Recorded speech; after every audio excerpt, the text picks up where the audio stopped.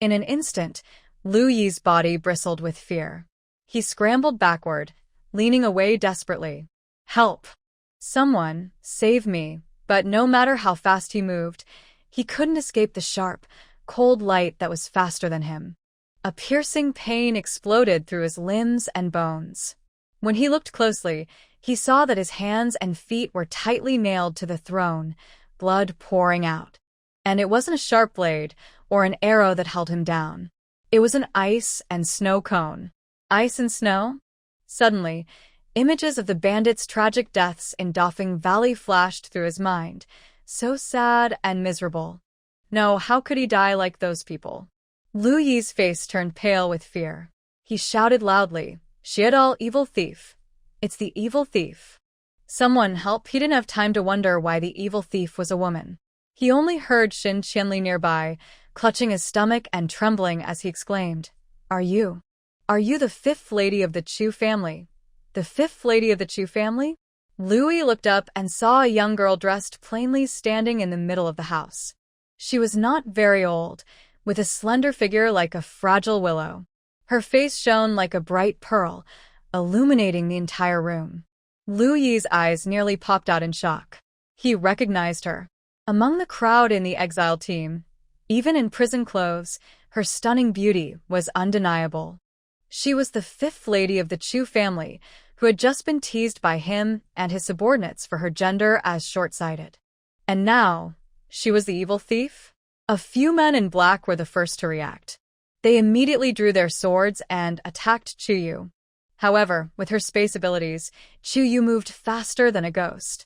In a flash, she appeared behind the men in black and pierced one of them through the chest with an ice spike formed from her fingertips. The scream of pain drew the attention of the guards at the door. They wanted to call for help but realized something terrible. It seemed that the Lord had previously ordered all the guards from the county office to be reassigned, supposedly to deal with the exile team. They had no backup. The 4 guards exchanged looks, thinking of their families, wealth, and status. They immediately drew their swords and broke down the door. But what they saw was a room filled with falling snow. The windows weren't open, so why was snow falling inside? Before they could react, a flash of bright, cold light streaked through the snow. It was the sharp edge of a blade, about to drink blood. Made of ice, it cut through the snowstorm of flying snow. 4 bodies collapsed loudly, and the door was shut again. Chu Yu, holding her long ice and snow sword, looked at the few remaining people inside with a gentle smile and softly said, "Since you say the evil thief is attacking, then I, as the evil thief, will fulfill your wish. I'm truly a kind person." In just a moment, only 4 people remained able to breathe inside the room. Lu Yi, who was pierced through the limbs and nailed to a grandmaster's chair, the nervous master sitting nearby, unable to even hold a pen, and Xin Qianli, who was kneeling on the ground, trembling and so scared he had wet his pants. Compared to the 2 stunned people, Xin Qianli suddenly understood many things. It turns out that Chu Yu is actually a villain. No wonder Xin Shao and Chu Chingluo used all kinds of tricks along the way but couldn't shake the Chu family at all. No wonder the Chu family members should have suffered a lot, but they lived very well. Even Chu Shaobai, who was usually thin, looked healthier than before. Xin Qianli was almost heartbroken with regret. He knelt on the ground, ignoring that he had just been so frightened that he lost control, and kept kowtowing to Chu Yu. "Madam, I was undercover. I've known for a long time that Lu Yi harbors evil intentions. I came here to gather information for our exile team's future." Before Xin Qianli finished speaking, he suddenly felt his mouth couldn't open. At some point, his lips had frozen shut, stuck tightly together. He struggled desperately to speak, but only felt his flesh tear and a salty, bloody taste in his mouth. His mouth was frozen. In front of him, Chu just gave him a sideways glance and calmly said, "Annoying." After these 2 short words, only the sound of Lu Yi and the steward shivering and teeth chattering could be heard inside the house. Lu Yi was scared. He was truly afraid. He had already sent away the few private soldiers from the governor's mansion to kill the exile team. As for the servants and soldiers from Hudong County, Lu Yi was already worried that these locals might reveal too many of his secrets and betray him. He had sent them away early to guard the outer courtyard. Who would have thought that the evil thief could enter his house so easily, as if no one was there? Lu Yi's lips trembled as he desperately begged. You. I told you, don't be impulsive. You're from the Chu family, right? Calm down. We just sent out the troops, and tomorrow, the private soldiers from the Lu family will arrive. If you leave on your own, I won't pursue it. I'll let you go. Chu raised an eyebrow slightly. Oh.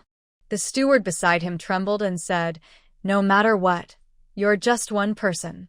We have hundreds of people. Plus, today the exile team has been eating and drinking with us. They've been poisoned and can't resist at all. Chu couldn't help but laugh. She held a long sword made of ice and snow, walking toward the two of them. I'm already here, and you still think the exile team was poisoned? That's quite funny. They weren't poisoned. Damn it. Lu Yi almost ground his teeth to dust. How could he forget? This evil thief was not only good at ice and snow but also capable of telekinesis. Would it be so easy to switch the poison with a cup of wine? Chu Chingluo on the ground twitched twice and made a muffled sound. He finally realized how he had been poisoned. But Chu paid him no mind and simply walked toward Lu Yi, who was covered in blood and barely alive. As Chu approached, the fear in Lu Yi's heart grew larger and larger. Let me go. I will give you a lot of money. A lot of money. If you don't release me, my guards will really kill everyone in the Chu family. Even if you are not poisoned, there are only a few dozen of you, and Chu Shaobai, the cripple, how can you possibly resist us? Chu did not argue further. She simply raised her hand holding the knife, pointing the tip at Lu Yi's nose.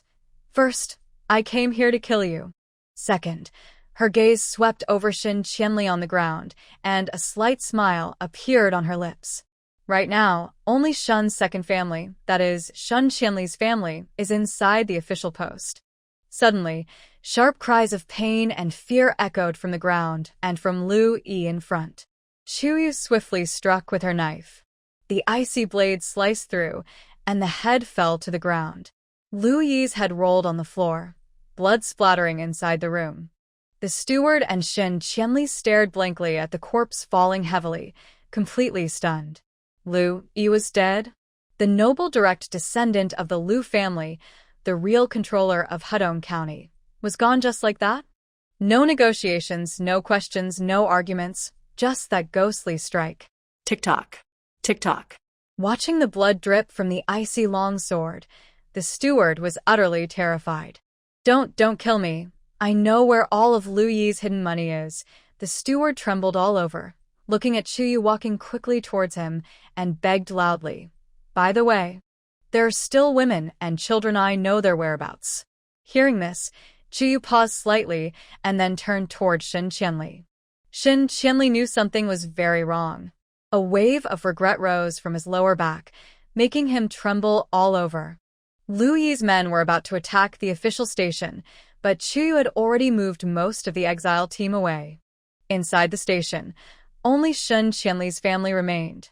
This meant that the only ones likely to be wiped out by Lu Yi's men were his family members. He hurried around, trying every trick, but in the end, he risked his own life and that of his family. From start to finish, his biggest mistake was misjudging Chu.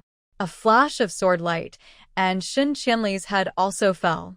Chu turned around and walked to the side of the master, speaking briefly. Speak. The master thought he still had a chance, so he hurriedly revealed all of Lu Yi's hidden treasures, along with the list and locations of the kidnapped women. Seeing Chu's expression, the master quickly stepped forward and begged, Madam Chu, I was forced into this. Lu Yi is threatening my entire family. I've recorded everything, waiting for you to come and save the people of Hudong County from disaster. Please don't. Before he finished, ice and snow quickly covered his face. Chu pursed her lips. She had figured out the pattern. These people who have done countless bad deeds often show regret, cry loudly, and talk about their hardships before facing death. They emphasize how they were forced into their actions. Basically, they hope she will become a kind-hearted person who forgives everyone without holding grudges. But is Chuyu really such a kind and forgiving person? Clearly not. Her favorite thing is to remember her enemies in a small notebook and see them meet a tragic end. System, how much more do I need to level up my destiny points? She calmly asked the system as she stepped over Lu Yi's headless corpse. The system was completely shocked. Host, you are so amazing. You can kill just by saying so. So cool. Phew. After killing Lu Yi, your destiny points have reached 95%, only 5% away from leveling up. Chuyu slightly squinted. 5%? That means she's close to leveling up. Last time she leveled up 3 levels, unlocking an important ice and snow ability, giving her a new way to attack. If she levels up to 4, will there be any new surprises? Chuyu briefly looked forward to future upgrades, focusing her attention on Lu Yi. First, she plans to empty the Lu residence. Then she will check on the returning team, although she's not too worried. After all, the so-called old, weak, women and children in the team are actually Pei Heng's secret guards. The seriously ill Chu Shaobai in the team has already been cured by her, and considering the lingering effects of the anesthesia, it should be gone by now. Adding to that, the young and strong fourth brother, who has been practicing martial arts since childhood, and the White family brothers, as tall as towers. Thinking of Uncle Bai's large fists like clay pots, and his broad, fan-shaped palms, she couldn't help but admire. Her advantage is clear. Now she can safely loot everything. First, loot the governor's residence, except, of course, the place where Chu Chingluo is currently staying. Chuyu kindly decided that Chu Chingluo should rest well tonight. After all, tomorrow she still has to rely on her to expose the princess in broad daylight. Just move it all. The brushes, ink, paper, and inkstone on the table, the famous calligraphy and paintings on the wall, and this set of fine rosewood furniture. Take it all. The blue bricks on the ground can be left behind. Once they reach the destination, they'll need these for construction. Take everything.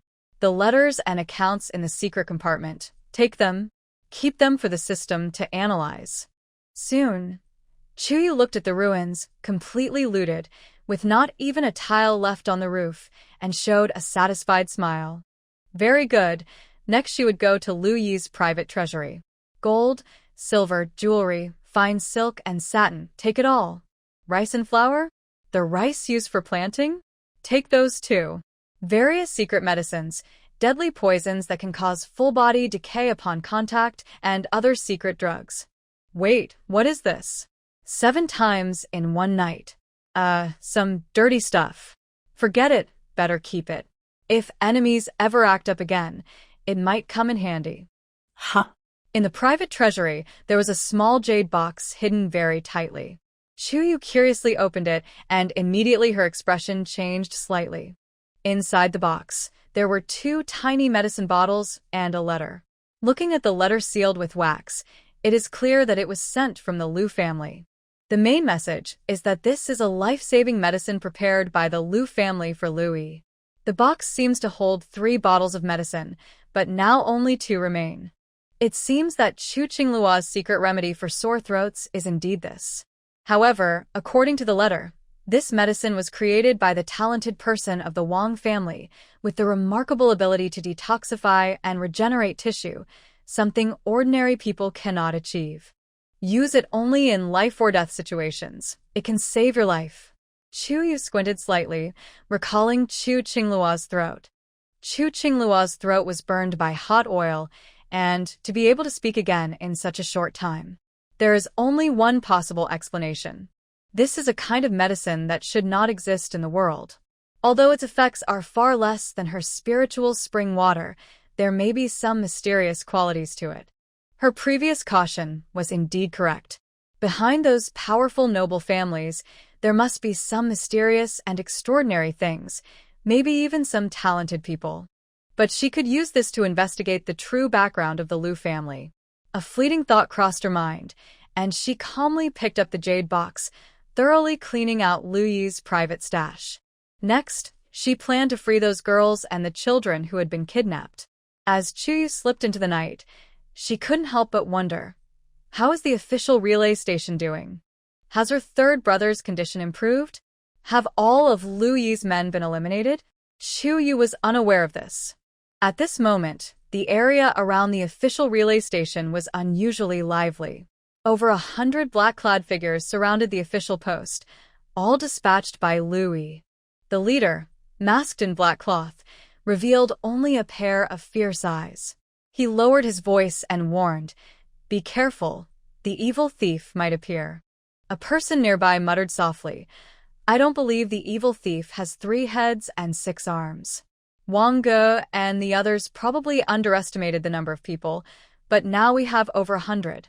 What are we afraid of? The black-clad leader sneered. Even if the thief has 3 heads and 6 arms, 2 fists can't fight 4 hands.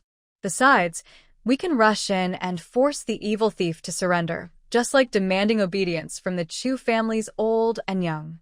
Someone else chuckled. Not just the old and weak. Chu's third son is also paralyzed. For a moment, faint laughter spread around. Clearly, their main focus was on the evil thief.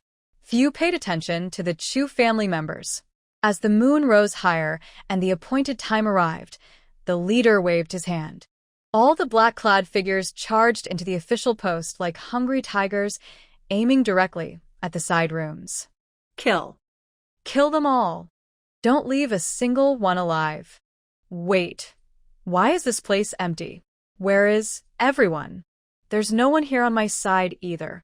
Could the Chu family have prepared defenses? Huh? Someone's here.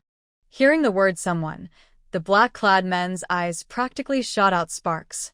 They wished they had fewer legs so they could rush into the rooms where people were. Who are you? We're not from the same side as the Chu family.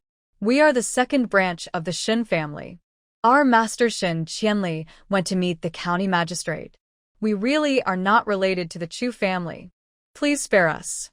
Inside the side room, there were continuous shouts of surprise. However, the black-clad men eager to make achievements didn't care about anything else. Their blades flashed, and they struck quickly, afraid of missing out on credit. The leader wiped the blood splattered on his face and sneered. Shin family? Related to Shin Shao, that troublemaker? How could our master let you go? Laughter spread around. Exactly. We're just following the master's orders. He said to leave no witnesses. No matter how far away, no one can escape. The sounds of shouting and screams mixed together, and after a moment, they quieted down. Strangely, the private soldiers of Lu Yi found that inside the official relay station, except for the complete destruction of the second branch of the Shin family, the place was completely empty. That's strange. Where could these people have gone?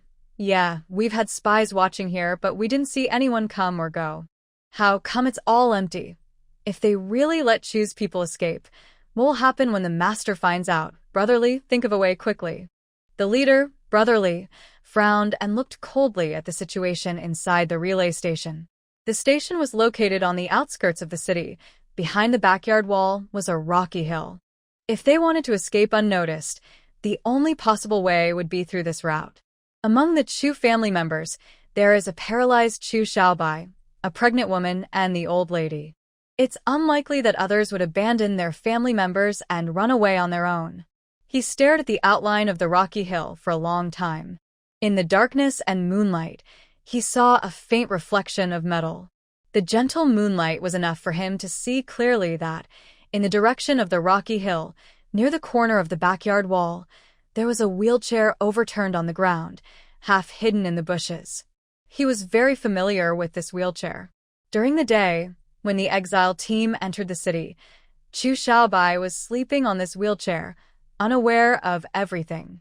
It said he was frightened or caught a cold, and was very sick and drowsy. Now, it seems likely that the Chu family abandoned Chu Shaobai and ran for their lives. Or perhaps they left behind the wheelchair that couldn't be taken and carried Chu Shaobai away secretly.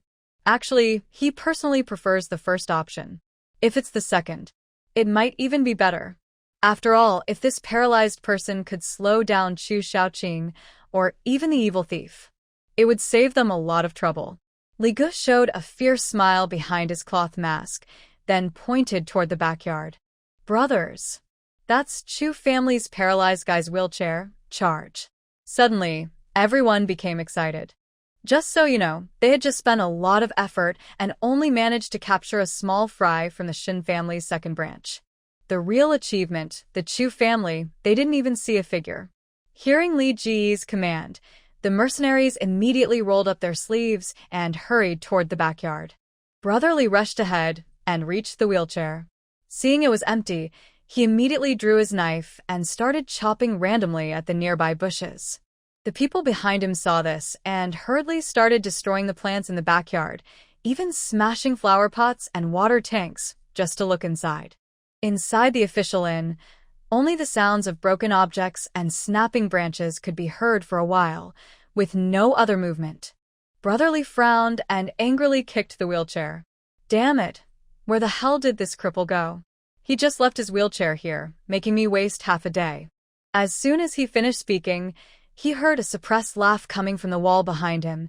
Excuse me, are you looking for me? Who was that? He seemed surprisingly polite.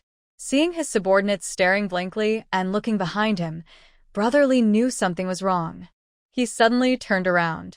He saw a young man in prison clothes sitting on the wall of the inn. One hand rested on his knee, the other behind his back. The moonlight cast a thin shadow under his cheekbones, revealing a gaunt and pale face, likely recovering from a serious illness. Yes, that was the owner of the wheelchair, Chu Shaobai, who had been faint and sluggish all day. The moment Brother Li saw Chu Shaobai, his eyes widened in disbelief, almost falling out of their sockets. You. How could this be? Wasn't Chu Shaobai supposed to have injured his back and become disabled, unable to move his legs? A useless person, a cripple. How could he climb over the wall? And how did he suddenly appear just now? Could it be a possibility that spreads from his heart, bringing intense fear? Could it be that Chu Shaobai's legs are healed? Thinking of the famous young general with a white horse and silver spear from the past, Brother Li can't help but feel weak in his legs. But wasn't it said that the Chu family searched for many doctors, but couldn't cure Chu Shaobai's legs? That's impossible, absolutely impossible. Such paralysis injuries can't just get better like this. Brother Li is forcing himself to reassure himself. But then he hears Chu Shaobai smiling and saying, "It seems you came to see me with nothing urgent. However, I have something important to settle with you." As he finishes speaking, a cold flash appears. On this night, only the moonlight should be falling. But with that gun Chu Shaobai pulls out from behind him, like thunder, it pierces through Brother Li's chest. At this moment, the moonlight is stained with blood. Chu Shaobai's plain white prison clothes are also splattered with blood. In front, a paralyzed person performs a wall dance with a big spear, and behind, a 70-year-old grandmother wields a large sword. Chu Shaobai hasn't held a gun for a long time. Since he has been in a wheelchair, becoming a disabled person who cannot walk properly, he hasn't held this familiar long spear in his hand for a very long time. And more importantly, he can feel his legs again. Although sitting in a wheelchair for many years has weakened his leg muscles, making him less strong and sometimes weak after standing for a long time. But it's enough. For someone who has been bedridden and can only move with a wheelchair, this is enough. Moreover, he has chosen a good place for himself. Chu Shaobai did not speak again. He wiped the blood splattered on his face and leapt down suddenly. When he landed, although he staggered slightly, he still landed steadily. Behind him was a wall. In front of him were enemies. Chu Shaobai felt very calm. At this moment, he couldn't help but think of what Chu Yu said when she suddenly took out that familiar silver spear. "Third brother," she said, "take it.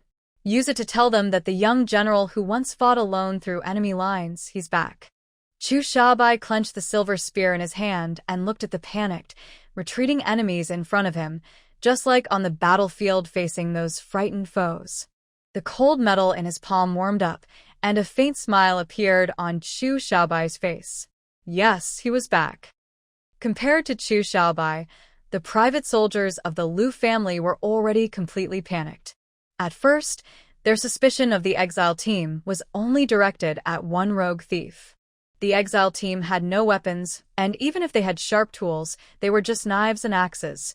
How could they compare to them? Moreover, there were old, weak women and children here, even a paralyzed person. As long as they took hostages, they believed they could easily capture everyone from the Chu family. But the reality before them seemed different from what they imagined. There were no old, weak women or children in sight.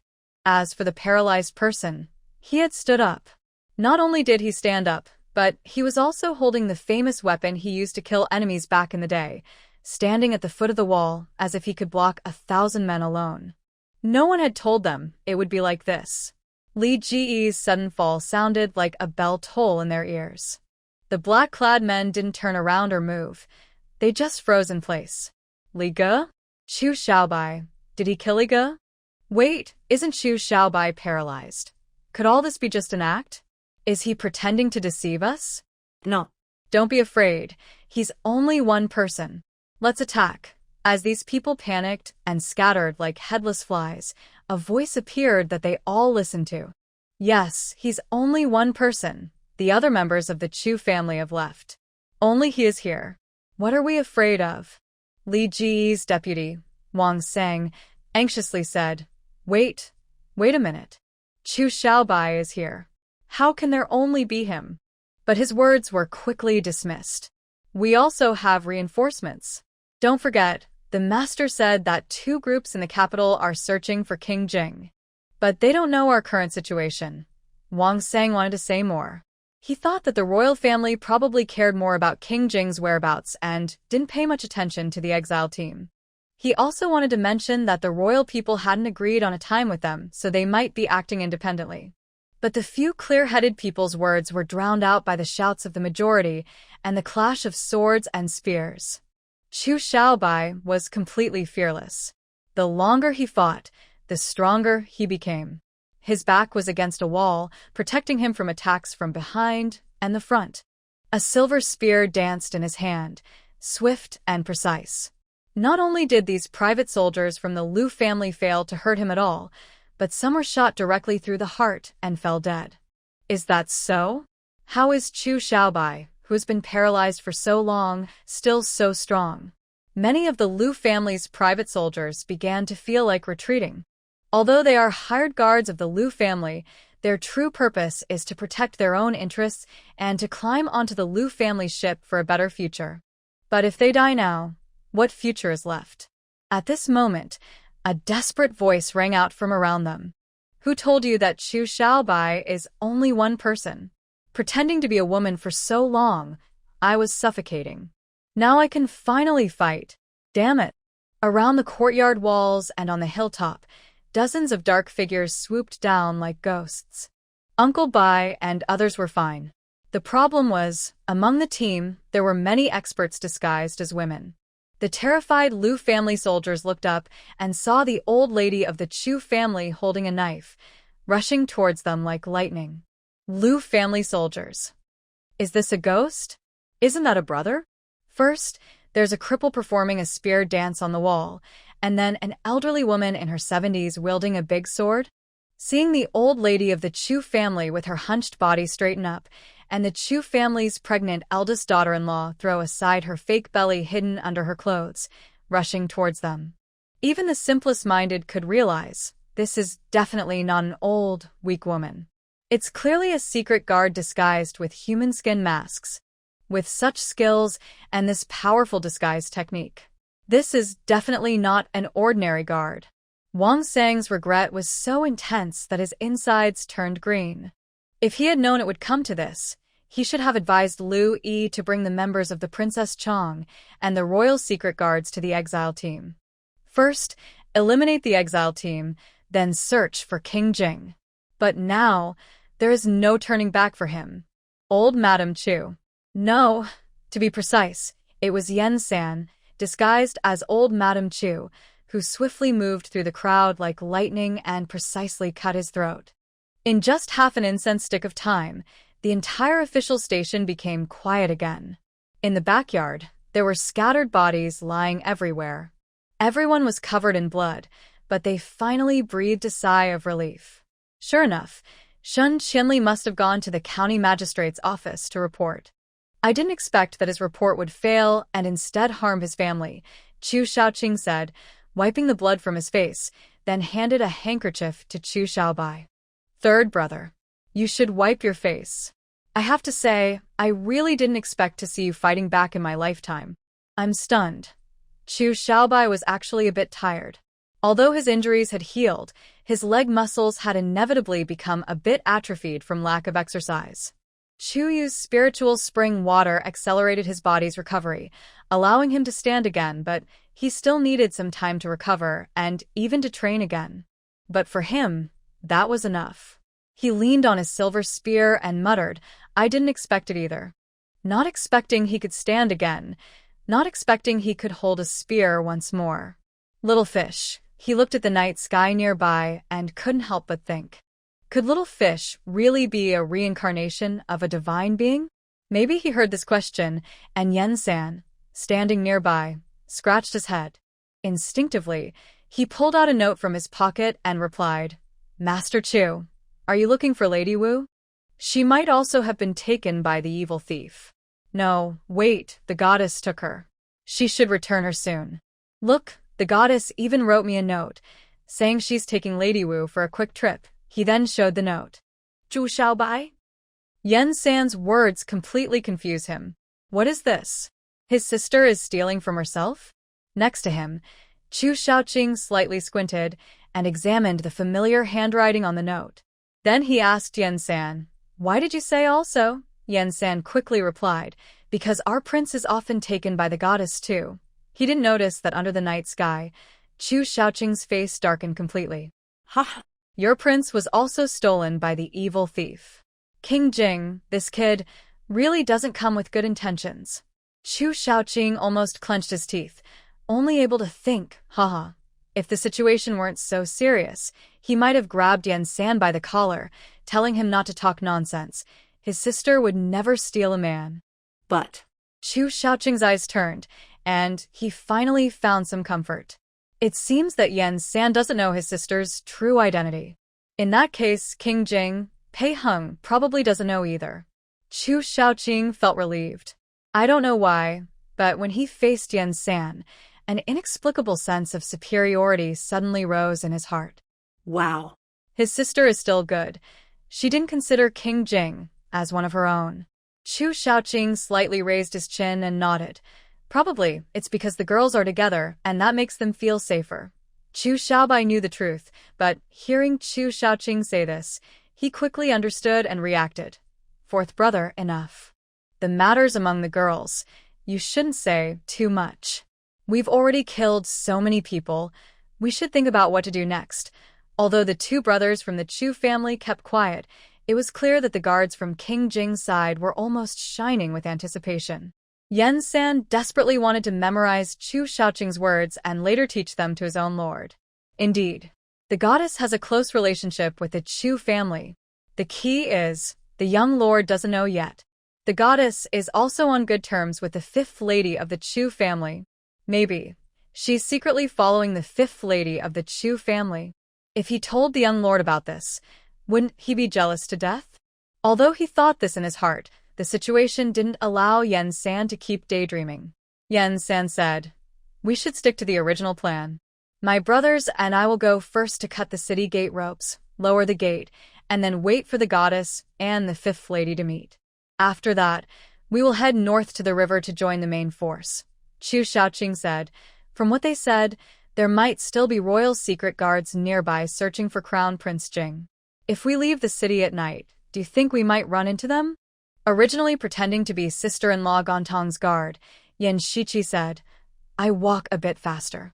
I checked earlier. They are searching in the woods outside the west of the city. We can go out from the east side. Chu Shaoqing nodded, recalling his sister's earlier instructions, then said, If you see any women or children being rescued along the way, help if you can. Next to him, Hong Gang was stunned. He looked up and blurted out, Did the goddess say she went to save those women and children? I thought. Hong Gang never expected that, in such a dangerous moment, the goddess would still care about those suffering people. Earlier, he had seen many terrible scenes, and some of his own family members almost faced danger. Although his young niece was found safe, he could empathize. Just now, Honggang actually wanted to suggest going to help. But he knew the situation was very urgent. The exile team had been attacked by Lu Yi, and there were royal officials behind. No matter how much he sympathized with the common people, he felt powerless and certainly couldn't suggest such a thing. But the goddess actually went?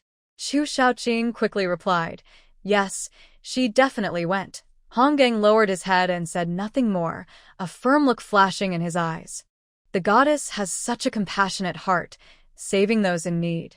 Even in a crisis, the Chu family still cares for the people. If someday the goddess or the Chu family needs help, he would be willing to risk everything. Achoo. Achoo. Achoo. Chu kept rubbing her itchy nose as a way to prevent herself from revealing her feelings, and she sneezed 3 times firmly. She looked at her status panel. At the moment she sneezed, her destiny value increased by 2%, reaching 97. Strange, did something just happen? Chu felt a bit confused. She had just gone to the county office, taken the governor's seal from Lu Yi, and also cleared out the gold, silver, household registration books, and various documents and correspondence stored inside. Could there be something important among these? System, help me organize this. The sudden increase in destiny value probably means there's a secret here. Don't miss a single word. I need to go save someone now. The system, forced to work overtime, responded. It really is a tough job. But after moving things around a few times, Chu Yu's eyes were truly opened. Lu Yi's crimes are everywhere, whether it's the monthly accounts of the various pleasure boats or the gold and silver given to the prime minister, all show a deep connection to the local entertainment industry. Besides that, there are lists of kidnapped women and children. The children sent to the music bureau are somewhat better, they at least have names. For the kidnapped women, the list is more like a record of those brought in. Some have names or descriptions of their appearance, but sometimes it's just a line like new good item arrived today, 1 person, low quality 4 people, 2 people processed. In just a short line, it could be the last record of some women's lives. It could also mean the end of an ordinary family and the blood and tears of the people of Hudong County. Chu said nothing much, just kept copying documents. Anyway, her space had enough printers and A4 paper, so she just needed Cuckoo to mass-produce these pieces of evidence. The previous actions of the Lu family could be hidden from the people of Hudong County. But now, let's see how he can hide it from everyone in the world. Printed A4 pages with evidence floated like snowflakes, swirling around as Chu Yu's figure flashed under the eaves. She even deliberately printed and bound a new copy of Lu Yi's 2 ledgers, hanging it at the entrance of the county office. Why did she do this? Of course, tomorrow, when news of Lu Yi's death and the crimes of the Lu family are exposed to the people, no one will think that killing the evil thief Lu Yi deserves the evil label.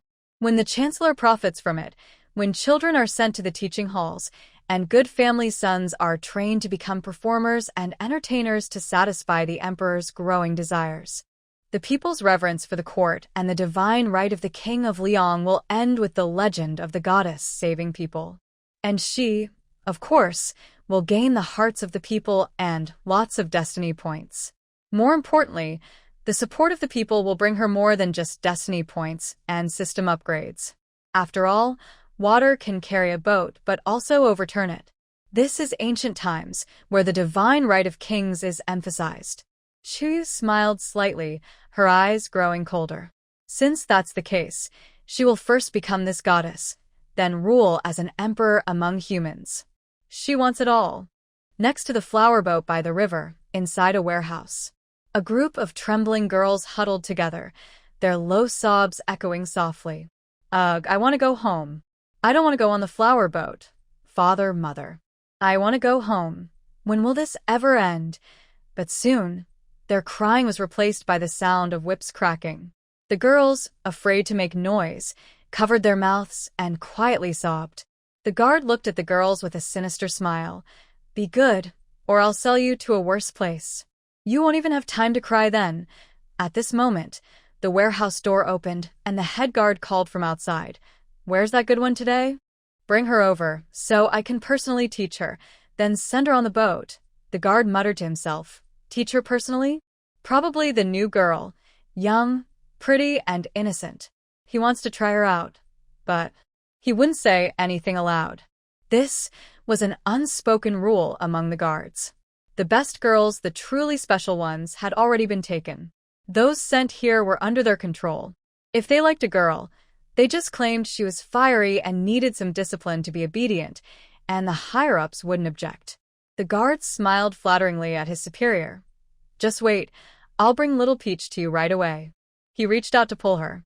Little Peach was the youngest among the girls, only about 12 or 13 years old.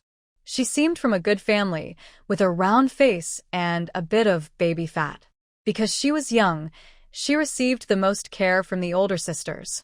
When she was just beaten, an older woman named Chunfong held her in her arms, helping her avoid the punishment.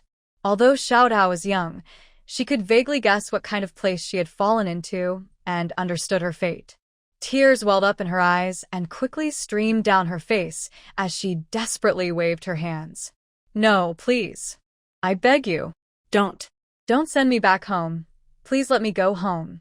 Seeing the guard trying to pull Showdown, Chunfong immediately became anxious. Her family had a daughter, and although she was in danger herself, she instinctively protected Showdown behind her, pleading, "Sir, sir. Showdown is just a young girl and doesn't understand things. I'm afraid she might offend the master, which is not good." The guard, used to such situations, immediately kicked Chunfong to the ground. She trembled in pain and even coughed up blood. "Get out of the way. Don't block the master's affairs," he said without hesitation, grabbing the struggling Showdown and dragging her toward the door. Showdown fought desperately, but it was like trying to stop a falling leaf. The women crowded inside the room were on the verge of tears. Someone quietly begged, "Oh heavens, have mercy. Save us. Please save us." Little Peach's scream did not drown out her plea. The guard sneered and said, "Stop talking about heaven. I tell you, once we have you, we are your gods." Before he finished the last word, the syllable, heaven, was only half spoken. He saw a shadow flash before his eyes, along with a cold gleam. What is that person?" His mouth moved as if to speak, but he felt dizzy and unable to move. Intense pain suddenly overwhelmed him from nowhere. He reached out to touch his face. As he lifted his hand, his head immediately fell to the ground. The last thing the guard saw was a pair of women's short boots and a blade of ice and snow. Drip. It was his blood. Chuyu fell to the ground, wearing a mask given to her by Pei Hung, her face colder than ice and snow. She kicked over the guard's body and looked at the trembling girl. Softly, she said, "You're safe now. I already killed the guard leader outside. What's your name?" Little Peach looked up with tears in her eyes, gazing uncertainly at Chuyu. She was about to speak when she heard the gasping sounds of women nearby. Is that an immortal?" "Yes. The immortal is here to save us." Little Peach struggled to see clearly, but the others could see it plainly. Just a moment ago, besides the guard, only they were inside the room. But as soon as the guard finished speaking, a figure of a woman suddenly appeared behind him. If that wasn't an immortal, what was it? The goddess was originally unarmed, but with a simple raise of her hand, a long, icy sword appeared, radiating cold energy. With one strike, she beheaded the guard who had tormented them for a long time. Spring Fong, despite coughing up blood, quickly stepped forward and told Showdown. "Showdown, answer quickly and thank the goddess for saving us." Showdown timidly said, Thank you, goddess, for saving me. My name is Showdown. After I go home, I will burn incense for you every day. Can you help Sister Chunfong? She was just protecting me and was kicked so hard she spat blood." Chu slightly squinted her eyes. She arrived late and missed the scene where Chunfong protected Showdown. But what Showdown said was definitely true.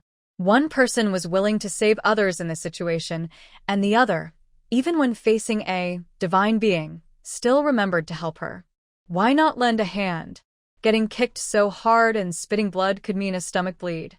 Chuyu said nothing and casually took out a small glass bottle from her space, about the size of a bottle of essential balm, filled with diluted spiritual spring water. This was her pre-prepared medicine. Before coming to rescue these women, she worried some might be injured or tortured, so she diluted some spring water to help.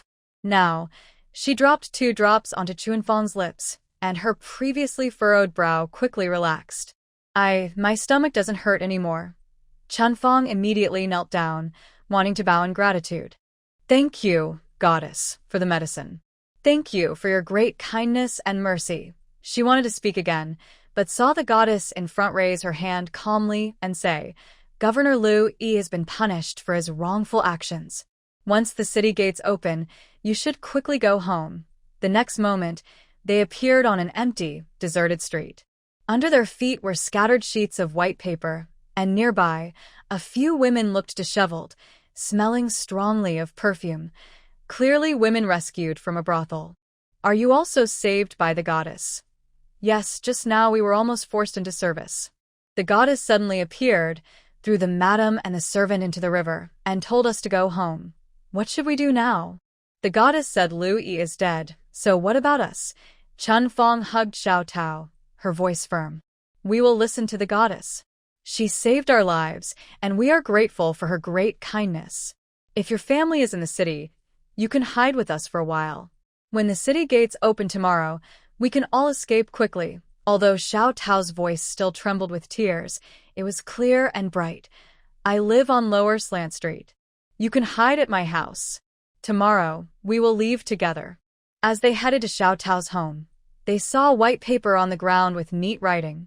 Chunfang couldn't read, but she felt the white paper was unusual and perhaps very important. She picked up a few sheets and kept them in her pocket. Maybe this was left by the goddess. On Lower Slant Street, there was a house with its light always on, and faint crying could be heard from inside. After a while, the lights went out, and the crying sounds disappeared somewhere.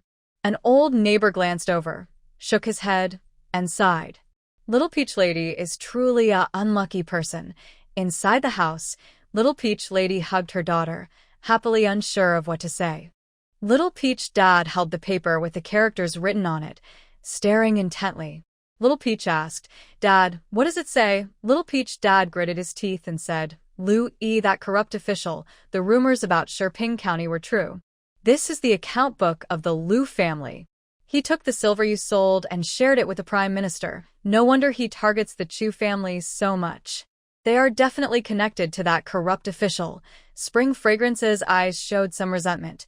If it weren't for the goddess, we might never have a chance to rise. Little Peach Lady lowered her voice and softly asked, Do you think the goddess is the evil thief they mentioned before? Look at her methods, they really seem to match.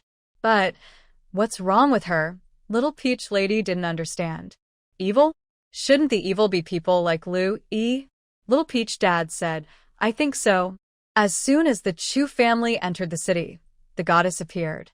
Isn't it just like when they came to Shirping County? I always feel that the goddess is with the Chu family, maybe even protecting them. Spring Fragrance bit her lip and thought, then told Little Peach, How about we follow the Chu family north? Even if we can't find the goddess later, we can at least find where the Chu family is. Little Peach Dad clapped his thigh and said, Good idea. Let's pack our things. As soon as the city gates open tomorrow, we'll run away. Spring Fong said, My family is in a nearby county. I need to go home first, bring my husband and children, and head north. Similar conversations happen from time to time within the city. On Chu Yu's side, she had already searched and cleared all the flower houses and boats along the riverbank. She released the women from the boats, letting them go home, and eliminated the thugs, the guards, and the madam, throwing them into the river. As for the money in the flower houses, she took it all. And those clients? She gave each of them a bowl of cold water to cool down their tempers. After finishing these tasks, Chu Yu nodded with satisfaction and instructed the system. System, where are those children? Show me the way. I remember, there was an old doctor in Qianyu County whose grandson was also kidnapped. Is he still in the city? The system responded instantly. Yes, host. Dr. Zhang's grandson, Zhang Yan, is indeed in the city. Because talented children are rare, these kids haven't been sent away yet. Chu nodded. Faking an illness to hide Lu Yi's spies was partly thanks to Dr. Jiang. It wasn't late and dawn was still far off, so it wouldn't take much effort. But Jiang Yan. Does that name sound a bit familiar? In a few quick moves, Chu teleported repeatedly to the location where the children were hidden, an estate on the outskirts of the city. Inside the estate, everything was quiet.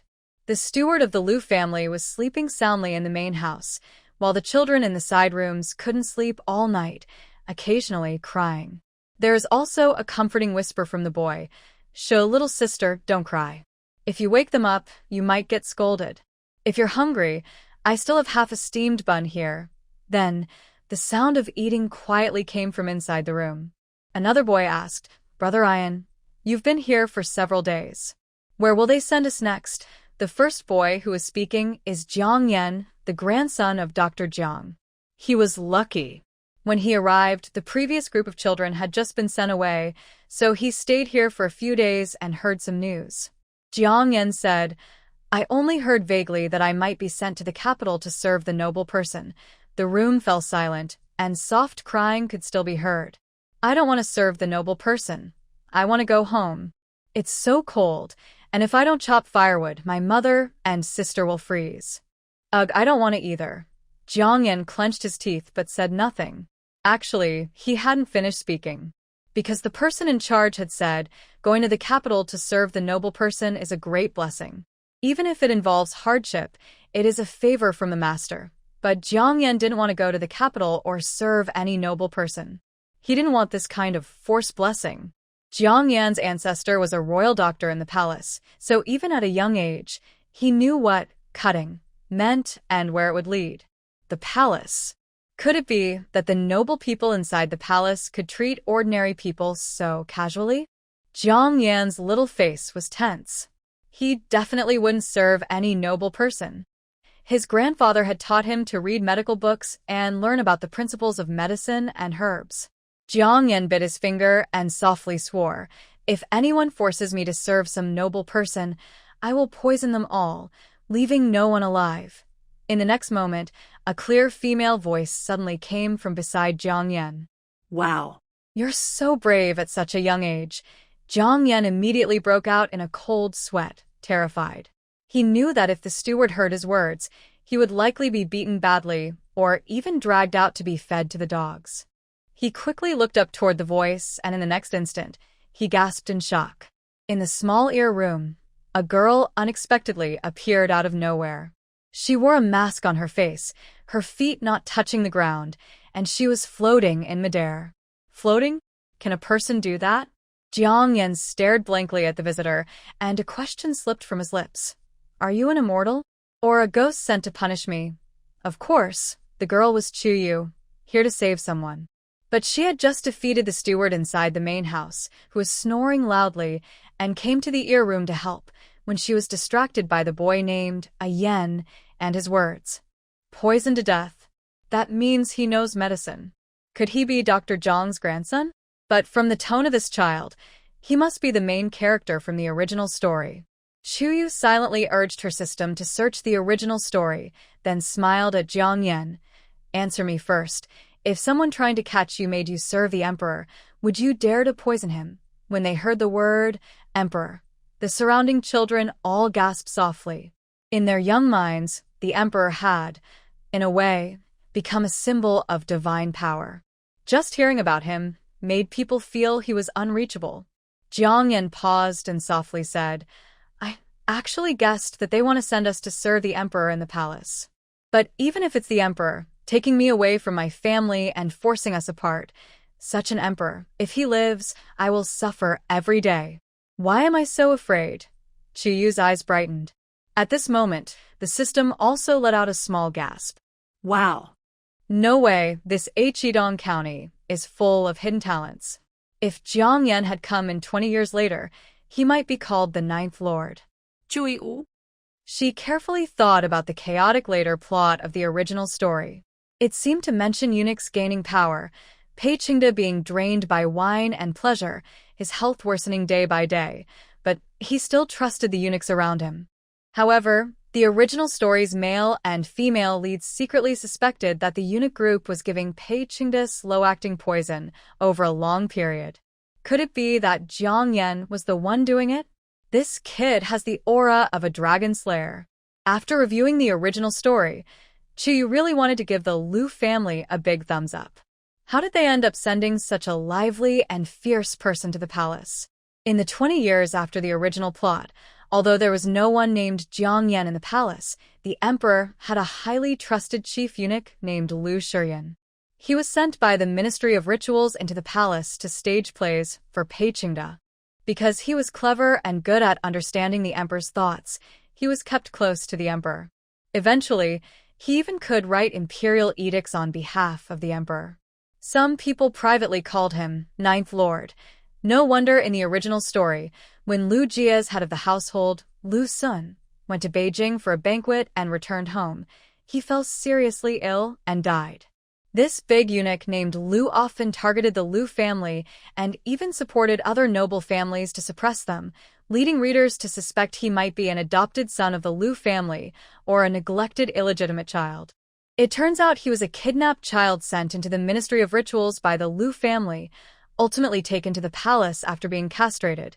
No wonder he hated the Lu family so much and kept poisoning Pei Qingde. This kid has had a tough life. But still, he's quite talented. He's worth paying attention to. Chu reached out and patted Lu Shiyan, no, Xiao Zhangyan's head and smiled at him. It's okay now. You don't need to poison anyone anymore. The people after you are from the Lu family. Lu Yi, who is the governor of Hudong County, has done many wrong things, and I have already killed him. You will be home soon. Jiang Yan's eyes widened suddenly. On one hand, he was surprised that it was Lu Yi, the county governor, who did it. On the other hand, in his young mind, the county governor was a very important official. The fairy-like older sister in front of him said she had killed Lu Yi and would send him home. No matter how talented he was only 6 years old now, still far from the future Ninth Lord, who was 10,000 and 8,000 miles away. At this moment, his tone became very excited. Fairy sister, are you going to send us home? But I don't even know the way home anymore, Chu said with a smile. I know, she replied. Your home is in Qianyou County. Your grandfather is the most famous doctor there, isn't he? Jiang Yan. He immediately jumped up, and because he was still short and Chu was floating in the air, he could only hold onto Chu's boot. Tears suddenly streamed down his face. You really are a fairy. You know everything. Boo-hoo. The children around also lowered their guard and started crying loudly. Are you really a fairy? Can we go home now? Boo-hoo, fairy sister, we want to go home too. Chu felt a bit worried. Most of these children were under 10 years old. She couldn't just leave them on the street in this weather. But the problem was, she didn't know where their homes were. What should she do? Wait a moment. Could Hong Gang and his family be nearby, following the exile team along with Yusin? Hong Gang had mentioned before that his wife and children weren't important figures and wouldn't be wanted, so they had followed the team all the way to the county town. They seemed to be camping in the fields east of the city. Hong Gang's family should know Dr. Zhang. As families of victims of child trafficking, they might be able to help these poor children find their homes. Without hesitation, Chu smiled and took a box of candies out of her space, giving each child a piece of fruit candy. All right, everyone, hold hands and don't let go. The fairy sister will help you find a home. The children are chewing sweet fruit candies, and their fear has eased a bit. They hold hands obediently and wait patiently. Suddenly, the house is empty. East Camp. Several donkey carts are arranged in a circle to block the wind. In the middle, there are simple tents. Today, it didn't snow, and the warmth of the campfire makes the tents cozy. Around the tents are the family members of Hong Gang and a few neighbors from Qianyou County. At this moment, a small pot is placed over the fire, cooking sour vegetable stew with wild boar meat. This was the dish Chu had Hong Gang and others bring back earlier. Since the weather is cold and food doesn't spoil easily, they didn't finish it all at once. They ate it with steamed buns for several days. Hong Gang's wife, Wang Linyang, sits beside the campfire. Meanwhile, Hong Xiaomai is feeding Beoer. Suddenly, A figure flashes by, and a lively group of children appears right next to the fire. Wang Linyang. Xiaomei? Bauer excitedly jumps out of her mother's arms. It's the goddess, Sister Goddess. Sister Goddess was the one who sent us back that day. Wang Linyang looks carefully. The children are dressed in ragged clothes, some have bloodstains, and their expressions show fear. Wait, this child looks familiar. She examines Jiang Yan closely. Are you? Hong Bauer cheerfully shouts. Auntie, don't you recognize him? He is brother Ah Yan, the little brother of Grandpa Whitebeard. Last time I took medicine, it was brother who gave it to me. Jiang Yan was still shaken, but he was much older than Hong Bauer. He had been wandering around his grandpa's pharmacy since he was young, seen many patients, and knew quite a few people. Now he realized that the people around him looked very familiar, as if they were neighbors from Qianniu County. And that little girl. He seemed to have seen her before. And this little girl said, Goddess, does she have the same experience as him? Could it be that the goddess sent him here, to the neighbors of Qianniu County? He immediately said, My name is Jiang Yan. My grandpa runs a pharmacy in Qianniu County, and my father is Jiang Wen. I was rescued by Sister Goddess from the city of June. As soon as he finished speaking, Wang Linyang hugged him tightly. Oh, it's Ah Yan. Your parents and grandpa have been looking for you desperately. Before, our Bauer was also kidnapped, then sent back by the goddess. You too. I know where your parents are. I will take you there tomorrow. Thinking back to everything just now, Jiang Yan felt like he had just had a dream. Yes, the goddess said she killed the corrupt county magistrate and saved us. Maybe the goddess has urgent matters to attend to, which is why she sent us here. What? Lu Yi is already dead. That's great. Truly worthy of the goddess, saving the people from harm.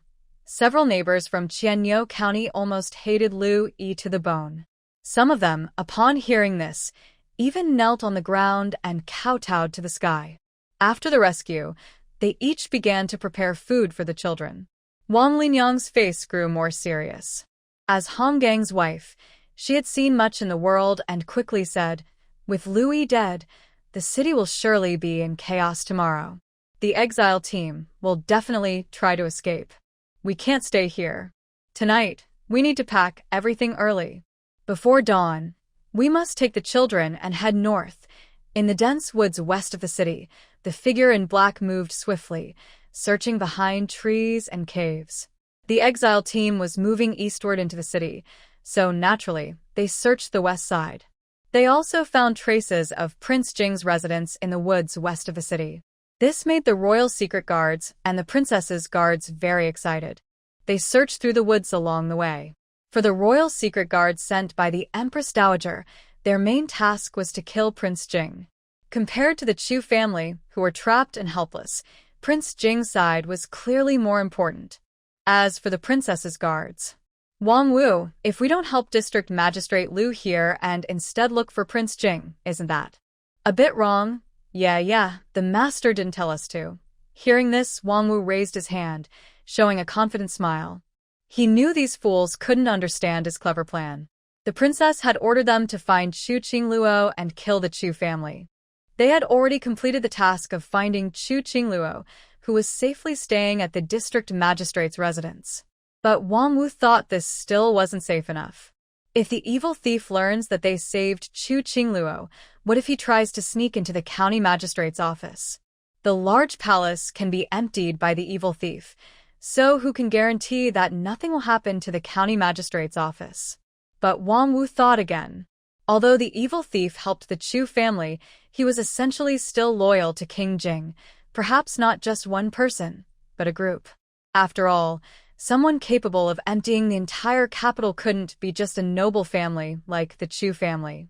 So, he decided to work with the royal guards to search for King Jing and put pressure on his residents. If they force King Jing and the Chu family to choose, the evil thief would definitely help his true master. This also relieves some pressure on the exile team. He truly is a genius. Wang Wu showed a proud smile and said, The evil thief is part of King Jing's household. If we find King Jing, how can the evil thief not come back to support him? Then, The hundreds of people at the county magistrate's office will easily defeat the unarmed exile team. And don't forget, catching King Jing and the evil thief would be a huge achievement. Plus, they might even get a share of the supplies stolen from the capital by the evil thief. How great would that benefit be? It's much more than what the princess's reward could give them. The other secret guards in the princess's residence didn't understand his plan, but they thought it made a lot of sense. Brilliant. Brother Wang Wu is truly brilliant. This move is called Rescue the Zhao by besieging Wei in war strategy. Brother Wang Wu is like Sun Wu himself. Sometimes, a clever idea from a fool beats endless careful planning. Amidst the praise, Wang Wu proudly led all the secret guards of the princess's mansion to search for King Jing's trail from dusk until dawn. They searched and searched until the first light appeared. The royal secret guards were exhausted. Wang Wu was confused. Where is King Jing? They had plowed through this forest 3 times. Even the Squirrel King in the trees came out with a handful of nuts, but they saw no sign of King Jing. The royal guards grew anxious. The leading guard, Lu Zhong, was very loyal to the Empress Dowager and refused to give up. It's almost dawn. If we can't find King Jing soon, he might have already left. Should we go east to look again? But Wang Wu started to feel uneasy. Dawn was near, and Lu Li from the exile team should be finishing up their work soon. If they couldn't find King Jing here, and the exile team hadn't achieved anything, they might have to return empty-handed. However, Wang Wu was the one leading the search with the princess's secret guards. If they returned now with nothing, his subordinates might blame him. Wang Wu suddenly had an idea and decided to involve the royal secret guards. Brother Lu, I think something is wrong. You know, King Jing is friendly with the Chu family, even sending out spies to help them. Do you think the Chu family might know where King Jing is? I want to go back and ask. Lu Zhong frowned and said, that's unlikely. If King Jing helped the Chu family, it's already surprising. There's no way he would tell them where he is. Wang Wu smiled and said, I'm not afraid of 10,000, but I fear what might happen. Mainly, the dense forest to the west didn't yield much. The south is desolate and hard to hide in, and that's also the way we came from, so we've already searched there. The east is full of ordinary people. Lu Zhong thought for a moment and nodded. Yes, it's not the 10,000 fears, but the 1 in a million. Let's go together. We need to move quickly.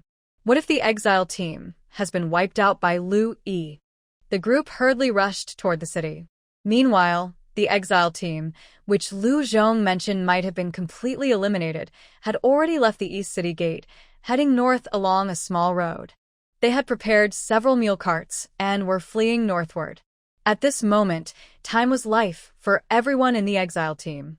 They didn't know when Lu's private soldiers might arrive, nor when the royal guards and princess's secret guards might respond.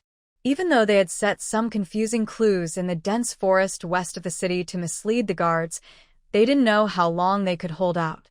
But everyone was still relatively relaxed. Some even had the mood to ask questions. Fifth lady, what did the goddess do to you last night?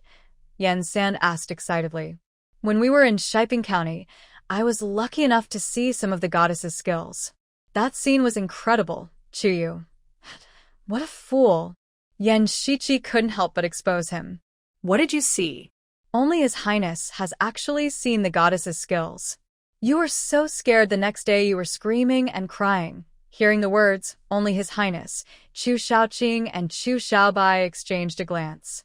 Chu Shaobai raised an eyebrow quietly, watching his sister.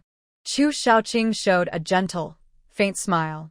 Yan San felt an inexplicable sense of danger and even lifted the car curtain to look behind, checking for pursuers.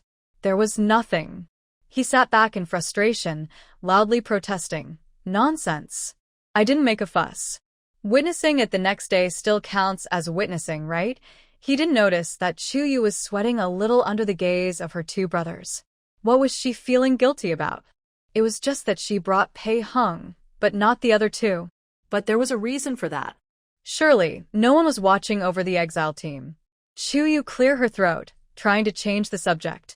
Well, I don't know when those people will notice. But even if they do, we've bought enough time. Even if they ride fast, it's hard for them to catch up with us. Although Chu Shaoqing and Chu Shaobai's eyes showed some keep going, keep pretending expressions, Yen San was still caught off guard.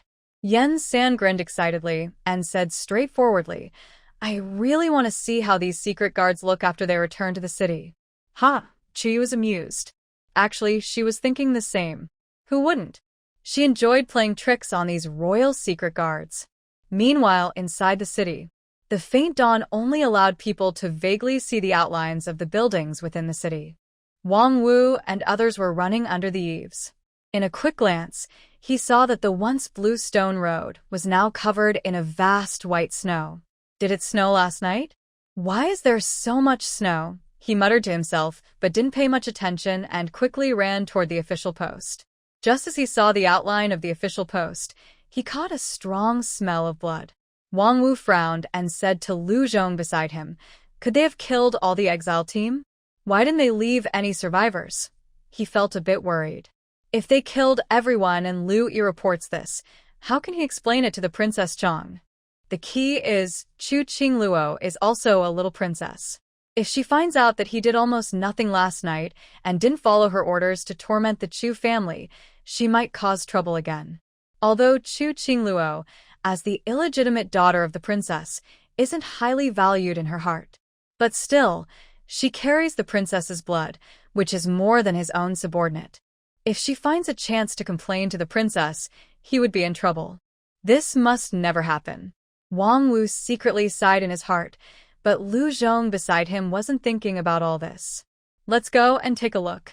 He said this and led the way, rushing toward the front yard of the official post. The front yard was empty, no people, not even a single panting cat or dog. Lu Zhong opened several rooms, all of which were empty, not even the storage room for luggage. He couldn't help but frown and said angrily, did the Lu family take all these things away? Aren't we supposed to go to the county governor's office? He said as he pushed open the last side room door. Wow. Inside, the room was a mess, full of bodies lying everywhere. Wang Wu checked 2 of the bodies, but they didn't look like members of the Chu family at all. And he could smell a strong blood scent from afar. The number of bodies in this room was far less than what the smell suggested. Could they be elsewhere? Before he could speak, Lu Zhong, not seeing any Chu family members, sniffed the air and slapped his thigh. I smell it in the backyard. The blood scent is coming from there. It feels like many people have died, at least 100. The exile team has probably been wiped out. He then headed toward the backyard. Wang Wu slowly followed behind, calling his subordinates to catch up. As he walked, he furrowed his brows, feeling inexplicably uneasy. Is it really true that the exile team had over 100 people? Thinking about it, how many people did the Lu family send out? A few hundred? Did Lu Yi's team suffer casualties? Suddenly, a shout came from the direction of the backyard. What? What is going on? This isn't right. This can't be happening. The voice was very familiar, clearly Lu Zhong, who had been calm earlier. What? What is happening? Without thinking much, Wang Wu quickly ordered his men to follow. But when he turned the corner of the winding corridor and entered the backyard, he froze in place, his eyes nearly falling out of their sockets. This can't be. This is impossible. No, this is impossible. How could this happen? How dare they? Wang Wu stood still, rubbing his eyes repeatedly. The backyard was almost a sea of corpses and blood. The people lying in the blood were more than just the hundreds Lu Zhong mentioned earlier. There were clearly hundreds of people. Each of these bodies was dressed in black, with masked faces, and holding standard weapons. This doesn't look like a group of exiles at all. Wang Wu's legs felt weak. This can't be true. It can't be like this. He staggered forward, randomly opening a corpse to search for items on its waist. Sure enough, he found a token with the character Lu on it. It really was someone from the Lu family. Did the exile team really kill Lu Yi's personal guards and then run away? Are they crazy? Could it be that the exile team is trying to commit treason? The hidden guards behind them had already rushed in and saw this scene, all stunned. Is this Lu Yi's personal guards? All dead? Oh my God! There are hundreds of them. The ones just now, they are members of the Shen family, second branch Shen Qianli's family. Shen Qianli isn't here. Others have disappeared. Could it be that the exile team escaped? This is bad. If the Chu family escapes, our mission, relying only on the exile team, we definitely can't kill so many people. Could King Jing have secretly entered the city? We need to report to the county magistrate quickly and send troops to pursue them. Lu Zhong's face looked grim as he pointed at the bodies on the ground. Being able to kill so many people at once actually means that the exile team has been prepared from the start to defend against Lu Yi, and they are ready to fight for life or death with him. Since they dared to kill so many people, it also shows they have plans for what comes next. Behind them, the royal secret guards looked confused. But does the exile team have any backing to kill here? Are they planning to rebel? If Chu Yu were here, she would probably spit at them. So what if they rebel? Is there any better thing in the world? Just you come to kill others, and others aren't allowed to fight back. Rebel. Maybe King Jing could, but how could the Chu family rebel? Lu Zhong muttered to himself, then found it hard to believe. He knew Chu Dingshan was very loyal to the royal family, but the idea that the exile team might have plans for the future, Lu Zhong definitely wouldn't say no to that. He looked up at the sky in confusion and wondered, if they have plans for what's next, it all depends on Lu Yi. The exile team probably wouldn't kill Lu Yi. The county guard must have guards from the Lu family around him. As soon as he said this, Wang Wu's face suddenly changed. Oh no! The county guard has sent all his private soldiers to kill the exile team, and the Lu family's main force won't arrive until tomorrow. That means the county guard's residence last night was completely unprotected. He raised his voice, his tone almost breaking from fear. Quick! Let's go to the county guard's residence. County guard Lu is in danger. The whole city was shocked. It shouldn't have happened. There was no way anything serious would occur. The exile team definitely wouldn't dare. Wang Wu ran desperately toward the governor's mansion, his heart pounding nearly to 180 beats per minute out of fear. If, by any chance, King Lu Yi encountered trouble, he couldn't even imagine what would happen to him. Yesterday night, he was eager to capture King Jing and the evil thief alive, so he didn't pay much attention to the Chu family's affairs, leaving those tasks to Lu Yi. If everything went smoothly, that would be good. But if something went wrong, he feared he wouldn't escape blame for neglecting his duty. And if the Lu family pursued the matter, Wang Wu couldn't help but shiver. A powerful family like that was not something anyone could handle easily. No, it wouldn't happen. He comforted himself silently. King Jing surely knew how dangerous powerful families could be. Now that he was being hunted by the royal family, if he also harmed Lu Yi and angered the powerful family, Liang country might lose its footing altogether. King Jing definitely wouldn't dare to do that. Soon, the gates of the governor's mansion appeared before them. Seeing the guards still standing at the entrance and the gates intact, Wang Wu felt a little relieved. It seemed there wouldn't be any big problems. He decided to check if Miss Chingluo was safe, and then find a way to clear his own name. As he was thinking, he turned to speak to Lu Zhong, but saw Lu Zhong stop on the eaves, sniffing the air with a serious expression. Then, he looked grimly toward the direction of the governor's mansion. I think I smell blood, though faint, it's coming from over there. This moment, Wang Wu felt like he had fallen into an icy pit, because he saw that the direction Lu Zhong was pointing to was the largest courtyard in the governor's residence. That is Lu Yi's home. At this time, the sun was slowly rising from the horizon, beginning to light up the land.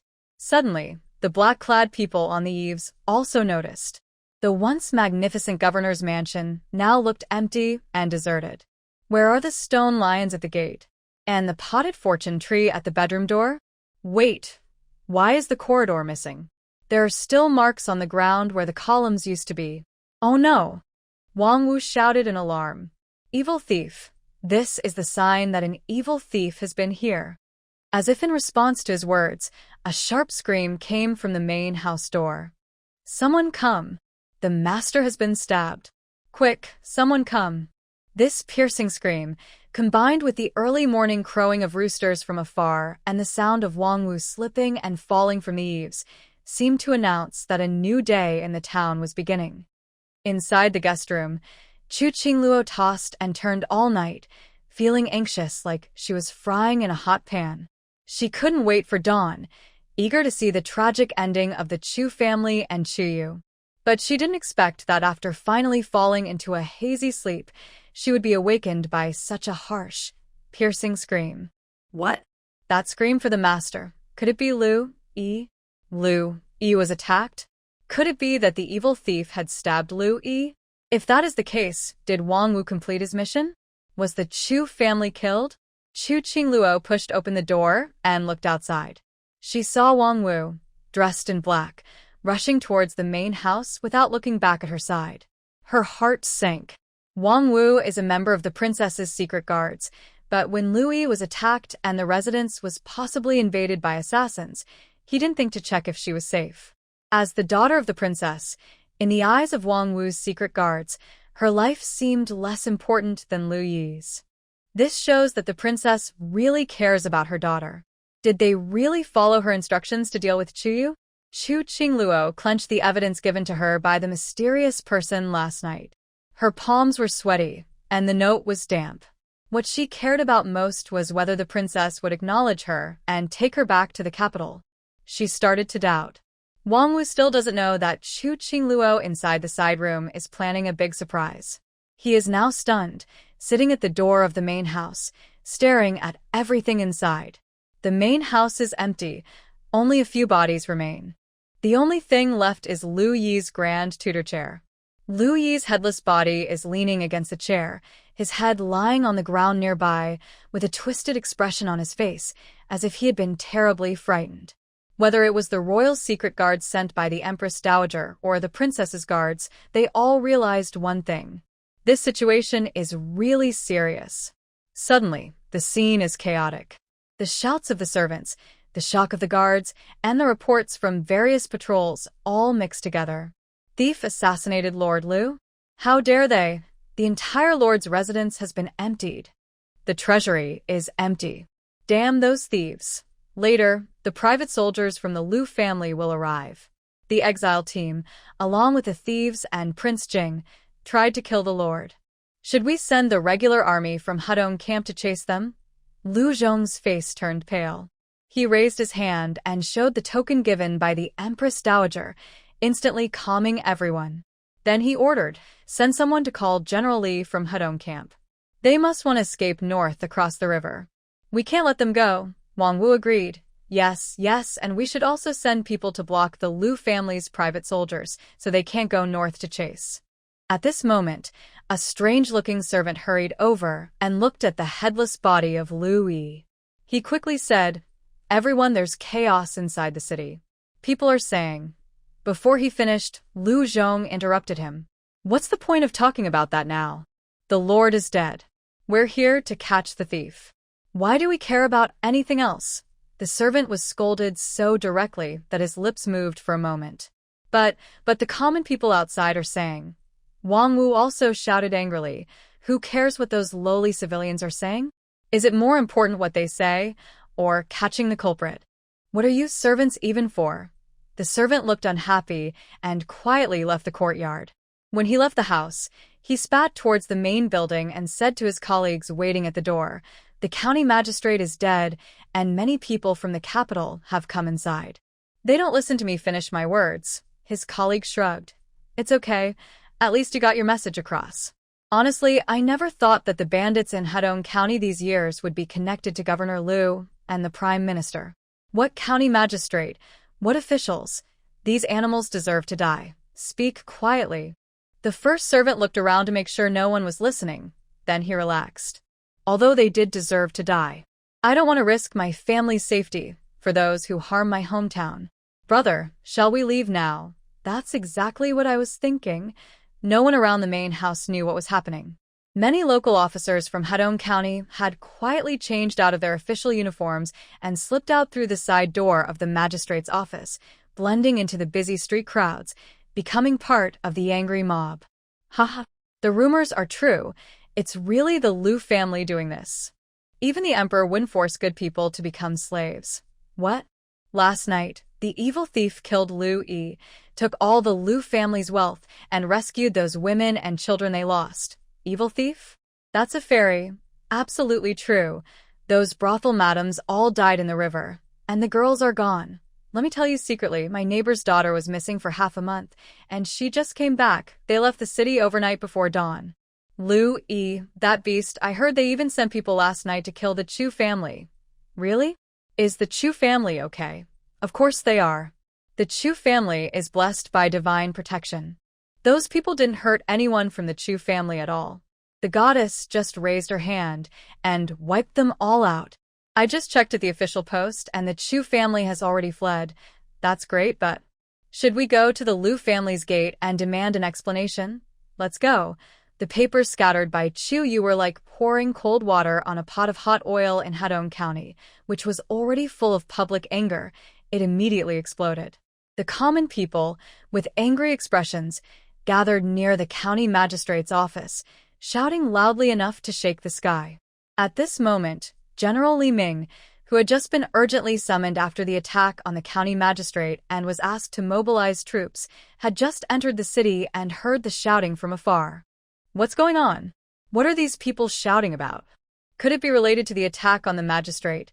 The guards at the magistrate's office knew what the shouting meant and broke out in cold sweat. It's just some petty gossip. The Chu family conspired with King Jing to harm the magistrate. We don't need to waste time entering the city. We should just set out immediately. In the past, Li Ming would have turned around and prepared to leave. But now, the angry shouts from not far away clearly called out, "Who is Liu the magistrate? Beast. Liu Yi has committed 8 major crimes, harming loyal officials, kidnapping people, forcing good women into prostitution." It didn't react to the accusations of harming loyal officials.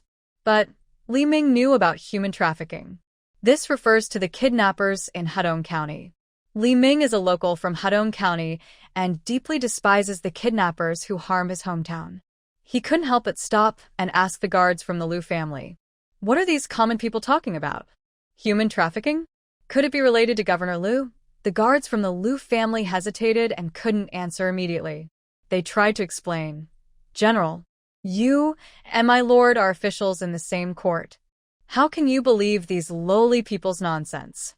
It's just rumors spread around. My lord has already passed away. Death is the greatest."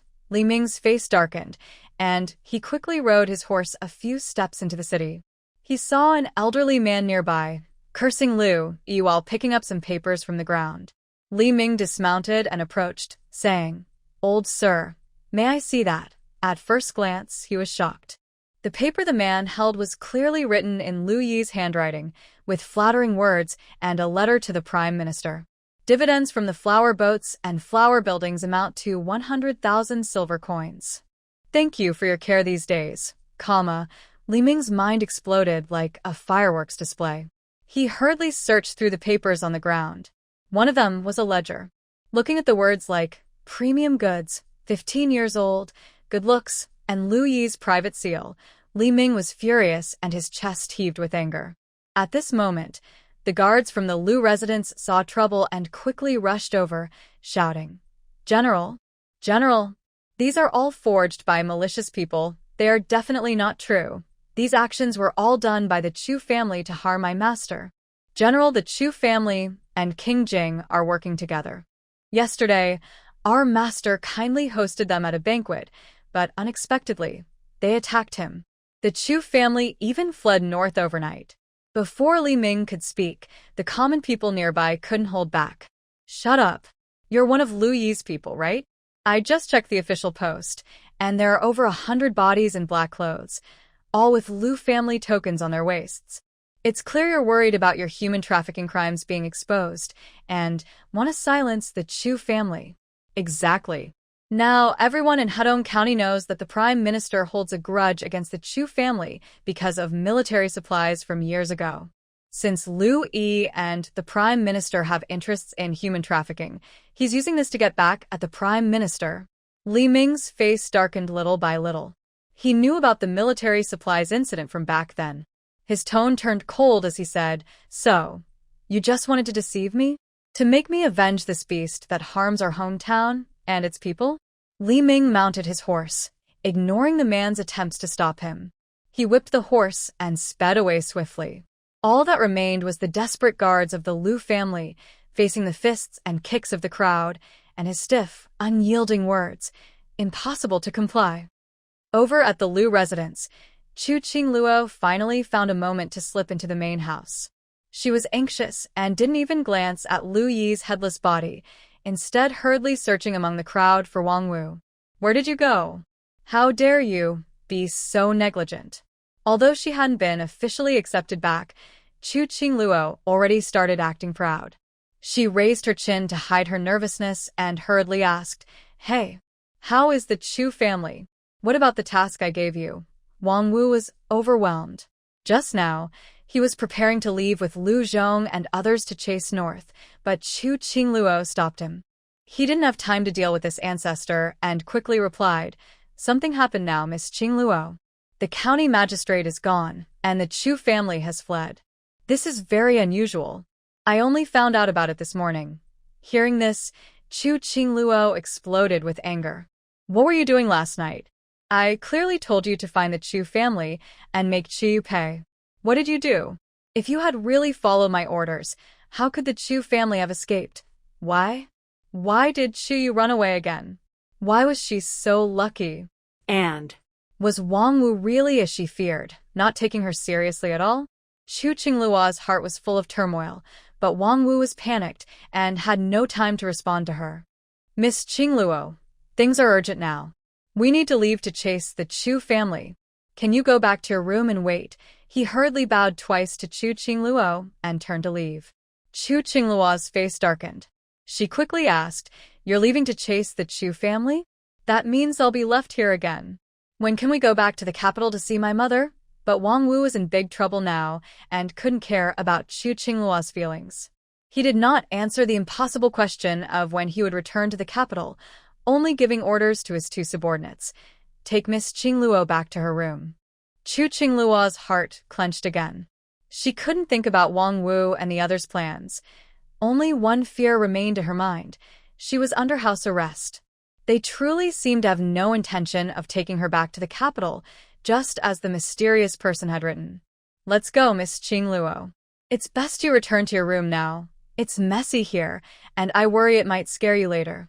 The two secret guards from the princess's residence looked tall and imposing, like two towers standing on either side of her. But this did not make Chu Chingluo feel safe. Instead, it brought an inexplicable fear. After forming an initial opinion of the princess's residence, Chu Chingluo's trust was completely gone. Her past experiences and the note left by the mysterious person last night kept replaying in her mind. Yes, the eldest princess cared most about her reputation. How could she have a daughter with such a bad name? Chu Chingluo couldn't help but wonder what she would do if she were in her place. Would she take her back to the city, reveal her identity, and give her a luxurious life? Or leave her in the countryside to fend for herself? She didn't even need to think about the answer. It was clear. The more she thought, the more fear grew in her heart.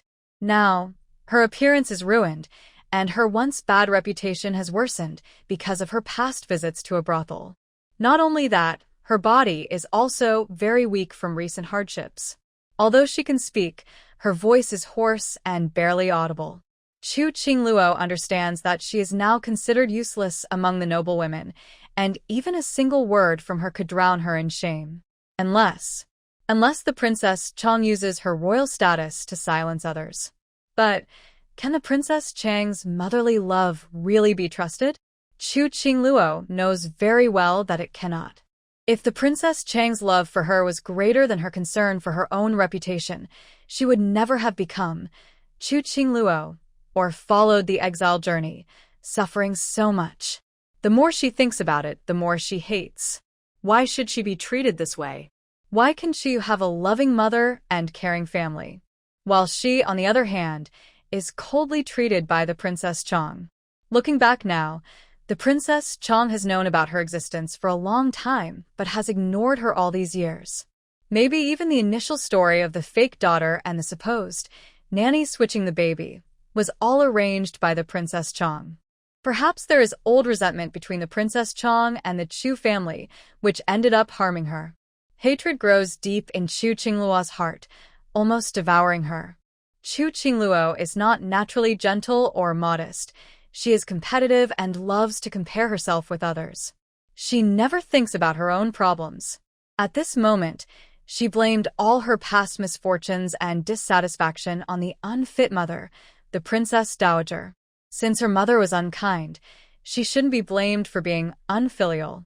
Abandoned by her mother since childhood and left in the Chu family, now she was also being ignored and confined on a farm, even under house arrest.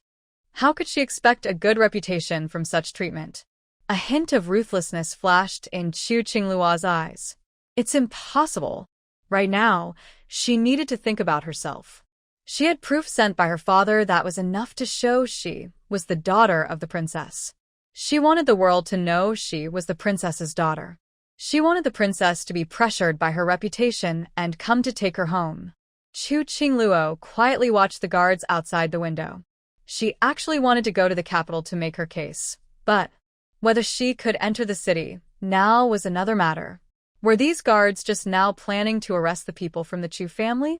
If so, were the only people watching over her these two guards? She had to wait. Once these people left, it would be her time to reveal her identity. Outside. Let's go. I just received a message from the private soldiers of the Lu family via pigeon post. They are turning around immediately and heading north. Good, let's prepare to leave. The noise outside grew louder. Wang Wu received the message from the Lu family's private soldiers, feeling reassured, and immediately showed a satisfied smile. This time, he was determined to wipe out his shame and make up for his mistakes. If he can capture the Chu family, King Jing, and the evil bandits all at once and earn some credit, it would not only help him make up for his mistakes, but might also lead to a promotion and higher rank. After all, he doesn't just have a few dozen men anymore. There are over 1,000 private soldiers from the Lu family and even the regular army stationed in Hudong County. Suddenly, hurried footsteps come from outside again. Something's wrong. Brother Wang Wu, the common people outside seem to have gathered for some reason, and they appear very angry at County Magistrate Lu.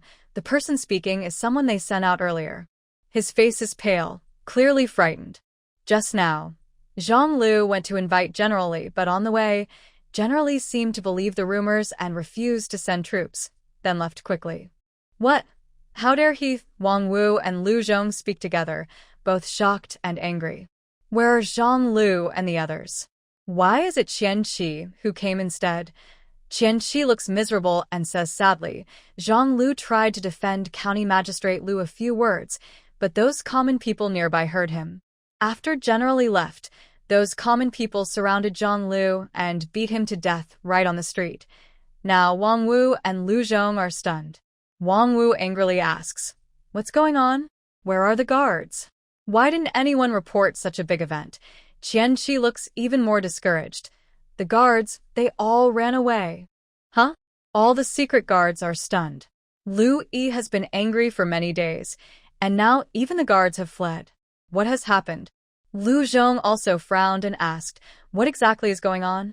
People usually believe that death is the most important thing, so why are these outsiders so angry at the county magistrate? Well, for a moment, the servants from the Lu family, who knew the truth, hesitated and looked around nervously. Qian Qi's expression also shifted slightly, showing some unease. Lu Zhong angrily said, "It's already this late, and you're still hesitating. I want to see what's happening outside." He then strode quickly toward the county magistrate's office. Outside the magistrate's office, angry villagers waved pieces of paper with evidence. "Lu Yi, you scoundrel. Return my child. Corrupt official. You deserve it. I'm going to the capital to report this. I want to complain to the emperor. My daughter was sold into a brothel, refused to cooperate, was beaten, and then thrown into the river. I searched for so long, and finally saw her name in Lu's account books. Sir, what's the use of reporting this? My neighbor's 5-year-old girl was sent to the entertainment bureau. Do you think they'll go ask the emperor for her? What's going on? Why are the Emperor, the Entertainment Bureau, and reporting to the Emperor involved? Lu Zhong looked confused and stepped forward immediately. I'm from the capital. What exactly is happening? Why are you all making such a fuss? When the villagers heard he was from the capital, their eyes lit up with hope. One of them said, Sir, the cases of women and children being kidnapped in Hudong County over the years were all done by Lu Yi. Look, here are the account books. Some of the silver was even sent to the Prime Minister's residence, and some children were sent to the Entertainment Bureau. Look at all these papers on the ground. They are all evidence. Lu Zhong. Wait. Did Lu Yi really do this? He looked at the white papers on the ground, reading the black characters, and knew just by looking that these pieces of evidence were definitely his work. Evil thief. Cursed evil thief. It's not just that Lu Yi did something like this. The real problem is, the evil thief made so many copies of these proofs and scattered them all over the city. It even involved the royal family. Lu Zhong felt his future was suddenly very bleak. How can this be played out now? Lu Zhong clenched his teeth in anger, but felt helpless. He had long been used by the royal family and didn't care much about the lives of common people. So Lu Yi's actions didn't make him very angry. The reason Lu Zhong was so furious and couldn't hold back was because this matter had become big, involving the royal family and even affecting his mission. If only a few common people knew, he could simply deal with them quietly and frame them with some charges, making it all seem justified. But from the current situation, it wasn't just a few people, it was tens of thousands of citizens. If he had discovered this early, he could have sealed the city gates and urgently reported to the Empress Dowager, preventing the news from spreading outside. But now, with the delay, the city gates had already been opened, and who knew how many people had left with the news, spreading it far and wide. We can't just kill all the people in the city, no, all the people in Hudong County for this matter. Even if we do, there's no way to stop this dangerous situation involving the royal family. What should we do? He brought back this bad news, and everyone was silent for a moment. Wang Wu thought hard and then forced himself to speak. Actually, this isn't really our task. To be honest, it's all caused by Lu Yi. In a way, that's good. Lu Yi's death means the higher-ups probably won't blame us. We just need to leave now and catch up with the Chu family and King Jing. Lu Zhong frowned and asked, Are you saying we don't need to worry much about Lu Yi's affairs? Just use Lu's private soldiers as our tools, forcing them to chase the exile team and King Jing. Wang Wu nodded. Yes, right now, that's probably our best option. Indeed, the current situation in Hudong County is such that even if the Emperor personally comes, he probably can't change much. They could only accept this reality and hurry to catch the exile team. Inside the room, Chu Chingluo couldn't hear what they were saying, but she could see that the only people she could see were the two guards standing at her door. Chu Chingluo slightly opened the door and asked softly, Will we go back to the capital later? I have never met my mother. I miss her very much. Unlike Wang Wu, who was experienced, these two secret guards from the princess's mansion seemed quite young. The person on the left, named Zhang, who showed a strange expression and said, Your Highness, the princess is worried that after you go to the capital, there might be rumors about you. So she asked us to take you to a village to stay for a while. Once the fuss dies down, you can go to the mansion. Miss Chingluo, rest assured, the princess will definitely visit you at the village. Sure enough, she was being sent to the village. Chu Chingluo ne inwali. Visit her at the village? Impossible. When she was out in the city, she was insulted and scolded terribly, and the eldest princess never cared about her. A mother like that would probably abandon her in the village to fend for herself. She reached into her sleeve and clenched the personal evidence she carried. This was her only chance to turn things around. Although she couldn't hear their exact words, she knew many common people were gathering near the county governor's office. The eldest princess wanted to hide her identity for her reputation, but she wanted everyone to know she was the daughter of the princess. If the princess abandoned her or refused to bring her back to the capital, she would definitely face criticism from everyone in the world. She also thought that the princess probably wouldn't like her as her daughter if she did this. But if she returned to the capital, she would have her father's support. From this note, her father, as the royal advisor, would help her. Moreover, the royal advisor had once said she was born with a destined noble fate. Yes, that's right. That's how it should be. She would return to the capital in glory and become a princess. Wasn't that her destined noble fate? Chu Chingluo's mind was so consumed by this goal that she was starting to lose clarity. She only thought to herself, if she could become a princess, she could then step on Chu Yu under her feet. She smiled faintly, closed the door quietly, opened the window silently, and slowly climbed out. The two guards at the door didn't notice anything. After about the time it takes to burn an incense stick, the Liu family brought breakfast. Zhang Hu knocked on the door for a long time, but didn't hear Chu Chingluo respond. He felt something was wrong and opened the door to see. The window in the room was wide open, and Chu Chingluo was gone. Zhang Hu's first suspicion was the evil thief. But everyone was already chasing the evil thief. The thief didn't hurt Chu Chingluo last night, so what could they do with her now? Could it be that Chu Chingluo ran away herself? Fong Ming hurriedly said, "Miss Chingluo is missing. What should we do? She doesn't have any mark of the princess's house on her. If we don't find her, she won't be able to go back. Yes, she has no mark of the princess's house and can't prove her identity. But this window was clearly open from the inside, so why did she run? She can't be carrying the princess's token to declare her identity openly. Wait, was the princess's house emptied by the evil thief before? The evil thief came to the county office yesterday, and Chu Chingluo was unharmed. They thought it was nothing serious. What if the evil thief didn't hurt Chu Chingluo but instead gave her the princess's belongings? What if Chu Chingluo didn't want to go to the estate and wanted to reveal her identity openly to force the princess to recognize her? Thinking of this, Zhang Hu immediately broke out in cold sweat. Let's go. Let's go out and see. Fong Mingshang still did not understand. Go out? Why go out? Zhang Hu was too tired to care about him. He quickly headed towards the door. Before reaching the gate of the county magistrate's office, he heard loud noises and cheers outside.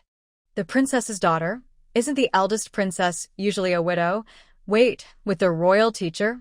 Oh heavens, isn't the royal teacher a monk? Can't get married. A few steps closer, he heard a hoarse voice of a woman.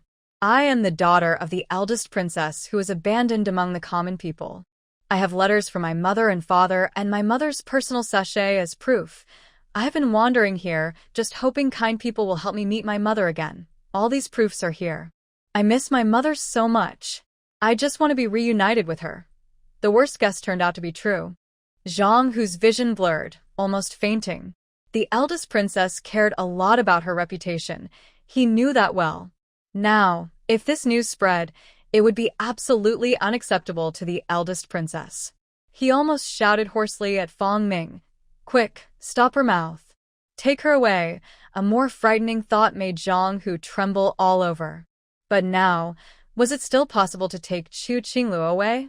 The common people gathered in front of the county magistrate's office, mainly because they deeply hated Liu Yi and even began to complain about the royal family.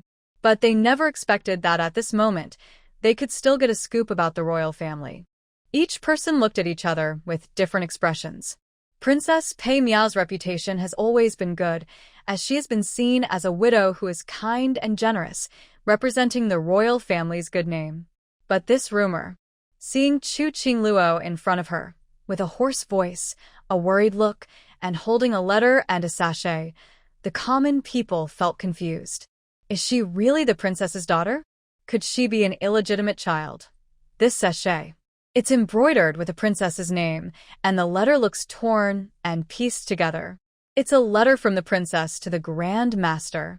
Oh heavens, a few days ago I was walking on the street and heard a woman calling for help, saying she was Chu Chingluo, the princess's daughter, and that she was mistaken for someone else. Saying Chu should be sold instead. I heard it too. Wait, this person just came out of the county governor's mansion. Could it be? She really is the princess's daughter, rescued from danger. That's a joke. If she was pretending to be the princess's daughter, she would have been killed long ago. So, it must be true. Oh my, The princess's daughter has fallen into a brothel. Skit skit skit. While the crowd was still whispering in amazement, a suspicious voice came from among them. But Wait, Chu Chingluo's name sounds familiar. this. Is she the fake daughter involved in the case of the true and false princess in the capital? The fake daughter is Chu Chingluo.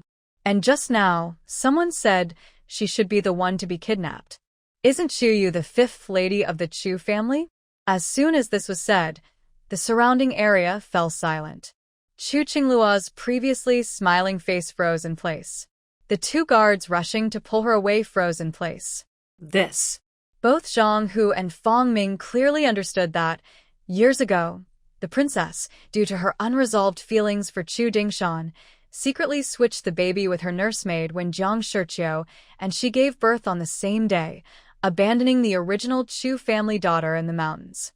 But who would have thought? Chu was found again. The princess was caught off guard and could only pay a large sum to make the nursemaid take the blame. They had considered that when Chu Chingluo was at the brothel, she often mentioned that she was the princess's daughter, which could cause trouble. But they never expected. She also mentioned that the girl who was supposed to be sold was Chu Yu. The common people already cared about the Chu family. Mentioning this would surely lead them to guess what had happened. Damn it, Miss Chingluo is just a troublemaker. Wait, the princess's daughter came to replace the fifth lady of the Chu family. Isn't it true that the fifth lady was thrown into the mountains by her nursemaid, and if it weren't for kind-hearted villagers discovering her, she might have frozen to death? Oh my god, if that's true, does the princess have a grudge against the Chu family and want to harm them? I'm from the capital. Chu Chingluo already married Shen Shao, right? Yes, the one who conspired with the chancellor to harm the Chu family, Shen Shao. I heard in Shiping County that Shen Shao was originally grateful to the Chu family and wanted to marry their daughter. But on their wedding night, Shen Shao, Chu Chingluo, and a groom secretly conspired, and the fifth lady of the Chu family was so angry she broke off the engagement. Just now, she said that the girl who was kidnapped was the fifth lady of the Chu family. Think about it. The kidnapper is Lu Yi's person, and they already hate the Chu family. This shows they must have conspired to kidnap the fifth miss of the Chu family. Unexpectedly, they kidnapped her and sent her to a brothel. I spit. I thought you felt sorry for her, but it turns out you're just a beast. What kind of person are you? Wanting to harm others only to end up harmed yourself. Serves you right. Luckily, the fifth miss of the Chu family is blessed and protected by fate. One sentence after another, these words made Chu Chingluo's face turn pale. She never expected that her few words to prove her identity, combined with her desperate cries for help when trying to escape from the brothel, would allow these common people to quickly figure out what really happened. Some people who once showed her sympathy now started to sneer at her, even spitting at her. No, that's not true. It was Chu Yu who harmed me. Chu Yu is the one who harmed me. It should have been her taken away, not me. It's not like this. She looked around desperately, seeking the guard's shadows. When she saw Zhang Hu and Fong Ming, she shouted for help loudly. Come quickly, and take me away. Ah! How dare you throw rotten eggs at me? Ugh. It hurts. I am the daughter of the princess. Do you want to die? How can you do this to me? All the anger from the common people and the rotten eggs meant for the Lu family's dishes were directed at Chu Chingluo. Soon, her body was covered in a terrible stench and filth, just like in the capital, and everyone wanted to beat her.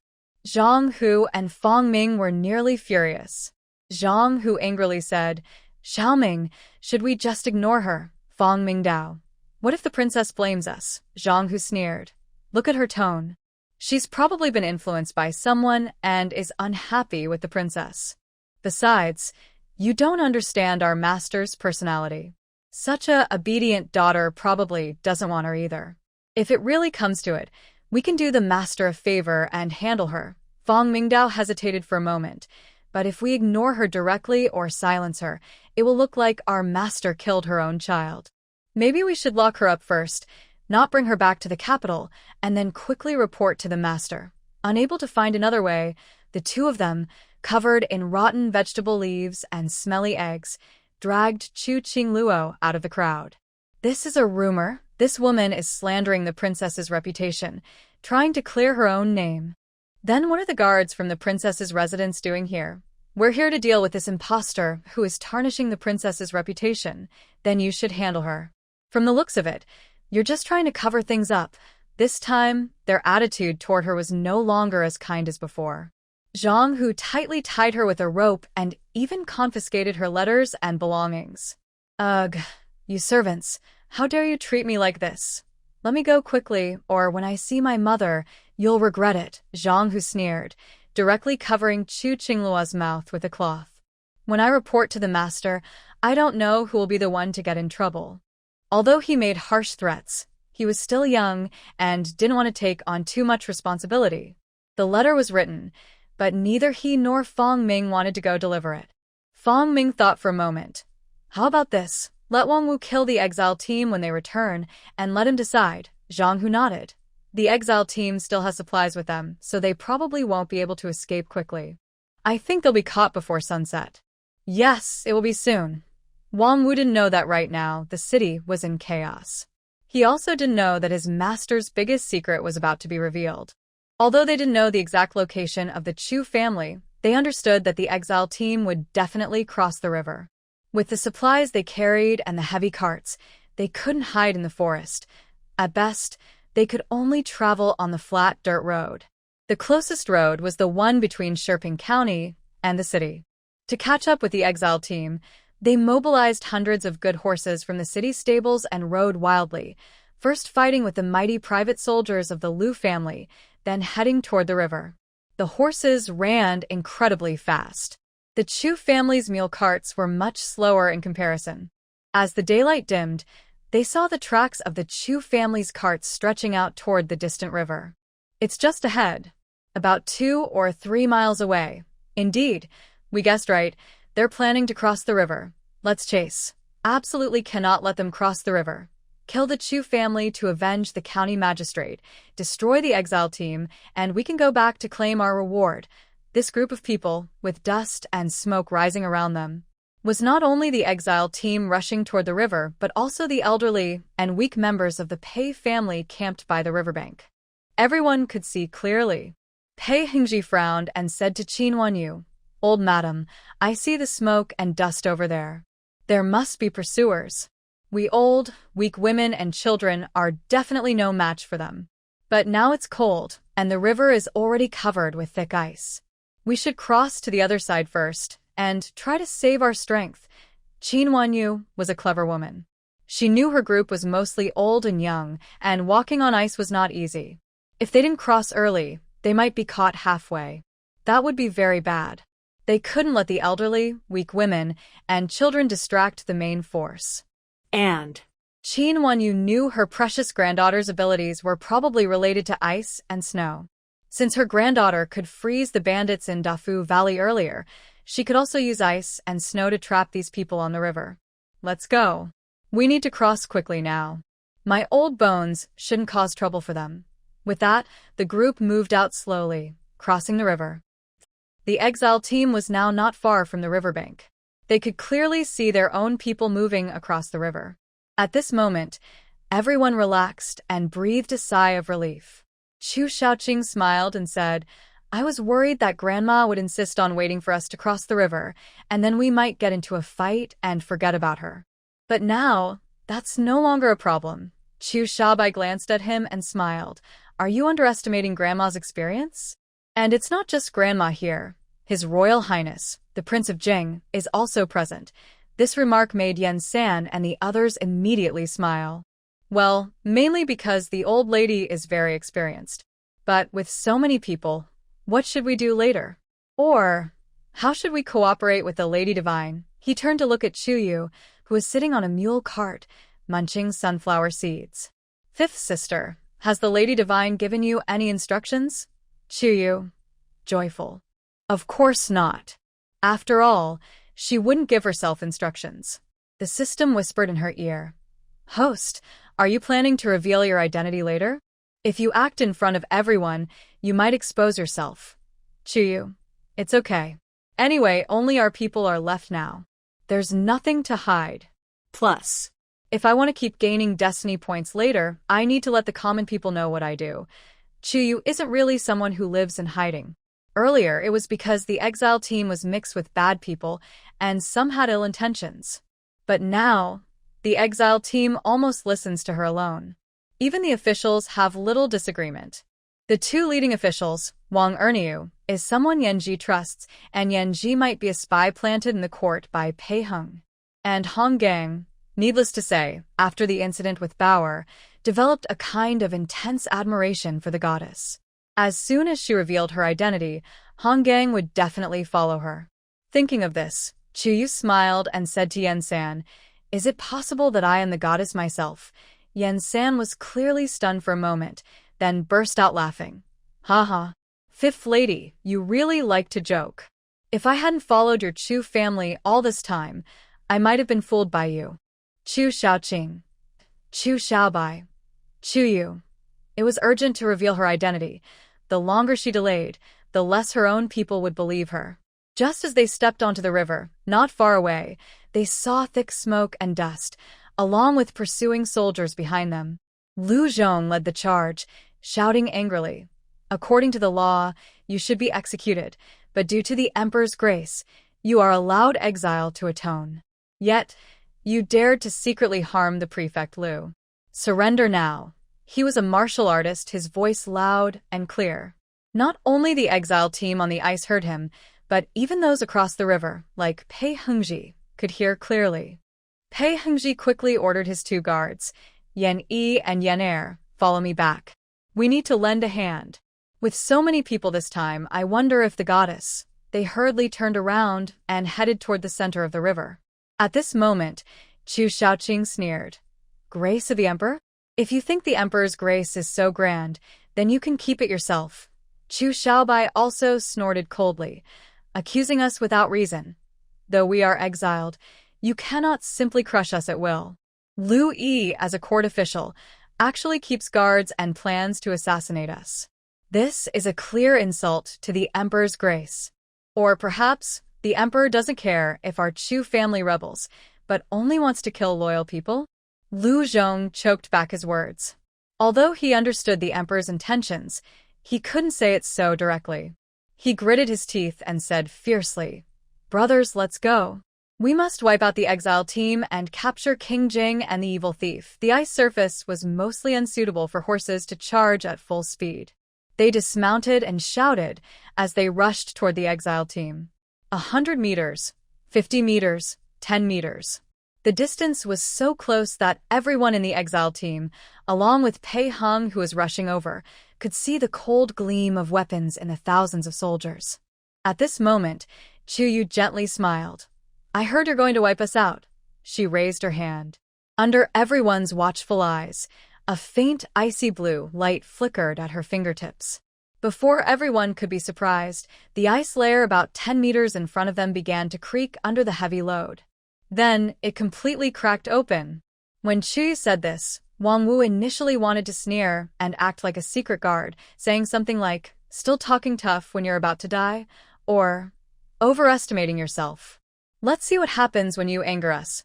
Although he didn't see the figure of King Jing, Pei Hengji, among the exile team, he could see that among the small group crossing the river, 3 figures had suddenly run back onto the ice, looking very urgent.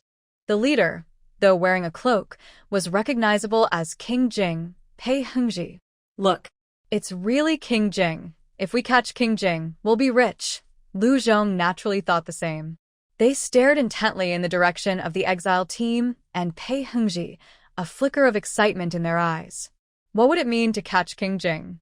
It would mean the royal family of De Liang could rest easy. The evil thieves could be caught, the lost wealth of the capital could be recovered, and they could be promoted and gain great riches.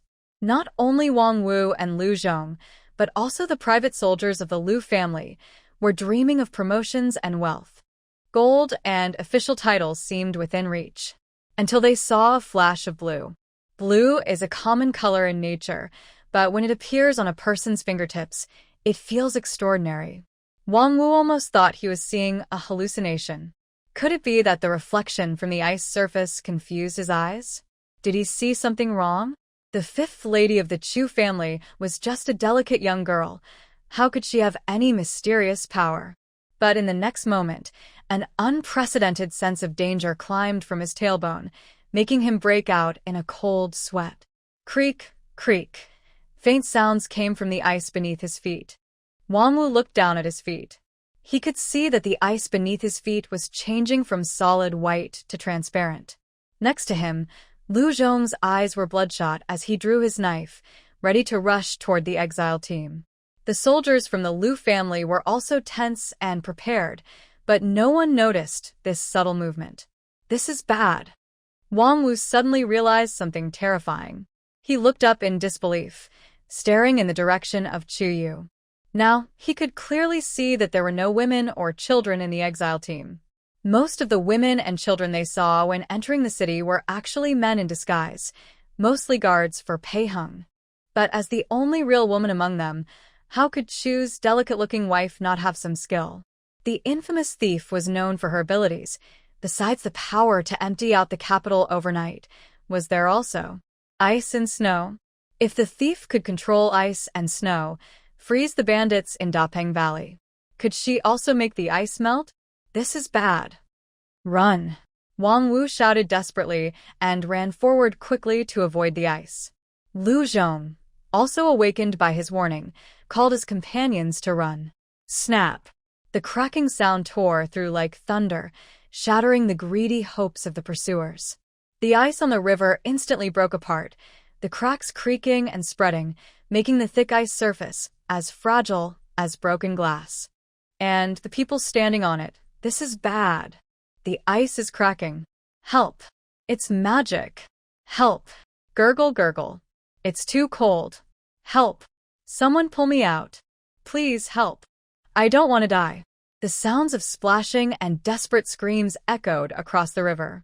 It was a cold winter day, and the water beneath the ice was freezing to the bone. Even holding onto the floating ice was difficult. Fortunately, Wang Wu and others who had discovered the situation earlier managed to stay safe. But the over 1,000 soldiers from the Lu family behind them were all swallowed by the icy river. Their fine equipment became a burden at this moment. Some couldn't even shout before being dragged under by the deadly current. How is this possible? Lu Zhong finally climbed onto the ice and steadied himself. He looked back, almost tearing up with rage. His dream of getting a promotion and wealth was shattered.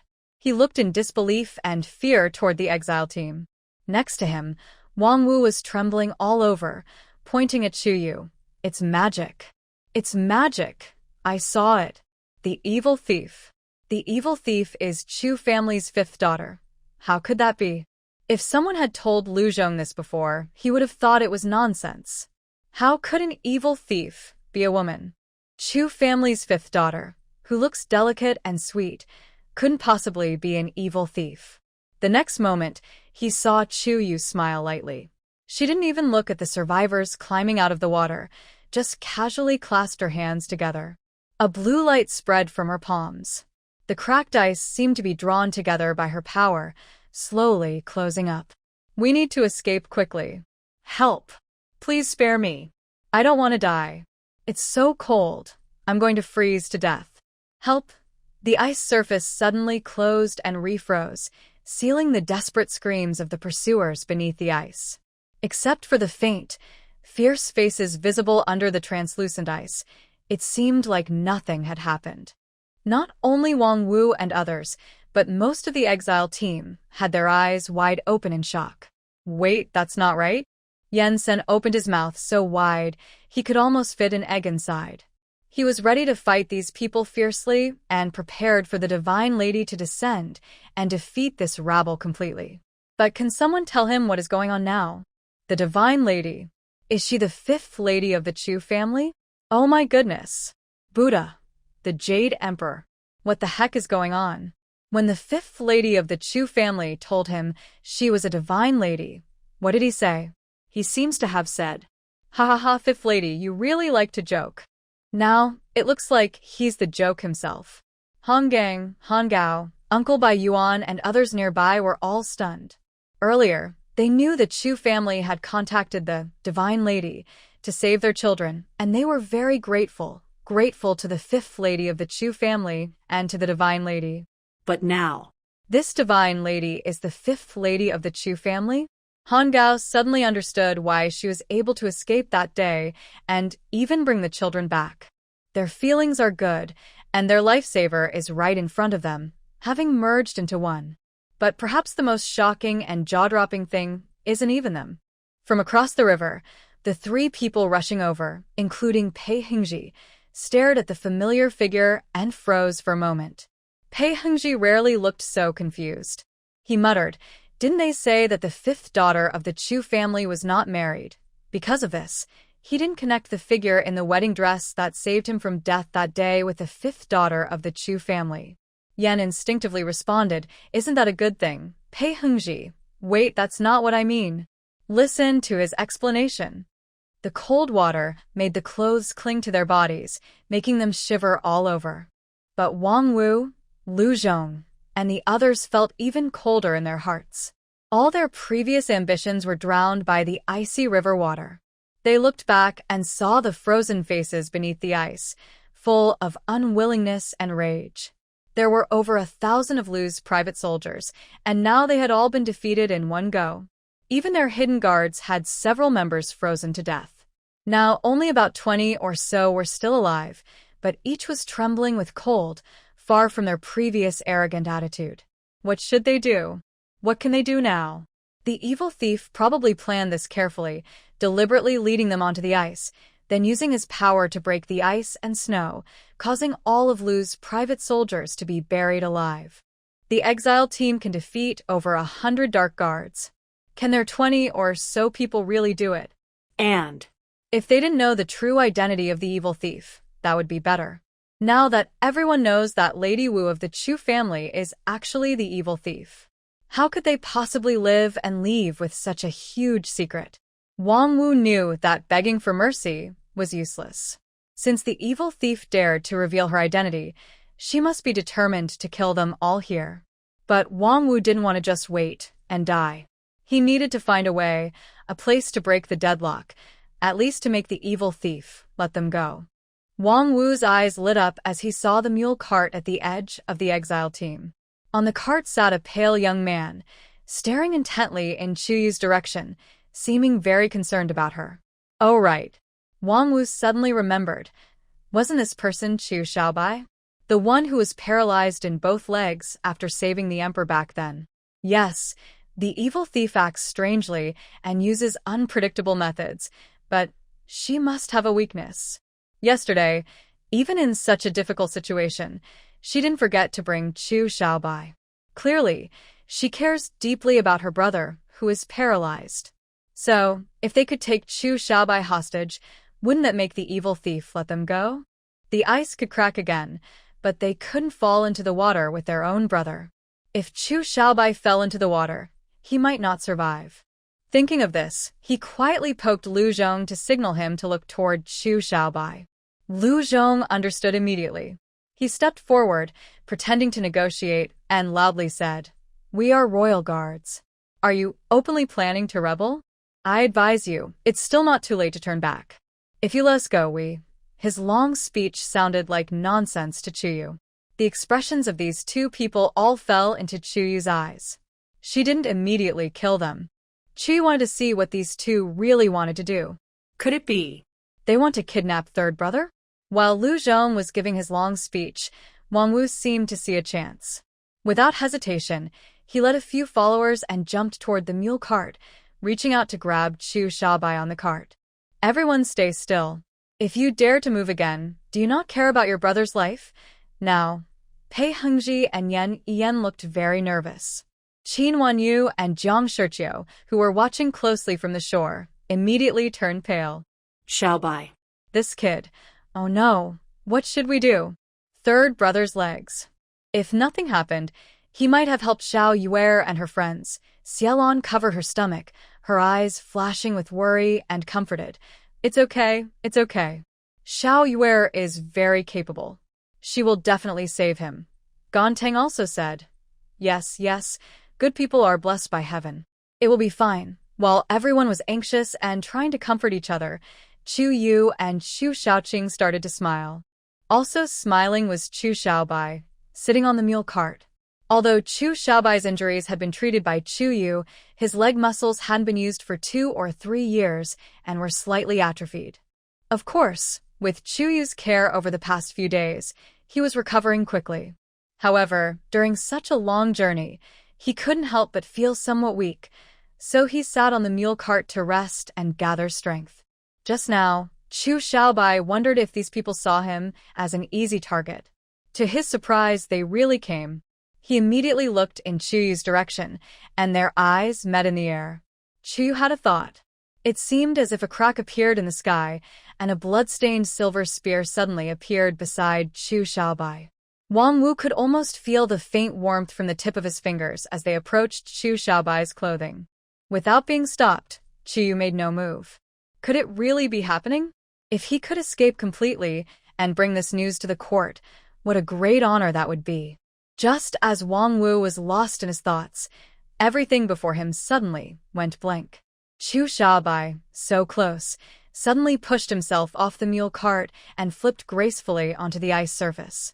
In his hand, he held a blood-stained silver spear, its cold gleam aimed straight at Wang Wu's forehead. How could this be?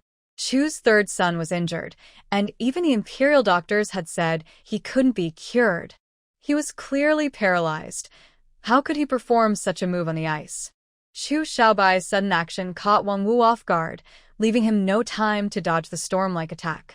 Wang Wu's countless thoughts were instantly ended by this silver spear. How is this possible? Chu Shaobai's injuries are healed. Lu Zhong's eyes widened in disbelief as he looked at Chu Shaobai's figure. Did you all keep him in a wheelchair just to pretend? A few people nearby, including Jiang Shiqiu, were even more shocked than Lu Zhong. Did I see it wrong? Jiang Shiqiu muttered. My child. Are his legs really healed?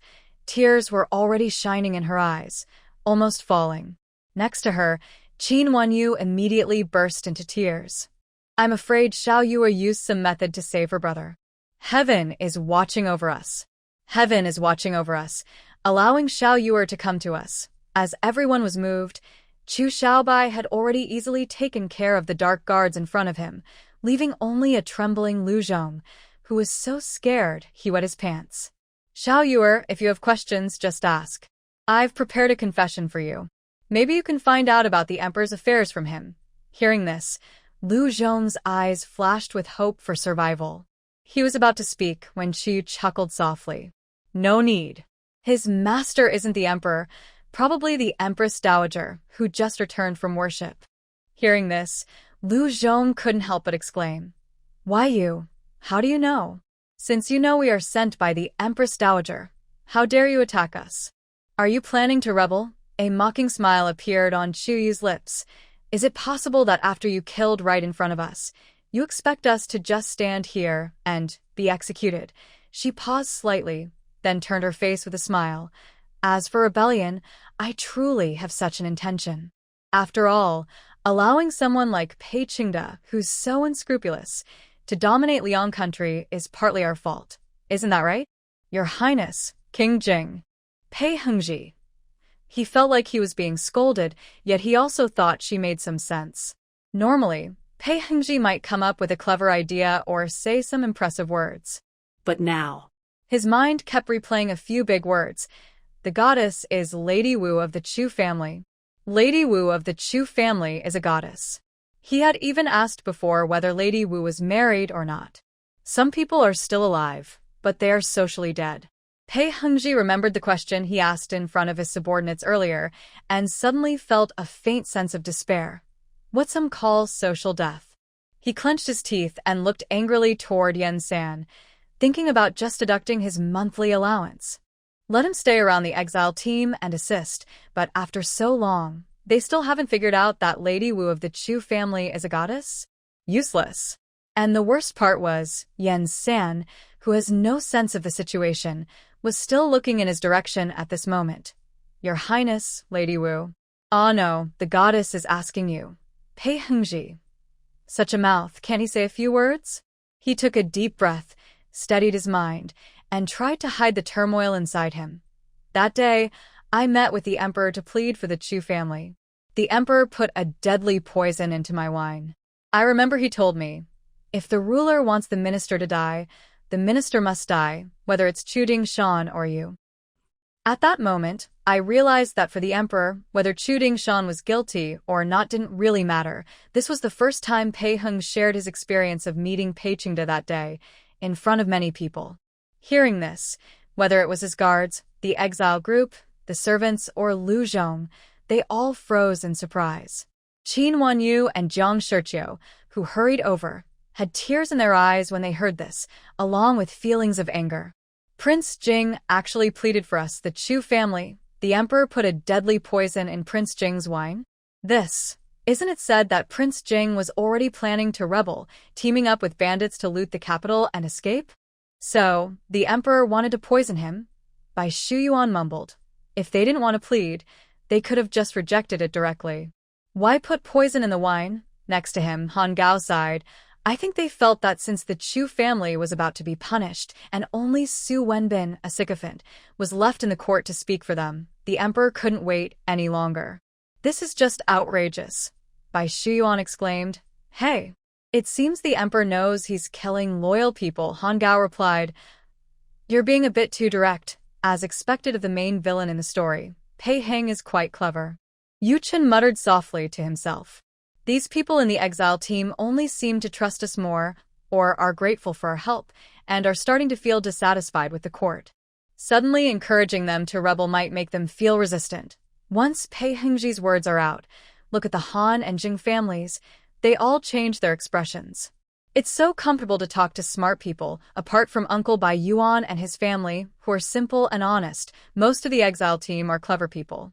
They immediately understood that Pei Hengji's words contained hints about how outrageous Pei Qingde's behavior was. Even Lu Zhong sensed something was wrong. In the palace, he heard from the Empress Dowager that King Jing and the evil bandits had joined forces and swept through the capital. But there was no mention of why Pei Hengji fled the city. Lu Zhong didn't know that Emperor Pei Qingde actually knew his own actions were quite immoral. After the incident, he didn't reveal that he had poisoned Pei Hengji. The witnesses that day were only the close eunuchs serving Pei Qingde, and after the Empress Dowager returned to the palace, they were mostly dealt with. So, even the Empress Dowager didn't know, let alone Lu Zhong. This can't be true. You're lying, Lu Zhong shouted desperately. Your Majesty has always been kind. Before he finished, Yu Chen chuckled. Do you call it kindness to ignore the lives of the common people, to build the Qingxing Hall, to raise vicious dogs that harm people, and to enjoy watching fighting dogs? Is that kindness, Lu Zhong? Perhaps it seems, indeed, like that. The gap between Pei Qingde and Quan Ren is like the distance between Chu Yu and Saint Mother, an enormous difference. He wanted to defend himself a bit, but then saw Chu Yu glance toward Pei Hengji and reveal a slight smile. I also heard what His Royal Highness Jing Wang said. Yes, I was the one who saved his life that day. Compared to the ruler demands the death of his minister, and the minister must die, I actually prefer a different saying. Guess what it is? Lu Zhong couldn't guess at all. Chu Yu didn't care about him and continued calmly. That saying is, the ruler treats his ministers with respect, and the ministers serve the ruler with loyalty. Pei Qingde's way of treating his loyal ministers, well, with that he still wants loyalty? Ridiculous. Her gaze was calm as it swept over everyone in the exile team, taking in their changing expressions. In her past life, when she studied history, she understood something that many ancient people might find hard to accept. The idea of hierarchical relationships between ruler and minister is never one-sided. It depends on the people's approval. Water can carry a boat, but it can also overturn it. That's the truth. But Lu Zhong's lips moved, still wanting to say something. Next to him, Pei Hengji took a half-step forward and said calmly, the goddess is right. If the ruler treats his ministers as insignificant, and the ministers see the ruler as an enemy, then Pei Qingde deserves it. He even directly addressed Pei Qingde by name. Not bad. Pei Hengji really knows how to do it, so there's nothing wrong with that. Chu Yu nodded in satisfaction. She realized that after her words, everyone in the exile team, even scholars like Han Gao, nodded in agreement. Yes, the exile team is now secure. She ordered, no need to talk to this person further. Send him on his way. Chu Shaobai drew his gun and executed Chu Yu's command perfectly, directly piercing Lu Zhong's heart. Now, only the exile team and Pei Heng's people remained on the riverbank. The pursuers have been completely defeated. At this moment, the system let out a loud cry. Ah. Host, you've leveled up. Good heavens! How did you level up so fast? Chu Yu mentally commanded. System, open my panel. A familiar display appeared before her eyes. Destiny level 4. Progress 100%. Unlocked abilities. Space powers, ice and snow powers. Remaining ability draw chances. 1. Chu Yu watched her family pack their things and saw Pei Heng repeatedly glance back as he hurried to meet her secret guards. She jumped onto the mule cart. System, start the draw. The big wheel spun rapidly in front of her, then gradually stopped. Chu Yu looked at the words, beast taming, and showed a very happy smile. This ability could be quite useful. Oh, right, speaking of beast taming, she almost forgot. Earlier, the Lu family pursuers had horses, so she had to quickly take them away. Take them. By the way, those horses over there. Aren't you taking them? Chu sat on the mule cart and glanced at the fine horses on the other side. Lu family is really wealthy. The horses here are well trained. Although not all are top quality, they are much better than the common pack horses used by ordinary people. Yen Sen said, Fifth sister, oh no. Lady Goddess. Chu Yu smiled and interrupted. It's okay. Outside, we should stick to the usual way of calling. Otherwise, it feels strange. Yen Sen nodded. Fifth sister, those horses will eat a lot of grain. We are few in number, and it's hard to keep so many horses with us. Nearby, Uncle Bai happily said, Fifth sister, if you want good horses, I can pick out 2 for you to ride. 1 or 2 horses are fine. You probably don't realize that if we have too many, we definitely can't control them, and we can't afford to keep them. Those who have fought in battles know that so many horses are impossible for just a few of them to handle. The main problem is that there are old, weak, women, and children among them. Although leaving these horses here is a bit of a pity, there's no other way now. If one horse gets spooked and panics, the horses might stampede and cause serious trouble. But if we go north once we arrive, we will still need horses, Chu Yu thought. Forget it, I'll try. She jumped down from the mule cart, gently clapped her hands, and called out, Come here. Uncle Bai looked confused. Yen San was also puzzled. They hesitated, unsure whether to speak or stay silent. It's strange to call horses like that. She's called a goddess, but she's still just a young girl. Although a well-trained old horse can understand human speech, it only listens to its owner. Chu Yu and the others haven't seen such horses often, so it's unlikely they can call them over just by calling. If that were possible, the horse would be standing on its head while washing its hair. Suddenly, the lead horse looked around, then turned its head directly toward their direction, as if confirming something. Really? This can't be. The 2 people whispered unconsciously, watching the snow-white lead horse hesitate for a moment before stepping toward the exile team. The other horses followed behind the lead horse and came to stand beside the group. For a moment, everyone in the exile team was stunned, their eyes wide with surprise. Even Chu Shaoqing and Chu Shaobai were so shocked their eyes widened. Wow, little fish, when did you? Truly my sister's doing. How did she call them over with just 1 word? The lead horse was a tall, beautiful white horse. It looked like it had a bad temper, but in front of Chu Yu, it was very gentle. Not only did it nuzzle against her, using its nose to touch her hand, but it also seemed eager to get on the horse, kneeling on the ice to make it easier for her to mount. Chu Yu was amazed in her heart. Is the beast taming ability really this powerful? She didn't want to hurt the horse's good intentions, so she smoothly mounted the horse. Then, she noticed almost everyone was staring at her with bright eyes. Why don't you pick one too? As for the rest, I can take them back. Even though Chu Yu's face was a bit thick, she felt a little embarrassed and waved her hand. I just called out casually. and used a little bit of her ability. It seemed that someone nearby sensed a kind of intense gaze. Chu Yu slightly turned her face, but saw Pei Hengji staring steadily at her. Then he smiled gently. Truly a goddess. Maybe this is divine power given by heaven, making all beasts bow down.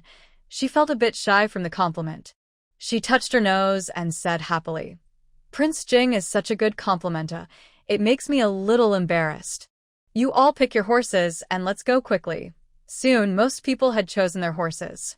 But for those like Qin Wanyu, who was older, and Xiaolan Hui, who was pregnant, riding mules was a bit more convenient. What caught Qi's attention was that Bai Xiaoshan surprisingly could ride a horse by himself. Xiao Yunyang saw her looking and quickly said with a smile, Fifth lady, you might not know. This child could ride a horse by himself when he was 5 years old. Yes, he's a natural warrior.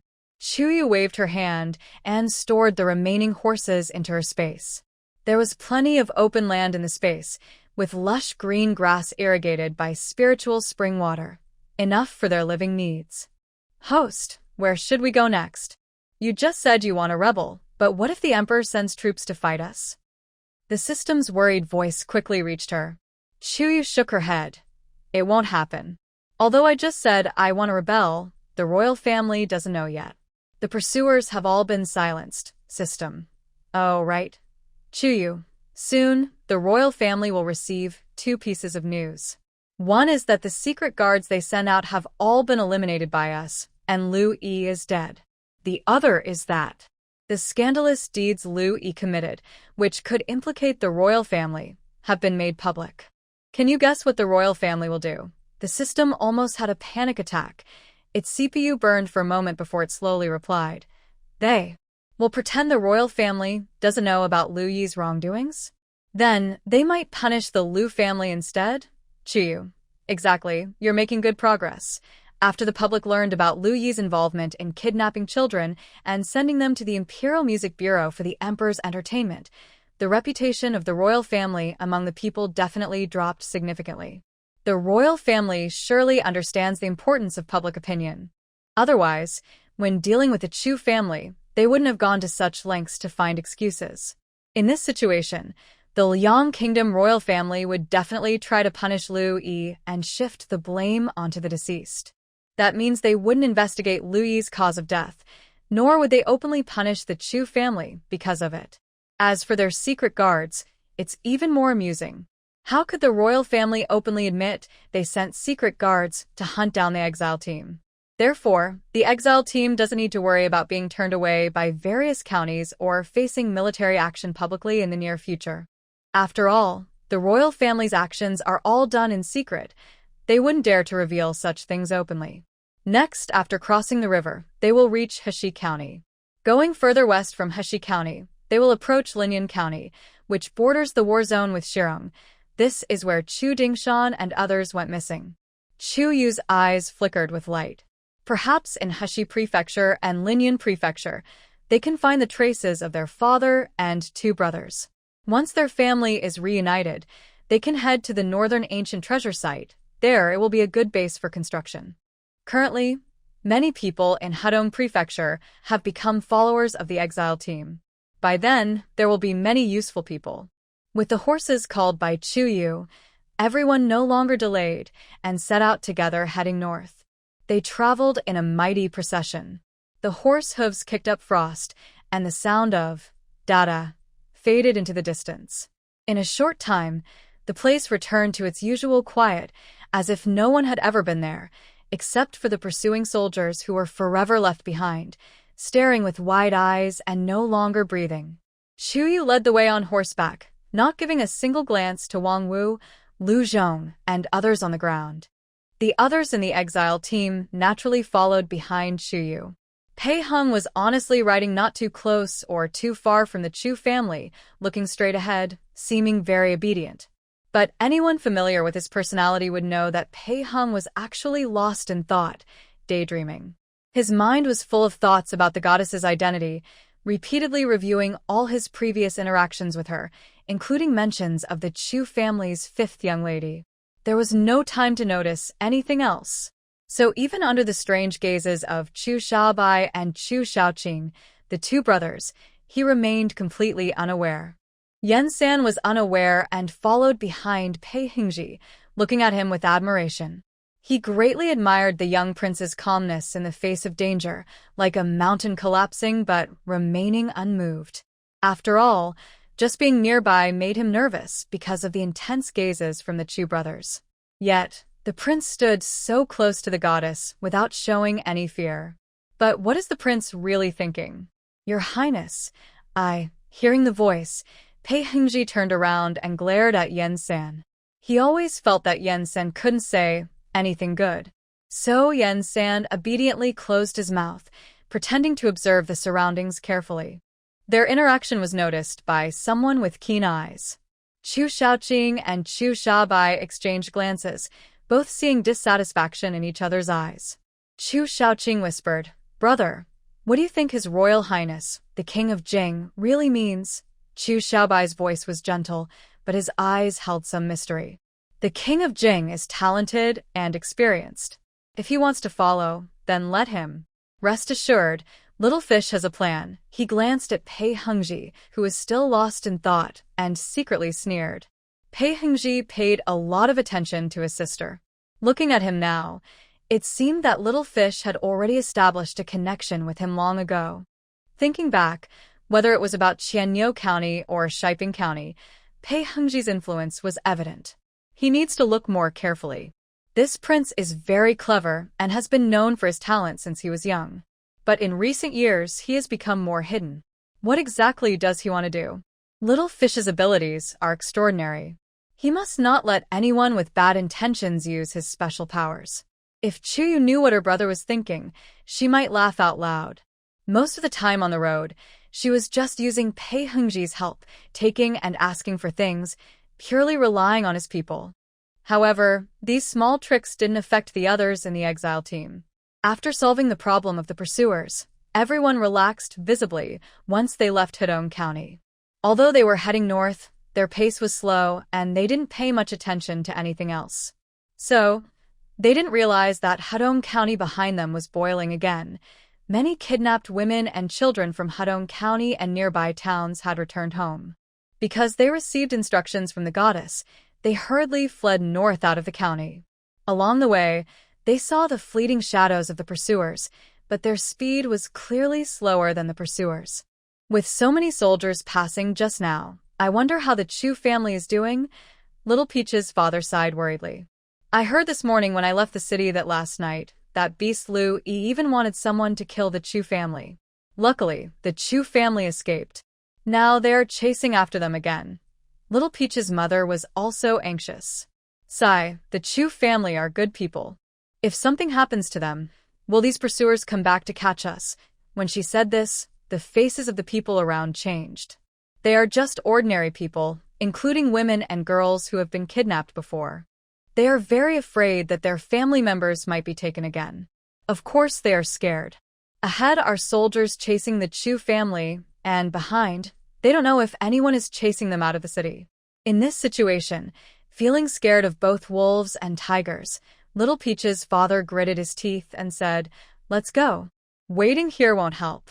We should go see what's ahead." As they reached the riverbank, Little Peach suddenly shouted, "Look, this is blood. So much blood." Her father quickly covered her eyes and looked ahead. They saw more than 10 bodies lying on the ice, blood everywhere. "These people don't look like exiles," he said. Yes, they look like soldiers chasing us." Soon, the villagers realized what was happening and took a deep breath to calm down. Thank goodness. The ones who died are bad guys, not the Chu family, but it's strange. There are so many people chasing us, I think at least 1,000, yet only a few are dead. Maybe they are still coming after us. At this moment, another kidnapped woman, Chun Xing, frowned and said, "We shouldn't think too much now. It's better to cross the river quickly. I'm worried that even though the goddess saved us this time, the people behind might catch us again. The goddess can save us once, but she can't save us every time." Chun Xing's words made sense and everyone nodded. They carefully stepped onto the ice. The ice was slippery, and everyone walked carefully, constantly watching their steps for cracks. But after just a few steps, screams suddenly came from the crowd. What is this? Under the ice. There are people. Are they dead? Below the translucent ice, there were grim faces frozen in fear and anger, just like they had been alive moments before. Everyone recognized these faces. They were the soldiers chasing Chu's family just earlier. All of them had been frozen under the ice. Someone muttered softly, "I remember, back then, the evil thief." No, the goddess was said to have the power to control ice and snow. Suddenly, everyone understood. The terrifying faces under the ice weren't scary. They were just the goddess using her divine power to deal with them. Xiao peeked through her fingers, her heart pounding. She said to her father, "Father, can we stay close to the goddess? She's so powerful. Those bad people aren't her match." Before her father could reply, someone nearby chuckled. "Silly girl. Aren't we already following the goddess?" Meanwhile, about 20 miles southwest along the river. "Relax, the Chu family will definitely be safe and sound. Yes, the goddess has saved many people. Not just your Hedong County. I also met the goddess in Dafeng Valley, and she helped us escape from bandits." Many villagers gathered around several mule carts, slowly heading north. The people on the carts looked worried and kept glancing north, where Chu Yu's former close maid, Yusin, was following the exile team from afar. Following Chu Yu's orders, she was helping the refugees in the name of the Chu family. Because Pei Heng had previously given Yusin a lot of money and supplies to repay her for helping Yan San, and Chu had also provided some resources. Yusin had enough money and supplies. They didn't lack manpower either. The people Chu Yu had saved earlier gathered around Yusin, treating her as a goddess and an assistant of the Chu family. Thanks to these people, more and more refugees joined along the way, but nothing serious happened. "I just hope the young lady stays safe and sound, and doesn't get harmed by those greedy and wicked people." Yusin sighed and turned to look at the old man with white beard beside her, softly asking, "Old Jiang, didn't you say before that your grandson is in the county city? Should we leave some people to accompany you on your journey?" If Hong Gang were here, he would definitely recognize that this old man Jiang is Dr. Jiang from Qianyou County. Dr. Jiang shook his head. "Along the way, I met many people who were saved by the goddess last night. My grandson's name is on the list, and he wasn't taken to the capital, so he must have been saved by the goddess." Although he was old, he was in good spirits. When he mentioned the goddess, his eyes lit up, shining with hope. Jiang Wen quickly helped his father and comforted him, saying, "Dad, the goddess saved everyone. Ayen will definitely be fine." Yu Xian understood that the child was Jiang Daifu's hope. If anything happened to this child, the whole family might not survive. She was worried, but then she heard some movement ahead, as if a group of people was approaching. Yu Xian raised her voice and asked, "Who are you?" Not far ahead, a group of people pushed aside the trees along the small path and entered the main road. Along with the clear voice of a girl. We are from Qianyou County, heading north to find the goddess." It seemed like a girl was covering her mouth, and after a while, she said, "Brother Ayen, why are you covering my mouth?" Then a boy's voice, a bit helpless, was heard. "Baby, if the person we meet is a bad person from the Liu family, you might cause trouble." Hearing this voice, Jiang Daifu and his son trembled all over and immediately looked up, trembling as they exclaimed, "Ayen? Is that you?" This voice was so familiar. Familiar enough to feel like a dream. "Grandpa? Grandpa?" "Dad," hearing the call, a boy hurriedly ran out from the team on the other side. It was Jiang Yan, the boy rescued earlier by Chu Yu. He threw himself into the arms of his father and grandfather like a swallow returning to its nest, his voice trembling with emotion. "I really thought I would never see you again." Jiang Daifu held his lost and found grandson, his eyes red with tears. For a moment, he was speechless. "Good child, it's good that you came back. It's really good." He had previously listened to Hong Gang's hints and carefully prepared Lu Cheng's medical records, then escaped and waited for the right moment. Hong Gang is honest and sincere. Although Dr. Jiang felt hope was slim, he knew Hong Gang was not someone who spoke carelessly. Plus, Bauer had a precedent, so Dr. Jiang cherished his life even more, hoping one day to see his little grandson again. On the way north, Dr. Jiang was worried that Lu Yi might discover him, so he hid in Hedong County until a few days ago, when Lu Yi died. Only then did he leave the county town with the main group. This trip north meant he was finally far away from Qianyo County. Although Dr. Jiang was quite old, he was very healthy and never fell behind. Still, he couldn't help feeling sad for his little grandson. Unexpectedly, things took a turn, and they were reunited. Jiang Yan said softly, "I'm fine. The goddess saved us all. My grandson is perfectly safe." He was actually a bit scared inside and said with lingering fear, "If the goddess had arrived a few days later, my grandson might have been taken into the palace to serve the noble people." Hearing this, everyone around showed some anger. "Ha, noble person?"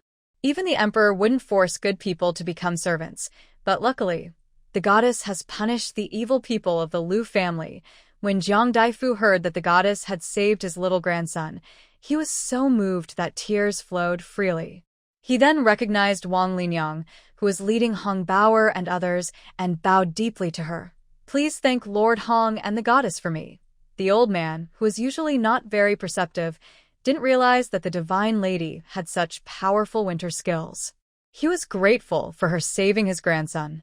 From now on, his life belonged to the Divine Lady, and he was willing to dedicate everything for her. Jiang Wen was usually reserved, but he couldn't hide his joy at seeing his son safe again. He hugged Jiang Yan tightly, his eyes turning red with excitement. "Dad, be careful with your health. Now that little Yan is back, we must all take good care of ourselves." Jiang Wen calmed himself and turned to comfort his father and the others. Wang Linyang and the others watched the family reunite and couldn't help but wipe their tears. "It's good that you're all together. I just followed the horse tracks here, worried that the Chu family might be attacked. I sent some boys to check by the river. If everything is fine, we'll head north together and follow the Divine Lady." Dr. Jiang held his grandson, feeling very comforted. "Perfect. We'll go north together. These days, the weather is cold, so if anyone feels unwell, I can treat them." The two groups gathered, and Dr. Jiang checked the pulse of two women who were feeling unwell. Suddenly, they heard joyful shouts nearby. "Miss Wang, great news!" A boy about 16 or 17 ran over. He was the younger brother of some officials from Qianyo County.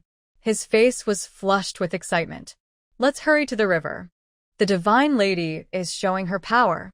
Before anyone could ask, he started gesturing wildly, eager to spill everything. The thousands of soldiers from the Lu family were frozen under the ice by the Divine Lady. They're all dead. Even the horses are gone, perhaps taken away by the goddess. Everyone immediately felt more hopeful. Wang Linyang asked, "Did you see the goddess?" The young man shook his head and said, "There are many villagers by the river wanting to cross. I overheard them talking, and it seems they want to follow the goddess." Everyone laughed, and the gloomy mood eased. "Follow the goddess. That counts as one of us too. Let's go." "We'll go with Miss Yusin." Hearing the news, Yusin, Dr. Jiang, Wang Linyang, and others headed to the riverbank to meet Xiao Tao's group. The people of the Lu family truly deserve their punishment. The goddess has the power to reach the heavens and punish evil, and she has the kind heart of a bodhisattva to save us from danger. Although the two groups were strangers, they quickly found common ground in criticizing the Lu family and praising the goddess, forming a united team. Their team, now twice as large, continued to follow a few mule carts heading north toward Hishi County. All that remained were frozen corpses on the ground, and the dirty deeds of Hedong County were buried beneath the river water. Inside the county government office, Zhang Hu and Fong Ming, the leaders of the princess's secret guards, eagerly waited, hoping Wang Wu would return and take charge. But as time passed, both of them grew more anxious. They believed Wang Wu's mission to eliminate the exile team was already a sure success. After all, many others wanted the Chu family to be defeated, not just Wang Wu. They never thought Wang Wu would fail. Originally, They were only worried about how Wang Wu would deal with them after returning, due to their poor performance in guarding. People are divided into ranks. Although they are all guards of the princess's residence, Wang Wu has always been close to the eldest princess, serving her personally, unlike them who have never shown their faces. If Wang Wu had any intention, he could have given them a warning in front of the eldest princess. Given her usual temper, they might have been punished severely or even faced worse consequences. But now, Hey, it's almost sunset. Even if they need to handle things, it shouldn't take this long, right? Zhang Hu looked up at the sky and nudged Fong Ming beside him, his tone uncertain. Fong Ming didn't look much better. His lips trembled slightly, but he tried to stay calm. The Liu family has over 1,000 private soldiers, plus the well-trained imperial guards. They should be fine. Don't scare yourself, he spoke quickly and nervously, clearly unsure himself. After all, the Chu family had been incredibly lucky, avoiding many attacks from different forces multiple times. When Liu Yi went to deal with the exile team, he was very confident too. But what was the result? Not only did everyone he sent out get killed, but Liu Yi's head was also cut off. Could something similar happen this time? The sun had already set halfway, and the lanterns in the county office were gradually lighting up. Chu Chingluo, who was under house arrest, had been sobbing all day in a side room. Her mouth was gagged, and to prevent any trouble, Zhang Hu didn't even bother to remove the cloth from her mouth when he tied her up. Chu Chingluo was stubborn. Even with her mouth gagged, she refused to behave and kept kicking and hitting inside the room. Zhang Hu and Fong Ming stood outside, watching the flickering candlelight with growing anxiety. We can't wait any longer. We must go see what's happening. Maybe we should go check on them. Both spoke at the same time, their mental defenses nearly breaking down. They exchanged a quick look and immediately called two others to stay close and guard Chu Chingluo while they went to choose a fast horse and headed toward the northernmost part of Hedong County. The sound of hooves echoed loudly as Zhang Hu and Fong Ming rode with all their strength, not daring to stop along the way. They reached the riverbank, where snow had fallen for a long time, covering the bodies. As the sky darkened, they couldn't see anything unusual at first. Could it be that Wang Wu and the others failed to stop the exile convoy and are now chasing after them? Zhang Hu hesitated. Fong Ming dismounted and approached the riverbank, already somewhat accepting this possibility and relaxing a little.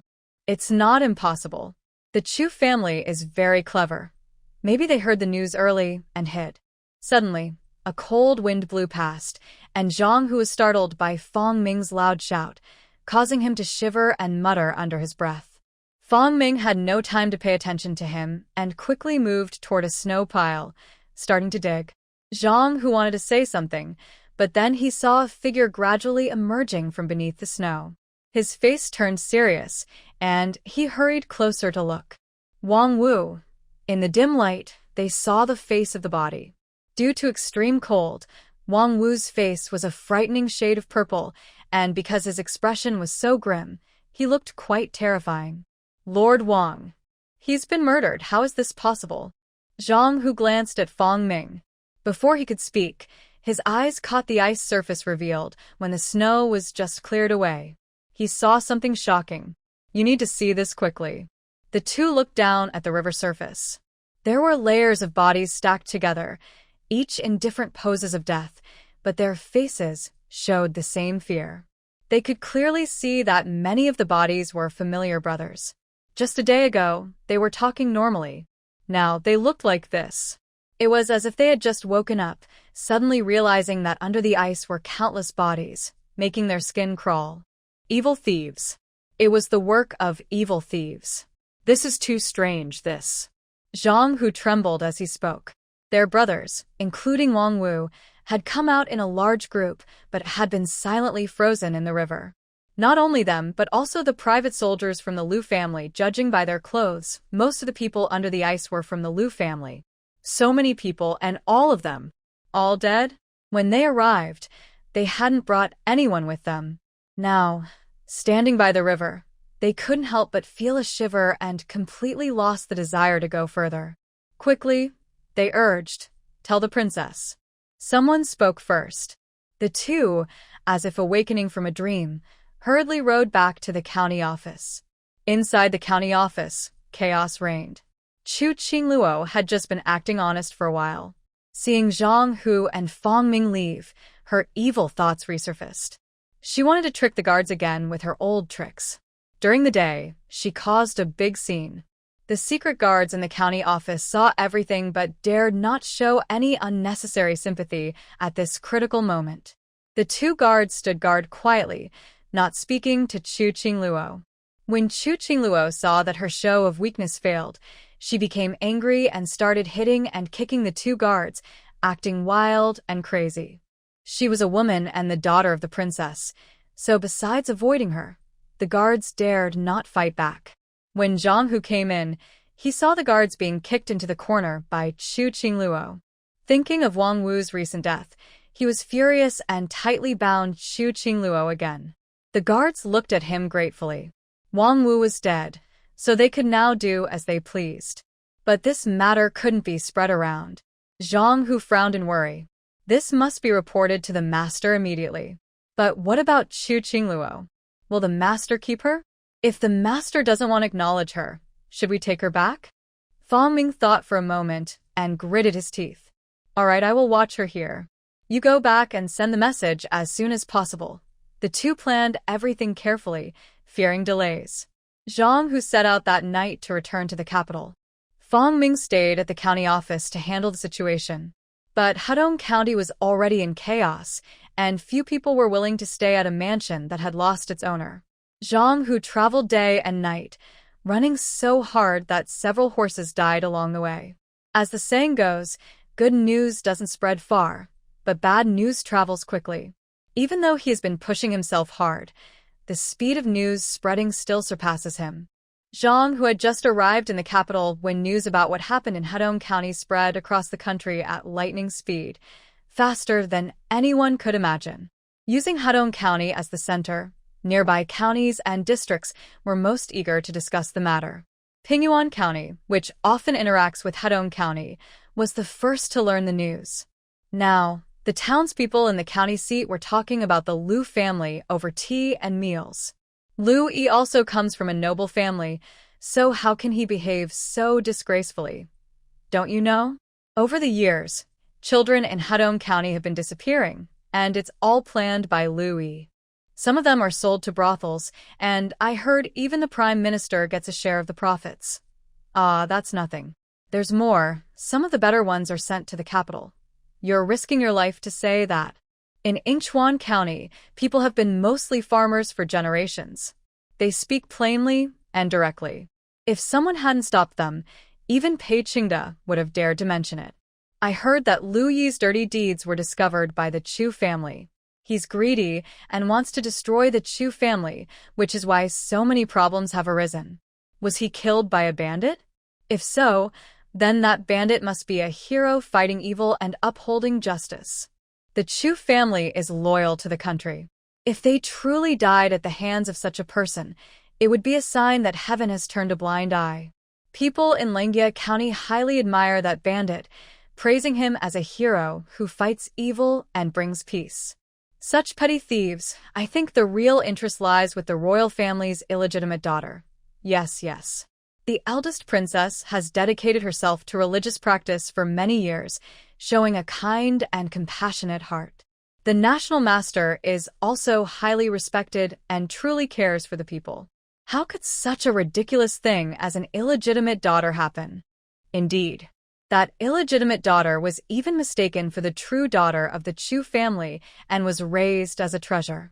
Yet she shows no gratitude and even plans to collaborate with the kidnappers from Hadong County to harm the Chu family. By a twist of fate, she was sold to a brothel. Nanyang County is somewhat more prosperous and has brothel businesses, so there are more rumors about this matter. The Chu girl is truly pitiful. She was separated from her family at a young age because of her nursemaid. After finally reuniting, she was betrayed and falsely accused of exile. It wasn't the nursemaid's fault. Don't you know? When General Chu returned victorious, he was supposed to be rewarded with a princess. A princess? Which princess? Could it be? Who else? Such a great honor, But General Chu refused it, claiming he already had someone he loved. He turned down the reward. The eldest princess is so proud. How is it that among all the children in the capital, only the Chu girl was chosen? All these stories spread across various places. The proud eldest princess in the capital confidently believed she had sent someone capable, unaware that she was already in trouble. Meanwhile, in Heshi County, the situation was boiling over with chaos. The Liu family was located in Heshi County, so they naturally kept a close eye on affairs in Hedong County. But when news of Liu Yi's death reached the family, no one was ready to believe it. Dead? What do you mean Liu Yi is dead? What kind of news are you spreading? Who dares to kill the county magistrate? The person shouting the loudest was Liu Ji, the head of the Liu family. The Liu family had been deeply involved in Heshi County for a long time, and compared to Liu Yi's influence in Hedong County, they seemed like the true rulers here. The people in Hedong County were more foolish than the common folk in Heshi. Liu Yi had been powerful for many years. How could someone just kill him without reason? It must be that his subordinates were restless and dared to spread such absurd stories. The family head was furious. The messenger lowered his head repeatedly, wishing he could disappear right then. But that was clearly wishful thinking. I dare not speak recklessly. A few days ago, the exile team entered the city. Second young master personally welcomed them, but the next day, he was found dead, his body dismembered at home. The county magistrate's office was also looted. Everyone says it was the work of that evil thief.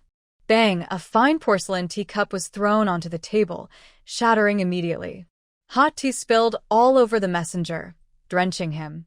The scout trembled but dared not move, only speaking faster and faster. Not only that, there's talk outside. It said that in recent years, people in various counties have gone missing, all linked to the second young master.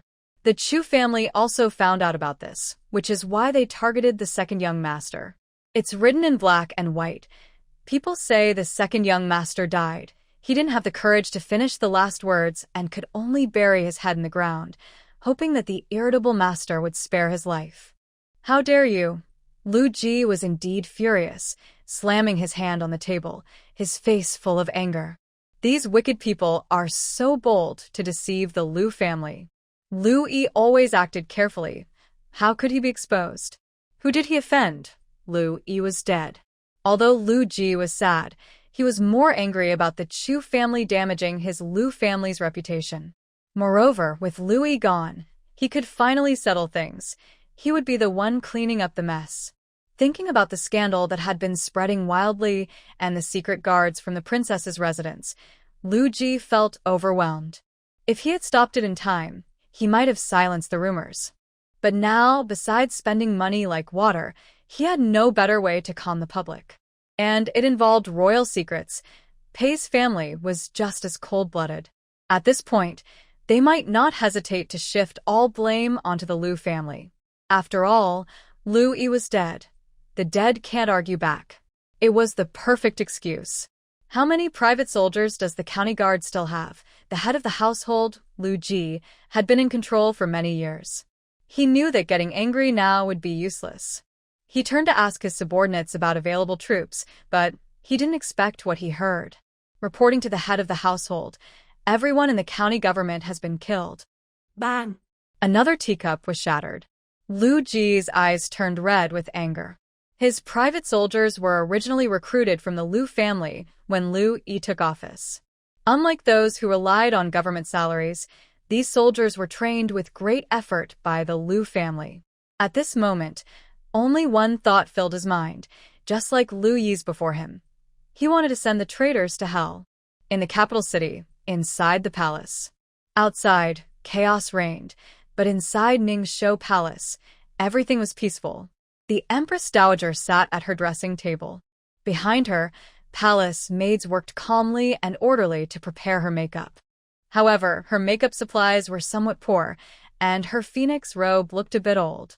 The Empress Dowager lovingly stroked her aging face and looked at her worn-out clothes with disdain. When will the wardrobe finish making a new phoenix robe? This robe was made before she went to worship the Buddha. The back had a simple design, and the elegant decorations and jewelry had been taken away by thieves. Damn thieves. How can her clothes match her status now? A palace maid smiled and replied, "Your Majesty, the brocade and embroidery threads in the wardrobe have all been stolen by the thieves. So, the Empress Dowager. Another theft. Fine. I will wait until the evil thief is caught and the lost items in the capital are recovered.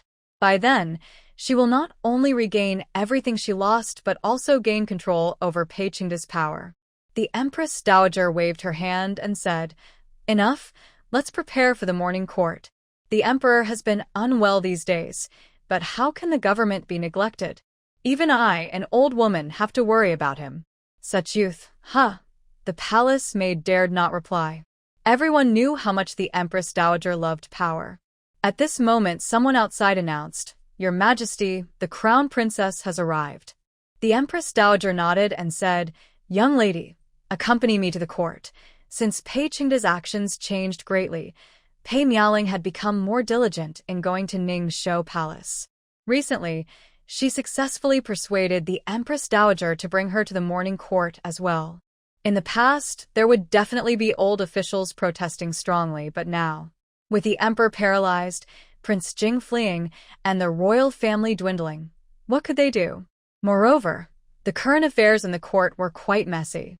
"I have a report," said an official standing at the side.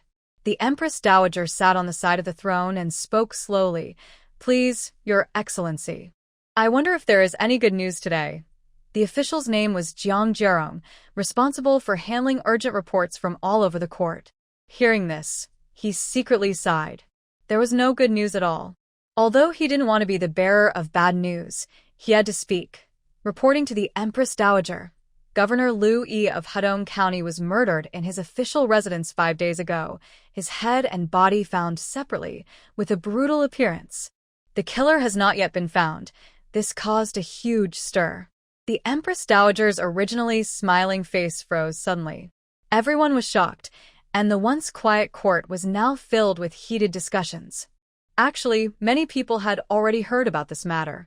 Although Hedong County is far from the capital Daliang, Liu Yi is different from other local officials. Everyone in the court is working together. No one is truly innocent. They just keep silent and pretend not to know. Some sharp-eyed people had already heard the news earlier, but before the emperor and the Empress Dowager, they had to pretend to be unaware. The Empress Dowager suddenly remembered something. She had sent people to Hedong County to capture Prince Jing, along with the exile team. Could it be that? Her people hadn't sent her any news these days. Could it be that? They also encountered trouble. The Empress Dowager was furious. She slapped the table with her bright red fingers and scolded sharply. How dare they? Is this the land of the emperor? Who dares to commit such a bold act, assassinating a court official in broad daylight? Below her, Su Wenbin also stepped forward, looking regretful. The Empress Dowager is right. Magistrate Liu and I serve in the court together, and I never expected such a tragic end. I find it hard to believe. Su Wenbin and Liu Yi had dealings before. He had even ordered Liu Yi to capture the Chu family earlier. When Liu Yi was in trouble, he immediately suspected someone. He pretended to wipe non-existent tears and, as if thinking of something, casually said, "Old minister has calculated that, given the current time, the exile team should have already arrived in Hedong County based on their pace. The people of Hedong County are generally kind and gentle, and they rarely come close to the border. Nothing usually happens there. So how could the exile team arrive and then the county magistrate Liu die unexpectedly? I believe this matter is probably connected to someone in the exile team. I also suggest. I have heard that the Chu family in the exile team once had a conflict with county magistrate Liu. Magistrate Liu, forgetting past grievances, personally hosted a welcoming feast for the Chu family, but it turned out to be a trap, which is truly heartbreaking. Most of the members in the exile team were former subordinates of the Chu family, following their commands and attacking the defenseless magistrate. This is not the behavior of a noble person. Hearing the music and poetry, one can sense refined taste. One of Su Wenbin's followers began to analyze confidently, pointing directly at the Chu family. Su Wenbin suddenly realized and seemed to remember that there was still someone from the Chu family in the exile team, and he passionately spoke up for his colleagues. Our great Liang is united and always treats others with courtesy. I never expected there to be such treacherous traitors. I ask the Empress Dowager to investigate clearly and seek justice for Lord Lu. Please investigate clearly, Your Majesty. Please investigate clearly, Your Majesty. Behind Su Wenbin, his followers echoed in agreement, quickly framing the Chu family with accusations. Next to them, Pei Miaoling, hearing the name Chu family, was already so angry she wanted to speak out immediately to condemn them, but she remembered the occasion and only looked at the Empress Dowager with eager eyes. The Empress Dowager casually pointed at someone and asked in a relaxed tone, "According to your opinion, how should the Chu family be dealt with?" The person being pointed out is none other than Tang Gongfang, the current Shaoqing of the Dali Temple. After Shen family was exiled, Shen Shao caused many scandals on the road. Su Wenbin had already given up on him and replaced him with someone else in his position. Poor Shen Shao still believed that the Chancellor valued him, hoping to return to the capital and be near Su Wenbin, dreaming of official rank and fame. Tang Gongfang immediately replied, "Your Majesty, I believe that if even Master Lu can be harmed in his own home, then the Chu family probably has secret skills unknown to ordinary people. It might cause more casualties. I suggest sending nearby troops to eliminate the Chu family." "I agree." Some officials, neutral in stance, showed uncertain expressions. They thought that the supposed increase in casualties might just be because the Chu family still had divine protection. Or perhaps they were worried about that evil thief from before. Most importantly, it's not yet certain whether the Chu family is responsible for this. Using regular troops might be a bit excessive. It even felt somewhat like personal revenge. But no one dared to speak these thoughts in front of Su Wenbin and the Empress Dowager. Just as the Empress Dowager was about to give an order, a voice suddenly sounded nearby. "Your Majesty, I have a report. There is a major event in Hedong County. It concerns Governor Lu Yi." This voice was surprisingly abrupt. For a moment, everyone in the court fell silent. Su Wenbin only realized what was happening afterward and looked to see who had spoken.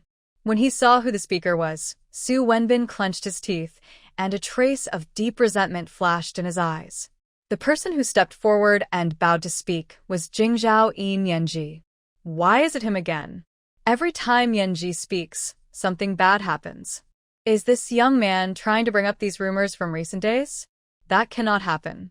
Su Wenbin didn't have time to speak before Yanji stepped forward and loudly said, "Your Majesty, recently there have been many rumors circulating in the capital, many of which directly accuse Lord Lu that in Hedong County there have been multiple cases of women and children being kidnapped and sold, all allegedly done by Lord Lu to profit from brothel businesses. Some officials in the court are even involved in the interests of these brothels." Yanji spoke quickly and forcefully, like a sharp sword hanging above everyone's heads, ready to fall. The Empress Dowager was caught off guard. She had already planned to use Su Wenbin's words to accuse the Chu family and then logically send border troops from Heshi County to eliminate them. But she didn't expect Yanji to speak openly like this. Her expression darkened. She was about to find a way to silence Yanji, but this time her plan failed. Yanji understood her intention. His voice rose another notch, but his tone became even more respectful. Moreover, there are rumors in Hedong County claiming that the children kidnapped by Lord Lu over the years have been sent into the capital. That's absurd. The capital is full of refined and elegant places. Why go through the trouble of buying people from remote areas? The speaker was Wei Xiuqi, the Grand Tutor of the Imperial Academy. Wei Xiuqi had once been an imperial teacher, but over the years, the emperor's actions became more and more reckless. He had remained silent in the court for a long time. Why this time? Yanji was a bit surprised but smiled. The stage was already set, so he naturally had to go on quickly. "Ji Jiu, you are mistaken. That is not the place for such words." Yanji pretended to argue, cleared his throat, and showed a hint of anger at the right moment. "There are rumors outside that those children were sent into the palace's entertainment offices by Lu Yi, offered to the emperor." Everyone's faces immediately changed. Many had heard the rumors and secretly believed them. Those who hadn't heard the rumors thought about the Xingxing Hall built by Pei Qingde over the years. It seemed even the emperor could do such things. Rude. The emperor is the highest, and he has seen all kinds of women. Who dares to slander the current holy ruler? Su Wenbin was the first to jump out. Lord Su, you are right. Yan Ji surprisingly agreed with Su Wenbin. Even Su Wenbin was a bit confused by his reaction. Yan Ji didn't look at him and loudly said, "But the people who came forward are full of confidence, claiming they have solid evidence. This involves many people, and I don't believe the emperor would do such a thing. Someone is deliberately framing him. Please, Empress Dowager, investigate thoroughly." This statement sounded a bit funny. When Pei Qingde took the throne, he almost wiped out the other royal children. Pei Heng was the only surviving member of the Pei family. Pei Qingde's position was stable, so who would want to harm the emperor? Although the Empress Dowager wanted to seize power and wanted to push Pei Qingde down, it couldn't be now. After all, the facts were too cruel and involved the royal dignity. She could only grit her teeth and try to defend Pei Qingde. Yan Qing said it makes sense. The emperor works hard every day for the people, and I see it all. How could he do such a thing? Someone must be deliberately framing him. This matter must be thoroughly investigated. Empress Dowager, something is wrong. Suddenly, someone rushed in, looking anxious and interrupting the Empress Dowager's words. The Empress Dowager immediately looked displeased. Pei Qingde spends all day in Qingxing Palace. She has long considered this palace her own. Now, even a eunuch dares to behave so improperly in front of her. Pei Miaoling observed carefully and quickly scolded, "How dare you? Behaving so rudely in front of the Empress Dowager? Where have you learned your manners?" The young eunuch trembled and lowered his head, afraid he might be punished next. "Empress Dowager, Princess Chong, please stay calm. Something serious might have happened. It's better to listen to him first before taking action." Yan Ji's eyes flickered with something unusual, and he seemed to casually help smooth things over. The Empress Dowager temporarily held back her anger, apparently agreeing with his words.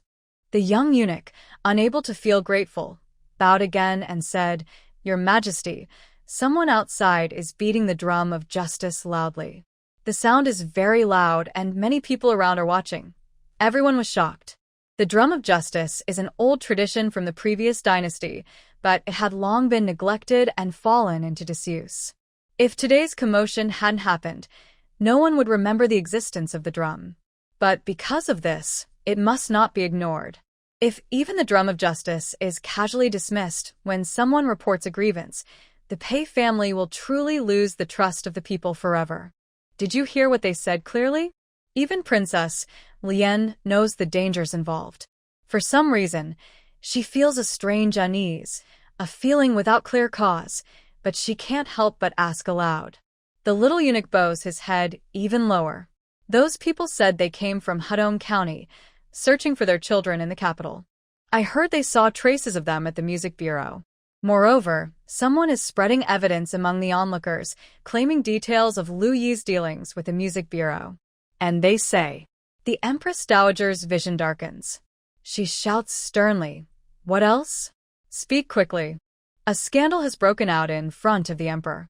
If it gets confirmed, not only Pei Qingde but also the royal dignity will be severely damaged. The eunuch trembles and glances towards Su Wenbin. They also say that Prime Minister Su took a share of Lu Yi's earnings from the brothel, that he gave the general hundreds of thousands of silver each year as profit.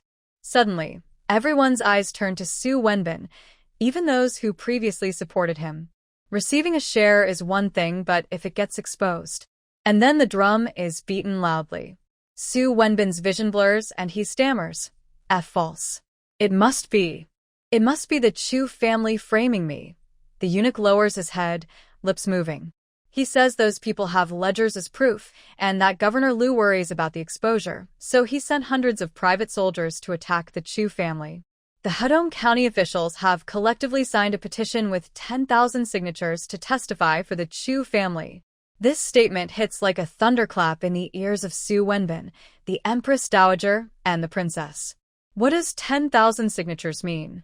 It is like having 10,000 names or fingerprints on a record, proving that 10,000 people saw it with their own eyes. Absolutely certain and undeniable. I initially wanted to blame the Chu family for killing Liu Yi, but now it turns out everything is about Liu Yi himself. The Empress Dowager looked at the photocopy of the account book, gently touching the writing, her face showing mixed emotions. She suddenly slapped the table and said, "Prime Minister, do you admit your guilt?" As soon as she spoke, everyone in the court changed their expressions. This meant that the court was about to change dramatically. Falsely accused.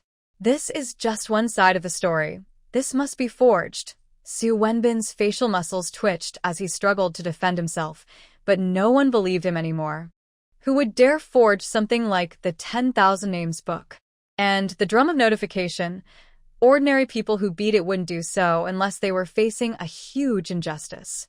The Empress Dowager looked cold, secretly cursing Su Wenbin fiercely. If it were only Liu Yi involved, it might be seen as a rogue act. If Liu Yi died, the blame could be shifted, claiming the royal family was unaware. But now, with Prime Minister Su also implicated, it would surely disappoint the people and weaken the court's rule. Although Consort Su is pregnant now, it seems the best choice is to abandon the prince and save the court. The Empress never thought Liu Yi could be so cruel, hurting innocent children and even daring to do so under the royal banner. The Emperor is naturally kind-hearted, but he has been deceived by this man all along. It's truly a death sentence for him. Prime Minister Su Wenbin was accused of knowing about corruption but not reporting it. Someone shouted, "Arrest Su Wenbin and send him to the heavenly prison."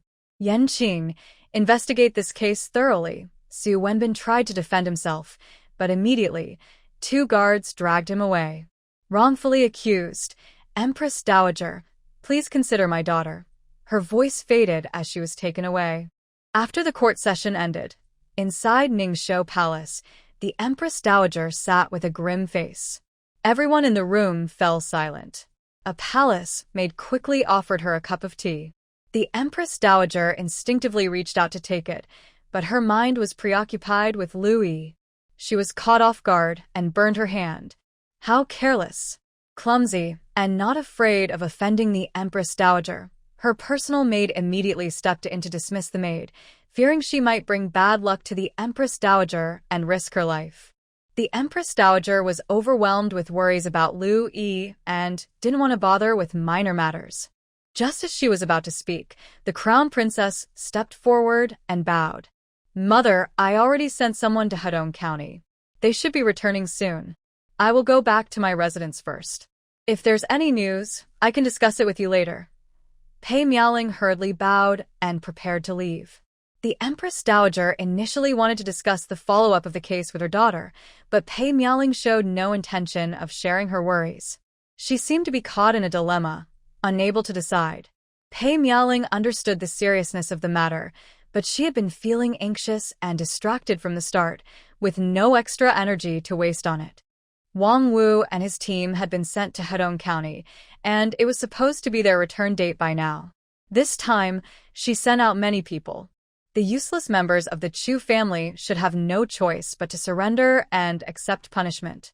Pei Miaoling was originally confident, but today during the morning court, she kept feeling anxious. Thinking about how Chu's family seemed to have divine help or perhaps colluded with Pei Heng, could they let her escape again this time? It seemed that all good luck was on her. Pei Miaoling unconsciously clenched her fists, her bright red nails digging into her palms without her noticing. She once again fell into her youthful obsession. Let's go, let's go." The Empress Dowager only felt a headache and thought further words were useless, waving her hand repeatedly. Pei Miaoling saw that the Empress Dowager was in a bad mood, but she also had her reasons for not speaking. She only planned to come back later to apologize. However, Pei Miaoling didn't expect that at this moment, the palace was in chaos, and her princess manner was no less lively. Zhang, who worked tirelessly day and night. He only arrived in the capital early this morning, but Pei Miaoling was still in the palace and unaware. As Pei Miaoling sat in her carriage passing through the busy streets, she vaguely heard her name. The fat maid understood and went to investigate, but she hurried back shortly after, looking quite worried. Did something happen? Pei Miaoling cast a sidelong glance at her, playing with a jade wheel in her hand. I don't know where the rumors came from, but I just heard that outside, everyone is talking about Miss Chingluo's background, and they even mentioned the princess's past with a grandmaster. Not only that, some say the prince was killed by the princess. She had been with the eldest princess for many years and was her nursemaid, so she wouldn't dare say such things even with 10 guts. Who gave them the courage to say that? Pei Miaoling was stunned on the spot. She had worked so hard for many years, but what was it all for? Was it just for the good reputation of being a kind-hearted saint? She had sacrificed so much for that. She couldn't even save her own daughter from the fire. She had been a widow for many years, maintaining a perfect image. How could her reputation suddenly be ruined and made public? The crown princess was so angry she shouted loudly, ignoring that she was on a carriage, and threw everything she could reach. How dare they? How dare these commoners speak about me like that? Kill them all. Kill them now. Kill every one of them. Madam, send someone at once. I want them all to be executed by 100 horses. The crown princess held the maid's hand, her eyes red, but she was not crying. She looked wild and fierce, speaking harshly and erratically, with a cruel tone that made people shiver. The fat maid hurriedly comforted her, afraid that things would get worse. Princess, don't be angry. Let's go back to the palace first. We need to think this through carefully. Rumors about the scandal involving the crown princess and the imperial tutor had already spread throughout the city. People on busy streets and alleys were talking about it everywhere. It wasn't just the crown princess herself. Even if the main person involved was the emperor, Pei Qingde, there was no way to silence everyone with force. The maid understood this well, which only made her more anxious. After some coaxing, they finally arrived at the princess's residence. The crown princess's mental defenses were almost broken. She kept shouting about killing those commoners, causing more gossip and criticism from outsiders. But at this moment, the crown princess had no idea about any of this. Zhang, who was waiting in the main hall. He had been rushing around and hadn't heard any rumors from the capital. He was only focused on what he wanted to say and didn't notice that the princess's expression was unusual. Pei Miaoling saw Zhang Hu and finally calmed down a little. How is it? Where are the Chu family members now? Zhang Hu hesitated. When he heard the princess's hopeful tone, cold sweat suddenly broke out on his forehead. Your Highness, I am helpless. I haven't been able to eliminate the Chu family. Please forgive me. What? The princess's voice immediately became sharp, almost like a cat that had been stepped on. What do you mean helpless? I raised you all. So many people. A small family of criminals. You keep failing again and again. What use do I have for you? Pei Miaoling had already suspected this before, but she still held on to a faint hope. Now that her hope was completely dashed, she was so angry her eyes turned red. She was about to order someone to take Zhang Hu away. Zhang Hu had worked in the princess's residence for a long time. He knew her temper well. Quick as a flash, he knelt down and begged for mercy. Please, Your Highness, calm down. We have found Miss Chingluo this time. That's right. There was a slight surprise in his tone. Where is Chingluo? How is my Chingluo? This question was effective. The princess immediately asked in return. But Zhang Hu's expression looked even worse. Your Highness, Princess Chang, Miss Chingluo was mistakenly sold into a brothel earlier. Our people arrived and managed to rescue her, taking good care of her. Now, she has mostly recovered, but Pei Miaoling's mood had worsened a bit. Although she had guessed this before, hearing that Chu Chingluo was sold into a brothel still made her heart tremble. It's all the fault of that despicable Chu family. If it weren't for her, Chingluo wouldn't have suffered this. The princess didn't expect that Chu Chingluo was only hurt by her own schemes, yet she kept cursing the Chu family. I originally wanted to bring her to the outskirts of the city to raise her, but now rumors are spreading, and I can't bring her here. However, raising her in the countryside wouldn't cause these rumors. Zhang, who knew very well where these rumors came from. He looked up and saw the princess's expression was hard to read, clearly in a bad mood. She understood what the rumors meant. He clenched his fists, trying to encourage himself. Your Highness, about those rumors. Hearing the words, those rumors, Pei Miaoling nearly exploded. What? Even you have heard about it and are trying to insult me with words. Zhang, who secretly cursed and had no choice but to say, Your Highness, these rumors were spread by Miss Chingluo herself. The princess's pupils shrank, her voice sharp and almost breaking. What did you say? Zhang, who replied, Since she fell into the brothel, Miss Chingluo has been telling everyone she is the daughter of the princess. Some common folk have even heard about it. Later, Miss Chingluo took advantage of the main army chasing after the Chu family to secretly go to the street, holding her personal belongings and a letter from the grandmaster to reveal her identity. Some common people also inferred that there was something suspicious about the past true and false daughter stories. When I left, the news had already spread near Hedong County. There were too many people who knew and I couldn't stop it, so I had to ride quickly back to report. My personal belongings? And a letter?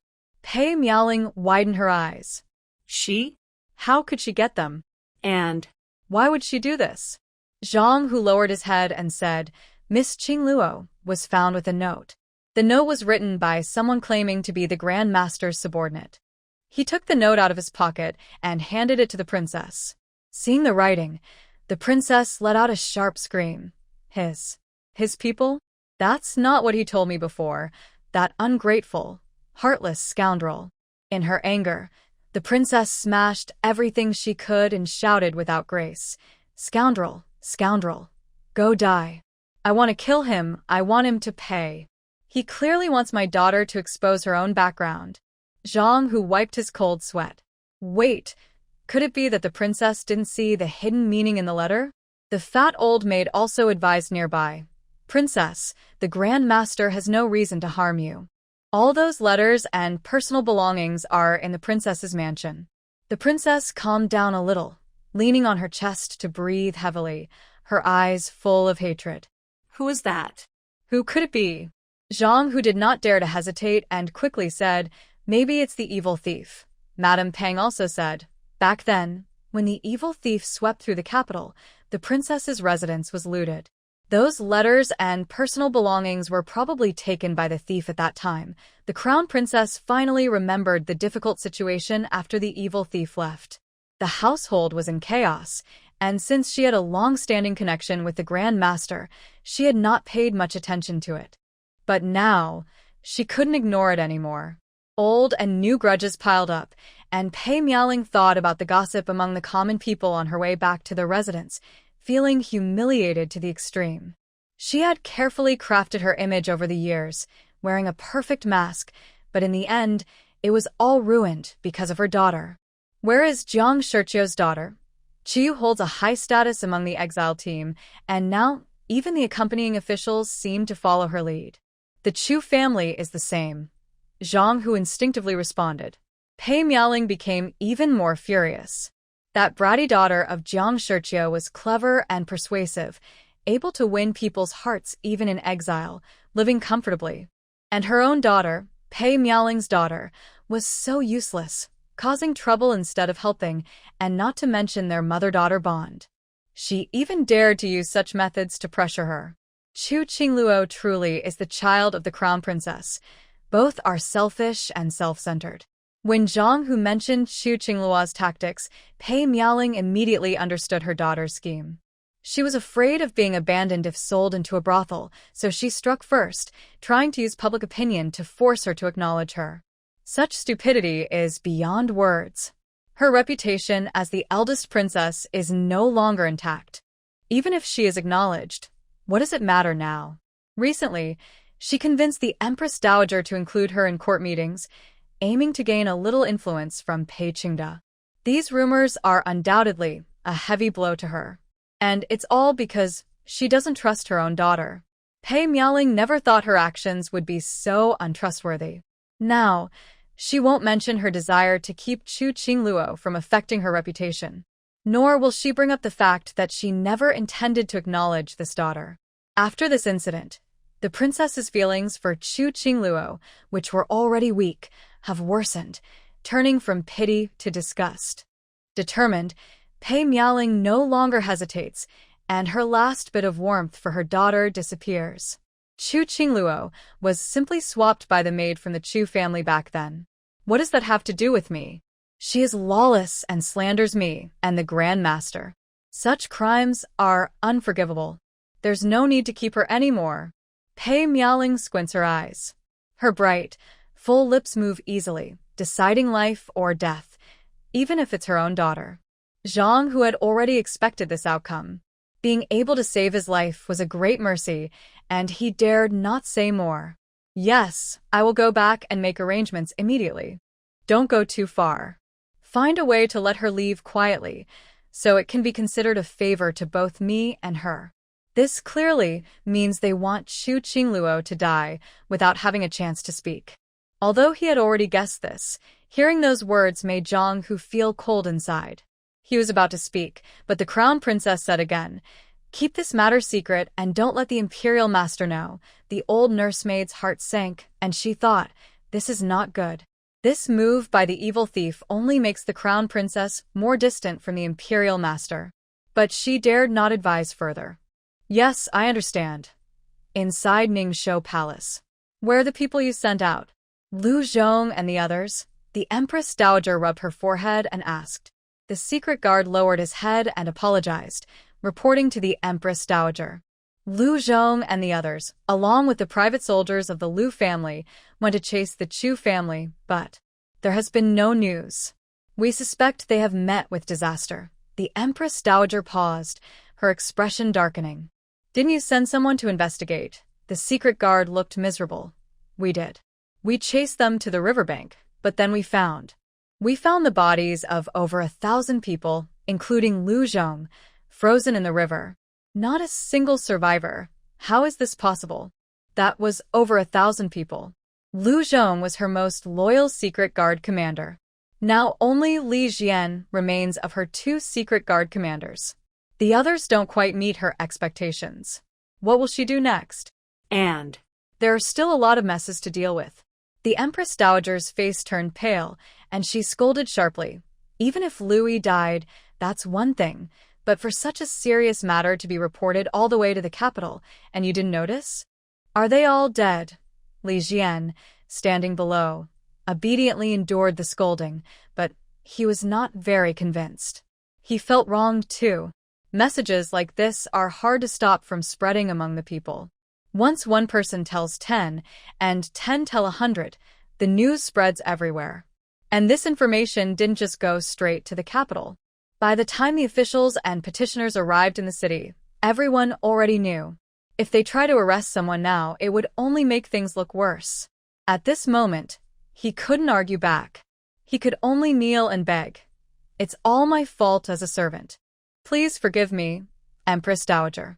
I will resolve this matter quickly and turn the mistake into a service. The Empress Dowager had already been very angry. She was quite old now and looked tired, resting her eyes. With her eyes closed, she said with a tired face, "Since it has already happened, we can't just be led around. If we handle it well, it might be a good opportunity." What does the Empress Dowager mean? Although I have suppressed this matter in court, the Qingxing Palace was indeed built by the emperor, and the issues in Hedong County are connected to him. Ignoring the people's feelings is a failure of the emperor's duty. A strange flicker appeared in Li Jian's eyes. He had a guess but pretended not to know and asked, "What does the Empress Dowager mean?" "I will have the emperor prepare and write a self-blame edict." In just 1 month, there would be 2 such edicts. Li Jian's eyes flickered. It seemed his master couldn't hold back anymore. The Empress Dowager waved her hand. "Let's go. We'll see the emperor." The palace was tense, everyone silent with fear. Pei Qingde was still inside the Palace of Blessings, having fun by hitting people, unaware that a great disaster was about to happen. As emperor, he had already lost his real power. The people in the palace are very good at reading the situation. The Empress Dowager is in power, and many have started to flatter her. However, the crown princess is ambitious and young, with her own followers. In contrast, The true ruler of Daliang, Pei Qingde, has gradually been forgotten by others. When people mention Daliang, they only think of the royal family and do not mention this vigorous young emperor. Today, the sun is high, and Pei Qingde has just woken up slowly. Since the Empress Dowager took charge, he has become more relaxed about court affairs. Recently, he hasn't even returned to his sleeping palace, instead staying all day in Qingxing Hall, living a carefree life. The imperial carriage arrived outside Qingxing Hall. The Empress Dowager stopped the eunuch who was about to announce, and she and her maid slowly entered the hall. "Come play, Your Majesty. Your Majesty only has sister in his eyes. I am so sad. Please, Your Majesty, show mercy to your servant." A few steps inside, sweet and clingy voices of men and women could be heard faintly. The Empress Dowager had not paid attention to Pei Qingde for a long time. Although she heard that the emperor was living a lonely life in Qingxing Hall, she had never visited before. Now, the state of Qingxing Hall greatly surprised her. Everywhere were flirtatious red silk, and on the ground, clothes of several people were tangled together messily, looking wild and reckless. Other things were even more unsightly. The Empress Dowager stood outside the inner hall, finding it hard to bear. Inside, Pei Qingde did not hear the message call and was completely unaware that the Empress Dowager was only separated by a wall, still happily waving a whip to pamper the person in front of him. How did the Ministry of Music send such obedient children? Reward them. Big rewards, Empress Dowager. The secret guard looked at the unpredictable expression on the Empress Dowager's face and asked with some concern, "Your Majesty has neglected government affairs. It's time to focus on serious matters." Pei Qingde has become a hopeless case, and the Empress Dowager naturally understands the reason behind this. Seeing her pleased with this outcome, she decided not to waste any more time and strode directly into the inner chamber. "Your Majesty spends all day indulging in pleasures, neglecting the people. Do you realize how much chaos is outside today, how serious it has become?" Pei Qingde and the Empress Dowager have already fully fallen out. Now, with no one around, he was too lazy to lift his head and prepared to use the whip again. The court is managed by the mother, so what am I worried about? Does the Empress Dowager think she is overworked? Humph. No matter how tired I am, I don't know if the emperor has been schemed against, and he has even brought the affairs of the teaching workshop and Lu Yi into the palace. What? Pei Qingde finally reacted. This is not good news. His expression darkened. Human trafficking, forcing good women into prostitution. Either way, it would shame the emperor and brand him with disgrace. But the secret behind the Palace of Blessings and Happiness was known only to the teaching workshop and Lu Yi. How could Lu Yi be so reckless as to spread this matter? Could the Empress Dowager be deceiving him? Seeing Pei Qingde's thoughts, the Empress Dowager coldly flicked her sleeve and told him everything about the people reporting to the emperor with drums. Now, public opinion is boiling. Everyone says the emperor acts without regard for the people's lives. If left unchecked, not only the emperor and the Empress Dowager, but also the dignity of the royal family will fall completely. No. I can't allow this. Pei Qingde became anxious. He wanted to turn over and sit up, but almost forgot that his legs were paralyzed. He fell to the ground with a thud, looking earnestly at the Empress Dowager. What should I do? I can't let them slander me like this. Mother, you can't ignore your son. The Empress Dowager gently stroked the young man's head with her long, pointed armor-covered hand, speaking softly and strangely. This matter is very serious. I also have no solution. The only way now is for the emperor to write a self-blame edict and announce it to the world, so the people's anger can be eased.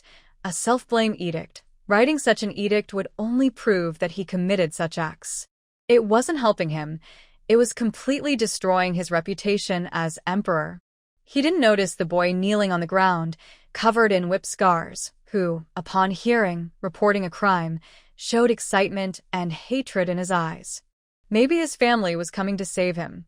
But could he still go back? Why do I have to write a self-blame edict?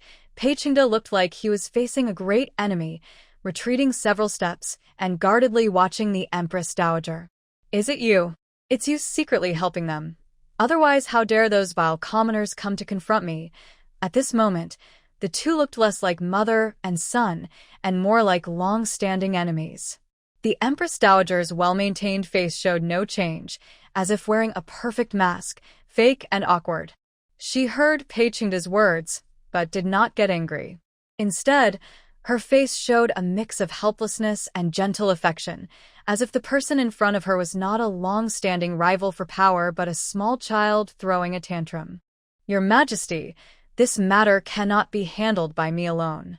You should know that besides writing a self-blame edict to soothe the people, there is no other perfect solution. No, I am not at fault. Those common folks were born poor. If I hadn't taken a liking to them, they wouldn't have seen the prosperity of the capital. Yes, I am not at fault. They should thank me. It is I who let their children live better lives," Pei Qingda muttered to himself, his expression changing several times. A few young eunuchs kneeling nearby trembled with fear, worried about being caught in the crossfire of anger. The Empress Dowager glanced at them, and the maid understood. She signaled to dismiss the servants. In an instant, only the Empress Dowager and her son remained in the large hall. "Pei Qingda, you need to wake up." The Empress Dowager's voice was sharp, almost like a sword, hitting Pei Qingda's face directly. "If it weren't for your initial mistake, how could you be caught and forced into this helpless situation?" Pei Qingda was scolded harshly by the Empress Dowager, and his reason slowly returned. But Pei Qingda was always proud and unwilling to bow his head.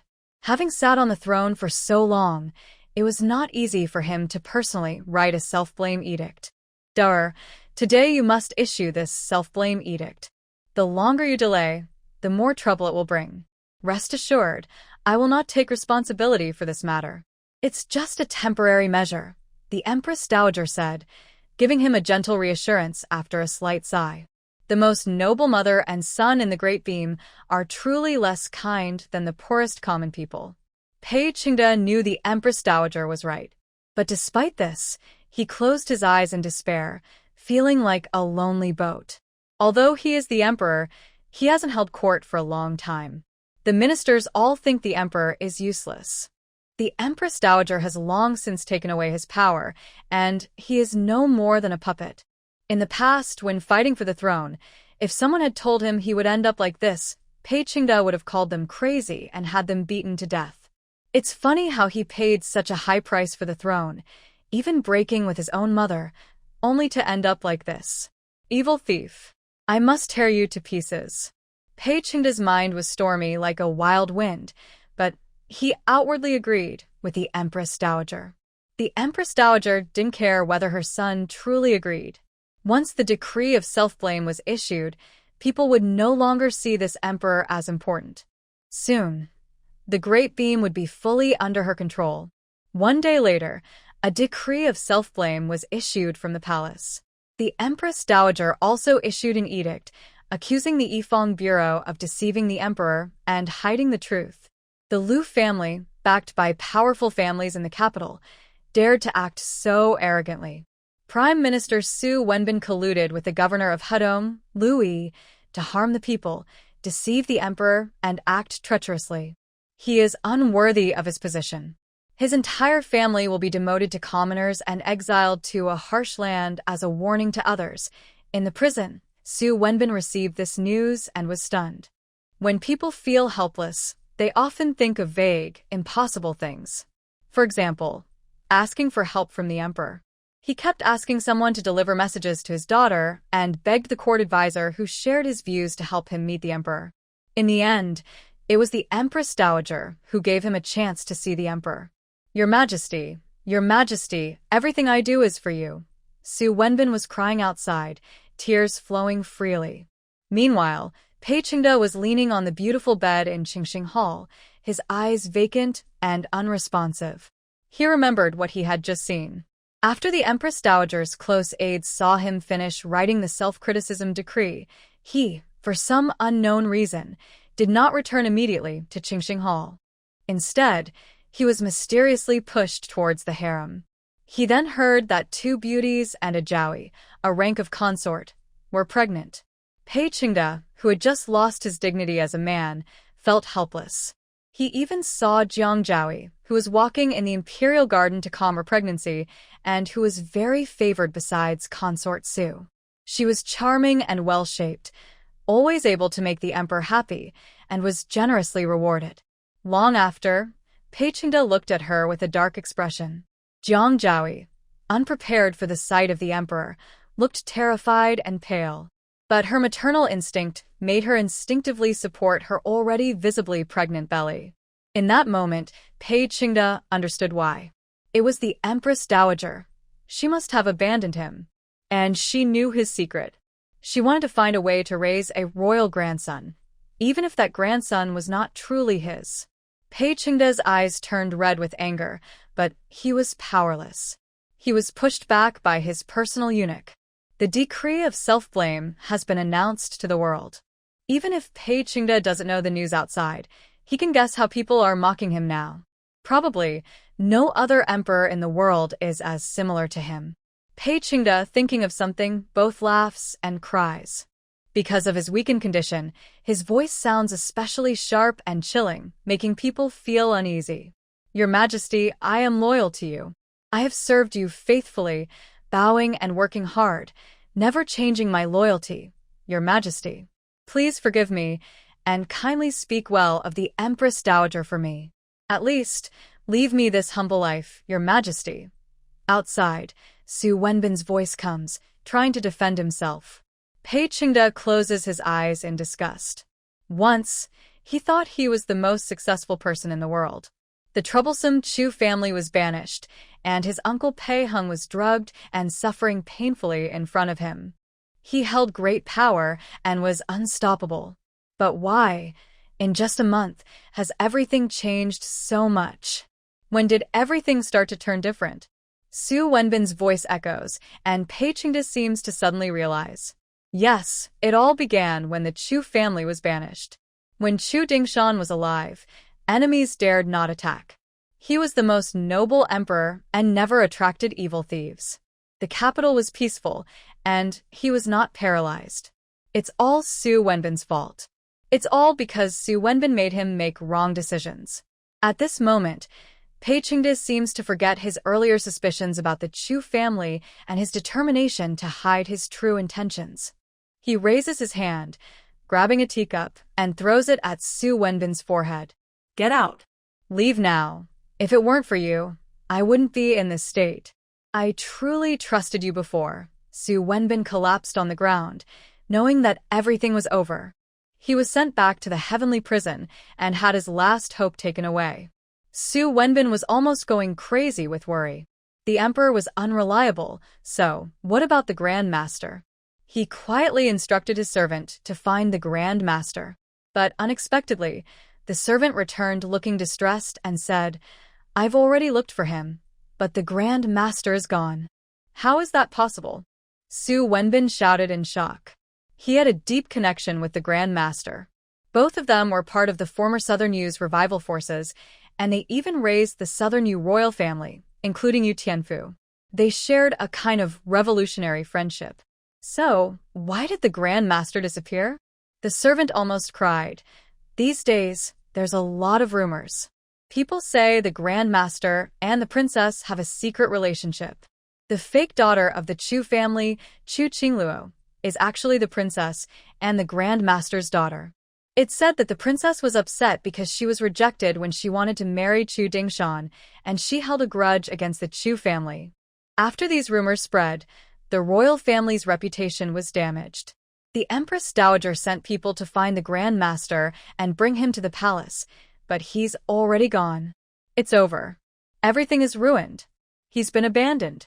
Su Wenbin's face turned pale, and he weakly sank to the ground. He couldn't understand how he had come to this point. His daughter, a noble consort, was pregnant with the dragon's heir. His greatest enemy, the Chu family, was sentenced to exile. But why had everything changed? He was first struck by a sudden gust of wind, then hit on the head by a collapsing palace. The jade seal from the previous emperor was stolen, and Yu Tianfu also died. He wanted to plan carefully, but instead received an order for exile. On the day of exile, "Let me go. I am not from the Su family. I was taken by Su Wenbin. I have nothing to do with him. Please don't exile me, I beg you." Su Wenbin watched his already looted prime minister's residence turn into ruins and saw his young wife crying loudly. When he put on the handcuffs and shackles, he instinctively bent his back. For some reason, he suddenly thought of the Chu family that day. In winter, he wore slightly thicker prison clothes, a special care from his daughter. Even so, he still felt the cold piercing to his bones. When the Chu family was exiled that day, he had gone to see them. Their clothes were so thin that the wind could blow right through, yet everyone in the Chu family looked relaxed. Even the elderly Mrs. Qin seemed unaffected. The journey of exile was extremely dangerous. Even if they didn't die, they would suffer severe injuries. That day, Shen's family looked exhausted, but the Chu family was an exception. Moreover, along the way, they didn't encounter any problems. In fact, they seemed to be thriving more and more. Su Wenbin hated it with all his heart, but felt helpless. Since the sudden gust of wind, Su Wenbin's legs and feet had been weak.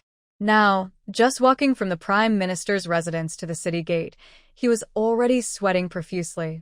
Like during the Chu family's exile, many common people gathered to watch. But Su Wenbin had no help from Chu Yu, nor did he have the military achievements of the Chu family. The Empress Dowager's decree came first, and the angry and naive common people showed no mercy in attacking him. That corrupt official. He's still the Grand Chancellor, yet he can do such heinous things. Being torn apart by horses would be too good for him. Corrupt official. It was Su Wenbin who helped convict the Chu family. General Chu is so heroic, yet he was betrayed by such a petty person. Yes, an entire Chu family, so many lives lost, all because of Su Wenbin. Beat him, the villagers quickly agreed, throwing rotten vegetables and eggs at Su Wenbin's head without care. Su Wenbin was tied behind the officials, looking both helpless and angry. Just as he wanted to speak to show off his status as Grand Chancellor, he was harshly pulled back. "Hurry up. Move faster," Su Wenbin obediently complied. Around him, his wife, concubines, and son all looked at him with hatred, as if he had brought misfortune to the whole family. But how was the Chu family so harmonious back then? Meanwhile, in the crowd, a hooded person, looking like a servant, was quietly watching everything. He walked with a slight limp. If the crown princess looked closely, she would recognize him as the missing grandmaster. A few days ago, as soon as he left the palace, the common people pointed at him and scolded him loudly. How could you be a Chu family member and do such things? Adultery. Not only adultery, but you also harmed the Chu family by having a secret child with the crown princess, building the upper beam crooked, the lower beam tilts. If he has a daughter like that, he must not be a good person. Earlier, when the capital shook, wasn't he also knocked down below? If he truly had some skill, how could he have been hit too? The grandmaster's eyes widened in shock. Over the years, not only Pei Miaoling created a perfect image, but he also did the same. To restore the country, he presented himself as a wise and respected grandmaster, kind-hearted and generous, donating to the people. Everyone in the capital praised him highly. But now everything has suddenly changed. The Grand Master hurried back to his residence. His subordinates reported that he had just learned Chu Chingluo had done such a thing. His subordinate whispered, "It seems the crown princess won't keep that child, Your Excellency." The Grand Master frowned, showing disgust on his face. "A child? What child? I, a Chu family member, could never have a child. These are just the mad rumors of the crown princess." But in his heart, he cursed Pei Miaoling and Chu Chingluo fiercely. One was careless, the other reckless, and they both dragged him down.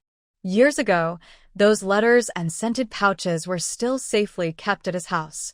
If he had destroyed them earlier, how could they have fallen into the hands of evil thieves? Pei Miaoling had a bad temper, was selfish and self-centered.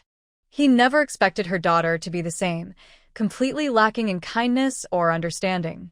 The Grand Master had been staying in his residence for several days, afraid to go out. He was extremely displeased with Pei Miaoling and Chu Chingluo. His heart was full of blame for Pei Miaoling, but he never considered why she kept those old belongings from years ago. They never imagined that Chu Chingluo was their daughter.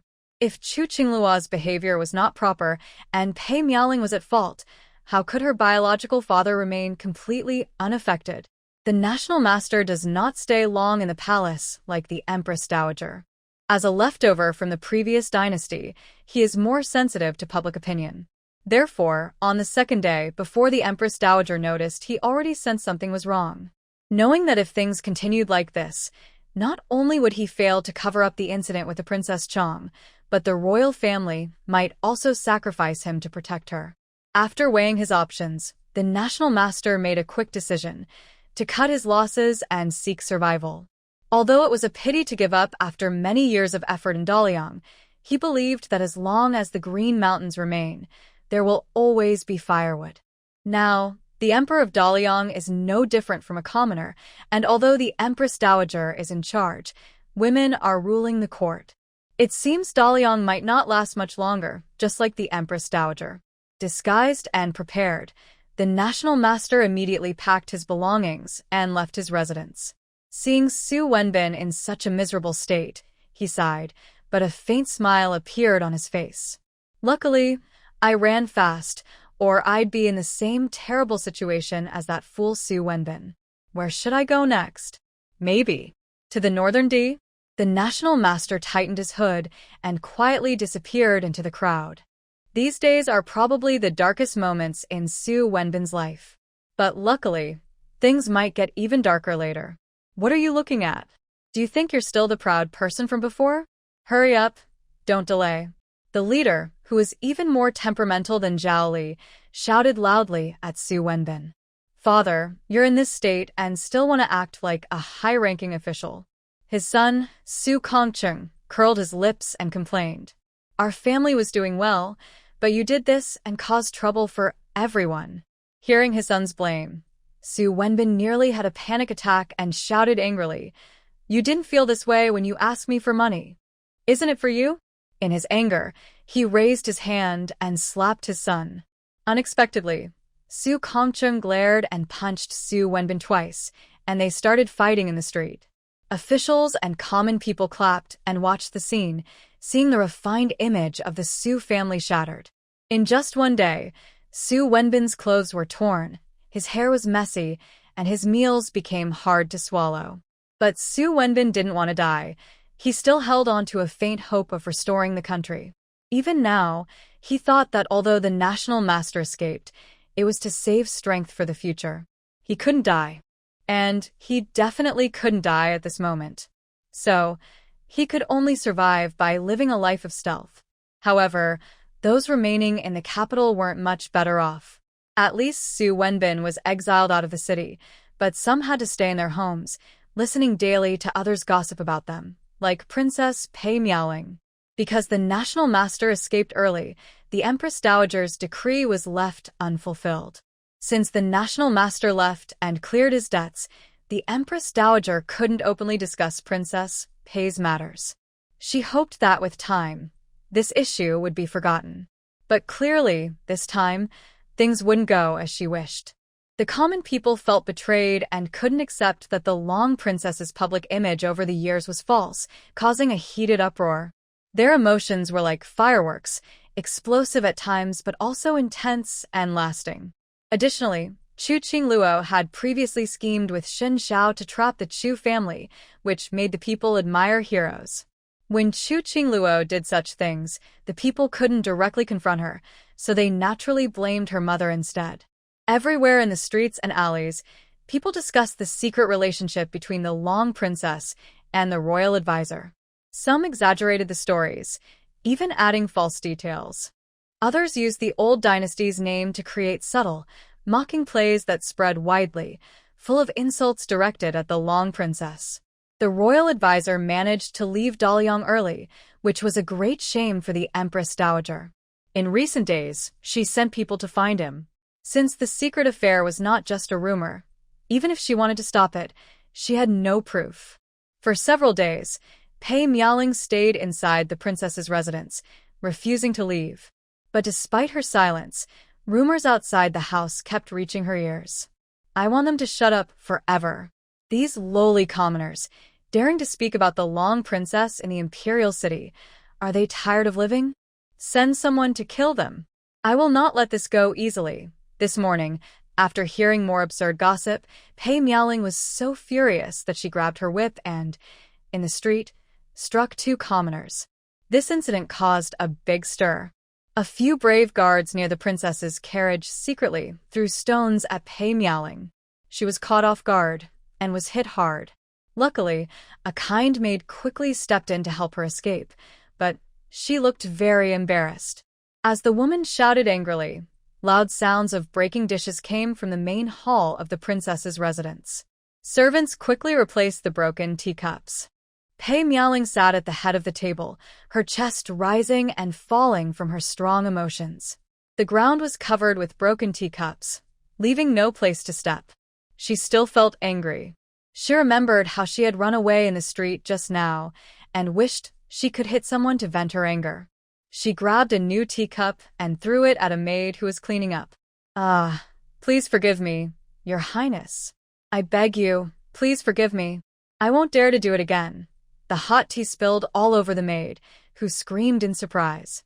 Then, she suddenly remembered something. Her face turned pale, and she dared not look at the princess. She kept kowtowing and apologizing repeatedly. But Pei Miaoling was already furious. When someone accidentally offended her, she didn't care if it was intentional or not. Take her away and whip her to death. Yes, please, Your Highness, spare me. I beg you. Please forgive me this time, Your Highness. The maid was so scared her hands and legs went weak. Still, she kept pleading for herself. Soon, someone came in and carried her out.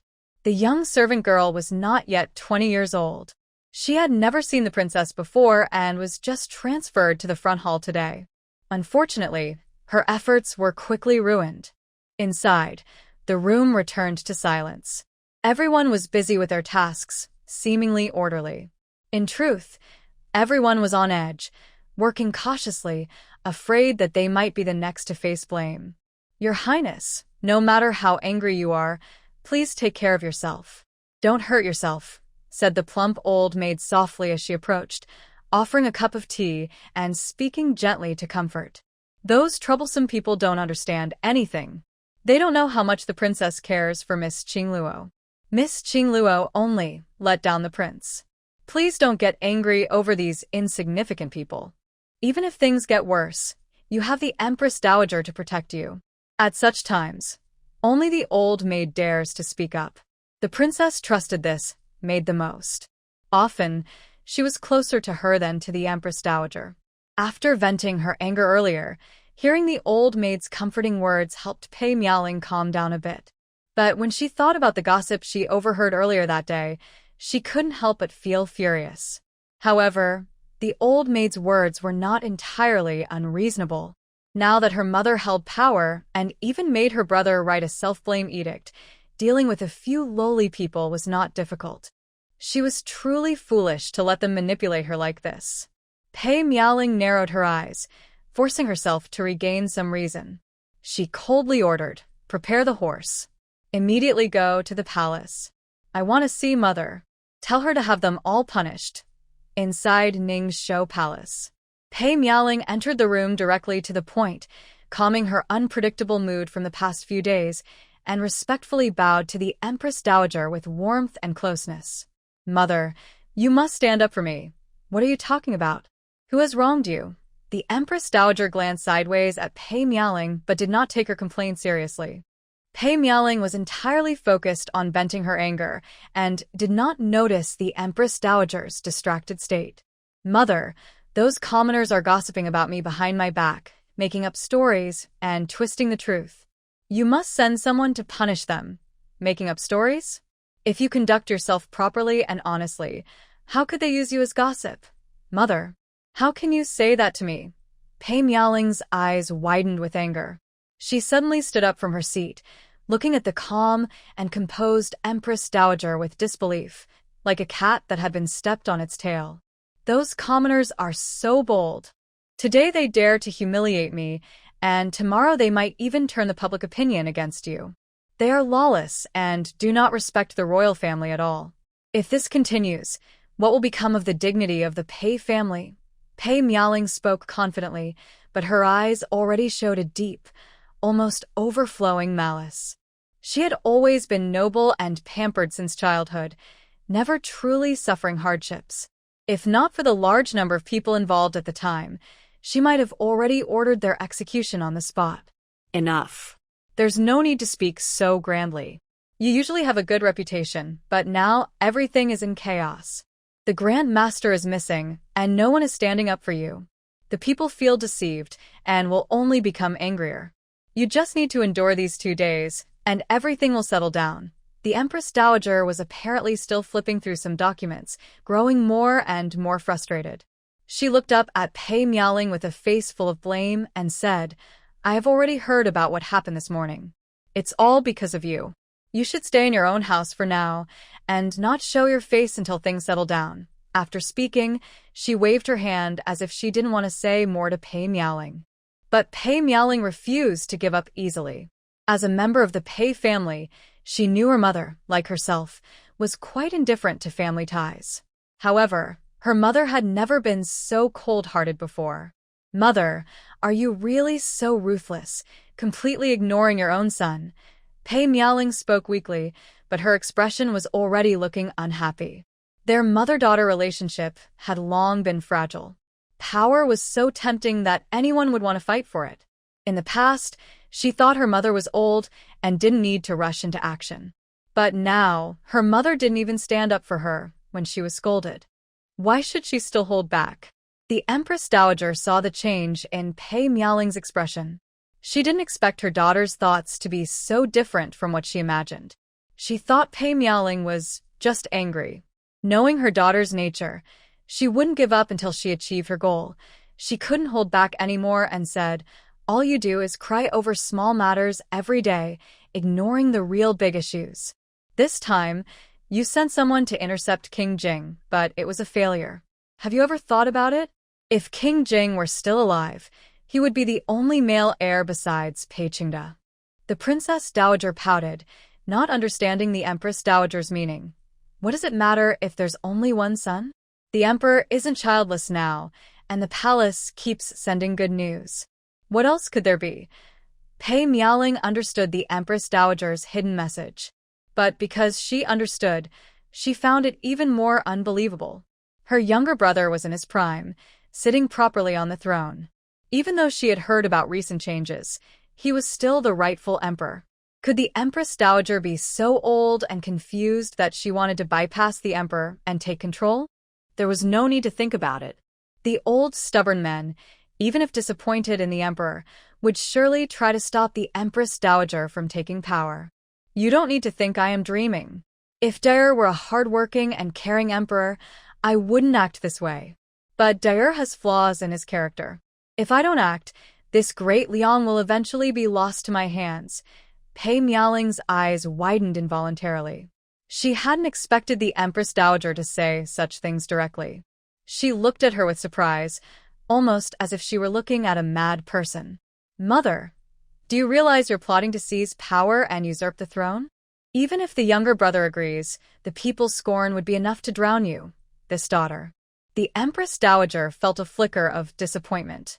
She usually saw her daughter so eager for power, but now she couldn't see through this situation and even considered her reputation. If she held all the power and control, who in the world could say otherwise? She couldn't see this clearly. It seemed she was truly beyond help. The Empress Dowager seemed somewhat indifferent, even in a good mood to admire her newly changed armor, speaking leisurely. "Plotting to seize the throne is not good, but if the emperor has no children, the future of the dynasty will be unstable. How can the country's foundation be secure and the lineage continue? No children," Pei Miaoling sharply exclaimed, her face twisting with a mix of excitement and shock. In the next moment, she reacted slowly, turning her head dully. "Your Majesty, I heard that many women in the harem are pregnant recently. Could it be that the Empress Dowager sipped her hot tea with interest, her tone oddly cheerful? Pregnancy is certain, but whether it's a dragon's child is hard to say. They dare to commit adultery. Does the Emperor not know about this? Der knows very well. The Empress Dowager calmly told her the truth, holding Pei Miaoling's hand. When the evil thief raided the palace that day, he accidentally injured Der. The children of the women in the harem, including those of Consort Su, were also conceived through adultery. Pei Miaoling was stunned, murmuring, "Then the Emperor. How could he?" As soon as she spoke, she understood everything. No wonder Pei Qingde hadn't said a word about it. No wonder the Empress Dowager was still covering for those women. If Pei Qingde revealed that the children of Consort Su and others were not of the dragon's blood, and if people found out he was already incapacitated, could this unworthy, incapable, and infertile emperor still hold onto the throne? After all, besides Pei Qingde, there was King Jing, who was young and vigorous, still lively outside. If those old-fashioned ministers knew, they might turn to support Prince Jing, Pei Heng. Previously, Prince Jing Pei Heng pleaded for the Chu family, and he has ties with Chu Dingshan.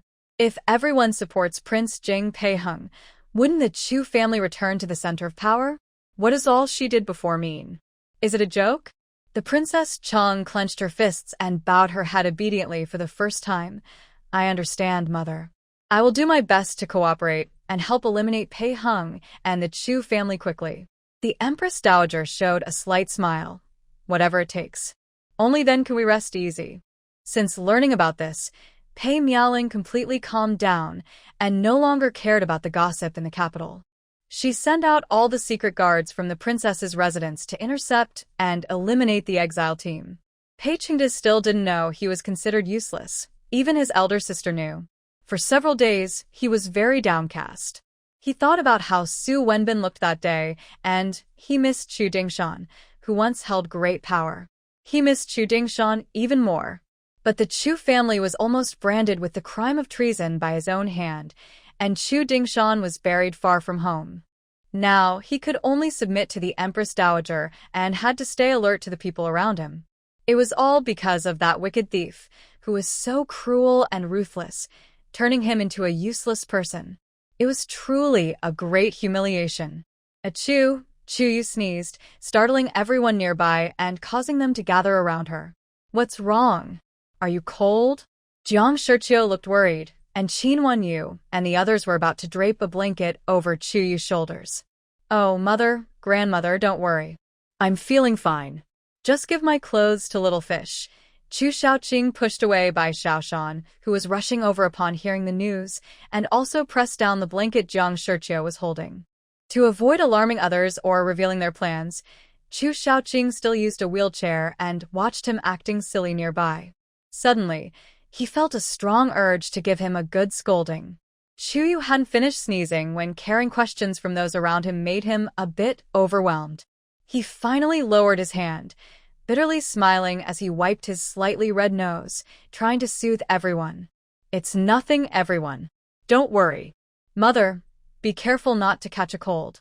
I just got caught in the wind. That won't do. If Fifth Lady gets sick, what will we do? Hong Gang was the first to oppose. Later, I'll have Liliang bring some warm medicinal soup. Everyone should drink a bowl to warm up and chase away the cold, since the incident with Hong Bauer, Hong Gang's family, had almost taken Chu Yu in.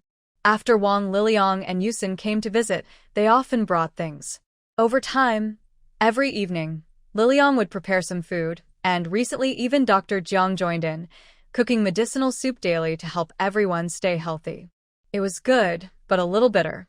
Chu Yu sighed and asked the system, "Are we almost near the Lu family's territory, system?" "Yes, host." Yu Yu's face turned serious as she ordered the system to stay alert in secret. The Lu family behind Lu Yi's position has its main base within Heshi County. With the emperor far away and the sky high, the Lu family has been rooted here for nearly 100 years, longer than the founding of Liang Kingdom. They are deeply established and very difficult to shake.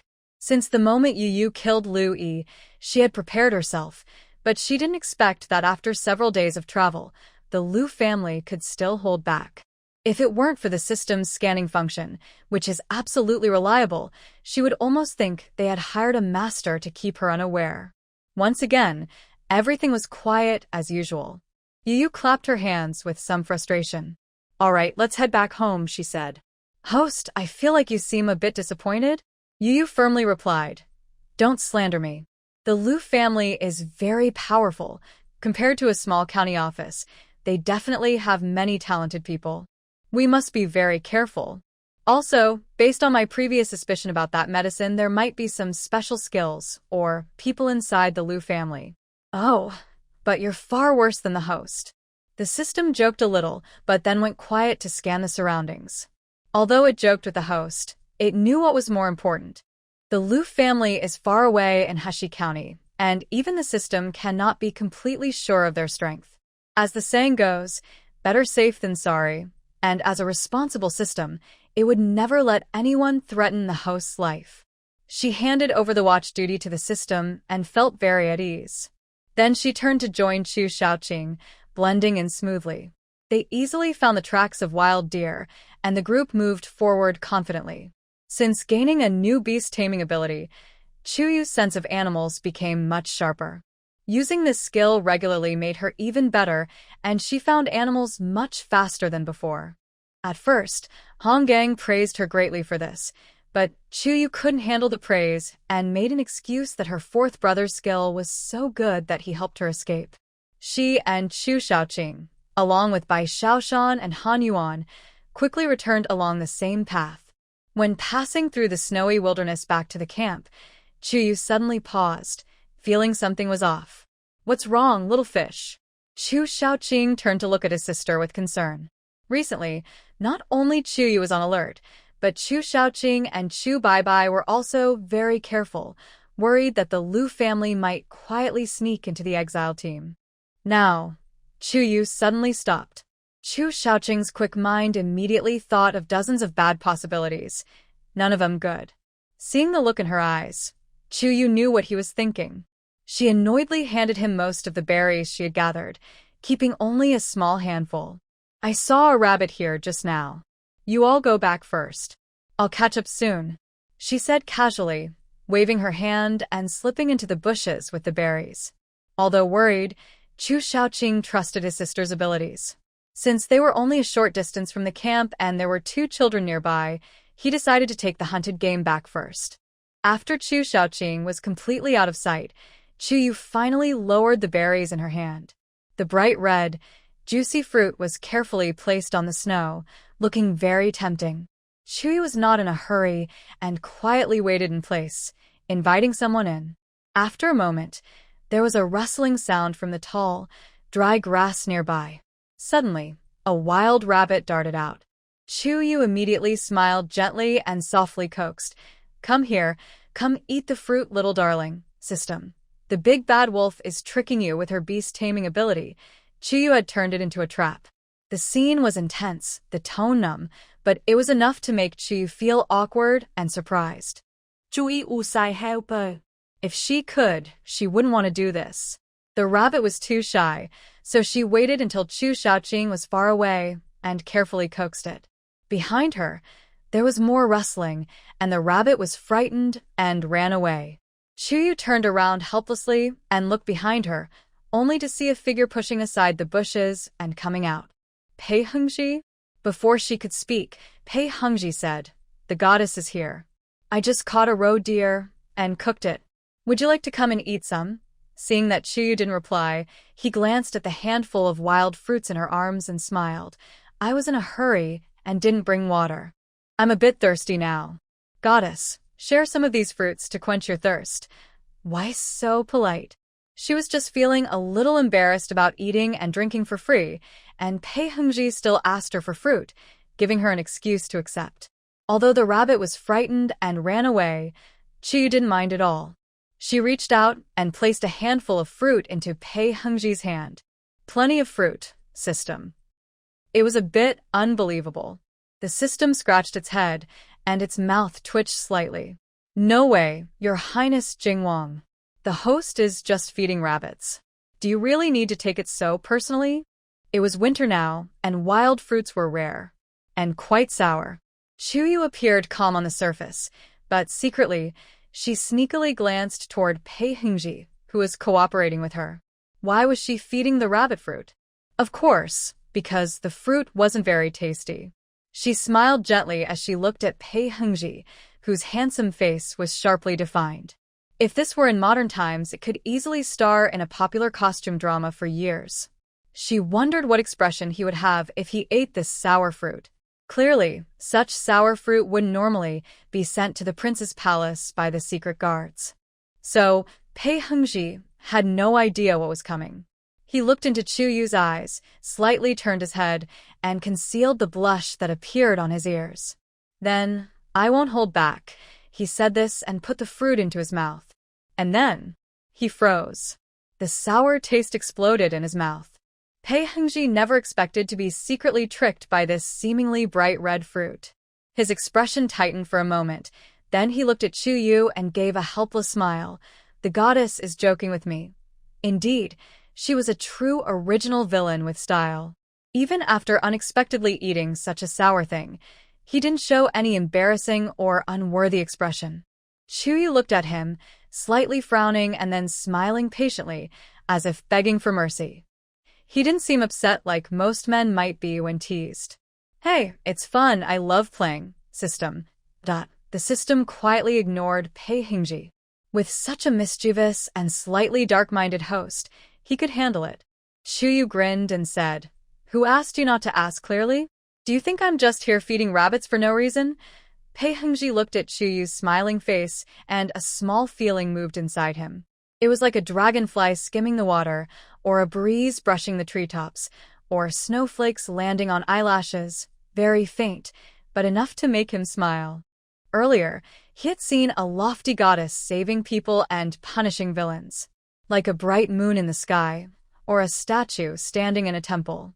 But a fruit, or a playful joke, made him realize that the goddess in front of him was actually a young girl. "That was my mistake." Pei Hengji knew it was a joke, so he quickly admitted fault. So, how should the goddess punish me? Since Pei Hengji was so honest, Chu Yu felt a little embarrassed herself. Not good. He makes me look like I'm bullying him. Punish, punish. She rolled her eyes and came up with an idea. Then I'll punish you, just don't call me goddess anymore. If others hear that, it might cause trouble. Pei Hengji was slightly startled and nodded clearly. Yes, then Lady Wu, come with me. By the way, we're almost at Heshi County ahead, but I'm afraid the Liu family might be prepared. Chu Yu nodded. We haven't met the head of the Liu family before. Do you know him well? Pei Hengji naturally knew. The current head of the Liu family is named Liu Ji. He's quite resourceful. He appears kind but is actually ruthless. He might try to calm public opinion by blaming Liu Yi, then secretly use sneaky tricks. I worry their people might have set traps around us, but are hiding them. However, God and Lady Wu, you probably already knew this, right? Chu Yu cast a clever glance at the rabbit hole just now. Earlier, I saw that rabbit had a scratch on its body, probably from an arrow. The exile team doesn't have many arrows, mostly using nets, and with your many people, I doubt you care much about a little meat like that. Am I right? Pei Hengji couldn't help but admire her. Chu Yu not only had divine power granted by heaven but also excellent analysis and judgment skills. Even without her divine power, she would naturally achieve great things. Having a daughter like Chu family's girl is truly a blessing. He nodded, wanting to say something, but from afar, faint cheers could be heard. Chu Yu listened carefully, and a look of surprise appeared on her face. Fourth brother caught a deer. Pei Hengji immediately understood she was probably going back for dinner. He felt a little disappointed but still smiled and said, Then I'll ask Yen-san to send you some venison. When they returned to the camp, Chu Yu had regained her composure. To avoid worrying the Chu family, she didn't tell anyone about what had happened. Jiang Shiqiu initially scolded Chu Shaobai for not coming back with Chu Yu. She had been eagerly waiting, and as soon as she saw Chu Yu, she immediately pulled her closer to the campfire. Now it's freezing outside, and there are dangerous people watching us. Little fish, come back quickly, so they won't have a chance to do anything. Chu Yu obediently nodded and snuggled beside Jiang Shiqiu, smiling politely like a good girl. I understand, mother. Don't worry. Fourth brother is not far away, and I won't be in danger. Jiang Shiqiu checked Chuyu from head to toe to make sure she was safe, then finally relaxed. She didn't want to scold Chuyu anymore. Chuyu looked past Jiang Shiqiu and made eye contact with Chu Shaoqing behind her. Chu Shaoqing looked worried and made a fierce face at Chuyu when their eyes met. The next moment, Chuyu stuck out her tongue and nonchalantly looked away. It was obvious she knew that her older brother went out with her, and her mother was probably upset with him again. But this time, Chuyu had discovered Lu family's plan early, so she didn't feel entirely guilty about her brother. Fairy sister, while Chuyu was still thinking about how to deal with the Lu family, a soft voice suddenly sounded in her ear. She looked over and saw Han Yuan and Bai Shaoshan bringing Hong Bao over. Everyone is resting now. Lin Yang is quick and diligent, preparing food to share with the others in the exile team. Hong Bao is early and waiting at the Chu family's house for Chuyu to return. She is still young and doesn't understand the stories about divine women or evil thieves. She only knows that this beautiful older sister is both strong and gentle. She really enjoys being with her. Hong Bao is shorter than the two boys. Lin Yang styled her hair like a New Year picture doll, making her adorable face look even more charming. Chu also likes her very much. She gently ruffled Bear's hair and took out some candies from her space, offering them to the children. Come and eat candy. It's sweet. Do you like it, Bear? Compared to Han Yuan and Bai Shaoshan, maybe because she is a girl, Hong Bao clings more to Chuyu. Since they are traveling, she can't stay with her all the time. So every time they meet, Chuyu finds ways to give her something to eat. Hong Bao didn't even look and directly put the candy into her mouth, her little lips as sweet as honey. Sweet. Thank you, fairy sister. Bao likes candy, just like she likes her sister. Children's likes and dislikes are always pure and straightforward. Hong Bao's voice is clear, and her eyes are full of affection for Chuyu. Unlike Han Yuan and Bai Shaoshan, Chu Shaobai and Chu Shaoqing also like this girl very much. They are especially proud to like her and the little fish. Hearing her voice, they all smile happily. Dinner is ready. Dinner is ready. Wang Linyang cheerfully calls everyone. Her loud voice is like a warm light shining into the snow, making everyone feel cozy. Come quickly and eat. Let's enjoy the hot soup. This deer was just hunted by Chu Xiling earlier. So fresh. 注意勿色卖. Isn't this a kind of deer hunting?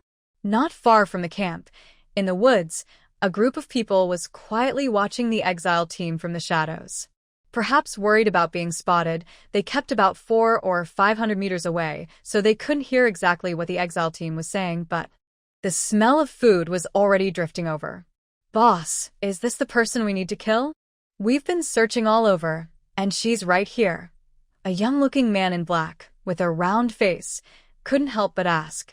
As he spoke, he swallowed nervously, causing those nearby to glare at him sharply. Seeing his guilty look, the round-faced man looked quite upset and pouted. People value food above all, and they had traveled all night. They hadn't eaten a proper meal in a long time, let alone hot, steaming food. The exiled team was unusual.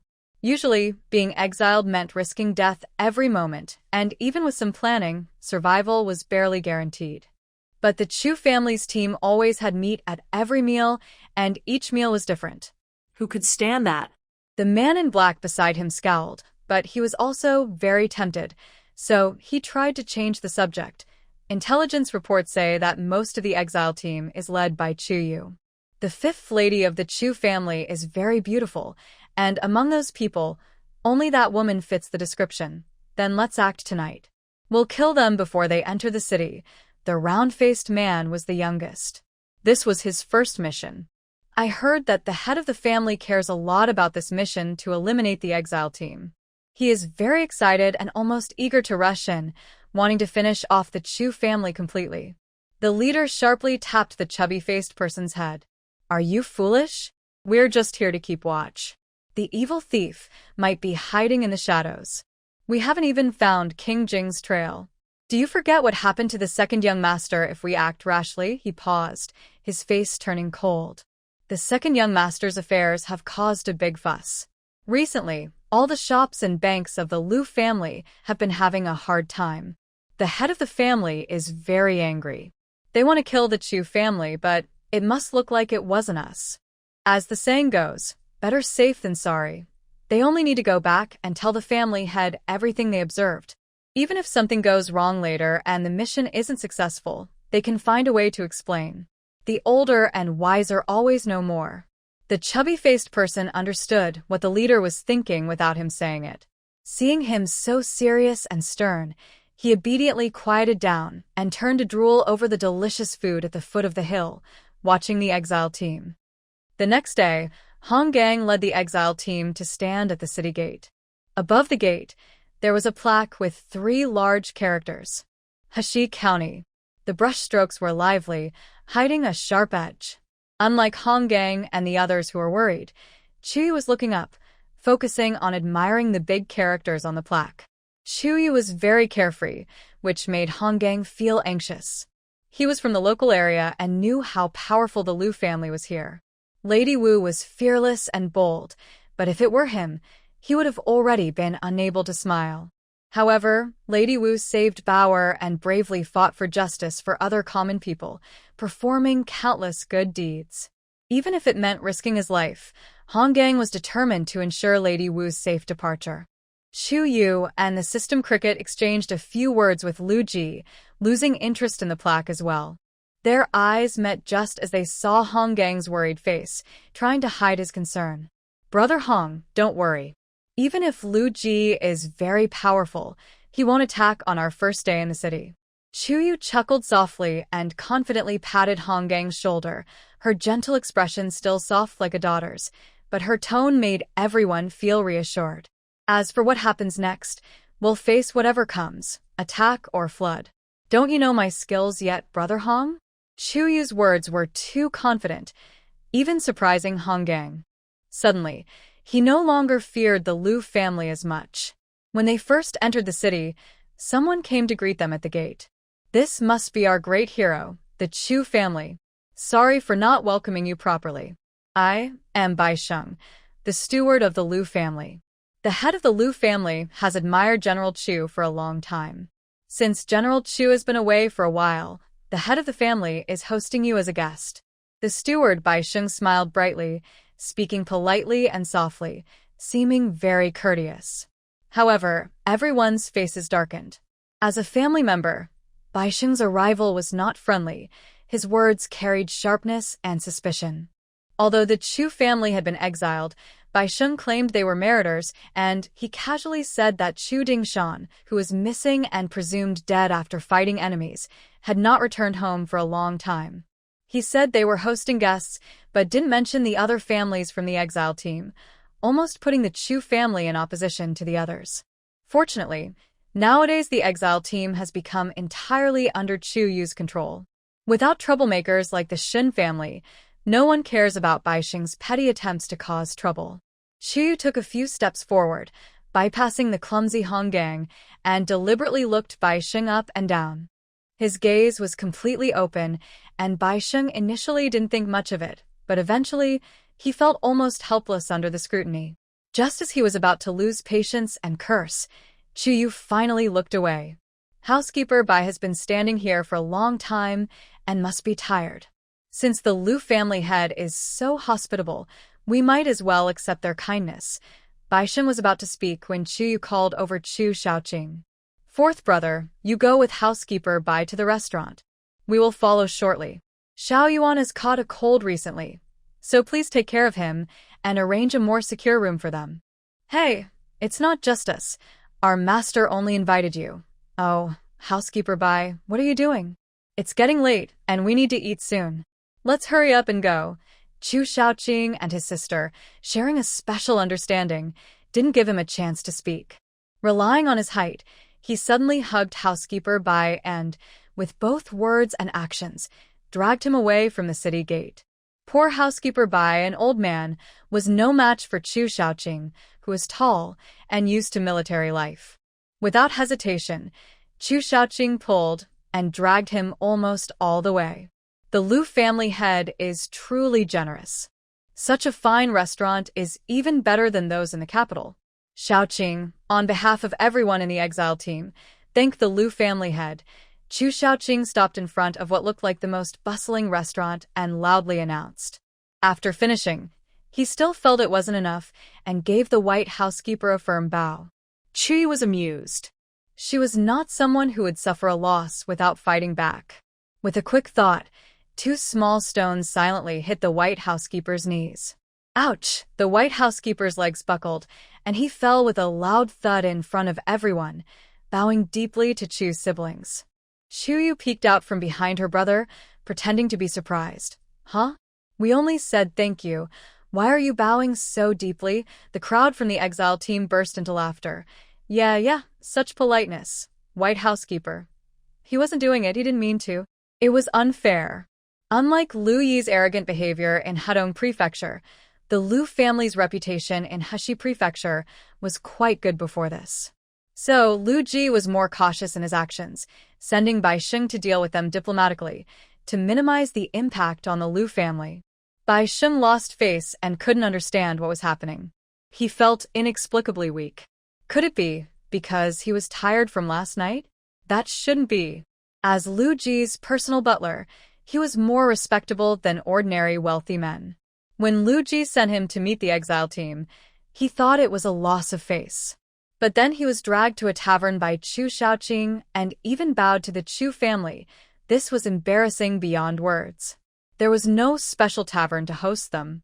In Lu Ji's eyes, the Chu family was already as good as dead, so how could they truly prepare a place for them?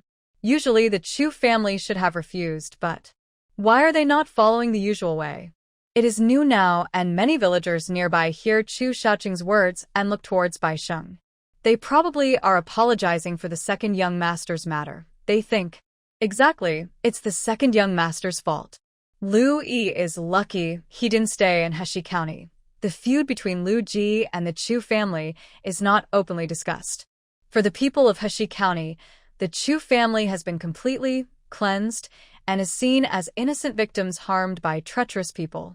Bai Sheng cannot refuse.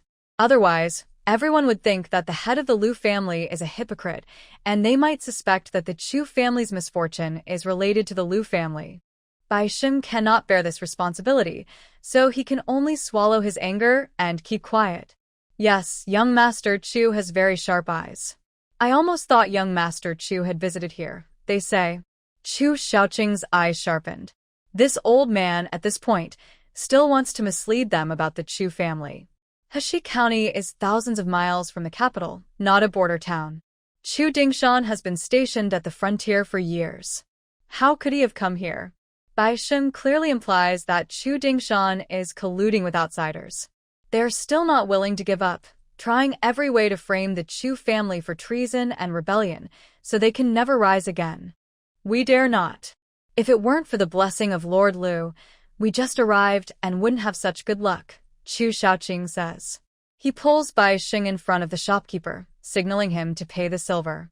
Chu Shaoqing has no strength to resist, and Bai Sheng, momentarily unaware, is pushed and stumbles.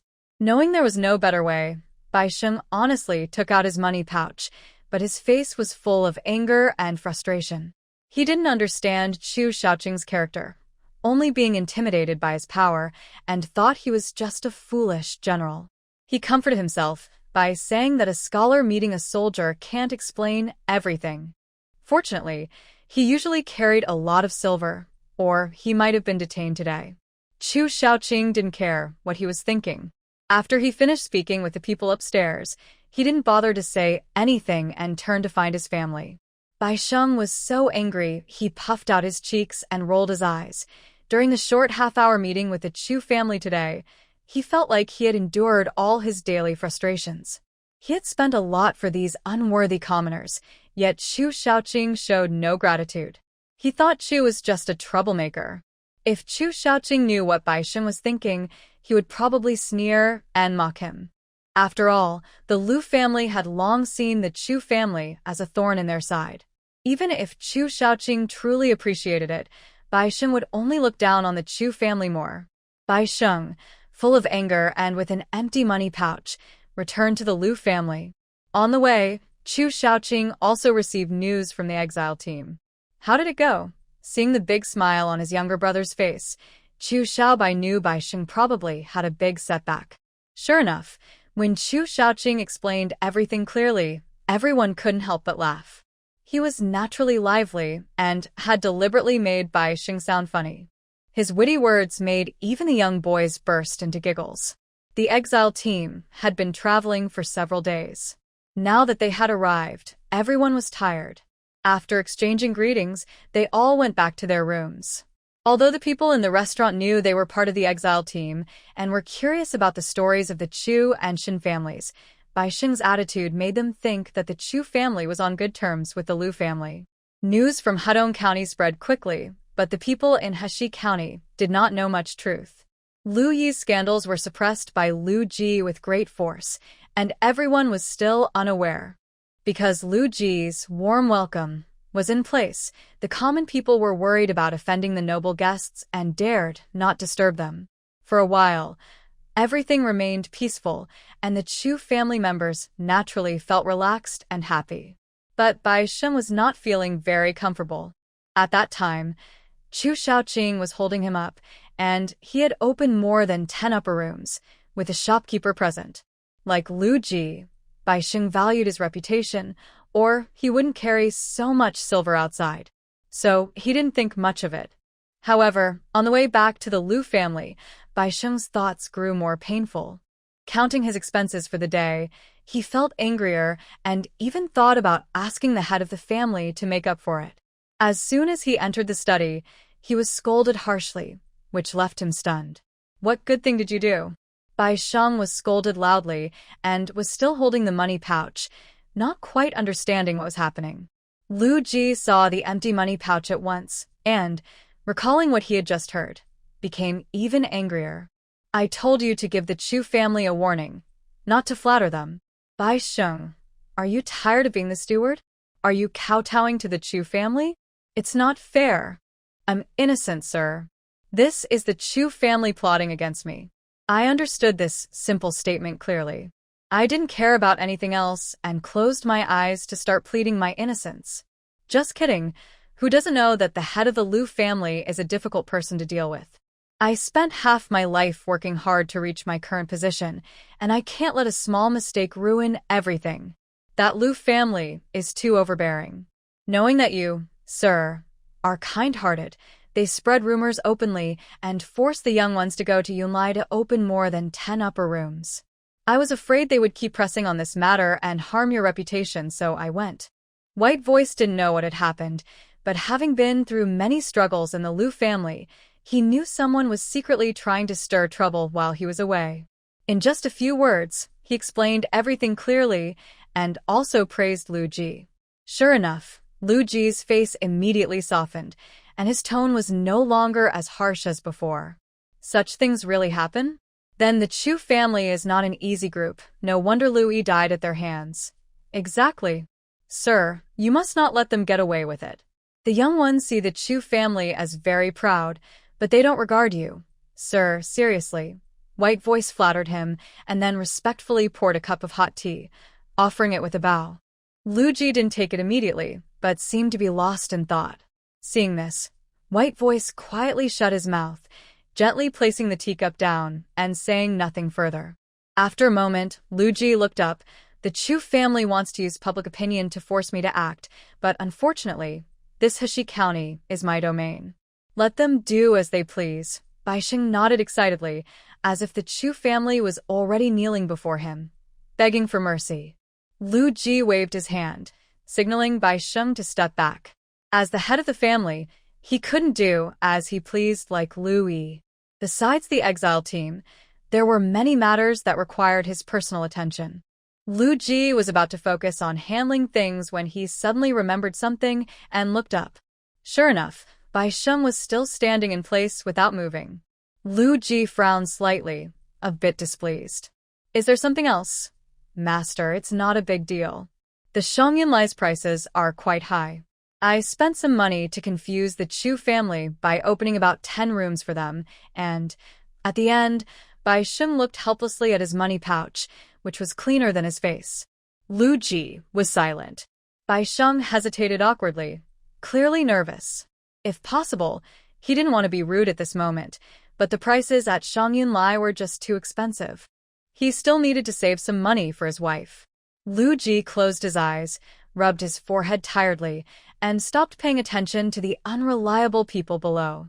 Once this matter is over, the Chu family will make up for your loss. Don't be so tactless and say things that make people laugh, as if the Lu family has wronged you. Yes, Bai Sheng dared not to argue further and obediently stepped out. He gently closed the door behind him, took several deep breaths, and finally managed to calm down.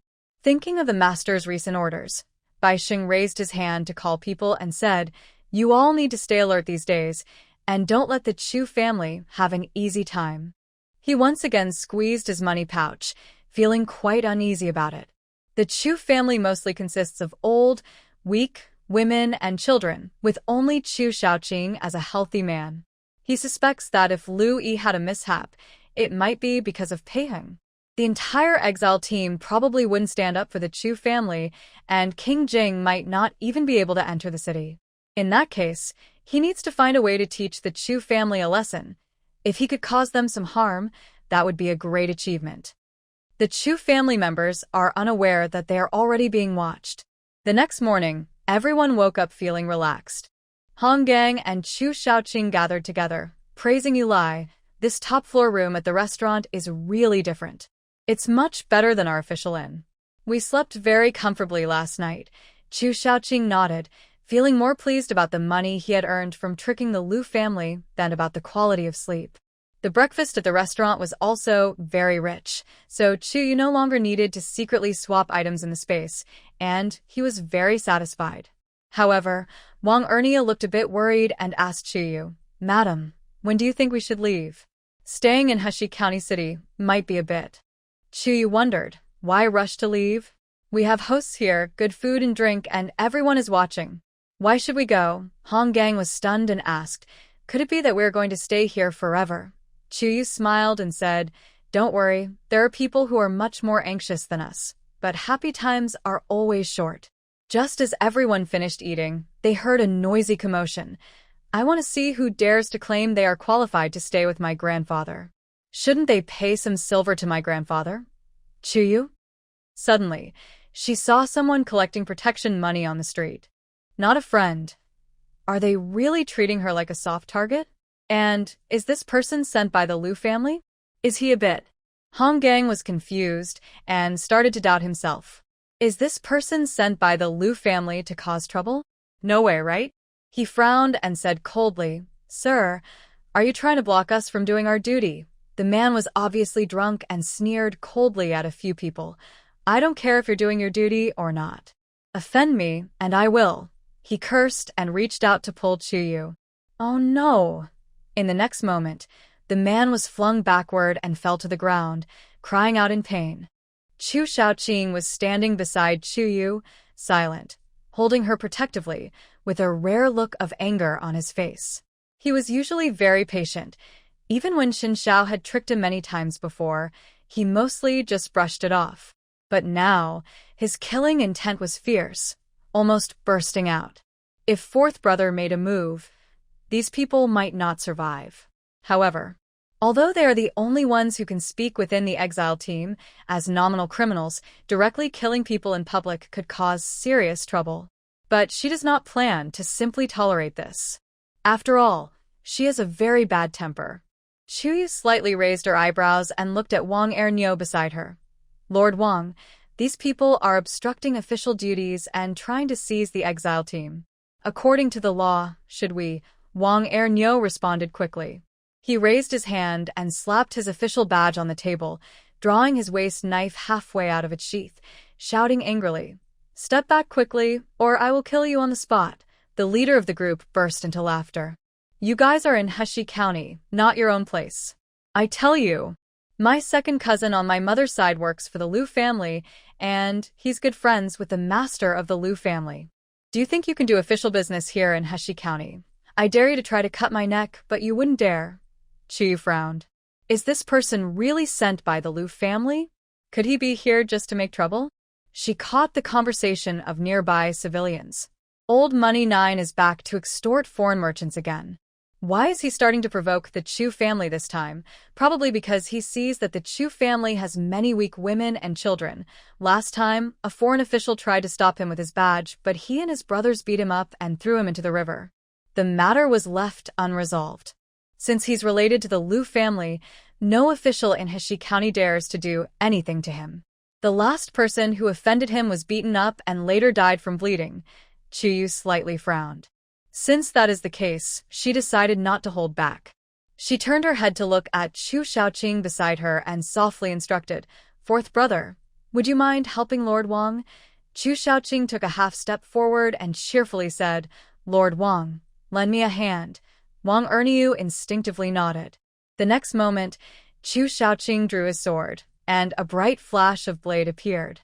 In an instant, the people in front of them were disarmed, and their faces showed shock, as if thinking, could Chu Shaobai really dare to attack?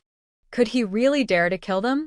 Chu Shaobai sheathed his sword back into Wang Erniu's scabbard, then raised a cup of wine from the table and said, "Everyone, don't be alarmed. These bullies are so bold as to disturb official government affairs in broad daylight, ignoring the imperial decree. It's clear they've been causing trouble in the neighborhood and doing all sorts of evil. Fourth brother is really getting better at talking." Chu Yu nodded and then smiled. From today onward, everyone can rest easy and no longer be troubled by these villains. Outside the restaurant, the villagers cheered happily. Chu Yu smiled warmly as she looked at the young waiters around her, who looked both scared and respectful. "Please, take Lord Wang's badge and go report to the officials." Most of these people were probably not sent by the Lu family, but she wanted to see how the Lu family would react. As Chu Yu predicted, these people were definitely not sent by Lu Ji himself.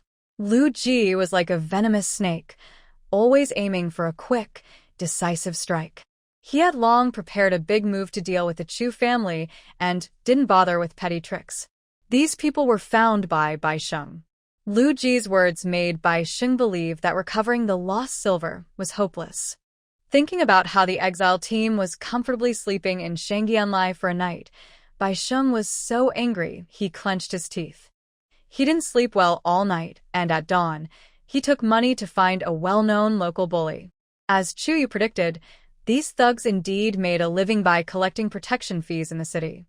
Because Lu Ji was willing to tolerate them, they acted very boldly, causing great suffering among the common people. Bai Sheng originally thought that even if they couldn't recover all his silver, giving Chu's family a warning would be good. But he didn't expect that, in just half a day, he would hear that those thugs had been killed. Even more, the news was sent to the official office, claiming they interfered with government affairs. With this accusation, Bai Sheng was immediately speechless.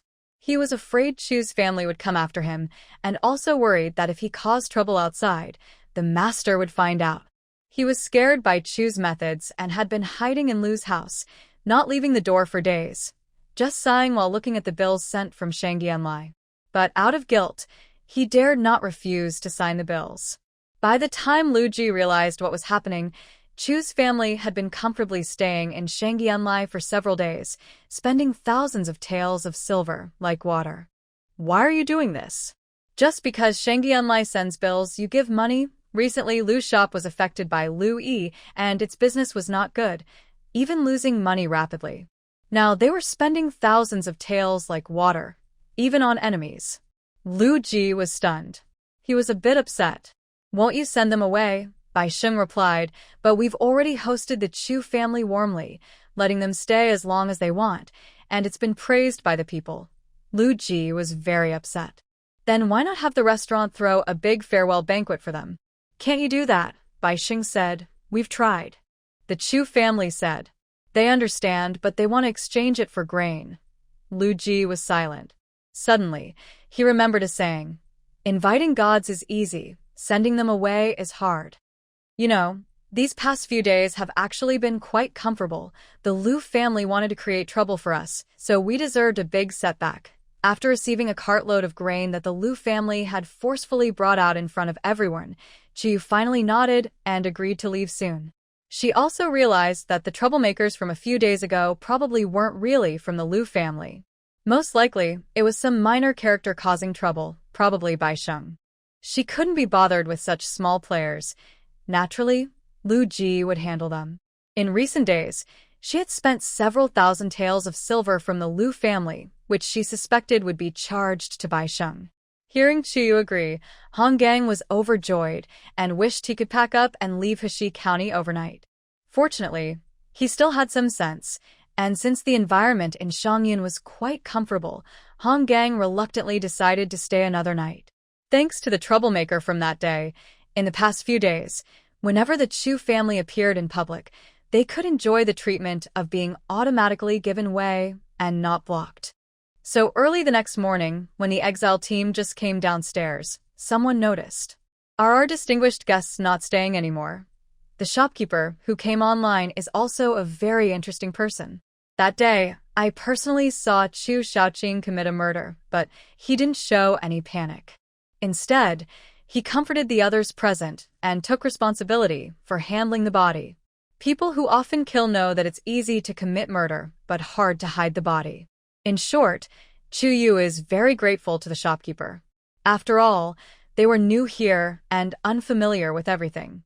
Originally, Chu Yu thought the shopkeeper only wanted to ensure the safety of their restaurant business, but over the next few days, the shopkeeper kept asking about their meals and accommodations, seeming very attentive, just like now. Chu Yu knew he meant no harm, so he naturally responded as part of his professional attitude. We were just about to tell the shopkeeper that we'll check out today. The shopkeeper nodded wisely and didn't ask more questions. Everyone packed their belongings carefully, worried about being stopped by the Lu family, and left without even having breakfast. Why the rush? Brother Hong, our grandmother is old, and Xiao Yuan and Xiao Shan are still growing. We should have breakfast before leaving. Hong Gang was helpless and wanted to argue further, but by then Chu Shaobai had already helped Grandma Qin sit at the table and called the waiter. Hong Gang. Grandma Qin really can't handle too much trouble, so they had to be more considerate of her. After finishing his mental preparations, Hong Gang sat down honestly, grabbed a bun, and bit into it fiercely, as if venting his unease. Chu Yu watched this silently and didn't say anything more, but he became curious about Lu Ji, whom he hadn't met yet. Hong Gang is not a coward. When Lu Yi acted like that, he still dared to stand up and fight for himself and the people of the county. Why, then, is he so afraid of Lu Ji? But Lu Ji is different from Lu Yi. They won't meet anytime soon. Chu Yu suppressed her thoughts and followed the group, heading outside the city. Stop right there. A deep male voice came from behind. Chu Yu obediently stopped and turned to look. A few young men on tall horses, with the leader looking somewhat familiar. Isn't that Lu Shiwen from the Lu family? He's back. Although he's a son born outside of marriage, he is quite valued by the head of the family. Usually, he's often away, so his return probably means something big is happening in the family. Before Chu Yu hesitated, the villagers around started talking. Lu Shiwen, the son of the third branch of the Lu family, has been favored by Lu Ji over the years. He often visits Hedong County and has a good relationship with Lu Yi. Chu Yu nodded, understanding. The Lu family has strong genetics. No wonder she felt Lu Shiwen looked familiar. His features are very similar to Lu Yi. Lu Shiwen didn't realize Chu Yu was looking at system data. He thought she was stunned by fear, and his smile grew more disdainful. He thought she was a pretty young lady, but she seemed inexperienced. Just one simple word, and she was too scared to move. Luckily, she did have some looks. Now, with the Chu family fallen out of favor, if the young lady knew how to read the situation. Lu Shiwen's mind filled with pleasant thoughts as he looked at Chu Yu's face, already imagining things. He led the horse over to the exile team and, confident in the status of the Lu family, showed no politeness at all, arrogantly lifting his head to Hong Gang. Didn't anyone tell you that before leaving the city, you should pay a visit to the head of the Lu family? Clearly, you're from a small place and don't understand the rules. He was on good terms with Lu Yi and knew that Hong Gang was acting because of Lu Yi. Now that Lu Yi was dead, He wanted to vent his anger for his good brother, but the time for action hadn't come yet. The Lu family was already the target of everyone's blame.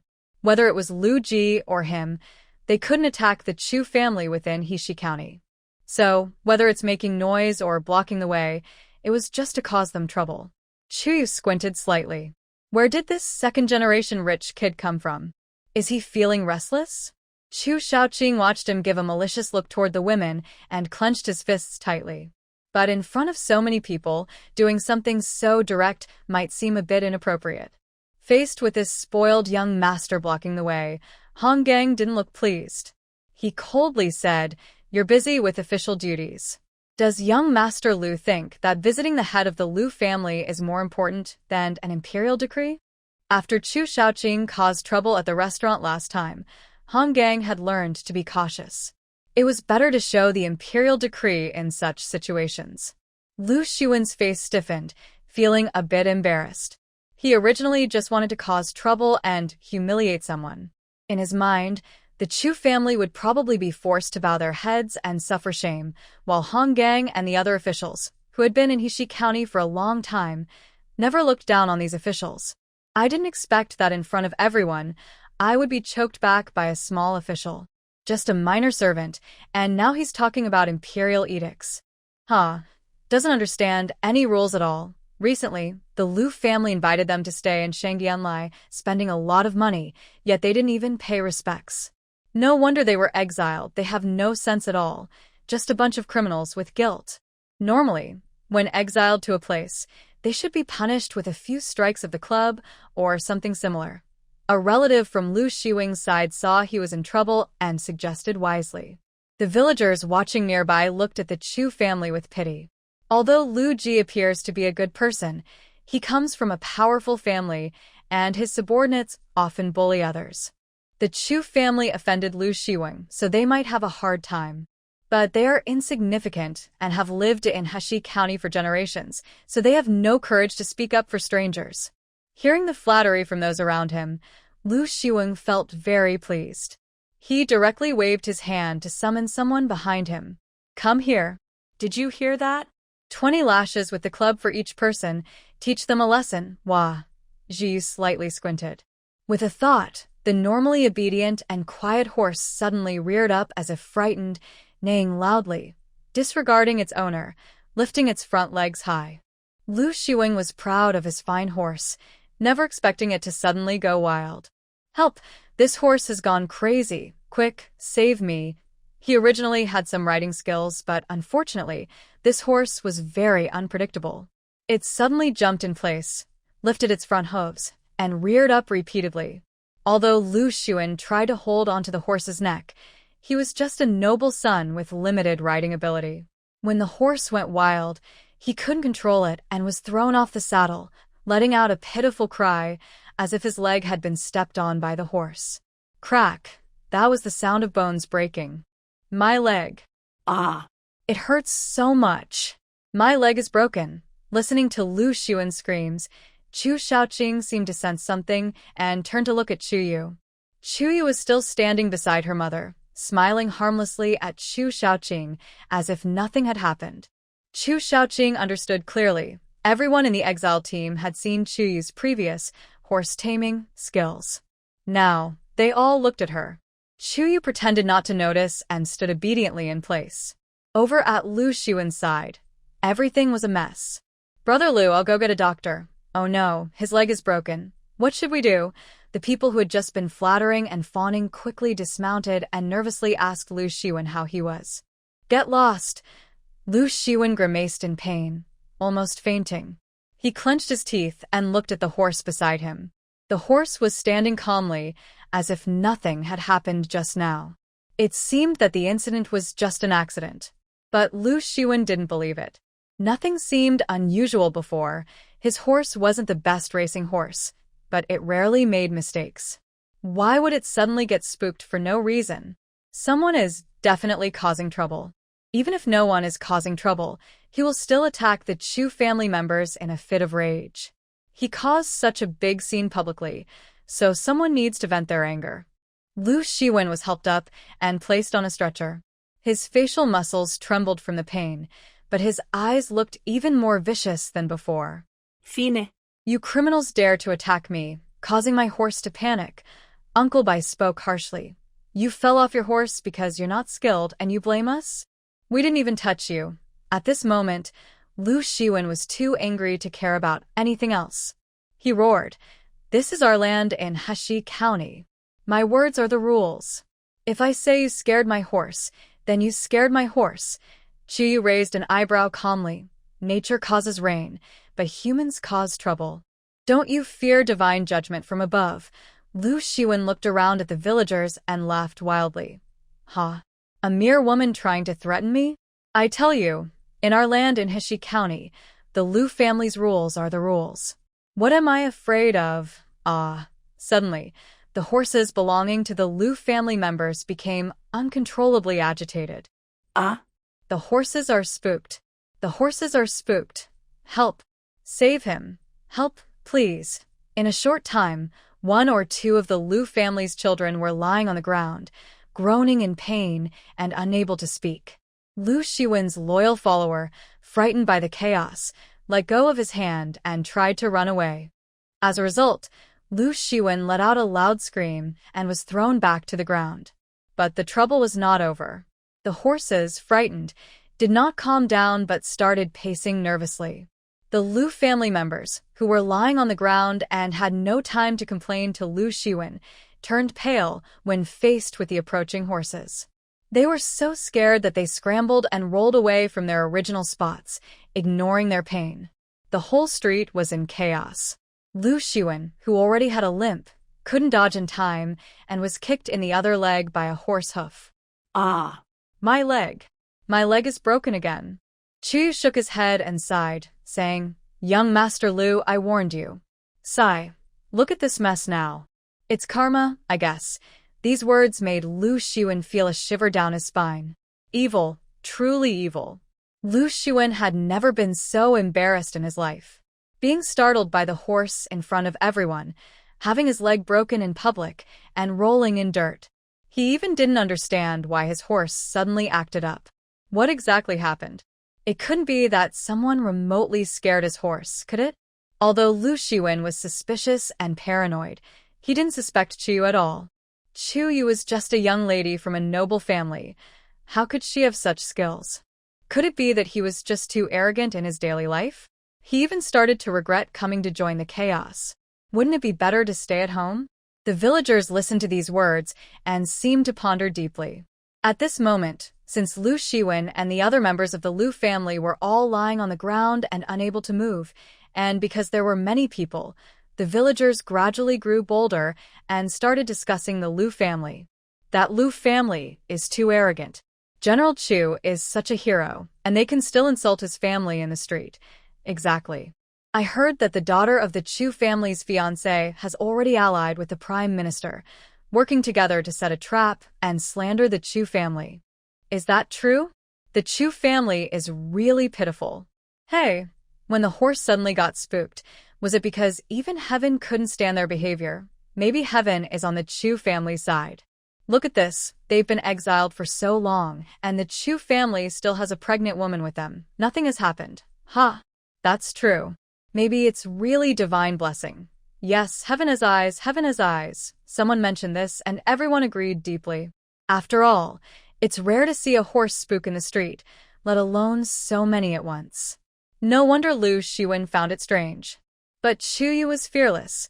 Who would believe that a young lady from a noble family could tame beasts? The villagers naturally couldn't guess the truth, so they attributed such strange and supernatural events to the invisible gods. They became more and more excited, and in front of the main person, they almost praised the so-called divine protection over the Chu family. However, when they heard the distant sound of hooves approaching, the villagers who had been speaking so enthusiastically quietly covered their faces and slipped into the crowd. Chu looked thoughtful. Lu's family was not very united in Heshi Prefecture, but their influence was still strong. The person who rushed over was Bai Sheng, the steward of the Lu family. Just now, Lu Shiwen had caused a scene on the street, and naturally someone hurried to find the steward. Bai Sheng hurried over, still catching his breath, and at first glance, he saw Chu Shaobai standing nearby with a clearly unhappy face. He immediately felt as if someone had grabbed his throat, ignoring Lu Xiwing's miserable state, and just stood there awkwardly. Seeing his reaction, everyone knew he had something to hide. Yu Yu squinted slightly, and her guess was correct. The incident at the restaurant was probably caused by Bai Sheng. "Are you blind? I'm right here. Come quickly and help me." Lu Xiwing, who had 2 broken legs and was in terrible pain, saw Bai Sheng standing there in a daze and became even more angry. "How do you do your job? Can't you even take care of your master?" Bai Sheng snapped out of his daze, saw the messy scene on the ground, and hurried over to show concern. "Young Master Xiwing, what happened? Is it serious? Quickly help me onto the carriage." Lu Xiwing trembled and raised his hand heavily, slapping Bai Sheng. "Are you blind? My leg is broken. What are you helping? Someone, carry me away. Yes, find a doctor. The best bones specialist." After being slapped, Bai Sheng hesitated and nodded meekly. Chu Shaobai watched the scene and let out a sneer, showing no respect. Bai Sheng instinctively turned around, about to scold, but then he looked into Chu Shaoqing's face. He quickly turned around, looking guilty as if he had done something wrong. He called someone to bring a stretcher and hurriedly had people carry Lu Xiwing onto a carriage. Then he rushed to find a doctor. This dramatic scene started loudly, but ended in an unexpected way, which actually made the Chu family's reputation among the people even higher. Chu Yu was pleased with this outcome. She had this plan from the moment she saw Lu Xiwing and his group causing trouble on horseback. The ability to tame beasts truly doesn't require much effort. It's a higher-level skill that was just obtained. Although the power of ice and snow is very strong, she had already used it many times before. It has become a signature skill of the evil thief, recognizable at a glance, so she couldn't easily show it in front of others. In comparison, taming beasts almost feels invisible. She can command everything from small birds to horses and oxen. She was even a little excited. If the Lu family later sends cavalry to chase after them, it would be a free gift. The Lu family quickly left, and seeing there was no more entertainment, the crowd dispersed and returned to normal. Wang Ernie frowned and said, "This incident has caused a big fuss. I'm afraid the Lu family won't take it lightly." His gaze lingered slightly on the exile team members, then he sighed helplessly. "Yeah, we've already offended them long ago anyway." Hong Gong nodded. Right now, it's probably just Lu Xiwing, this spoiled brat, acting on his own. But if they hit the small ones, they'll come for the elders too. I'm just worried that their real methods are waiting for us on the road. Chu Yu slightly squinted his eyes. "Are you afraid?" Honggang shook his head. In the past, the Lu family was like a huge, overwhelming force pressing down on him. But now, after everything they went through in Hedong County, being hunted by the royal secret guards and Lu family's private soldiers, they not only defeated Lu Yi and all the pursuers, but also rescued the women harmed in Hedong County, exposing the family's evil deeds to the world. They left Hedong County about 10 days ago, and no pursuers have come after them yet.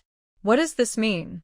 Normally, the crime of assassinating the county magistrate Lu Yi would be blamed on their exile team. He had worried before that it might attract the army sent by the court to chase them. Their small group couldn't compare to the large army. But now he's not afraid at all. Lu Yi's crimes are known to everyone. If the court mobilizes troops to punish them for killing Lu Yi, perhaps the army wouldn't even act. Right now, the situation in Heshi County is much better than in Hedong County. Once the news spread, all the common people became natural allies of their exile team. Just because of this, Lu family couldn't openly do anything against them. He looked toward Chu Yu and said firmly, "What am I afraid of? If I was afraid back then, I wouldn't still be eager to find out the truth about the missing people after County Magistrate Yang was dismissed. The current situation is much stronger than back then. The advantage definitely lies with our exile team." Everyone continued on their planned journey toward the outskirts of the city. However, the weather turned bad. After walking for about 3 or 4 hours in the afternoon, it suddenly started to rain. The rain turned to hail, making the ground muddy and slippery, and the path became even harder to walk. Chuyu was not afraid of the cold, but there were elderly people and pregnant women in the group. If anyone slipped, it could be very dangerous. Let's go. We should find a nearby temple to take shelter. The weather has been unpredictable these days. I think the rain won't stop anytime soon. If we don't reach the inn, and the rain keeps falling so heavily, it will be difficult. The local temple was old and broken, barely providing shelter from the rain, but it was drafty. At this moment, with no one else around, Chu Shaobai put away his wheelchair and stopped pretending. He was standing with Chu Shaoqing, both eager to go out and explore. Jiang Shiqiu was a bit worried. Though she knew their skills well, as a mother, she couldn't help but worry about her children. Mom, I'll go out with third brother and fourth brother to take a look. We'll be back soon, so don't worry. Chuyu decided quickly, gently patting Jiang Shiqiu's hand to comfort her. Before the women in the family could object, he grabbed his two brothers and headed out. Jiang Shiqiu watched her three children leave with a smile, full of love in her eyes. She didn't stop them. This terrible weather is really troublesome. We're in this remote place with no inn nearby. It's hard to find a good place to stay for now. The three of them walked a short distance near the nearby area. However, since Heshi County is remote and there aren't many people outside the county town, they didn't find anything worthwhile. Chu Shaoqing couldn't help but complain. It's true that it's easier to go from frugality to luxury than the other way around. We've only been out half a day, and I'm already missing the comfortable rooms in Shangyun, he casually joked. The comfort of Shangyun was much better than that of official inns, but since they had stayed in many nice places in the capital, they didn't really care much. Chuyu ignored him and carefully observed Chu Shaobai's face. After confirming he was fine, she moved again. Little fish, don't worry about me. Your medicine is very powerful and effective. Although third brother has been out of commission for a long time, he's now back to normal. If little fish keeps caring so much, someone might get jealous. Chu Shaobai's eyes curved into a smile, and his voice sounded like a fine instrument, making people feel happy and relaxed. Yes, little fish cares so much about third brother. I'm really heartbroken. Chu Shaoqing played along, loudly exaggerating, clutching his chest and pretending to be overwhelmed. The three of them laughed and played as they walked, but they didn't find anything useful. They had already walked quite a distance away from the Earth Temple, and it was clear that finding a place to stay today was unlikely. The siblings silently stopped and started to consider whether they should go back early and tidy up the Earth Temple. Why don't we? Hey, are you? The older brother and sister from the Chu family. A clear female voice suddenly came from nearby. They looked over upon hearing the sound and saw a young girl wearing a raincoat and a rain hat. She had a delicate face, but looked different from girls from wealthy families. Her small face already showed signs of hardship. It was she who interrupted Chu Shaoqing. Chuyu looked at her happy face and asked uncertainly, "Little sister, are you calling us?" The girl nodded. Despite meeting two grown men in the wild, she was not afraid at all. Seeing them, her face turned red, clearly very excited. "Hello, older brothers and sisters. My name is Tian. You can also call me Nyo. I am from Qian Tuling village. Nyo, what are you doing here?" Chi smiled gently, took out a piece of malt candy from her space, and offered it to the girl in front of her. Nyo was unguarded. She thanked Chuyu and directly unwrapped the candy to put in her mouth. The sweet aroma immediately filled her mouth. Nyo liked sweets, but as a poor family, they couldn't always have candy. Unexpectedly, she was so happy she started to smile widely. But she didn't forget to reply, "I was picking mountain goods to sell in the city. Just now, I saw those bad people from the Liu family causing trouble for you in the city. Thank heaven, they do all kinds of bad things, and they will be punished someday." This little girl really dislikes the Liu family. Chuyu slightly squinted and asked, "Why do people say the Liu family are bad?" "I hear in town that the Liu family is good, just that they can't control their children. And only a few say otherwise." Tianyo was anxious and said, "No, sister. The Liu family is completely evil. There was a sister from the neighboring village who set up a stall in the city, and unexpectedly, a servant from the Liu family harassed her. She couldn't bear the shame and drowned herself. Her parents went to report it, even stopping Lu Ji's carriage. The head of the Lu family promised to investigate thoroughly, but within a few days, the sister's parents mysteriously died at the foot of a cliff. She looked frightened as she spoke. They are herbal gatherers who have traveled mountain paths all their lives. There was no rain or snow those days, so how could they fall and die? It must have been the Lu family who pushed them. Chu nodded, her eyes turning cold. From how Lu Xiwen acted in town today, it was clear the Lu family bullied men and women alike. Lu Ji probably has a good reputation because he acts kind in front of the people, but secretly, he might be dealing with people behind the scenes. He is a hypocrite. Chu lowered her guard a little and asked, "Nyo, do you know any place nearby where we can stay? The wooden beams of the mountain god temple over there are already rotten." Nyo's eyes brightened. She pointed in a direction and said, "Sister, why not come to our village? There are no other villages within dozens of miles around here. If you don't mind, you can stay at our place for a night. But we have many people. Will Nyo's family be able to accommodate us?" Chuyu reached out gently, matching her hand, and bent down to look at Nyo at eye level. Nyo didn't think much and waved her small hand. "Don't worry, the village chief grandpa and the uncles and aunts from each family are very friendly. My parents admire the great hero the most, so they will definitely agree to let my sister stay." She lowered her voice slightly and whispered, "You guys saved many people in Hadong County before. Our village has spread the news, and everyone says you're like living bodhisattvas saving those in trouble." Chu glanced at her two older brothers, Chu Shaoqing and Chu Shaobai, who both nodded slightly. It seemed they also thought this little girl was harmless. She smiled warmly and patted Nyo's head. "Thank you so much. Please lead the way." When Chuyu heard this, she became very excited. Her eyes sparkled, and she reached out to hold Chuyu's hand but hesitated a little. "Then, let's go. I know the location of the temple, and I'll take you to the village afterward." Chuyu smiled slightly. She liked this little girl's honest kindness.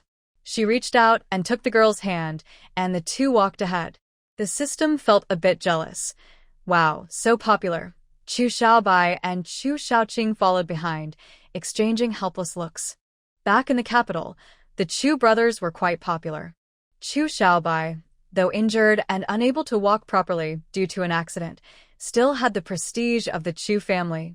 He was handsome, so many people came to ask for his hand in marriage. Chu Yu, being a girl and having just returned, was engaged to Xin Xiao, so she wasn't talked about much. Now that they are away from the capital, Chu Yu's charm is truly unmatched. Both of them have become mere background characters. The group returns to the village shrine. The people staying there are eagerly waiting, worried about the safety of the Chu family members and whether they will find a place to stay tonight. "Good day, ladies." When Chi leads Nyo inside, Zhang Shirqiu comes out to greet them.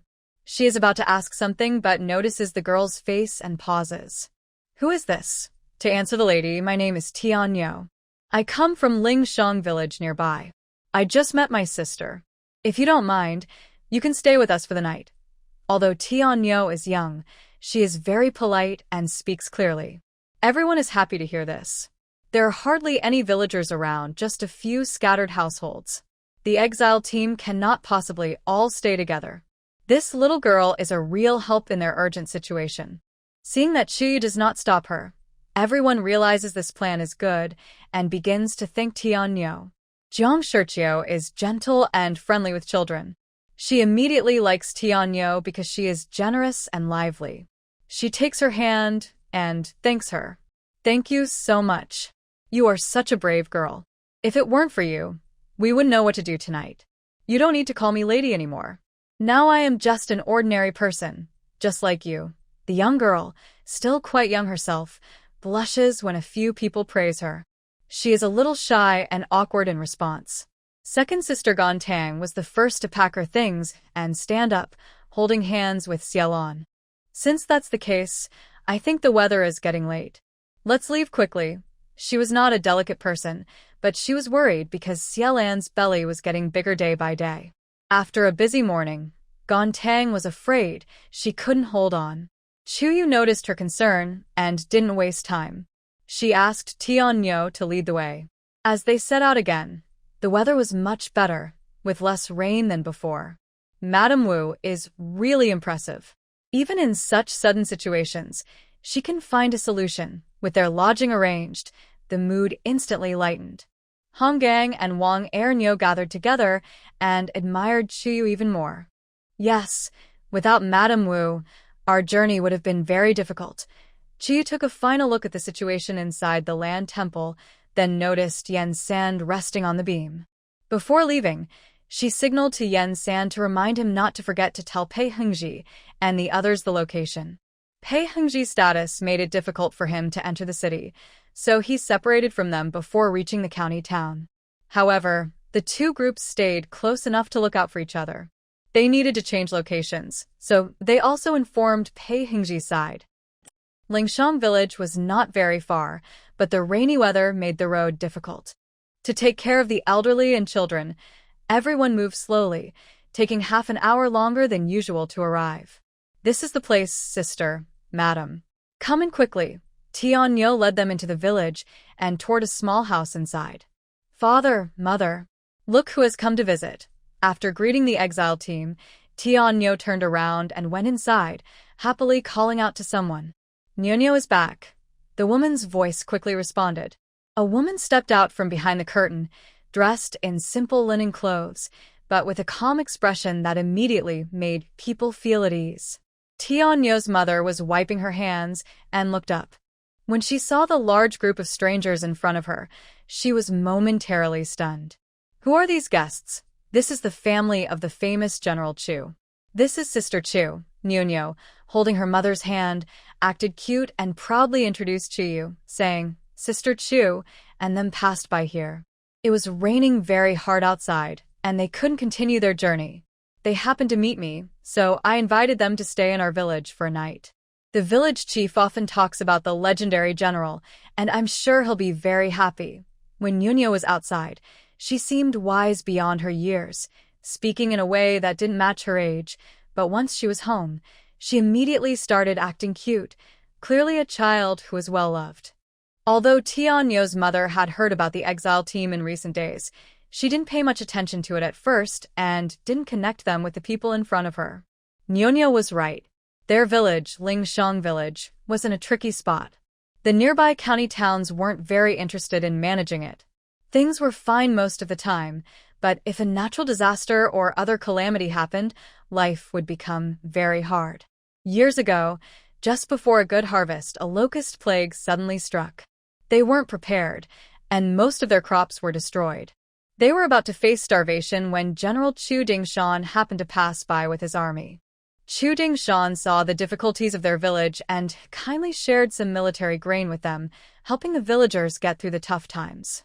From then on, the people of Lingshang village considered Chu Dingshan their savior, though General Chu, far away at the border, might have long forgotten such a small act of kindness.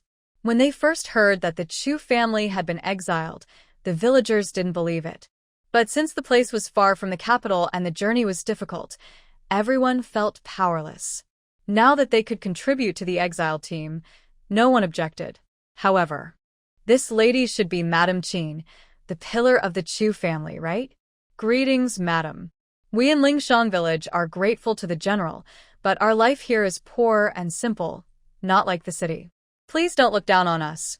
Qin Wenyu didn't expect to be mentioned because of her son, but she quickly understood that it was probably because of the good relations they had built before. I am very grateful. Madam, please don't say such things. Tian Nyonyang helped Qin sit down at the table and kindly offered her a cup of hot tea. The hot tea was very soothing, easing everyone's coldness from running in the rain. A warm feeling spread through their bodies, and they all instinctively relaxed. Tian Nyonyang looked gentle and kind, but she was also quick and efficient. Before anyone could say much, she counted the people and informed the village chief about the situation. As expected, just as Tian Nyo said, when the village chief learned of this matter, he was not upset at all. Instead, he praised Tian Nyo for doing a great job. The people of Lingshang village are very close-knit. When Tian Nyo's mother visited, several neighbors were there. Upon hearing that it was General Chu's family, They all eagerly offered to have the Chu family stay in their homes. All right, there's no rush. We should see what the benefactor's wife thinks. You can't force her. They've traveled a long way, and the weather today is bad. They must be very tired. We need to treat them well, several families argued, but the village chief stepped in as a peacemaker. After his words, they stopped arguing, each returning home, eager to bring out the best things to entertain the guests. The exile team watched this with warm feelings in their hearts. Although they come from noble backgrounds, everyone in the capital is clever and always hides their true intentions. When something like this happens, it's easier to add flowers to a brocade than to send charcoal in the snow. Everyone avoided them, and they hadn't experienced such pure, selfless kindness in a long time. The people of Lingshang village brought out their best treasures to repay Chu Dingshan for his previous help. The exile team didn't know why they were so enthusiastic, but they guessed a little. Everyone was happy and lively. Meanwhile, not far away, in Showdown County, some people were suffering. Since Zhang Hu left, Fang Ming and others learned their lesson. They took turns 3 times a day, surrounding the cell where Chu Chingluo was held, making it impossible for anyone to get close. Not only that, they were afraid that evil spies might come to turn Chu Chingluo into a traitor, so they didn't loosen her bonds. Instead, they found a maid to serve her closely in daily life. Chu Chingluo felt anxious and helpless. She had no relatives here, and even though she knew that Zhang Hu's return probably brought bad news, she still had no way to escape. She also thought about bribing the maid, but she was already exiled and had been captured by kidnappers. Apart from her hairpin, she had almost nothing left. The maid refused to accept this and quickly told Fang Ming about it. Fang Ming became very alert and immediately sent 2 more guards to watch her during the day. Chu Chingluo was furious and caused trouble for several days. But because of her past actions, whether she threw tantrums or pretended to be weak, no one showed her any mercy. In her helplessness, Chu Chingluo waited for Zhang Hu, who hurried back from the capital. How is it? Seeing Zhang Hu's pale face, Fang Ming knew the situation wasn't good. Sure enough, Zhang Hu shook his head and told him the princess's decision. The princess was very angry when she heard about this. The affair with the grandmaster has become a hot topic in the city. The princess ordered me to come back and settle this, then return to apologize together. Fang Ming nodded, looking worried about himself. The princess was selfish and only cared about her own interests. Chu Chingluo's actions had ruined her reputation that she had carefully built over many years. She would never keep Chu Chingluo alive after this. This matter was due to their poor supervision. When they returned to the capital, if rumors die down, the Princess Chong might be more willing to listen. But if the gossip continues, she fears the princess will take out her anger on them. Thinking of this, Zhang Hu and Fang Ming's faces fell, and they no longer hurried to report back to the capital. After all, in Showdown County, the emperor is far away, and they can excuse a few days' delay on the road. In a nearby side room, Chu Chingluo clenched her lips tightly, looking anxious and panicked. Although she had little hope for her unknown mother, people tend to cling to hope in such moments. But the news brought back by Zhang, who clearly shattered her last bit of hope. What should she do? Chu Chingluo had never felt so helpless before. She wanted to run away. She didn't want to die. She was young, and she was the only daughter of the Princess Chong of Daliang. She should be someone important. She didn't want to die. The more she thought about it, the more resentful she became, and she once again resented Pei Miaoling's cruelty. "Miss, it's time to eat." A maid named Cui Fong brought in lunch and served Chu Chingluo as usual. Ah. In the next moment, Cui Fong let out a quick, surprised cry. Outside the room, Fang Ming immediately became alert and looked inside. What happened? Cui Fong quickly turned around and apologized with a smile. "It's nothing. I accidentally spilled tea on myself just now."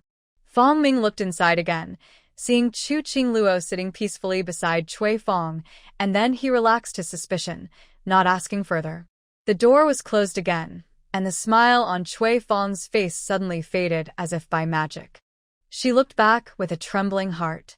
Behind her, she was pressing a sharp silver hairpin, something Chu Chingluo had secretly hidden earlier. When Cui Fong entered earlier, Chu Chingluo acted first, threatening her with the hairpin. After confirming that Fong Ming was not suspicious, Chu Chingluo withdrew the hairpin. "Miss, do you have any instructions?" Cui Fong was terrified, her hands trembling. She was a maid in the county governor's mansion and didn't know much about Chu Chingluo's character. Although she had seen Chu Chingluo act crazy these days, she thought it was just the secret guards playing tricks on her. But she didn't expect Chu Chingluo to be so ruthless. Just now, the hairpin almost pierced her waist. Seeing Cui Fong understand the situation, Chu Chingluo put away the hairpin and spoke sharply. "Change your clothes with me now. Don't make a sound before I leave, or I will kill you right now." Cui Fong had never experienced such a situation and was so scared she almost cried. She wanted to refuse, but Chu Chingluo said nothing and suddenly stabbed the hairpin straight toward her neck. Ah! "Shut up." Quick and sharp, Chu Chingluo immediately stood up and covered Cui Fong's mouth with her hand. "If you waste any more time, I will kill you now." Cui Fong saw how ruthless Chu Chingluo was and knew she couldn't delay any longer without risking her life. She hesitated but then agreed. "I'll change right away. Please don't hurt me." Trembling, Cui Fong took off her clothes. Chu Chingluo got what she wanted and quickly changed into her clothes. When she thought enough time had passed, she picked up her meal and left. She used the chance to hide her face tightly and hurried toward the kitchen. She was almost completely out of the secret guard sight. Chu Chingluo looked at the freedom so close and smiled excitedly. Suddenly, a cold voice came from behind. "Wait!" A voice suddenly sounded behind her. It was Fong Ming. Chu Chingluo was struck like lightning, standing stiffly in place. But she still held hope and did not turn around immediately, hoping that Fong Ming was not calling her. Clearly, the goddess of fate was not favoring her.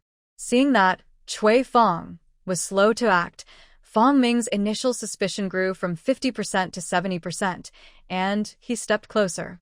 Chu Chingluo's legs seemed rooted to the ground, silent. Just as Fong Ming was about to reach her, Chu Chingluo realized that waiting passively would lead nowhere.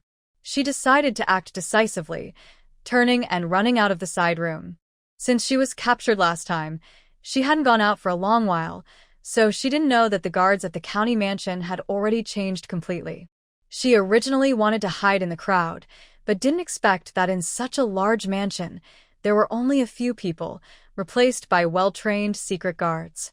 Fong Ming and Zhang Hu, behind her, sensed something was wrong and immediately ran after her. A weak woman like Chu Chingluo, how could she outrun the secret guards of the princess's residence? Before she could run far, Fong Ming and Zhang Hu surrounded her. The secret guards patrolling the corridor heard the noise and also gathered around.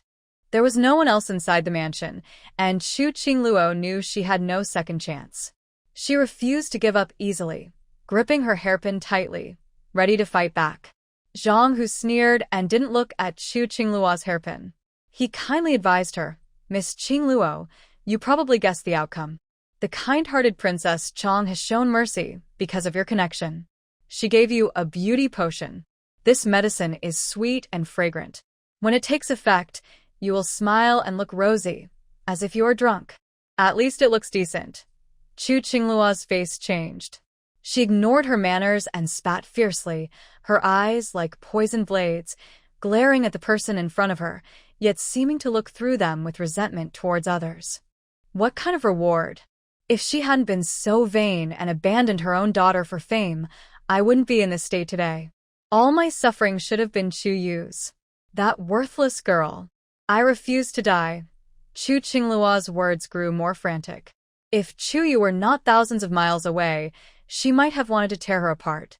Her voice was filled with hatred and became more shrill, sounding harsh. Fong Ming frowned and signaled to his men to restrain her. Chu Chingluo saw their move, quickly pretending to use her hairpin again, but her confidence was weak as she threatened, "I dare anyone to come closer." In the next moment, The hairpin was knocked to the ground by the handle of a dagger held by a guard, making a clear sound. Chu Chingluo's last bit of hope was gone. Enough. I only call you miss out of respect.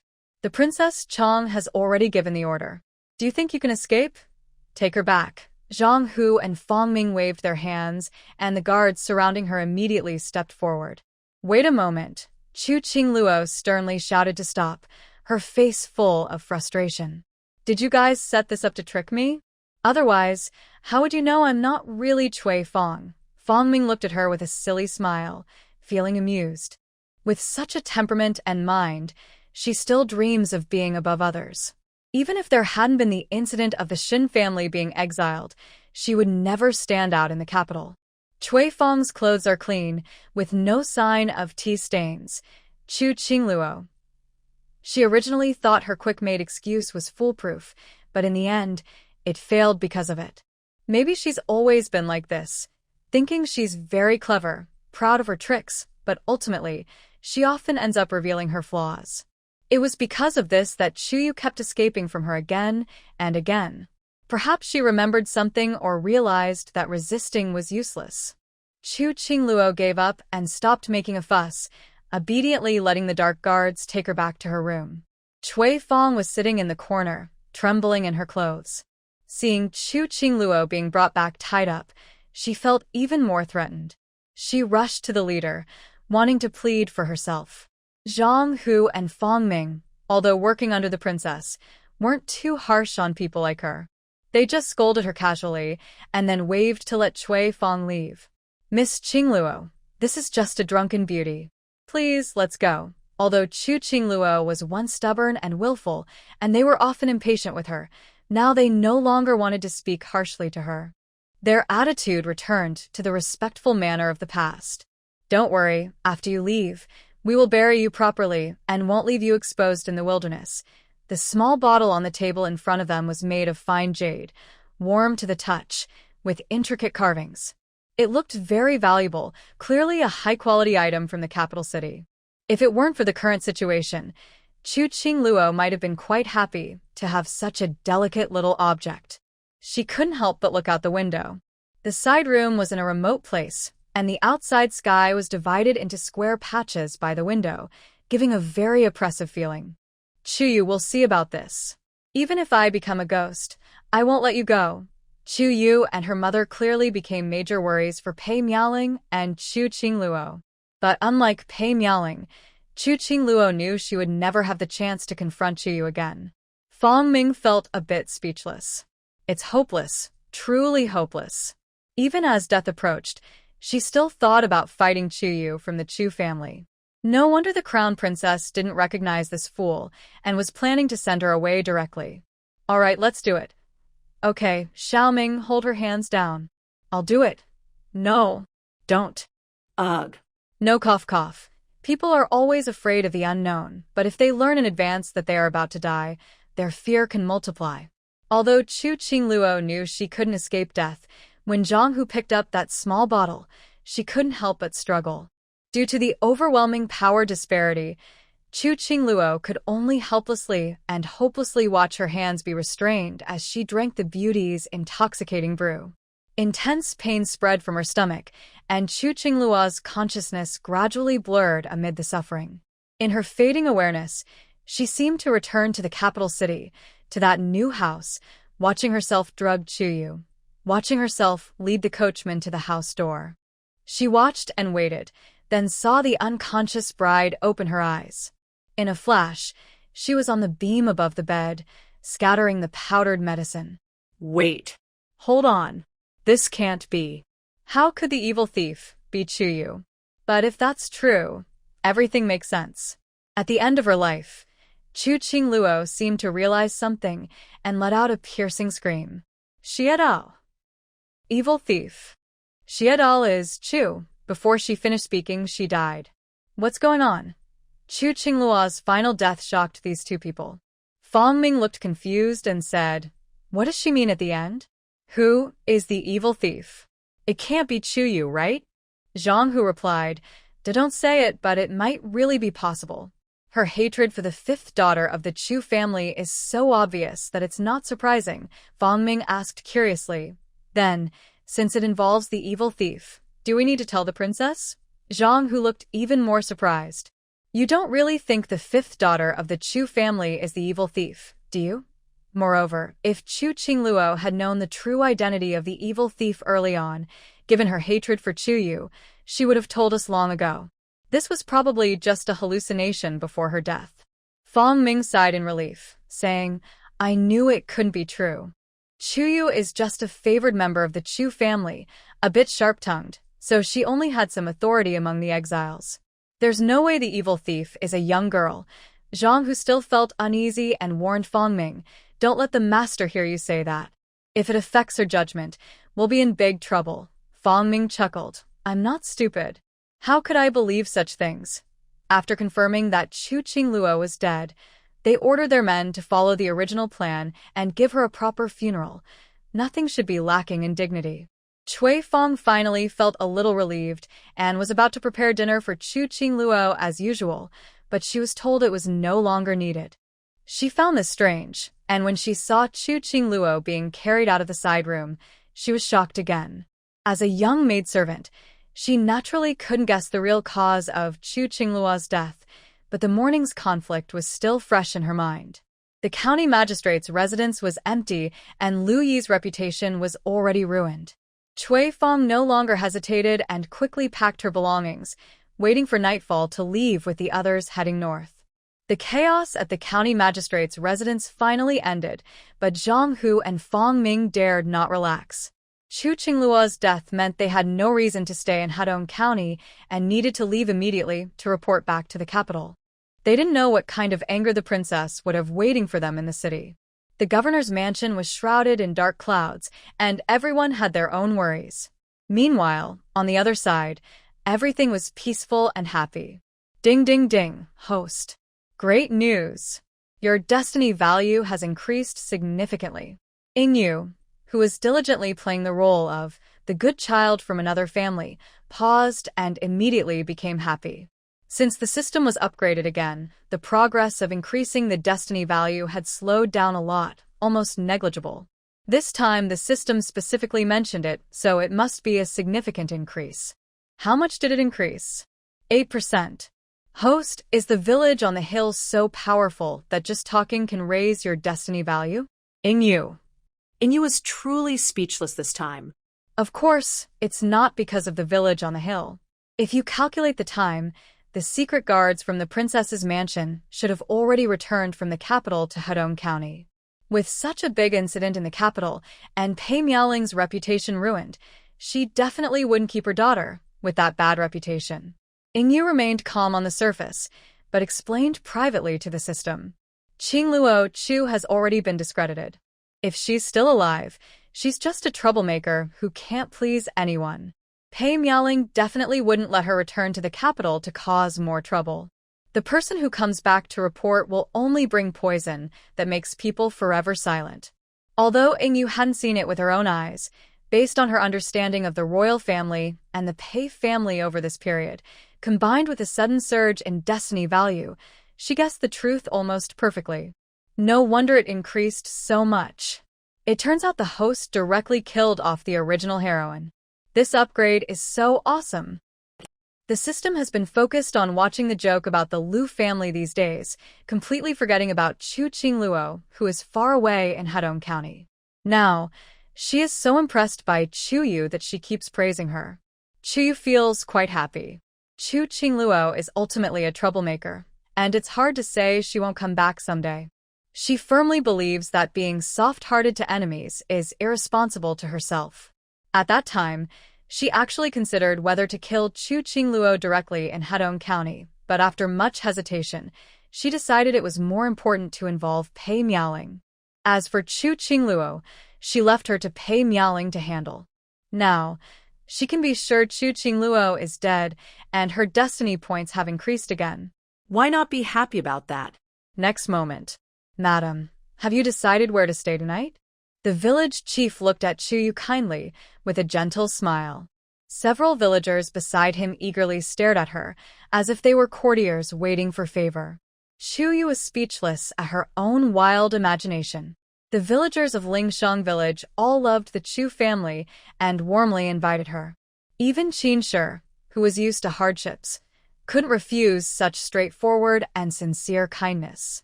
So, just now, while Chu Yu was lost in thought and discussing Chu Chingluo's fate with the system, everyone naturally left the decision to her. Now, Chu Yu was overwhelmed, surrounded by villagers who kept questioning her. Seeing the villagers' innocent and kind eyes, Chu Yu couldn't find any words to say about favoritism or unfairness. She looked helplessly at her two brothers nearby for help. Chu Shaoqing first looked away, and Chu Shaobai tried to help but couldn't think of a good idea. He could only smile apologetically at his sister, showing he couldn't assist. Chu Yu remained silent. At such a critical moment, the family was passing blame so easily, without feeling pressured. "Big sister, are you waiting for Niu Niu? Do you want to live with her?" Tian Niu, bored while waiting at home, also came over. She leaned in front of Chu Yu, smiling brightly, her eyes full of admiration for the seemingly capable older sister. Chu Yu felt happy and instinctively patted her head. The next moment, she went along with the situation, also without any burden, pushing Tian Niu forward as a shield. Everyone's kindness is appreciated. "Niu Niu is willing to take us in. If you don't mind, we are truly grateful." The rest of the words were hard to say, as Chu Yu held Tian Niu's hand amid the increasingly eager gazes of everyone. "No matter what, it was Niu Niu who brought us into the village. We are somewhat connected by fate. Why not stay with Niu Niu for tonight?" "Okay." Tian Niu jumped 3 feet high, worried that Chu Yu might change her mind, and pulled her big sister home. As for the others in the exile team, they were arranged to stay at different villagers' homes. Han Yuan and Bai Shaoshan, being young, were specifically placed at the village chief's house. The village chief's house had a dog named Da Huang, who was very friendly and quickly got along with the two children, showing no signs of being a guest. Chu Yu only found it amusing that her father, whom she had never met before, was truly a famous hero, capable of providing convenience even in such a place. The Heshi County was not far from the border, so she could keep an eye on her father and her two brothers. Night quickly fell. Most villagers in Lingshang village were poor and had little entertainment, so they went to bed early. After the chaos of the day and a long journey, the exile team members felt exhausted. They finished their dinner and went back to rest. Soon, all the candles in the village went out one after another, and everything was silent. The doors and windows of the rooms were tightly closed. Chu Yu had decorated her small room warmly. She changed the bedding to her usual ones, and even placed a comfortable plush slippers on the floor. However, Chu Yu had not yet taken off her coat. Before resting, she had a few things to do. "System, stay alert tonight. We had another conflict with the Liu family during the day. I suspect they will try to sneak attack us tonight, since they let us go so easily." She wouldn't be fooled by the calm appearance. She didn't really think staying in Lingshan village tonight would be completely safe. That was a joke. No one was a pushover, and no one was stupid. She had almost slapped the Liu family in the face today. Could she really expect them to just lift their hand and let it go? "System. Yes, host. Rest assured, my alert range is not to be underestimated. I promise. Not a single strange mosquito can fly in." "Chu Yu, you better believe it. Also, where would mosquitoes be in the middle of winter?" "System. It's a metaphor, do you understand?" All right. She feels like the system is about to pass the Turing test. Although the system has defensive capabilities, she is not someone who only reacts passively. Before the system was upgraded, she probably would have had to crawl painfully onto the beams or hide in the surrounding trees to keep watch for those black-clad people. But now, she has the ability to summon beasts. Though Lingshang village is quite poor, most families keep some animals, like chickens and ducks, cats and dogs, and even chirp and mice. If this were modern times, seeing such a big mouse, Chu Yu might have gone to find a slipper to chase it away. But now, she actually summoned this mouse using her beast summoning ability. "How many brothers and sisters do you have? Tonight, you all need to take turns guarding around the village." Chu Yu took out a compressed biscuit from her space, broke it open, and placed it on the ground. If you see anything suspicious, report immediately. Squeak, squeak. The mouse's red eyes seemed to light up. It grabbed the biscuit and ran off in a flash. Chuyu nodded with satisfaction. During the day, she greeted the cats and dogs in the village. But cats and dogs are bigger targets, easier to watch and report, and might even attract attention instead of helping. So, in fact, they are not as good as mice. She pushed open the window and looked outside. After their eyesight was enhanced, they could see many small, grayish figures flashing across the snowy ground. It seems they will be safe tonight. At 3 a.m, a group of people dressed in black appeared outside Lingshang village like ghosts. Is this really the place? Absolutely, boss. Outside the land temple, there's no other sign of people within a 10-mile radius. Someone saw a young girl from this village near the temple today. The Chu family wants to stay hidden, so besides going back the way they came, this is their only option. The leader nodded. They had followed the exile team out of town, knowing the Chu family's strange ways and possibly some evil helpers. To avoid alerting others, they kept a safe distance from the exile team. It should have been foolproof, but suddenly it started to rain. Luckily, this place isn't busy. They examined the area carefully and finally focused on Lingshang village. This mission must succeed. No failures allowed. 2 teams per group. Be very careful. Don't make a lot of noise. If you see anyone from the Chu family, report immediately. Move out. Yes. Responses came one after another. The black-clad men were about to enter the village when they took 2 steps forward and then kicked something away in disgust. A large, grayish rat was kicked over and scurried into the snow.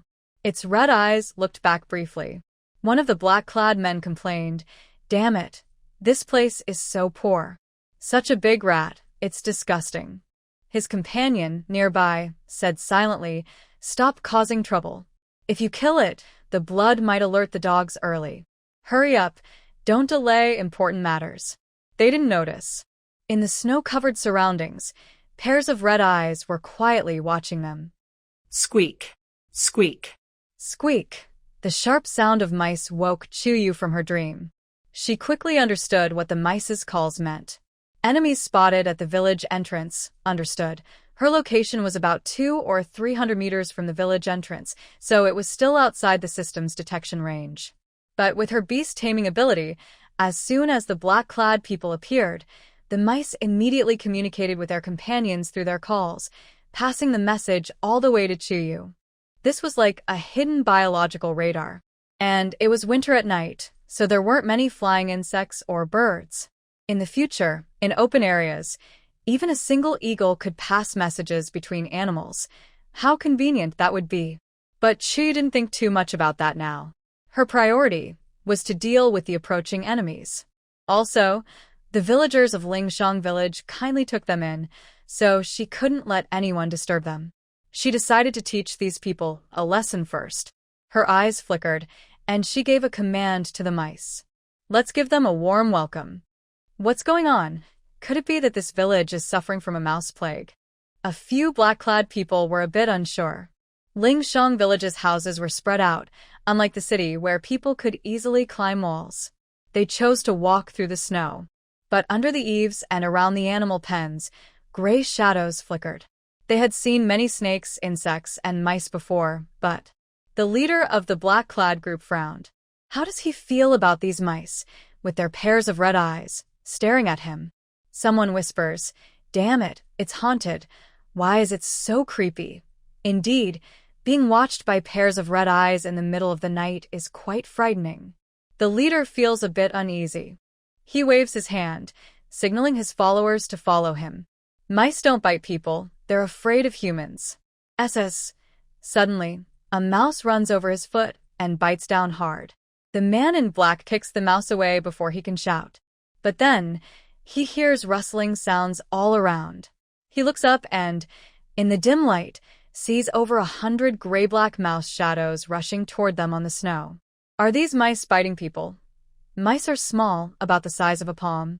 Although their teeth can bite hard, nobody would pay much attention to them because of their size. It's easy to kick one to death. 1, yes, that's simple. 10, 20, hundreds or thousands. How many mice are in a village? No one can say for sure. Fear suddenly grips the hearts of the men in black. They are trained, but mostly for secret missions like assassinations. They've never faced such strange, terrifying scenes before. A group of strange and frightening rat shadows rushed toward them. Some headed straight for their feet, while others jumped up toward their heads and faces. Ah. It hurts so much. Ugh, what kind of monsters are these? Why are there so many? Damn it, are these rats crazy? Some black-clad men were bitten and scratched by hundreds of rats. As they dodged, they fell to the ground, only for new groups of rats to swarm in again. My face. The rats are biting me. Help! The leading black-clad man had pieces of skin torn from his body and hands. Listening to the screams of his companions echo through the silent night, he knew deep down that their whereabouts might already be exposed. But how exactly was it exposed? The rats' behavior was too strange. Could someone be controlling them from behind the scenes? The leader couldn't help but think of a terrifying possibility. could it be The evil thief behind this? This evil thief was said to control ice and snow and could retrieve objects from a distance, but no one told him that animals could also be manipulated. How could they fight like this? Let's go, quickly. He turned back to glance at the village, feeling a twinge of regret. We need to return quickly and report this to our master. Otherwise, I fear they might not even have a chance to escape. The black-clad men abandoned a few comrades surrounded by rats and ran toward the village outskirts. Unbeknownst to them, a figure had already been trailing behind. Honestly, I have to say, these animals are pretty impressive. They just look a bit unsightly. Yu hid her figure and followed behind these people, watching their panicked escape with a slight smile. However, to be fair, the abilities of the secret guards from the Liu family are quite weak. Their mental strength is far behind that of Pei Heng, who trained them. System. Can you really compare that?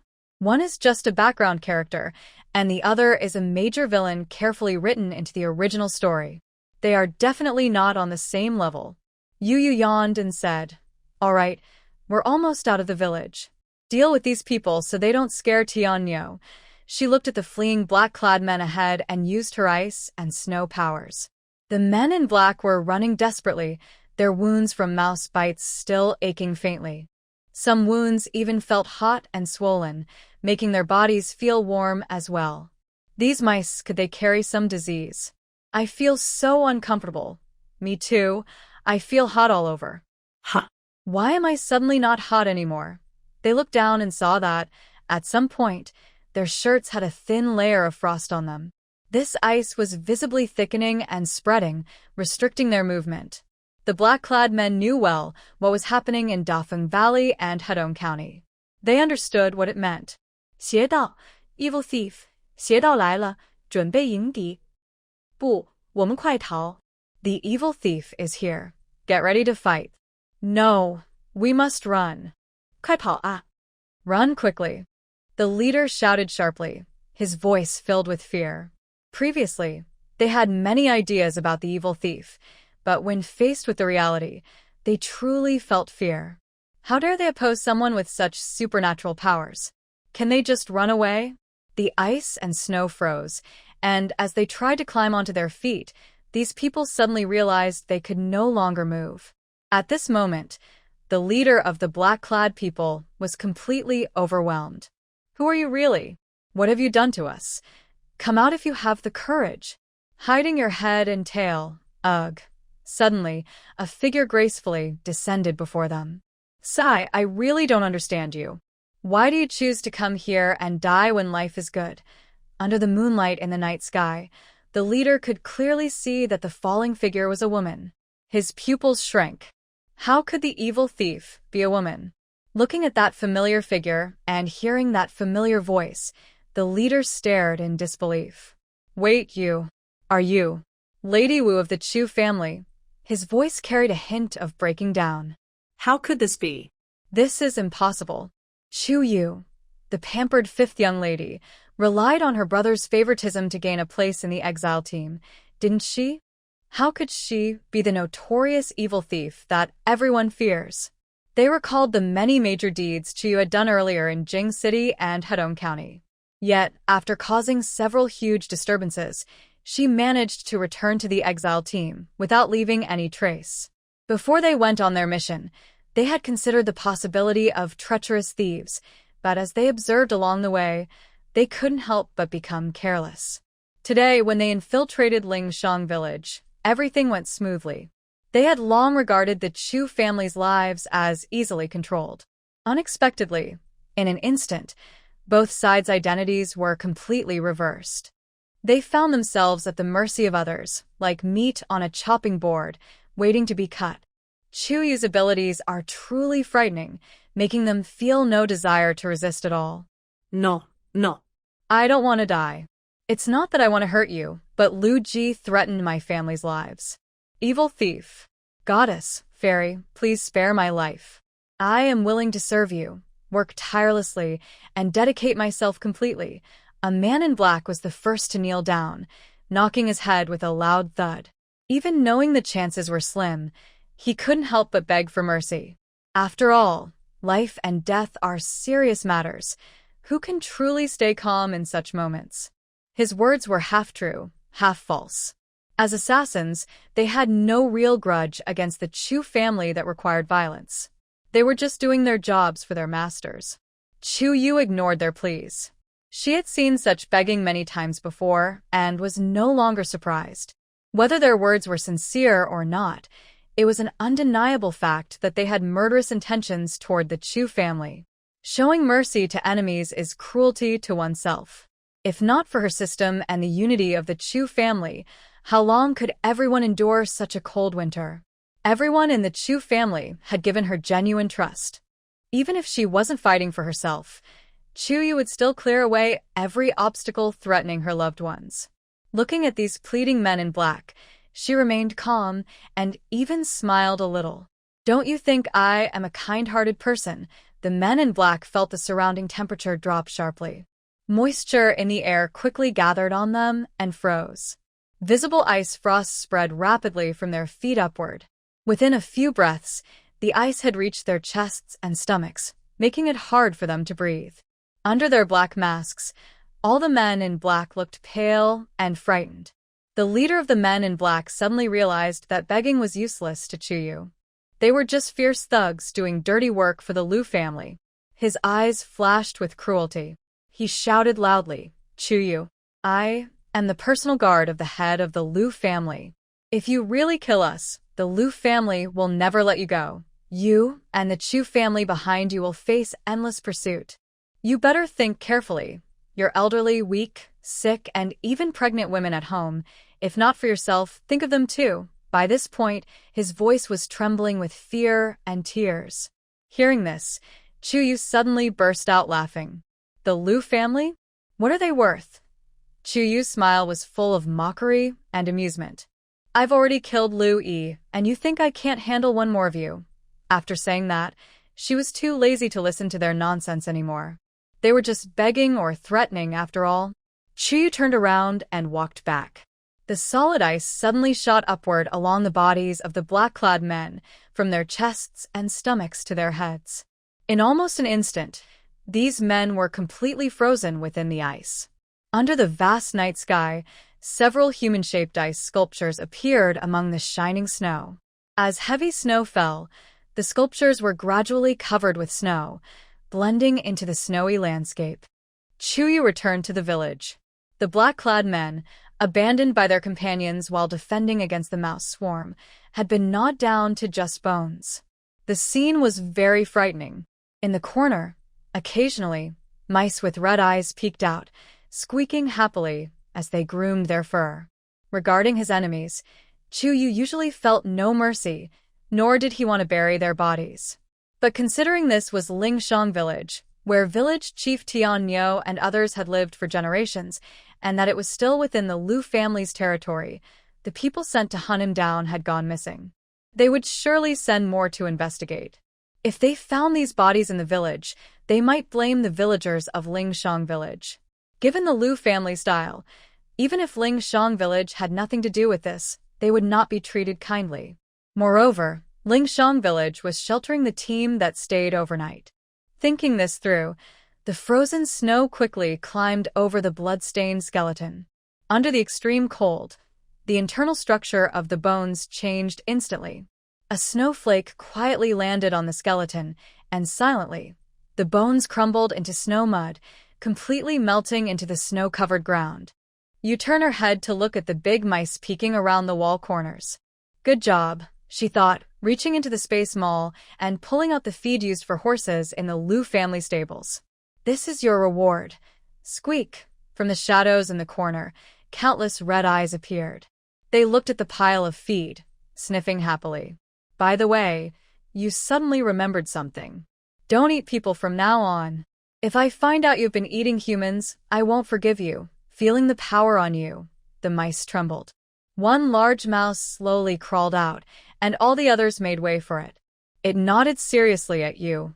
You was pleased. All right, then go eat. As soon as she finished speaking, the mice rushed toward the feed. After rewarding the mice, you quickly teleported back to her house. At this moment, the village was brightly lit, and everyone was awakened by the terrifying screams. You changed into new clothes, pretending to have just woken up, with a look of sleepiness and surprise on her face, and walked out of the house. Other members of the Yu family also gradually came out of their rooms. The villagers were searching everywhere in the village. Seeing you appear, the village chief sighed in relief and immediately asked, "Did you hear any noise?" "What happened? I'm not sure," you said with a confused look. "I only came out after hearing the noise outside." Tianyo rubbed her eyes and ran out of her house. Seeing you standing there, she immediately stepped forward and took her hand.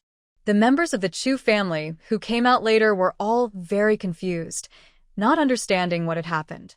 The village chief immediately thought of the Liu family. That family was arrogant and domineering. Anyone who had offended them before often died soon after. Everyone could guess it was their doing, but no one had proof. Seeing the Chu family, the village chief suddenly remembered that the Chu family had previously offended the Liu family. Given the Liu family's vengeful nature, they would surely send people to hunt them down. But now, during the night, there were screams of pain, and none of the villagers or the Chu family were hurt. In fact, the Chu family stood here unharmed. Those screams were probably from the pursuers. Thinking of the rumors about the evil thief, the village chief suddenly became alert and asked excitedly, "Did the Liu family come to hunt you down and get defeated by you?" They had disliked the Liu family for a long time and had hoped someone would put an end to their arrogance. Chu Yu was stunned and secretly wondered, could the village chief have discovered something? She cautiously asked, "We really don't know what happened. We've been traveling all day and are too tired. I just woke up." Han Yuan and Bai Shaoshan were staying at the village chief's house and were also following him. Han Yuan, being clever and quick-witted, seemed to have realized something. Just now, it must have been Wu Nyangzi who went to deal with the bad guys. Wu Nyangzi's identity as the Divine Maiden was still unknown to the village chief and others, and Wu Nyangzi hadn't yet told the village chief what she meant. He lifted his chin proudly and loudly declared, "It must be the Divine Maiden. The goddess sister has been watching over us. She told me that the bad people came, but were driven away." The village chief and others don't know exactly who the goddess sister is, but he has his own guess. Listening to the evil thief's movements and following the exile team, it seems that someone who cannot tolerate loyal and good officials has been secretly following and protecting them. Thinking of this, the village chief nods firmly. Well done. That family from the Liu clan brought this on themselves. They should have been punished long ago. Chu Yu. All right, the Liu family has been around for a long time. Indeed, they have gained the people's trust. The next day, the exile team continues forward. As they prepare to part ways, even though they only spent a day together, everyone feels strangely sad about leaving. The villagers don't speak kindly, so they sincerely give the team various dried foods and cooked snacks from their homes. Even children like Han Yuan are handed full hands of food. You're heading so far away, walking all the time. How can you find time to eat? Take more. Take more. If it weren't for General Chu giving us military supplies, We would have died long ago. Now we have some food. What does it matter? It's a pity that General Chu's family is so kind, and they have to go so far to such remote places. The emperor is so unfair. Before the villagers finish speaking, someone nearby quickly covers their mouth. Don't say such things. Are you trying to get yourself into trouble? The village chief pretended not to hear the villagers' disrespectful words as they reflected his own thoughts. He bowed to the people of the Chu family and said, "Old man here wishes everyone a safe journey." The exile team also bowed to him. Although they had not known each other long, the warmth of the kind-hearted old village chief and the villagers deeply touched the exile team. Watching the exile team gradually disappear into the snow, the villagers returned to Lingshang village.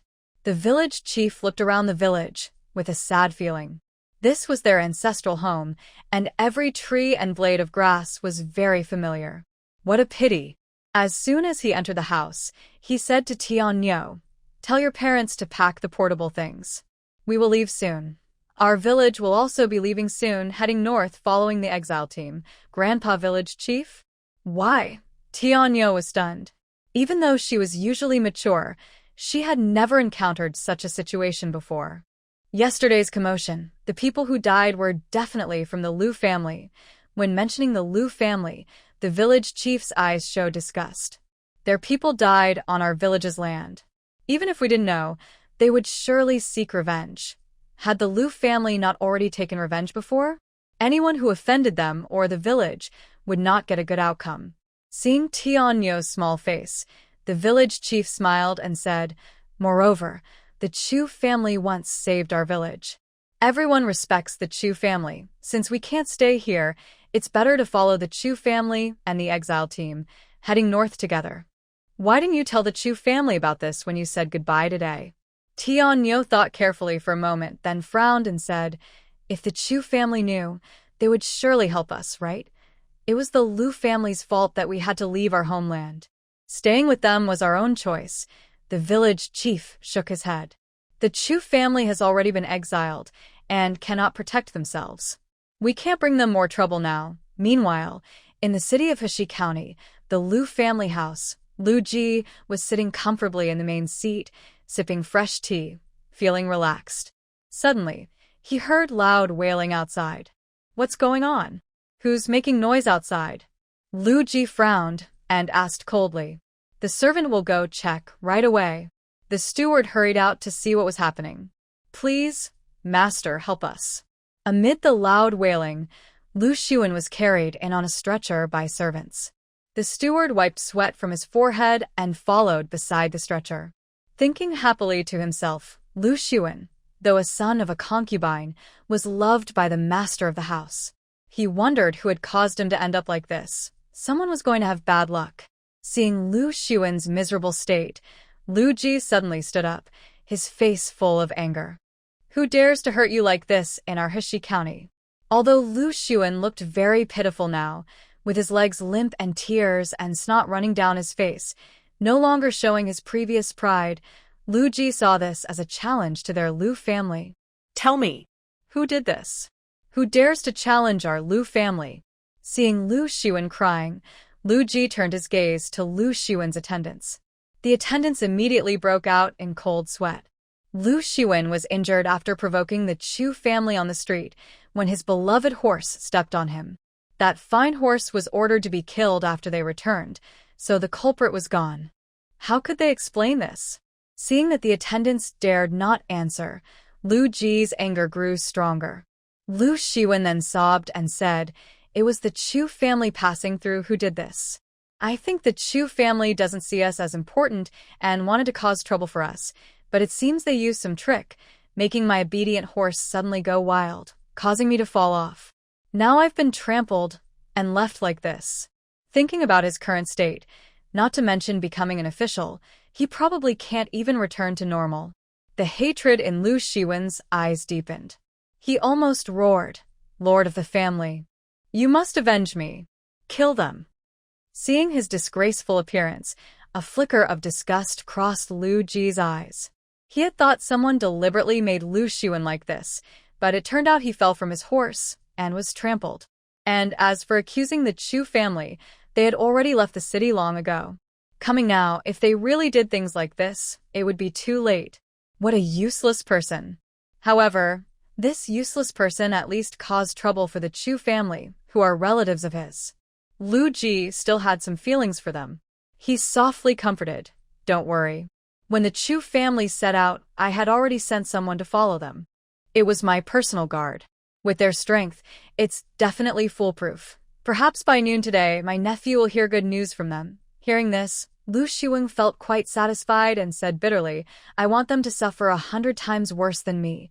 Thinking of the young lady from the Chu family, he felt a bit itchy in his heart and secretly thought, maybe I should capture all the women from the Chu family to vent my anger.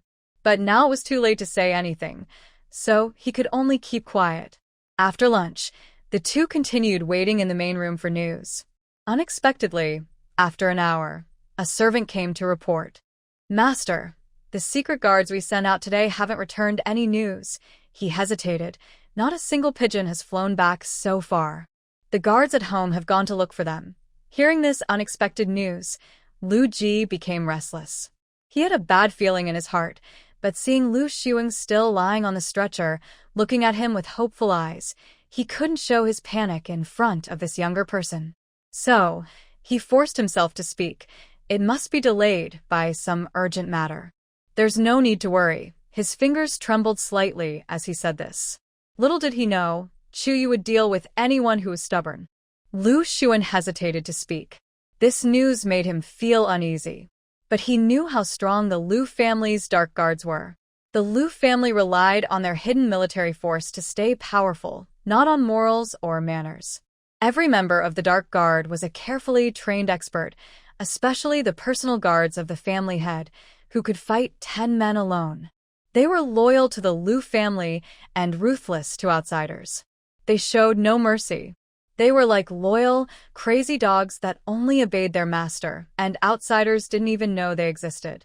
Since the family head had spoken, the Dark Guard team would surely deliver the result he wanted. As for the Chu family, they were exiled criminals who traveled day and night, sleeping outdoors, probably starving. No matter how they thought about it, they couldn't escape from the Lu family's Dark Guard's pursuit. Lu Xiong was determined to hear good news from that side as soon as possible. Thinking of this, he ignored his injuries and refused to leave the main hall of the Lu family. Lu Ji didn't really want Lu Xiong to stay, but since he was badly hurt and only wanted to hear the good news immediately, he couldn't really send him away. Lu Ji patiently sat with Lu Xiong, drinking tea and waiting for news. After several hours of waiting, feeling restless, even the fine tea Lu Ji had just received no longer seemed tasty. Finally, the guard responsible for delivering messages appeared again. Seeing his figure, Lu Ji felt excited and couldn't help but sit up straight, then relaxed his posture to appear calm and confident. Even Lu Xiong, whose legs were shattered from a severe fracture, tried hard to lift his upper body, looking at the guard with hope, eager to hear good news. But when they saw the serious expression on the messenger's face, both of them suddenly felt something was wrong. "Report to the head of the family." The messenger quickly approached and knelt in the main hall. The secret guard sent to hunt the Chu family. He hesitated for a moment, knowing that giving such bad news himself might anger the head of the family, but as the guard responsible for communication, he couldn't hide the truth. "It's confirmed that the secret guard team has been wiped out. Not a single survivor." "What?" Lu Ji was shocked and angry. He slammed the table and stood up sharply, shouting sternly, "What exactly is going on? Tell me clearly." That secret guard team was their family's main strength and support here. His loud voice made Lu Xiong, who was about to get angry, silently close his mouth. He only wished he hadn't come here and was waiting at home to hear the news. Lu Xiong looked at his legs, afraid to speak. No servants dared to come over to lift him in the face of the family head's anger. He suddenly felt completely helpless, lying silently on the stretcher pretending to be dead. The family head had just said that this matter would definitely succeed. Although it wasn't an official promise given his status, it was a kind of guarantee. But now, the news they received was that the dispatch team had been completely wiped out. This is a harsh slap to the head of the family, and such a thing is not something he can hear about. Even if he is favored, it's the same. The complete destruction of the secret guard team is a matter that shakes the very foundation of their family. Lu Xun can only pray now. Lu Ji has no time to think of him. Seeing the family head change his expression, all the servants and maids in the house lowered their heads in fear, trying to make themselves less noticeable. The servant reporting the news was troubled, worried about his safety, and explained what the others sent to investigate saw. Our people only found 2/3 of the bodies. Everyone was frozen to death. Many of the corpses had bite marks and claw wounds from animals. Preliminary judgment is that 2 groups got separated in the woods. We only found traces of the survivors' past movements, but we couldn't find their bodies. The guard shivered as he spoke. Hearing this, Lu Ji's face grew darker. Frozen to death. Wicked thieves. Knowing that the wicked thieves were nearby, he was not surprised by the secret guard's death. There were rumors that the wicked thieves might have the power to control ice and snow. Moreover, it is winter, and the deep mountains are already very cold. Regarding the bites on the corpse, Lu Ji guessed that perhaps they encountered wild animals in the old forest and got separated. In this heavy snow, these starving wild animals are very aggressive. Those that haven't been found were probably dragged into the woods and eaten by the animals.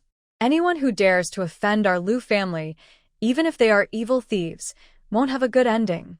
Lu Ji suddenly smiled gently as he thought of his own home behind him. He looked at the servant and said, "Today I won't punish you. Go and receive your punishment." Yes, the servant bowed deeply, secretly feeling relieved. "Now, prepare the carriage. I want to go to the Chi family." He paused and then ordered, "Also, carry him over there." "Yes, sir." The guards all sighed in relief and immediately ran outside. Thinking about the terrifying power of the Chi family, Lu Ji regained his usual calm. He thought to himself, that evil thief probably has some special skills, but no matter how powerful, how can they compare to the genius of the Chi family, who can kill without a trace? Lu Xun looked terrified as he was carried onto the carriage heading to the Chi family. On the carriage, Lu Ji gently said to Lu Xun, "Dear nephew, don't worry. Whether it's that evil thief or the Chu family, anyone who dares to offend our Lu family won't have a good ending." Seeing him return to his usual gentle self and feeling fully involved, Lu Xun finally dared to ask his doubts. "Please forgive my ignorance, but why do we need to seek help from the Chi family? How powerful is the Chi family?" Lu Xun knew about the Chi family, but only that they were related by marriage to their Lu family. The head of the family, Lu Ji, was married to the daughter of the Chi family. However, in terms of fame, the Chi family was not as well known as their Lu family in this region, and seemed quite low-key. Of course, calling them low-key was a polite way of saying that their head of the family had actually sought their help. Unexpectedly, it seemed that the Chi family might have some hidden secrets. Lu Ji sneered. That evil thief may seem terrifying, but there's no way they could be a match for the Chi family. Do you know what a tianjiao is? Lu Ji suddenly asked with a calm voice. Tianjiao? Lu Xun thought carefully about the word. It definitely didn't mean something ordinary, so he shook his head. "Sorry, young master. I am naive and have never heard of it. Please enlighten me." Tianjiao refers to people born with innate divine power. Lu Ji's eyes were complex and full of longing. They are the true pride of heaven. They can control fire to burn cities, manipulate water to create waves, walk on the wind, and use stones as blades. In short, their abilities are beyond normal imagination. They can reach the heavens, move mountains, and shake the earth. Having vast wealth or noble status can't compare to the power of these real tianjiao. I suspect that the evil thief might be one of these extraordinary beings. Lu Xun listened in shock, his eyes wide. A hidden world was unfolding before him, revealing just a glimpse of its secrets. But upon further thought, if that evil thief didn't have special powers, how could he be so arrogant and still not caught? This made him start to believe everything. Suddenly, Lu Xun seemed to understand something and asked excitedly, "Is it because the Chi family has a genius like that we want to seek their help?" Very teachable, Lu Ji nodded with a smile. It seemed that Lu Shiwen was not completely useless. The genius of the Qi family is extremely powerful, he continued, leaning close to Lu Shiwen's ear and whispering, "She can kill people without being seen." "What?" Lu Shiwen exclaimed in shock, quickly looking around and covering his mouth. Even if that evil thief has the so-called ability to control snow and ice, it can't withstand an assassination from the shadows. Lu Ji's eyes were fierce and confident. As long as we can get her to act, that evil thief and the Chu family are doomed. After saying this, he glanced at Lu Shiwen's messy legs. Since he was somewhat pleasing to him as a junior, he reluctantly comforted him. "Don't worry about your legs. Our Lu family's genius has the ability to make medicine, and the effect is excellent. He's famous among geniuses. Later, I will decide to give you a dose to help your legs. Maybe in a year or so, your legs will be as good as new." Really, Lu Shiwen was overjoyed. Although those geniuses were powerful, they were too far from him. To be honest, no matter how strong they were, Lu Shiwen couldn't become a genius himself. "It's still possible to heal my own leg, and that is the most important thing." Lu Ji sighed as he thought about this. "It's a pity about the medicine I gave to Louis back then. Unfortunately, it probably fell into the hands of evil thieves. Since his leg could be treated, Lu Shiwen's mind began to turn. He suddenly remembered the third son of the Chu family, whose legs were also immobile like his own. If those evil thieves were protecting the Chu family, and if they handed the medicine over to the Chu family, wouldn't that cure the third son of the Chu family? Thinking this way, he felt more and more unhappy. How could the Chu family use their divine medicine? But he couldn't say that openly. He thought for a moment and asked, "Master, since our family has such a miraculous medicine, back then when the third son of the Chu family was paralyzed, if the Chu family had asked us for help and received this medicine, could it have completely cured him?" Lu Ji recalled the situation of the Chu third son back then and smiled. "How is that possible?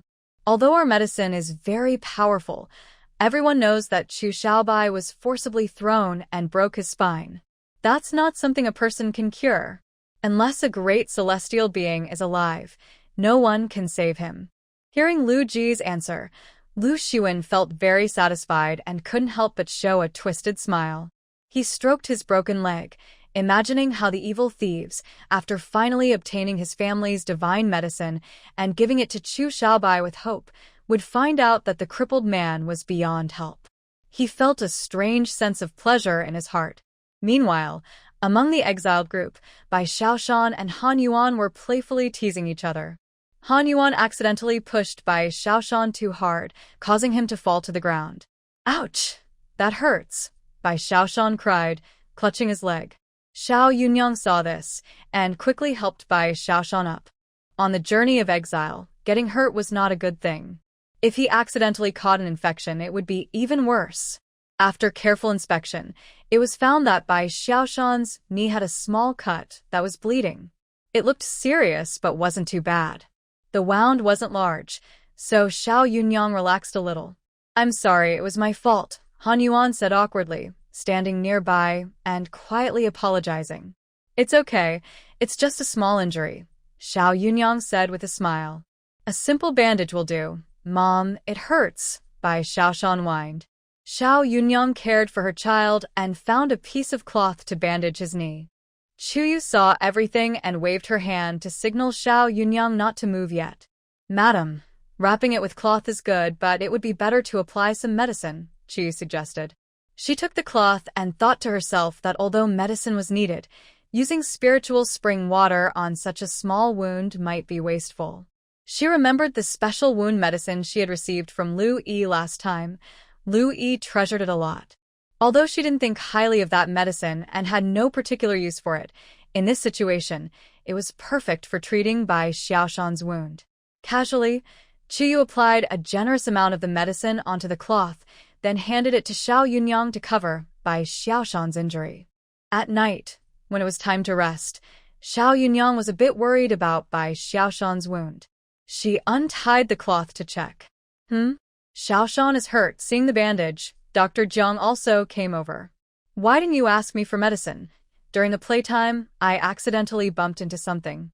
Miss Wu saw it and gave some medicine, so I didn't come to you, Xiao Yunyang explained casually. In the firelight, she unwrapped the bandage from the wound. Upon closer look, the wound had already scabbed over and showed no signs of infection. Xiaoshan, does it still hurt? No, it doesn't anymore. Bai Xiaoshan quickly returned to his usual lively self. Wow. The wound scabbed so quickly after just a day? The medicine really works. Dr. Jiang exclaimed happily. Normal wound medicine usually doesn't work this fast. Look at this blood scab. It's healing well.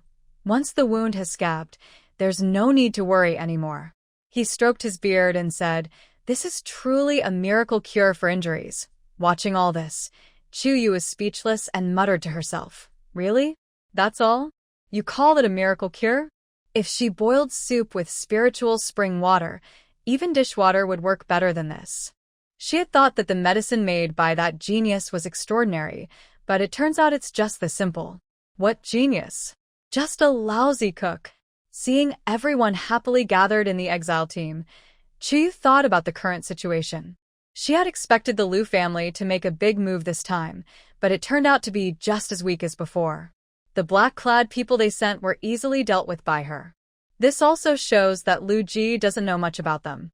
That's why he underestimated them and only sent these secret guards. Now that the secret guard team is completely destroyed, the Liu family will surely reevaluate their opinion of them. Based on the Liu family's way of doing things, even if they believe the secret guard team was killed by evil thieves, they will definitely hold a grudge and blame the Chu family for their destruction. They won't simply let it go. After the secret guard team was wiped out, the Liu family will likely bring out some real strength in their subsequent pursuit. Moreover, when Chu saw the medicine on the cloth, she remembered that it was made by the so-called talented prodigies. Although she didn't care much for the medicine's effects, this indicated that the Liu family had talented prodigies, meaning some capable individuals. However, their abilities are quite weak. Considering this, since the Liu family won't stop chasing and might bring out real strength later, could they use these capable individuals in future pursuits? Even if the Liu family's abilities are somewhat limited, might they seek help from other capable people? Not only the Liu family, but she also needs to be cautious of the royal family. If one Liu family member has abilities, the royal family, being the most powerful and influential family in the country, probably also has hidden forces. The small show of strength by the Liu family can't compare to the hidden power behind the royal family. Chu Yu has caused so much trouble for the royal family, even killing many of their pursuers before. Could the royal family also use these hidden forces in their future pursuits? The royal family does have some hidden powers, but she doesn't know exactly what they are. However, she knows that one person, because of his status, is very likely to know these secrets. Alright, he's the one. Today, she plans to go and get some benefits from Pei Hengji. Back in her family's tent, despite the cold wind howling outside, inside it was warm and cozy, filled with the aroma of delicious food. Tonight's dinner was very rich. Besides the usual dishes Chu Yu often prepared, there was a roasted deer meat, golden and dripping with oil. Grandmother looked at Chu Yu with love and placed a piece of deer meat into her bowl. It's so cold outside, eat more. This deer meat is nourishing. Your fourth brother personally hunted it himself.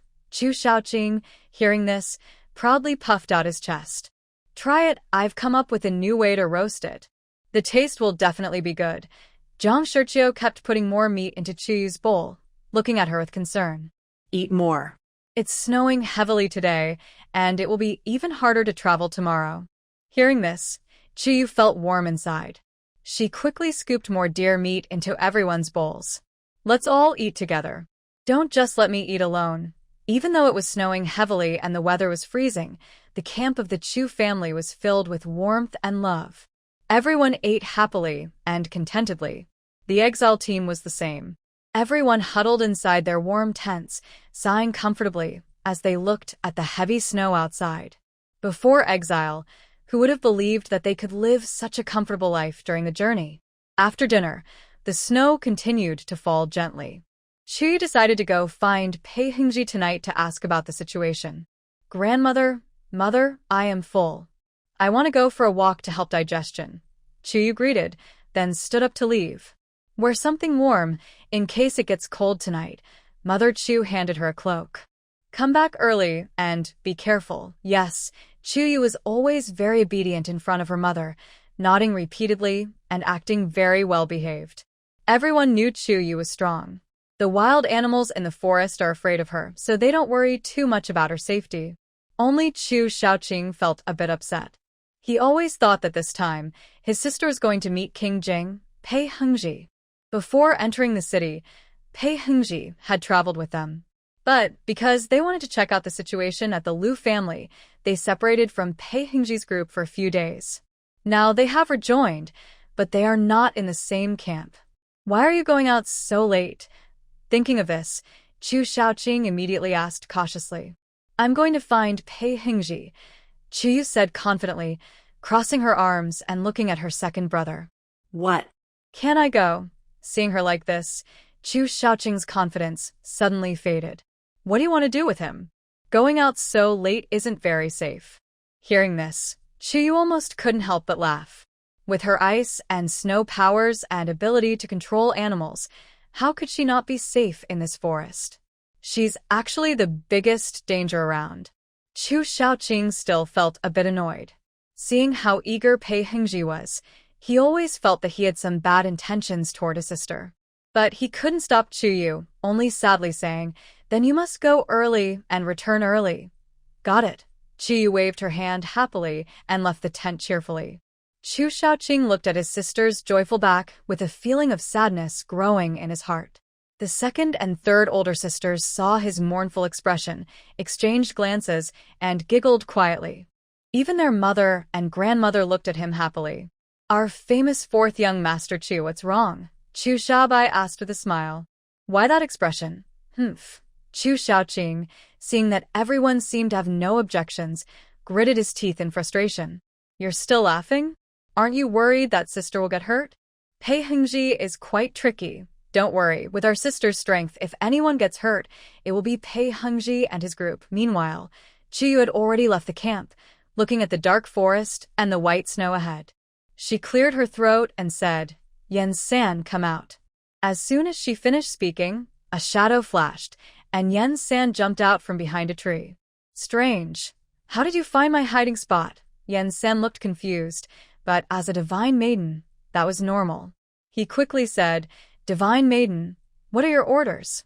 Chu nodded. Take me to find Pei Hengji. I have something to discuss with him. Of course. Divine maiden, please follow me. Since she had something to say, Yan San didn't waste time and immediately led Chu toward his camp. Soon, they found Pei Hengji and his group. Nearby, several mule carts surrounded their temporary shelter, which had just been set up. Because there were fewer people, it was simpler compared to the exile team. When Chu arrived, Pei Hengji had just finished eating and was slowly sipping a bowl of hot soup. The weather here was really quite cold. I wonder how cold it will get when we reach the northern areas. Inside the cleaned-up tent, there was still a bowl of steaming fish stomach soup on the table. This was specifically prepared by Pei Hengji to handle Chu's surprise visit. At this moment, seeing Chu suddenly appear, Pei Hengji seemed a bit surprised. He put down his bowl and smiled gently. Divine maiden, fifth lady has arrived. Have you eaten? It's cold, so how about a bowl of soup to warm up? Looking at the bowl of fish stomach soup, Chu rarely felt a bit uneasy. Every time she came to Pei Hengji's place, she would eat and drink freely, which made her feel a little embarrassed. If the system heard her thoughts, it would probably be so scared it would cause a work injury immediately. You, Chu, are a ruthless person who can steal the entire capital city, yet you feel embarrassed over a bowl of soup? Before they could speak, Yan San looked at the fish soup, drooling with hunger. Your Highness, you're so kind. You know I was outside hungry and shivering in the cold. Pei Hengji looked at him with a gentle smile. Yan San immediately tried to slip away. Well, I dare not. This is specially left by your Highness for fifth lady. I was just joking. With his interruption, the two couldn't help but laugh. You're just in time. Come and have some soup, Pei Hengji said. I received 2 pieces of news today. Chu walked over, sat across from him, picked up a bowl of soup, and took a sip. The temperature was just right. The smooth, rich, and layered taste made her eyes light up immediately. This chef's skills are really impressive. It didn't look like something made deep in the mountains. Rather, it seemed like it was from a big city restaurant. Chu was surprised. I didn't expect your secret guard to have such skills. Is it troublesome? Pei Hengji paused, nodded, and said, "No, don't worry, it's not troublesome." Next to them, Yan Shiqi looked on silently. Not troublesome? Still not troublesome. Oh no! I can't take it anymore. He had run from the camping site to the town for a meal, specially packing food for the young lord, especially this soup. The young lord watched it like it was a treasure. He didn't eat it himself, but had it gently warmed over a low flame. Yan Shiqi looked resentful. Who will speak for him? Chu finished her soup, feeling very relaxed. She lazily asked, "Tell me, what's the news?" Pei Hengji glanced at Chu. Under the candlelight, her already beautiful face looked even more captivating. Now, as she sipped the delicious soup, her expression relaxed, showing a rare laziness. For some reason, Pei Hengji felt his heart beat a little faster. He was in his camp, sitting upright as if in class, seriously answering questions like a student, responding earnestly to Chu. "I sent people to search everywhere along the border," he said. And then, hearing this, Chu immediately became alert. This must be news about her father and brothers, though she didn't know if it was good or bad. From Pei Hengji's expression, these 2 pieces of news probably weren't very bad today. "I sent people to search carefully everywhere, but we couldn't find any remains of your father and brothers," Pei Hengji continued. "It's very likely they are still alive and have already escaped. My people analyzed their possible escape routes. They are probably heading towards the Hushi and Linyan regions. Beyond that, we can't tell much." Pei Hengji sighed. "I don't know if General Chu and the 2 young generals are injured or how serious their wounds are. That's wonderful. You've already helped a lot," Chu said happily, finishing her soup with a bright smile. Finding her father and brothers had always been her family's wish, but they were in exile and couldn't search for them. The border was too far away, and in the middle of a war. Even if they wanted to ask others to look, it was very difficult. Only Pei Hengji had the power and ability to send people to help find them at the border. As long as they are still alive, that's all that matters, Chu thought. She had a spiritual spring in her hand. No matter how serious the injuries, as long as she could reach them and see them, even if the Grim Reaper came, she could save their lives from his hands. "The second piece of news is from my spy in the county town," she said. "County town?" When Chu heard about the town they left not long ago, she immediately thought of the persistent Liu family. "Did something happen with the Liu family?" Pei Hengji nodded and said, "Master Liu Ji from the Liu family took his carriage out today and went to the Qi family." "The Qi family? Isn't the county town dominated by the Liu family alone? How did the Qi family suddenly appear? What's going on with them?" Although he asked this aloud, Chu understood very well that the Qi family was probably the helper that the Liu family was seeking.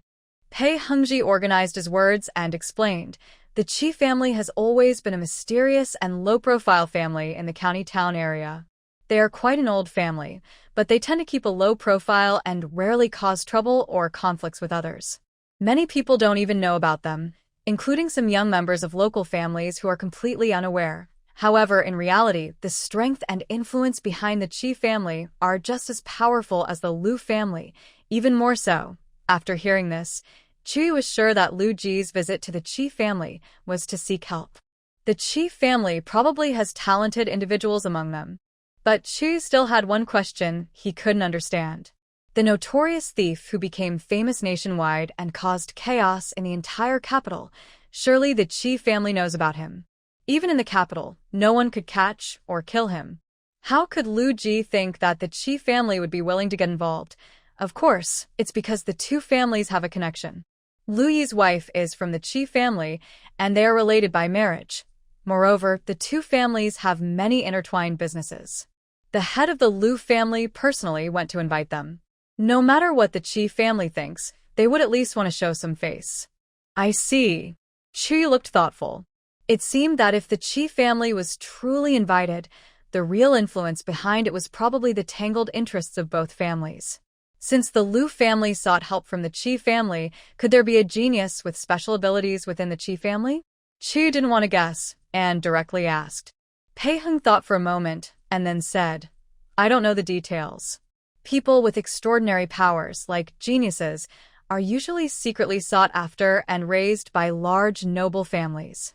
Many of these geniuses show exceptional abilities from a young age and are adopted by powerful clans. But whether a family has such geniuses, how many they have, and what abilities they possess, these are secrets kept within the family and are not known to outsiders. Adopted? Considering the activities of the Liu family, this adoption might not be simple. Chu Yu sneered coldly.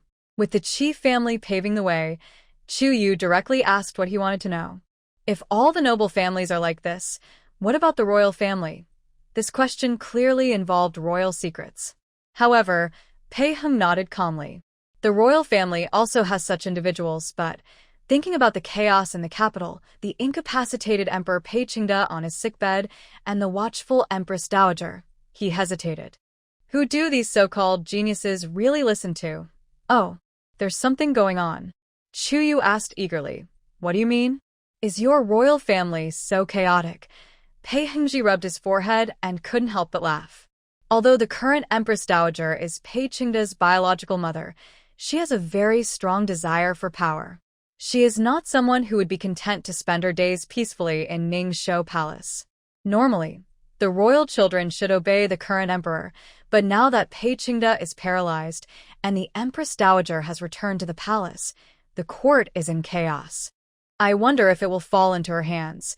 He seemed to have thought of something and said to Chu Yu, although Pei Qingde is paralyzed, there is good news from his harem. Many women are pregnant. The Empress Dowager probably wants to appoint a young ruler. Chu Yu. She was stunned. Besides Su Jiaoyi, are there many others pregnant? Pei Hengji looked at her reaction with some suspicion. Yes, that's how it is. What's wrong? Chu Yu immediately became happy. Well, after I saved you, I also conveniently deposed Pei Qingde. Pei Hengji widened his eyes in shock. So, these pregnant concubines. Exactly, Chu Yu nodded, with a mischievous smile in her eyes. That's exactly what you thought. Hearing such explosive news, even Pei Hengji's calm expression couldn't hold up. Oh my. This is so absurd, he muttered in shock. So, my nephew knows about this too. This royal family is more chaotic than I imagined. It is hard to imagine that the mother and son who previously worked together to eliminate other members of the royal family are now in such a situation. The proud emperor, who once ruthlessly killed loyal officials, is now reduced to this state. And all of this is caused by the young girl standing before him. As a member of the royal family, he should be furious and defend the dignity of the throne. But honestly, that's not true.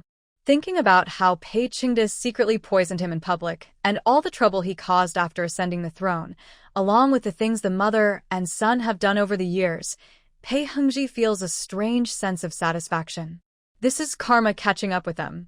Since even he, a royal, shows no sympathy for those three, Chu Yu, the main instigator, certainly won't either. She only feels pleased to see their downfall. She is on the path of rebellion. Who asked him to persecute the Chu family so recklessly? The emperor, when he did those things, probably never imagined he would end up like this. This is the result of being a reckless ruler. How do you think the Empress Dowager is feeling? Pei Hengji wonders. The Empress Dowager openly allows her concubines to give her son a green hat, a metaphor for betrayal, and even distributes many such hats. If this gets out, she will surely face the anger of the entire court. And Pei Qingde, how could he just silently accept all this? Of course, it's for power. Chu Yu shrugged, clearly understanding. Since the emperor was castrated and there's no heir if this gets out, since Pei Qingde has done many things that anger the heavens and the people since he ascended the throne, he can't even produce an heir now. Once exposed, he'll definitely be removed from his position. If he can't become emperor, given his past actions, his end will be tragic. Hearing this, Chu Yu clicked his tongue. His current situation isn't much better. Then, you will be the most legitimate heir in the royal family. The people's support is with you. The Empress Dowager won't want to see such a result. The Emperor is gone. What power does she have left? You're not her biological son. If you become emperor, you'll surely strip her of her power. She won't tolerate that. Exactly. If I become the heir, at most I will honor her as a respectful elder, but I will never allow her to hold any power again. Pei Hengji thought about the Empress Dowager's secret schemes over the years and her recent actions, nodding in agreement. If the Empress Dowager only did things that benefited the country and the people, that would be fine. But since the emperor was injured, everything she's done has been about fighting for power and influence. That's right. Chu clapped his hands and became serious. So, I think we should unite quickly and form a team. Next time, their main target will definitely be you. Even if the evil thief took all the royal treasures and caused them to be in such a difficult situation, none of that compares to killing you first. Killing you is the most important thing. The Empress Dowager's true goal is not just power for herself. She is after the emperor's authority. If she wants to legitimately gain this power, no matter how she plans it, you must die outside first, so she has no connection to you. Pei Hengji once again felt how formidable the young woman in front of him was. She has a vision beyond ordinary people and understands political games very well. Even some high officials in the court might not see things as clearly as she does. Since her main target is me, why should I bring disaster to the exile team? He sighed, thinking of the elderly, women, and children in the exile group. Although he completely trusted Chu Yu's strength, he felt it would be wrong to do otherwise, as it would go against his conscience. I told you to come, so you came. Chu Yu raised her chin. Or do you think that just you and your people can withstand the royal family's talented fighters' attacks and assassinations? Exactly, when you return, your secret guards can also help protect the weak and vulnerable during the attacks from the Qi and Lu families. On this journey, besides the royal family, the Qi family and Lu family are also watching us closely. If we split up and fight separately, it will be easier for us to fall into traps and cause trouble for each other. Her words were so natural and commanding that Pei Hengji was silent for a moment and still couldn't find a reason to refuse. On one hand, these people are good at dealing with ordinary experts, but they are completely helpless against talented prodigies. On the other hand, it is also his personal wish. He wants to get closer to Chu Yu. Then I thank Lady Wu first, Pei Hengji said with a smile. My guards and I will do our best to protect everyone. Seeing his smiling face, Chu Yu thought, no wonder he is the main villain in the original story. His appearance is quite pleasing. She continued analyzing. As for the Lu and Qi families, they are not too hard to deal with. Although they might send 2 talented youths this time, their interests are conflicting. Maybe they will end up fighting each other. The Qi family was invited by the head of the Lu family, seemingly to help with the hunt and to save face for the Lu family or seek revenge. But both families actually want the same thing, the treasure stolen by the evil thief from the royal family and many noble families. That is a huge fortune. Whoever gets it could quickly rise to become a top noble family. The Lu family isn't very good, and the Qi family probably isn't much better. Although they are related by marriage, these days, family ties are not very strong. Many families have multiple relatives by marriage. Once her own family rises, she can find better and more powerful relatives. As for betrayal, that's a joke. As long as the participants are gone, no one will remember that there was ever betrayal between the 2 families. On the other side, inside the imperial city, a large, beautiful but slightly worn carriage was traveling along the main street, followed by a large group of people and horses. The Empress Dowager sat inside, watching the grand scene outside, feeling quite pleased. However, she looked down at her dull phoenix robe and touched the few pieces of jewelry on her head, frowning subtly. Never mind, the situation won't last long. Soon, everything will return to normal. At that time, she will get everything she desires. As she thought, the Empress Dowager suddenly smelled a foul odor. What is that smell? The stench was so strong it hit her forehead. She, who had been noble all her life, had never smelled anything like this before. "What's going on?" Hearing her question, the old maid nearby quickly lifted the curtain of the carriage, and a stronger foul smell rushed in, startling her. She hurriedly lowered the curtain again. "Your Majesty, we just passed by the Princess Chang's residence." Hearing this, the Empress Dowager grimaced and pressed her forehead, signaling the coachman to speed up. Recently, because of the scandals that had been revealed earlier, Princess Chang, Pei Miaoling, had seen her reputation in the capital plummet. Although the common people dared not criticize the princess openly, after that day, angry citizens threw many rotten eggs at the princess's residence every night. This went on daily, making the city very dirty. Fortunately, the weather was cold now, or it would have been even more disgusting. Hearing the Empress Dowager's command from the carriage, everyone suddenly increased their speed wildly, as no one wanted to stay in the foul smell area.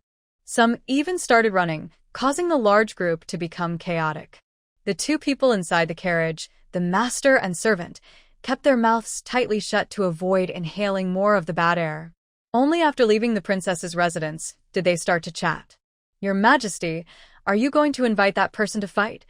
asked the old maid who had served the Empress Dowager for many years. Of course, the Empress Dowager sighed. If only her youthful eyes hadn't been so naive and caused so much trouble. I had planned to bring her along. What a pity. At this moment, she suddenly remembered the foul smell just now and surprisingly didn't feel much regret. The most important thing now is to get rid of Pei Hingji quickly, her eyes turning fierce. If he doesn't die, he will become a big problem for us sooner or later. The next day, Pei Hingji and his group arrived early to join the exile team. "Oh, you're here?" Chu Yu greeted happily. Chu Shaobai, who had been smiling and joking about his brother yesterday, immediately darkened his face. If even he was like that, it was even more obvious that Chu Shaoqing had been upset and annoyed about it yesterday. Chu Shaoqing sarcastically said, "Haha, Your Highness, you really came early today. Didn't sleep well all night?" Chu Shaobai smiled and echoed, "Yeah, isn't that a bit unrestrained? I slept quite well, actually. It was Lady Wu who asked me to come early yesterday." He had casually explained something, not expecting the expressions on the two men's faces to turn darker instantly upon hearing his answer. "What's wrong?" "Hee, nothing." The two brothers forced a smile that didn't reach their eyes. "That's good to hear." Pei Hingji felt a little uneasy inside. She was a bit confused. Hadn't they gotten along well before? Why are the brothers acting so strangely today? Have they lost even basic social awareness? "Third brother, fourth brother. What's going on with you?" Nothing. The two brothers smiled brightly at their little sister, but inside they felt bitter. Lu Shaoqing carried the third brother on his back, and the two hid far away, whispering secretly. Even Chu Yu, who had above-average hearing, could only faintly catch words like appearance and provocation. Seeing this scene, Zhang Shiqiu and Grandma Qin Wanyu, who knew the truth, almost couldn't hold back their laughter. The eldest and second sisters-in-law nearby exchanged glances, their eyes full of amusement. Soon, the exile team was ready to depart. The two groups merged, and with more young and strong members, they moved faster. Before long, they had left the forest. The further they went, the more desolate the scenery became. They had traveled most of the day without seeing anyone. Although their team's strength meant they could camp outdoors safely, staying in a village would be much more convenient. After another hour of walking, a small figure suddenly appeared ahead, immediately catching everyone's attention. Chu Yu used his sharp eyesight to look ahead. There was a young child whose age was hard to tell. The child wore torn clothes that almost hung off their body. At this moment, the child was searching under a tree for something. "Great! Someone's here!" Bai Shaoshan exclaimed happily. "If there's a child, there should be someone living nearby," Chu Shaobai said. "That's wonderful. We can stay in the village now," Lu Yuan cheered. Hearing the noise, the child turned around and saw the crowd of people. Suddenly, they were scared and hid behind a large rock. Realizing they couldn't run faster than so many people, the child gathered courage and shouted, "Hey! Stop!"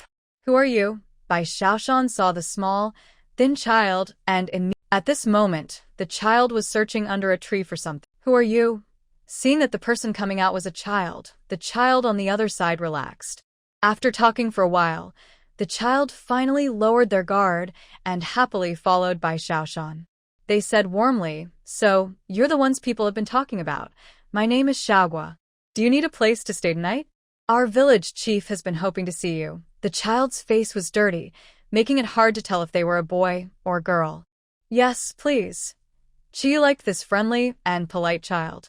Plus, the team was hoping to find a place to rest in the village, so he agreed immediately. "What are you doing here?" "I'm looking for fruit," Xiaogua replied. Then he pointed out the way to the village for everyone. Chuyu immediately took out a big, sweet apple and handed it to him. "Sister has many delicious fruits here. Would you like to come back with us?" Little Gu looked at the apple and hesitated for a moment. "This is your reward for showing the way. Take it," Chu Shaoqing also said kindly. Little Gu rubbed his hands on his clothes, then took the big apple. After thinking for a moment, he shook his head. "I want to find more fruits. You guys go ahead first." If they looked northwest now, they would see something shining on the top of a hill, very noticeable even in the vast snow. On the hill, a man was holding a strange-looking object, looking in their direction. If Chu saw this, he would surely be surprised. "Does anyone have a telescope now?" The man looked toward the direction Little Gu pointed and smiled. The exile team is heading to Shingrong village. They're not very cautious around the villagers. "Hurry and go over there. Turn everyone in that village into our allies. They will definitely fall for it." "Yes," one of his subordinates immediately agreed. Then he hesitated and asked, and the villagers, hearing this, the man didn't move his head but simply glanced over. "Kill them," he said calmly, as if he was talking about what they ate for lunch. "Oh, and make sure to clean up thoroughly so no one finds out." "Yes," the subordinate replied quickly. The man then turned his attention back to the telescope in his hand and muttered to himself, "Just wait and see. I won't be slower than that Shi family's young man." Almost at the same time, on another small hill far away, a very thin man lowered his makeshift telescope. The nearby guard quickly bowed and carefully took the telescope with both hands, showing great respect. The man wore dark, elegant clothes decorated with fine patterns. He looked so thin that he seemed unable to support the weight of his clothes. His black outfit made his pale face and purple lips stand out even more. But unlike his poor appearance, his eyes were full of arrogance. A centipede, as long as an adult's forearm, crawled out from his sleeve, making a rustling sound. Its shell was shiny black with colorful patterns gleaming in the sunlight, showing it was well cared for. This made the man's slender arm look even more like just skin stretched over bones, so thin it was almost frightening. "All right, you all should get ready too." The man casually played with a terrifying venomous insect on his arm, his expression turning somewhat wild as he looked at the nearby village. "This time, let them have no way back." "Young master," an old man acting as a steward bowed and asked, "What if that Lu family's young man goes ahead and deals with the exile team before we make our move? Wouldn't that make our efforts pointless?" "Just the exile team. If he wants it, let him have it," the man said with a subtle smile. "After all, he's the head of the Lu family. He personally came to ask us, so I can't exactly steal his enemies. Don't you think?" The nearby guards chuckled in agreement. "Yes, yes. Young master is wise and brave." The man nodded and then smiled. Besides, attacking officials openly is a bit too showy and not in line with our Qi family style. If there's any trouble later, it's better for the Lu family to take the blame first. Our goal is to find the legendary thief who's been lurking near the exile team. "And the hidden treasure he's protecting," he said, his voice turning serious.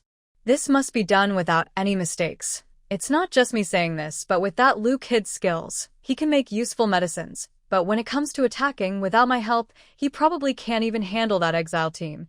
He gently stroked the centipede wrapped around his arm, a sinister smile on his face. "When we go back, it's perfect to have that old Lu give us more thanks." The butler sighed helplessly. "Young master, that Lu kid probably won't agree to that." The man lazily yawned. "It doesn't matter. If he's stubborn, I'll just take him down." He clapped his hands softly. Although there is still some snow that hasn't melted around, faint sounds of rustling can be heard among the trees and grass, as if countless insects are crawling. In the evening, the exile team finally saw the village. Large fields surround the small village. From afar, almost every house has wisps of smoke rising from chimneys. Along the winding paths, villagers dressed in patched cotton clothes carry bamboo baskets, walking with calm smiles on their faces. Everything looks peaceful and quiet, which makes everyone in the exile team feel more relaxed. Chuyu looks at the old thatched roofs of the houses and thinks silently, this village is clearly not wealthy. When we leave, we should leave some food and basic supplies for them. Seeing the village, the group becomes energetic and speeds up toward it. System, I have a strange feeling. Chuyu, watching the village from afar, initially felt it was peaceful and safe, but as she gets closer, she finds it increasingly odd. Something feels off, but she can't quite explain it. She can't help but ask the system. System, can you see anything? System. Huh? What's wrong with this village? It looks pretty normal to me. Do you think something's wrong, host? Chuyu. Useless thing. I do feel something's wrong, but I can't quite put my finger on it. Could it be a trap? The outline of the village is now very close, and Chuyu's sense of unease becomes even stronger.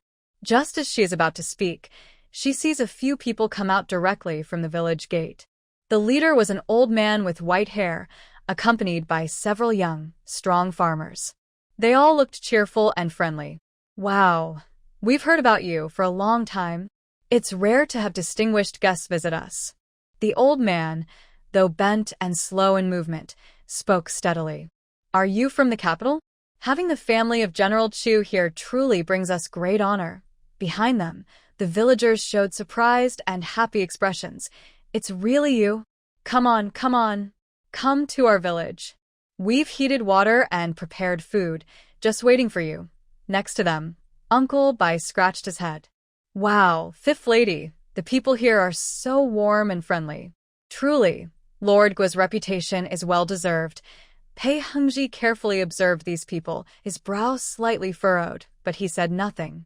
In fact, among the exile group, Pei Hengji was quite noticeable. Even without speaking, his appearance was striking enough to attract attention. No wonder the villagers greeting him looked surprised when they saw him. The old man, trembling slightly, squinted and looked at Pei Hengji for a long time. Hey, is this young man a member of the Chu family? He's really handsome. Chuyu's eyes flickered slightly, then a faint smile appeared on his lips as he looked in Pei Hengji's direction. Old master, you have good eyesight. This is my cousin. Pei Hengji was momentarily stunned. Chuyu then grinned and winked at him. That's right, Brother Heng. He was just playing along a little. Pei Hengji, once a good speaker, now like a gourd with its mouth sewn shut. He was silent for a long time before finally uttering a single word. Chuyu. Not a buddy. Why does he speak so little in front of outsiders? Is this the royal restraint? System. It was too lazy to speak, but with its sharp optical camera, it had already captured the redness gathering around Pei Hengji's neck and ears. But since the host already said so, what could it do? System. Yes, you're right, host. Chuyu. Don't think I don't notice you're just brushing me off. After fooling these people, everyone headed toward the village, but Chuyu felt even more strange. She always felt that these big men and the old man kept glancing toward Pei Hengji's direction, casually and repeatedly. It was a bit odd. Did these people know Pei Hengji? The village was not big. You could see the end with one glance. Still, there were quite a few workers, some chopping firewood, some sweeping snow. Maybe because it was around mealtime, there weren't many women, but every household had smoke rising from the chimneys, and the smell of food could be faintly heard. The old man smiled and said, I am the village chief. When that child came back and told us about the exile team, we prepared a little extra food. Wow. There's something delicious. Yay!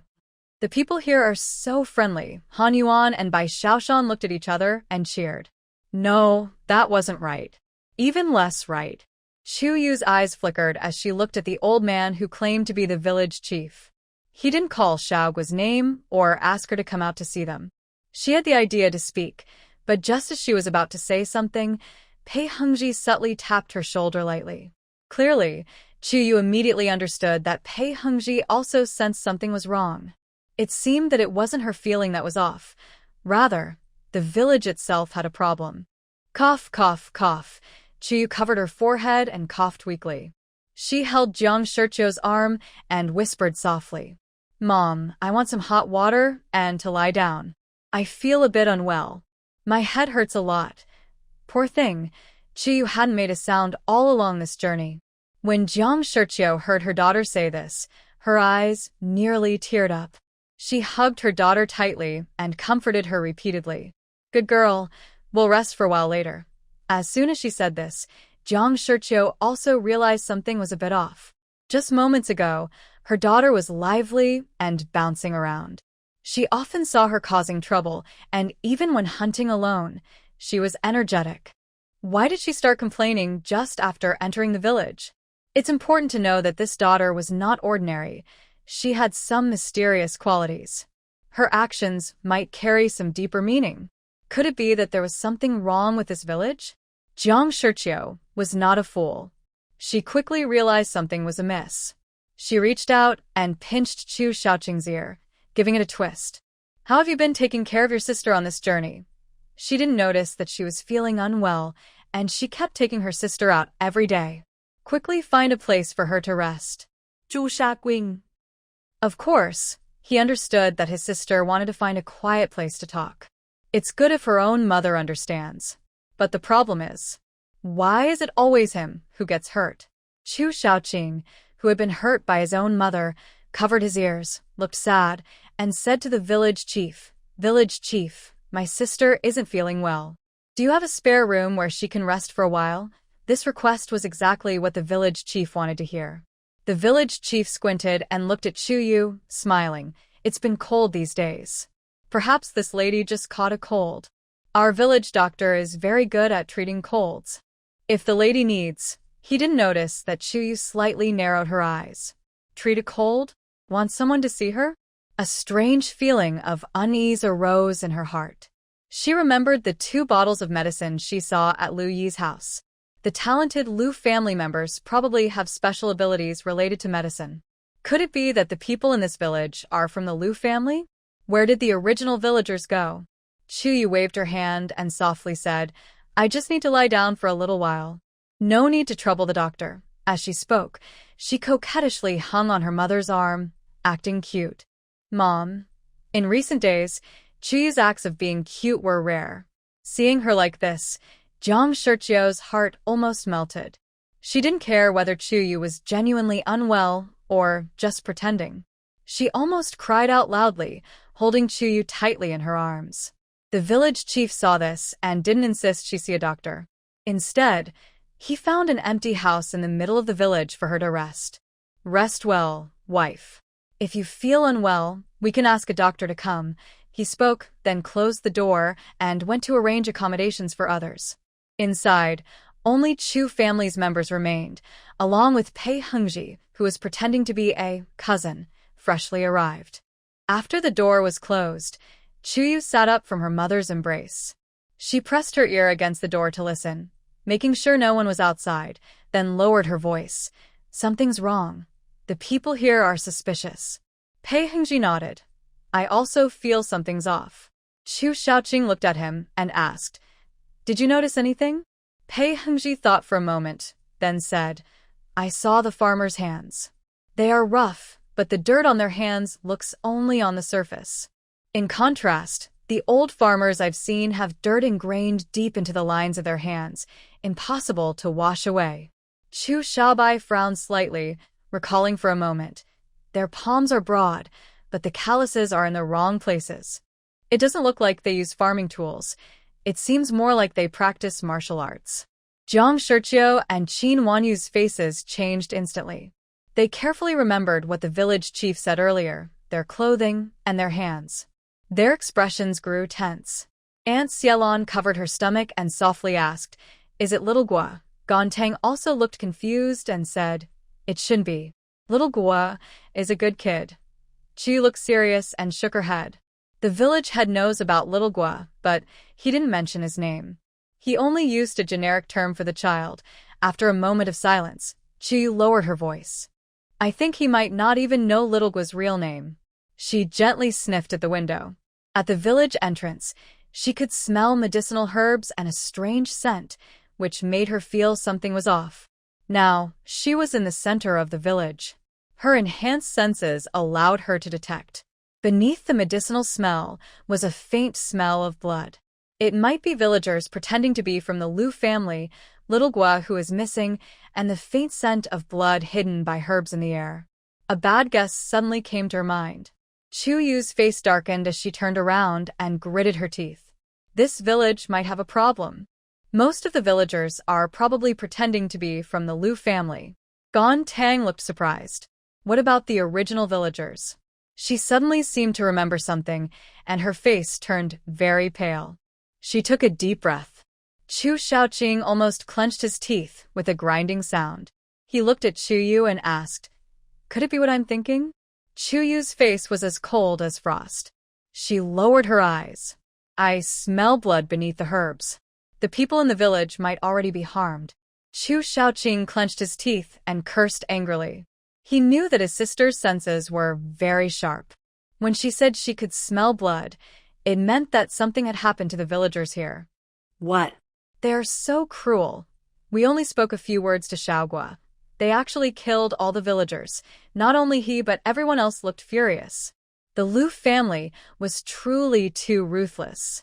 They set a trap just before the exile team arrived, and in doing so, they slaughtered an entire village of ordinary people.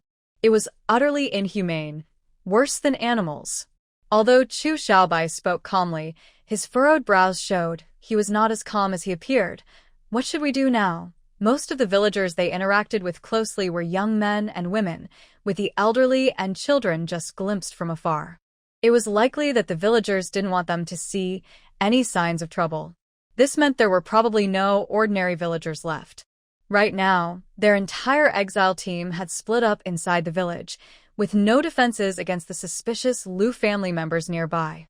The guards from the Bai and Pei Hung families might be fine, but the Han family and others could easily suffer losses. He frowned and asked, should we notify the others in the exile team? Let them be a bit more cautious? Chu Yu's face was as cold as ice. He shook his head and said, notify? That's too complicated. Besides, there might be a trap waiting for us soon. Do we have to cooperate with these ruthless Lu family members and put on a show? Previously, she pretended to cooperate with these people because she was in that county town. There were many common people and countless spies and secret agents sent by various forces. For the sake of public opinion and her destiny, she couldn't openly start a massacre in front of the villagers without any warning. To make future actions easier, she also didn't want to reveal her identity to the spies for no reason. This world has powers like heavenly talents, which are not mentioned in the original story. Who can guarantee that there are no other powerful forces here? Therefore, she was always careful in the county town, hiding her true identity and preventing others from guessing who she was. But now, the situation is completely different. The village in front of her has been turned into a deserted place by the Lu family's people. There's no one left. Only enemies and her own people remain in the village. In this situation, why should she cooperate with those beasts and pretend here? Sorry, she doesn't have the patience or the good temper for that. After making up her mind, Chu stood up and said, wait here for me. I'll be back soon. These beasts must pay for their actions. At this, everyone present realized what Chu was about to do. She clearly intended to go out alone and eliminate the Lu family's beasts in the village. Chu Shaobai frowned and asked Little Fish, are you going alone? Or should I go with you? Chu Yu shook her head and looked at her two brothers. No, when I'm not here, you stay and protect the family members. Chu Shaobai and Chu Shaobai exchanged a glance. Little Fish, don't worry. With us here, no one will harm a single hair of your family. At this moment, Pei Hengji, who had been silent nearby, suddenly spoke. Madam Wu, I want to go with you too. Chu Shaobai. He turned to look at Pei Hengji, feeling a bit annoyed. Pei Hengji patiently explained, I know more about these people.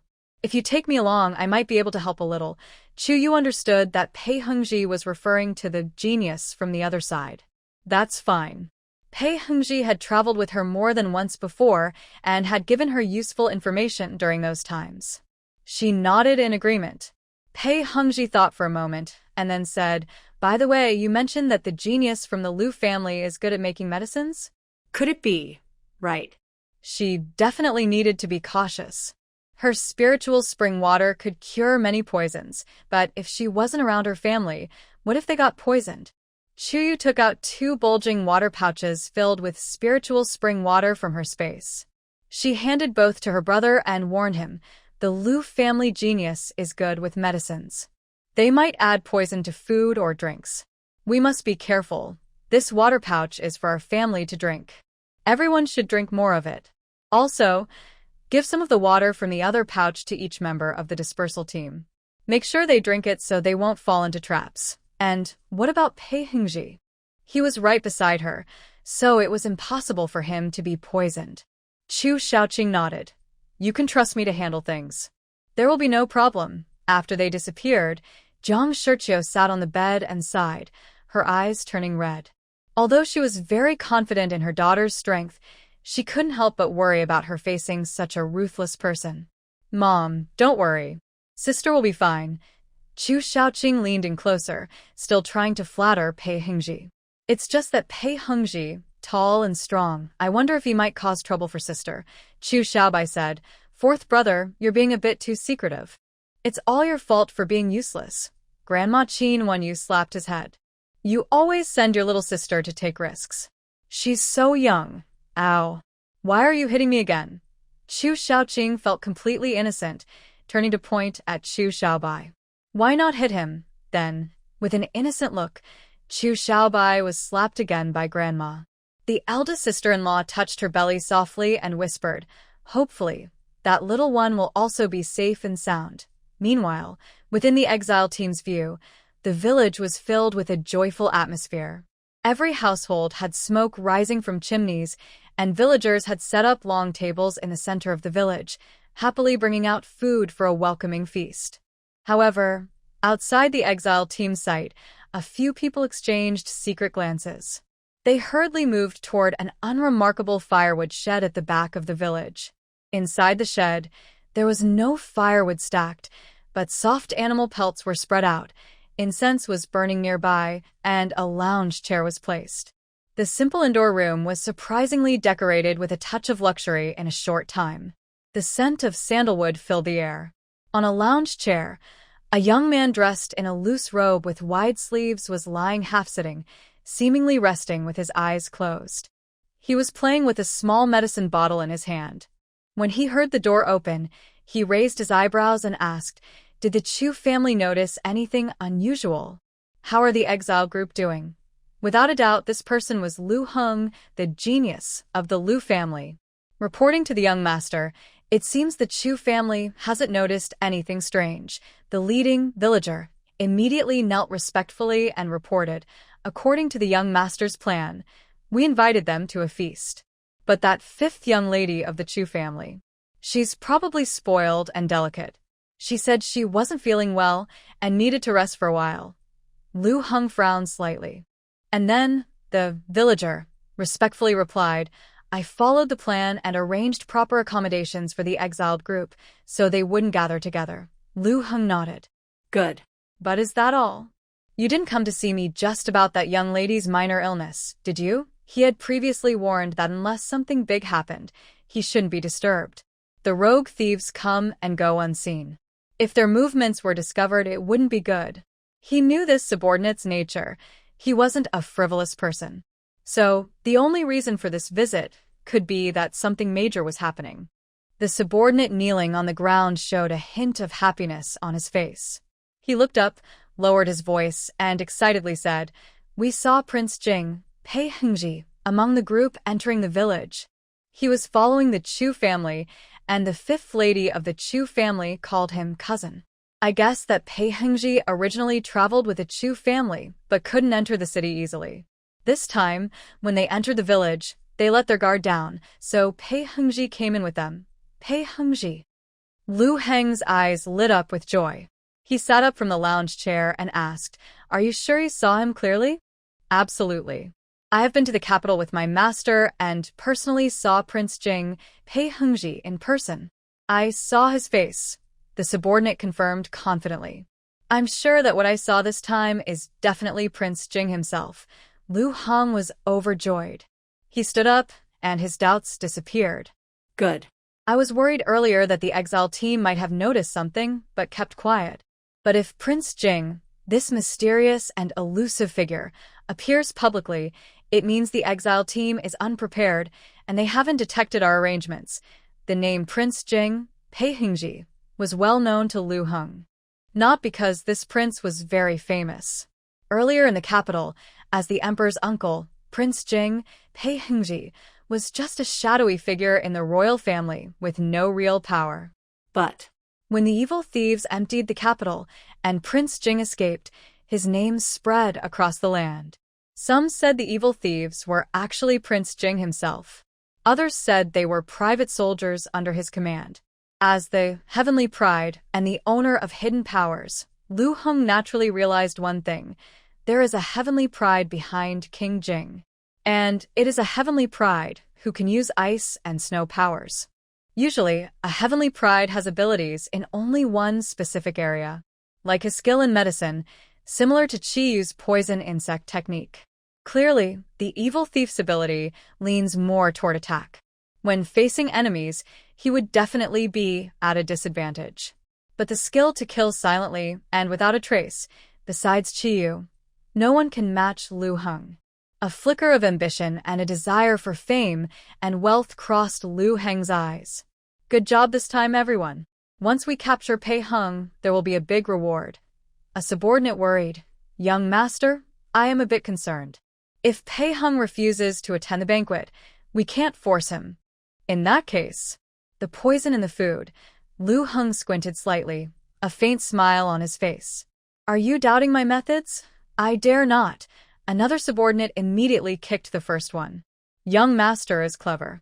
With so many bodies, after handling them, there's not a trace of blood. Can you think of anything young master can't think of?" Lu Heng waved his hand, showing a relaxed smile. "Whether they attend the banquet or not, even whether the exile team attends or not, it doesn't really matter. From the moment they see the village, they are already poisoned." He looked at the confused expressions of his subordinates and didn't bother to explain further. Or rather, he was not willing to explain his actions to anyone. Using poison at the dinner was already a poor choice, because the real deadly toxin had seeped into every inch of the village land and was gradually spreading into the air. Anyone without an antidote who stayed in the village for just an hour would be beyond help.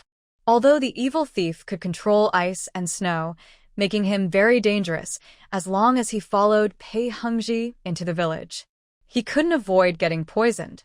If he could capture the evil thief and King Jing, he would not only earn a large royal reward but also achieve great merit. Lu Yi's previous actions had already dealt a heavy blow to the Lu family. They needed to find someone influential in the court quickly. Is there a better achievement than capturing King Jing? Moreover, the evil thief had emptied the capital city and stolen countless riches. All these treasures definitely ended up in Pei Hengji's hands. If he could find out where these riches were from Pei Hengji, the future of the Lu family would be more than just a small noble family in Heshi County. Lu Heng was lost in wonderful fantasies.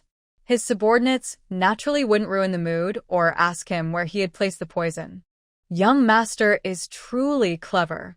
Yes, that evil thief definitely didn't expect to be poisoned already. Just as Lu Heng was smiling, the door was opened again. What new issue was this? He frowned and looked toward the door. Hurrying over was another subordinate he had sent to the village entrance. "Young master, something's wrong. We heard rustling sounds on the west side of the village. When we cleared the snow, we saw many poisonous insects. I'm afraid the Qi family has arrived." Lu Heng's eyes darkened with worry. "Qi didn't come early or late, but just when I set my trap. These scoundrels are clearly here to pick the peaches." Although the Liu and Qi families are friendly and even related by marriage, my relationship with Qiyu has never been good. As the saying goes, two tigers cannot share one mountain. Both are talented and from Hudong County, so there's a subtle rivalry. If it were anyone else, it wouldn't matter. But King Jing, Pei Hengji, is unique, and he has only one achievement. Seeing Pei Hengji and the exile team fall into his trap and get poisoned, I refuse to give up my credit or share it.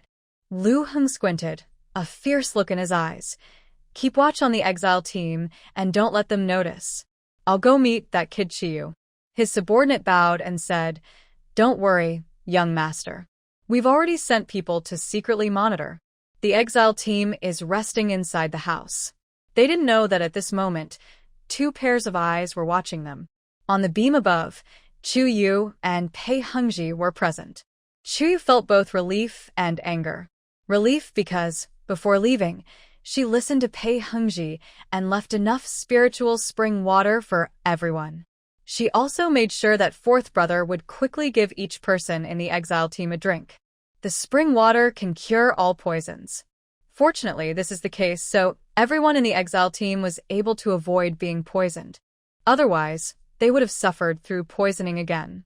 Grandmother is old, my eldest sister-in-law is pregnant, and the third brother has not fully recovered. How could they endure such suffering? If they hadn't been alert, and Qiyu had imagined returning and seeing everyone poisoned, she would have felt her anger boiling inside. Adding to this, the servants of the Liu family spoke about the innocent villagers they had killed and the handling of many bodies with such familiarity, calmness, and even pride. This casual attitude and ease in discussing such terrible things made Qiyu believe they had committed similar evil acts before. Furthermore, the Liu family holds great power in the county city. Even if they had done these terrible deeds in the past, anyone who noticed might have been suppressed, making it impossible for the truth to come out. However, Qiyu was also a bit confused. The proud member of the Liu family spoke so mysteriously. Where exactly did he put the poison? The moment she saw the village, she was already poisoned. Qiyu had used the medicine he made, but to her, these so-called divine medicines didn't seem very impressive.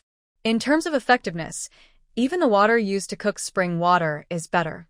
So, the proud Liu family member's mysterious words were clearly an exaggeration of his own strength. But on this journey, they didn't fetch water locally or hunt for food. They ate and used supplies brought from the previous village. Could they still be poisoned this way? The Liu family must have put poison on other substances. She squinted slightly and asked, Could it be in the soil?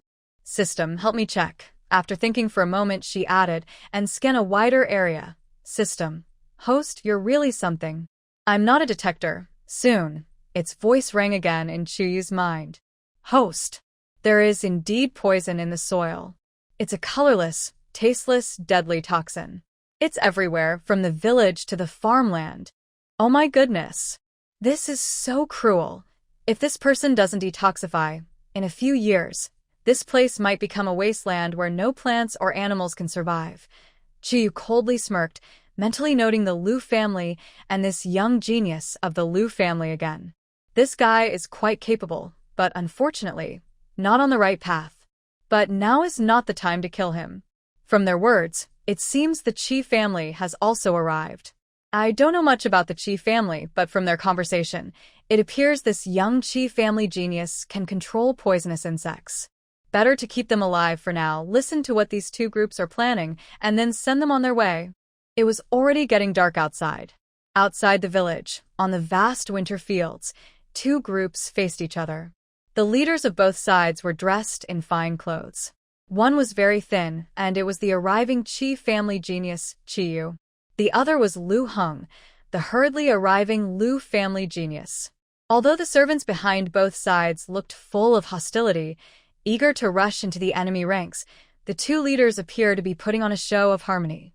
Lu Heng spoke first. Brother Qi, long time no see. How have you been lately? In fact, he was feeling quite irritated as he was about to catch the evil thief and King Jing. That Qi family member kept jumping in to cause trouble. It was really annoying. Although he wanted to throw out everyone from the Qi family, Lu Heng didn't show any emotion on his face. His words, however, sounded less friendly. Our medicine may not be divine, but it is much better than ordinary medicine.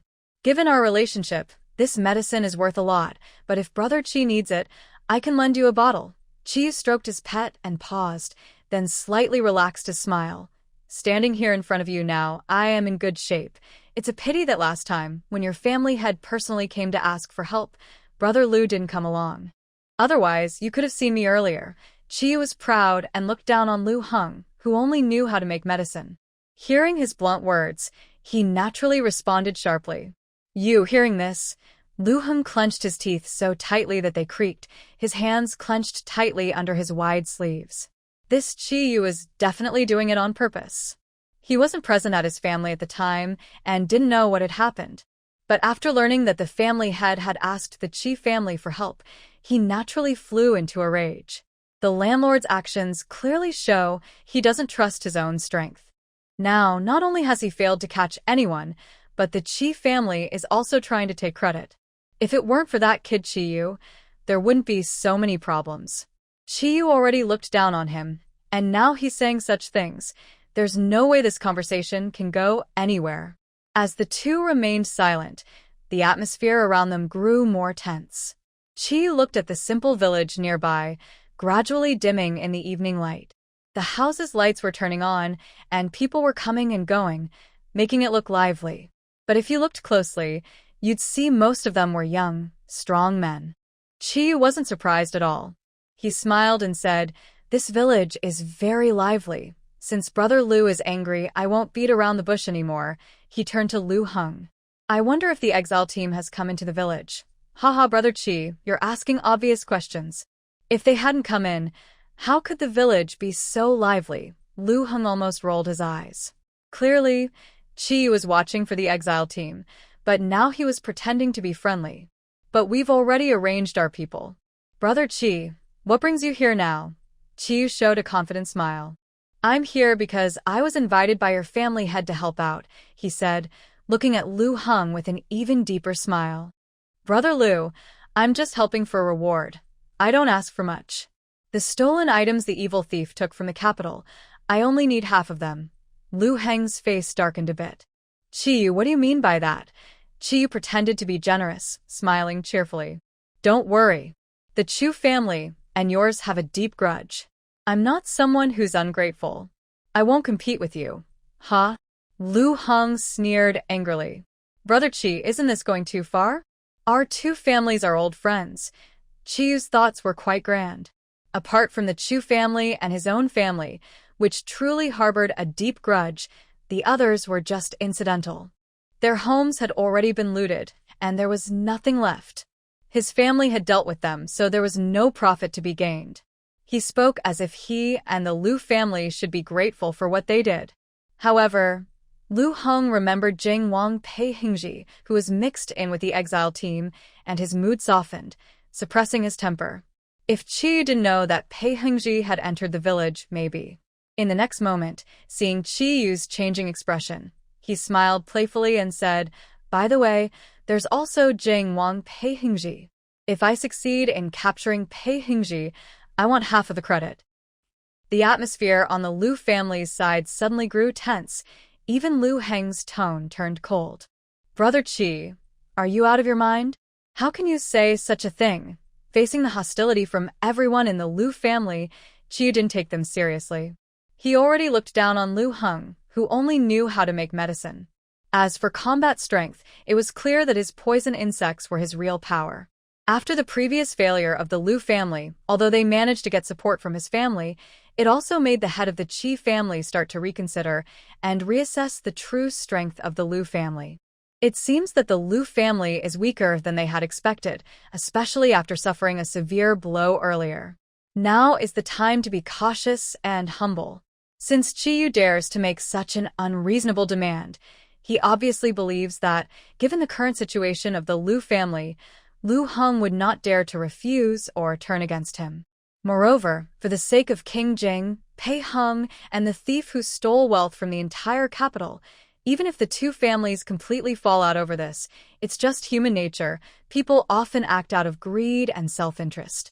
Hee, I still have more to say, but I wonder if Brother Lu wants to hear it? Chiyu openly sneered. Without waiting for Lu Heng to respond, he continued, "Why don't Brother Lu withdraw all your people?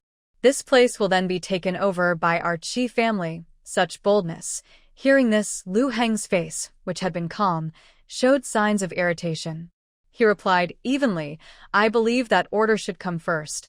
With the Lu family here, we already have enough control. Why not let Brother Qi take your people and go back? Later, I'll send you a few more bottles of medicine as a gift for inviting me out for a walk today." Chiyu's smile disappeared from his face. The two stood opposite each other, both expressionless. Behind them, their respective followers exuded a threatening aura, ready for confrontation. Under the dull sky, the originally snowy and vast land appears somewhat dark and gloomy, making the scene seem colder and more ominous.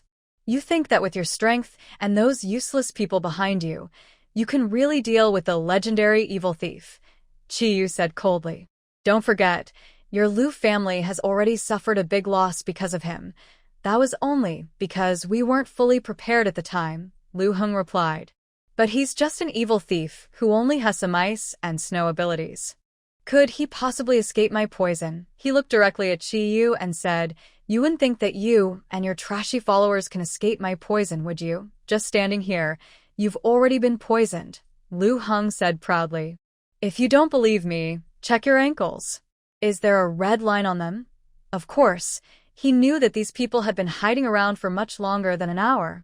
Hearing this, the subordinates of the Qi family, under Chiyu's silent approval, all rolled up their pant legs, and their faces suddenly changed color. "So, dear young Master Qi, do you want to go back?" Lu Heng felt a surge of pride, finally having tricked Chiyu. It was incredibly satisfying. "Go back." Chiyu didn't react as he expected. He sneered and said, "You don't think this can really threaten me, do you? If I die, the poisonous insects I brought will immediately go out of control. They will attack all living creatures here wildly." Chi waved his hand, and suddenly a lot of rustling sounds came from behind. Under the ice and snow, more and more bugs emerged. Centipedes, scorpions, spiders, and even more strange, unnameable insects, all looking extremely poisonous. In the dark color, it looked even more black and dense, very terrifying. Lu Heng fell silent. The members of the Lu family behind him also stayed quiet. They saw they were about to catch King Jing Pei Heng and the legendary evil thief. Wealth, power, and promotion were within reach. At this moment, no one wanted to die. Moreover, no one wanted to become bug food, dying without a proper body. "How is it? Have you thought it through?" Chiyu gradually took control of the scene. "Since neither of us is willing to back down, and we can't make the other do so," Lu Heng finally spoke again after a long silence. "Let's cooperate. That's more like it." Chi smiled and asked, "How should we divide the spoils?" "Everything, split equally. Half for each." Chi frowned, seeming somewhat dissatisfied. "You haven't even contributed and you still want to share?" Lu Heng sneered. "If you want more, I'm too lazy to be threatened by you. Let's have a contest. See if my poison is more deadly or your bugs are faster." "Fine. Half each. Neither side can harm the other person. And no one in this exile team can escape." Lu Heng quickly came up with two restrictions. "This is natural. With so many people from both families here, even you and I have come out. If the exile team's old, weak, sick, and disabled members manage to escape, both our families will become the laughingstock of the noble circles. All right, let's officially join forces. Capture King Jing and the evil thief alive. Yes, wipe out the exile team." It seems both sides have realized the importance of each other's lives. This time, their cooperation appears to be more sincere. The two young masters each show a seemingly genuine, but actually scheming, smile. They secretly think, "How dare they threaten me? When we return, I will find a chance to kill this guy. The treasures of King Jing and the evil thief should belong only to my family." At this moment, suddenly, a clear round of applause sounds nearby. Clap, clap, clap. Both men feel a chill at the same time. Next, they hear a crisp, youthful female voice. Dealing with me? Your display is quite grand. Everyone present is startled by the sudden voice of the young woman. They didn't even notice the presence of the voice's owner, despite the two top talents from the Qi and Qi families being there. Has something like this ever happened before? Originally composed and elegant, Lu Heng's first reaction is to step back a few paces, trying to retreat into the crowd behind him. After all, he's usually the one hiding behind the scenes and plotting. He's never encountered a situation where an enemy suddenly appears right beside him. Meanwhile, Qi Yu, who has always been proud and assertive, is so frightened that her hand trembles, nearly dropping her precious centipede. So close to me. Suddenly, an unknown person appears. And his trusted bugs didn't warn him at all, which is very unusual. Meanwhile, the experts from the Liu and Qi families instinctively turned toward the sound and drew their weapons. Only then did they start to think and understand what was being said. Wait. She said they are fighting. Her? So, the person speaking is the villain they are planning to deal with? Lu Heng's eyes widened. The villain is a woman? That's hard to believe. He immediately felt disdain for Lu Yi. As a county magistrate, he was completely outsmarted by a woman, his actions exposed, and he was killed. What a failure. Qi slightly relaxed his brow, clearly not taking the female villain seriously. I say, Brother Lu, so you lost to a woman? Haha. What a joke. You can't even handle a girl. Lu Heng's face darkened instantly. Qi Yu. He turned around and coldly said to the empty space, since you're here, why not come out and meet us? In the next moment, two figures appeared in the previously empty space. One tall, one short, one man, one woman. The moment they saw the man, both their pupils shrank. They recognized that face immediately. This man is actually the person they have been dreaming of catching, Prince Pei Hung of Jing. Prince Pei Hung is not staying in the village as he should. He has come here instead? This evil thief is extremely arrogant, even bringing Prince Pei Hung to find them? Aren't they worried that they might catch the thief by catching the prince first? Then, would Pei Hung use this to threaten the evil thief? It turns out she is just a woman, only acting impulsively for a moment. But this woman's appearance looks a bit familiar. Wait. Lu Heng's pupils shrank, and even Qi Yu's face changed repeatedly.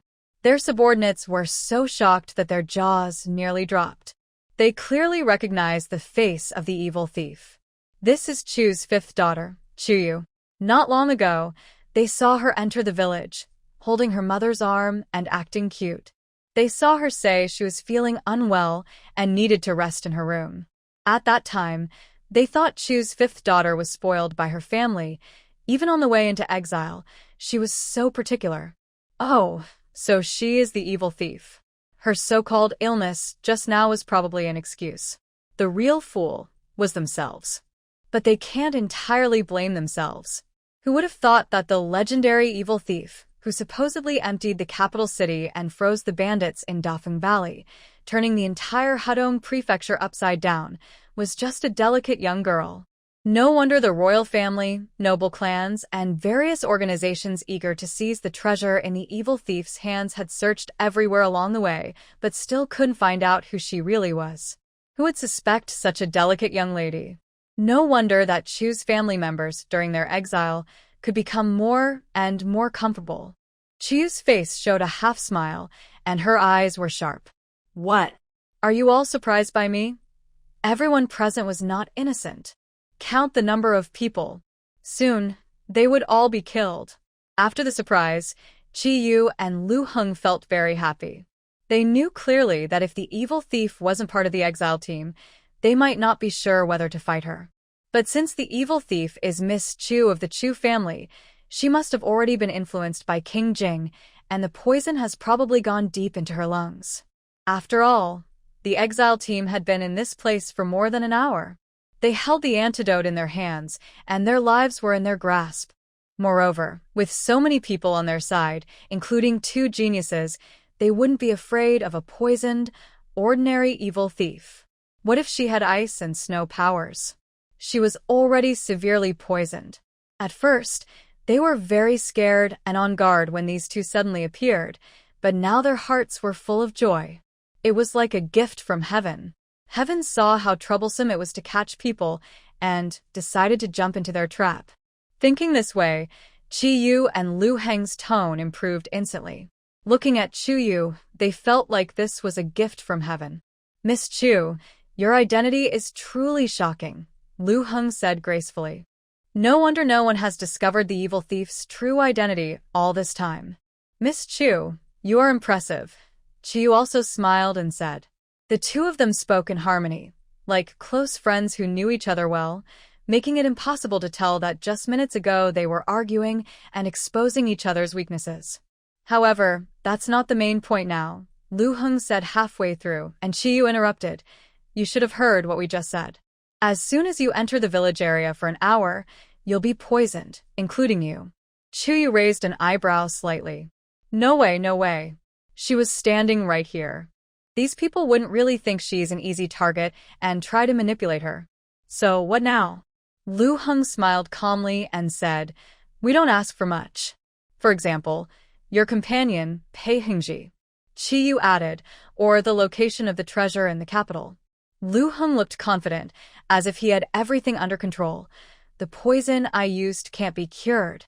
After all this time, the Chu family members must already be poisoned. If you don't want to see them suffer and die in agony, I suggest you follow my instructions." He slightly squinted, examining the girl in front of him, trying to see fear on her face. But he was surprised to find that Chu Yu was smiling at him. She said, "Just you?" Chu Yu hated people who used her family's safety to threaten her. She initially thought about turning them into ice sculptures, but as soon as these two threats were spoken, she changed her mind immediately. There's no way these people should die so easily. Upon hearing their threats, Pei Hengji immediately showed a look of sympathy. Based on his understanding of Chu Yu, he feared these people would not meet a good end. However, recalling what they had done before, his brief feeling of compassion quickly vanished.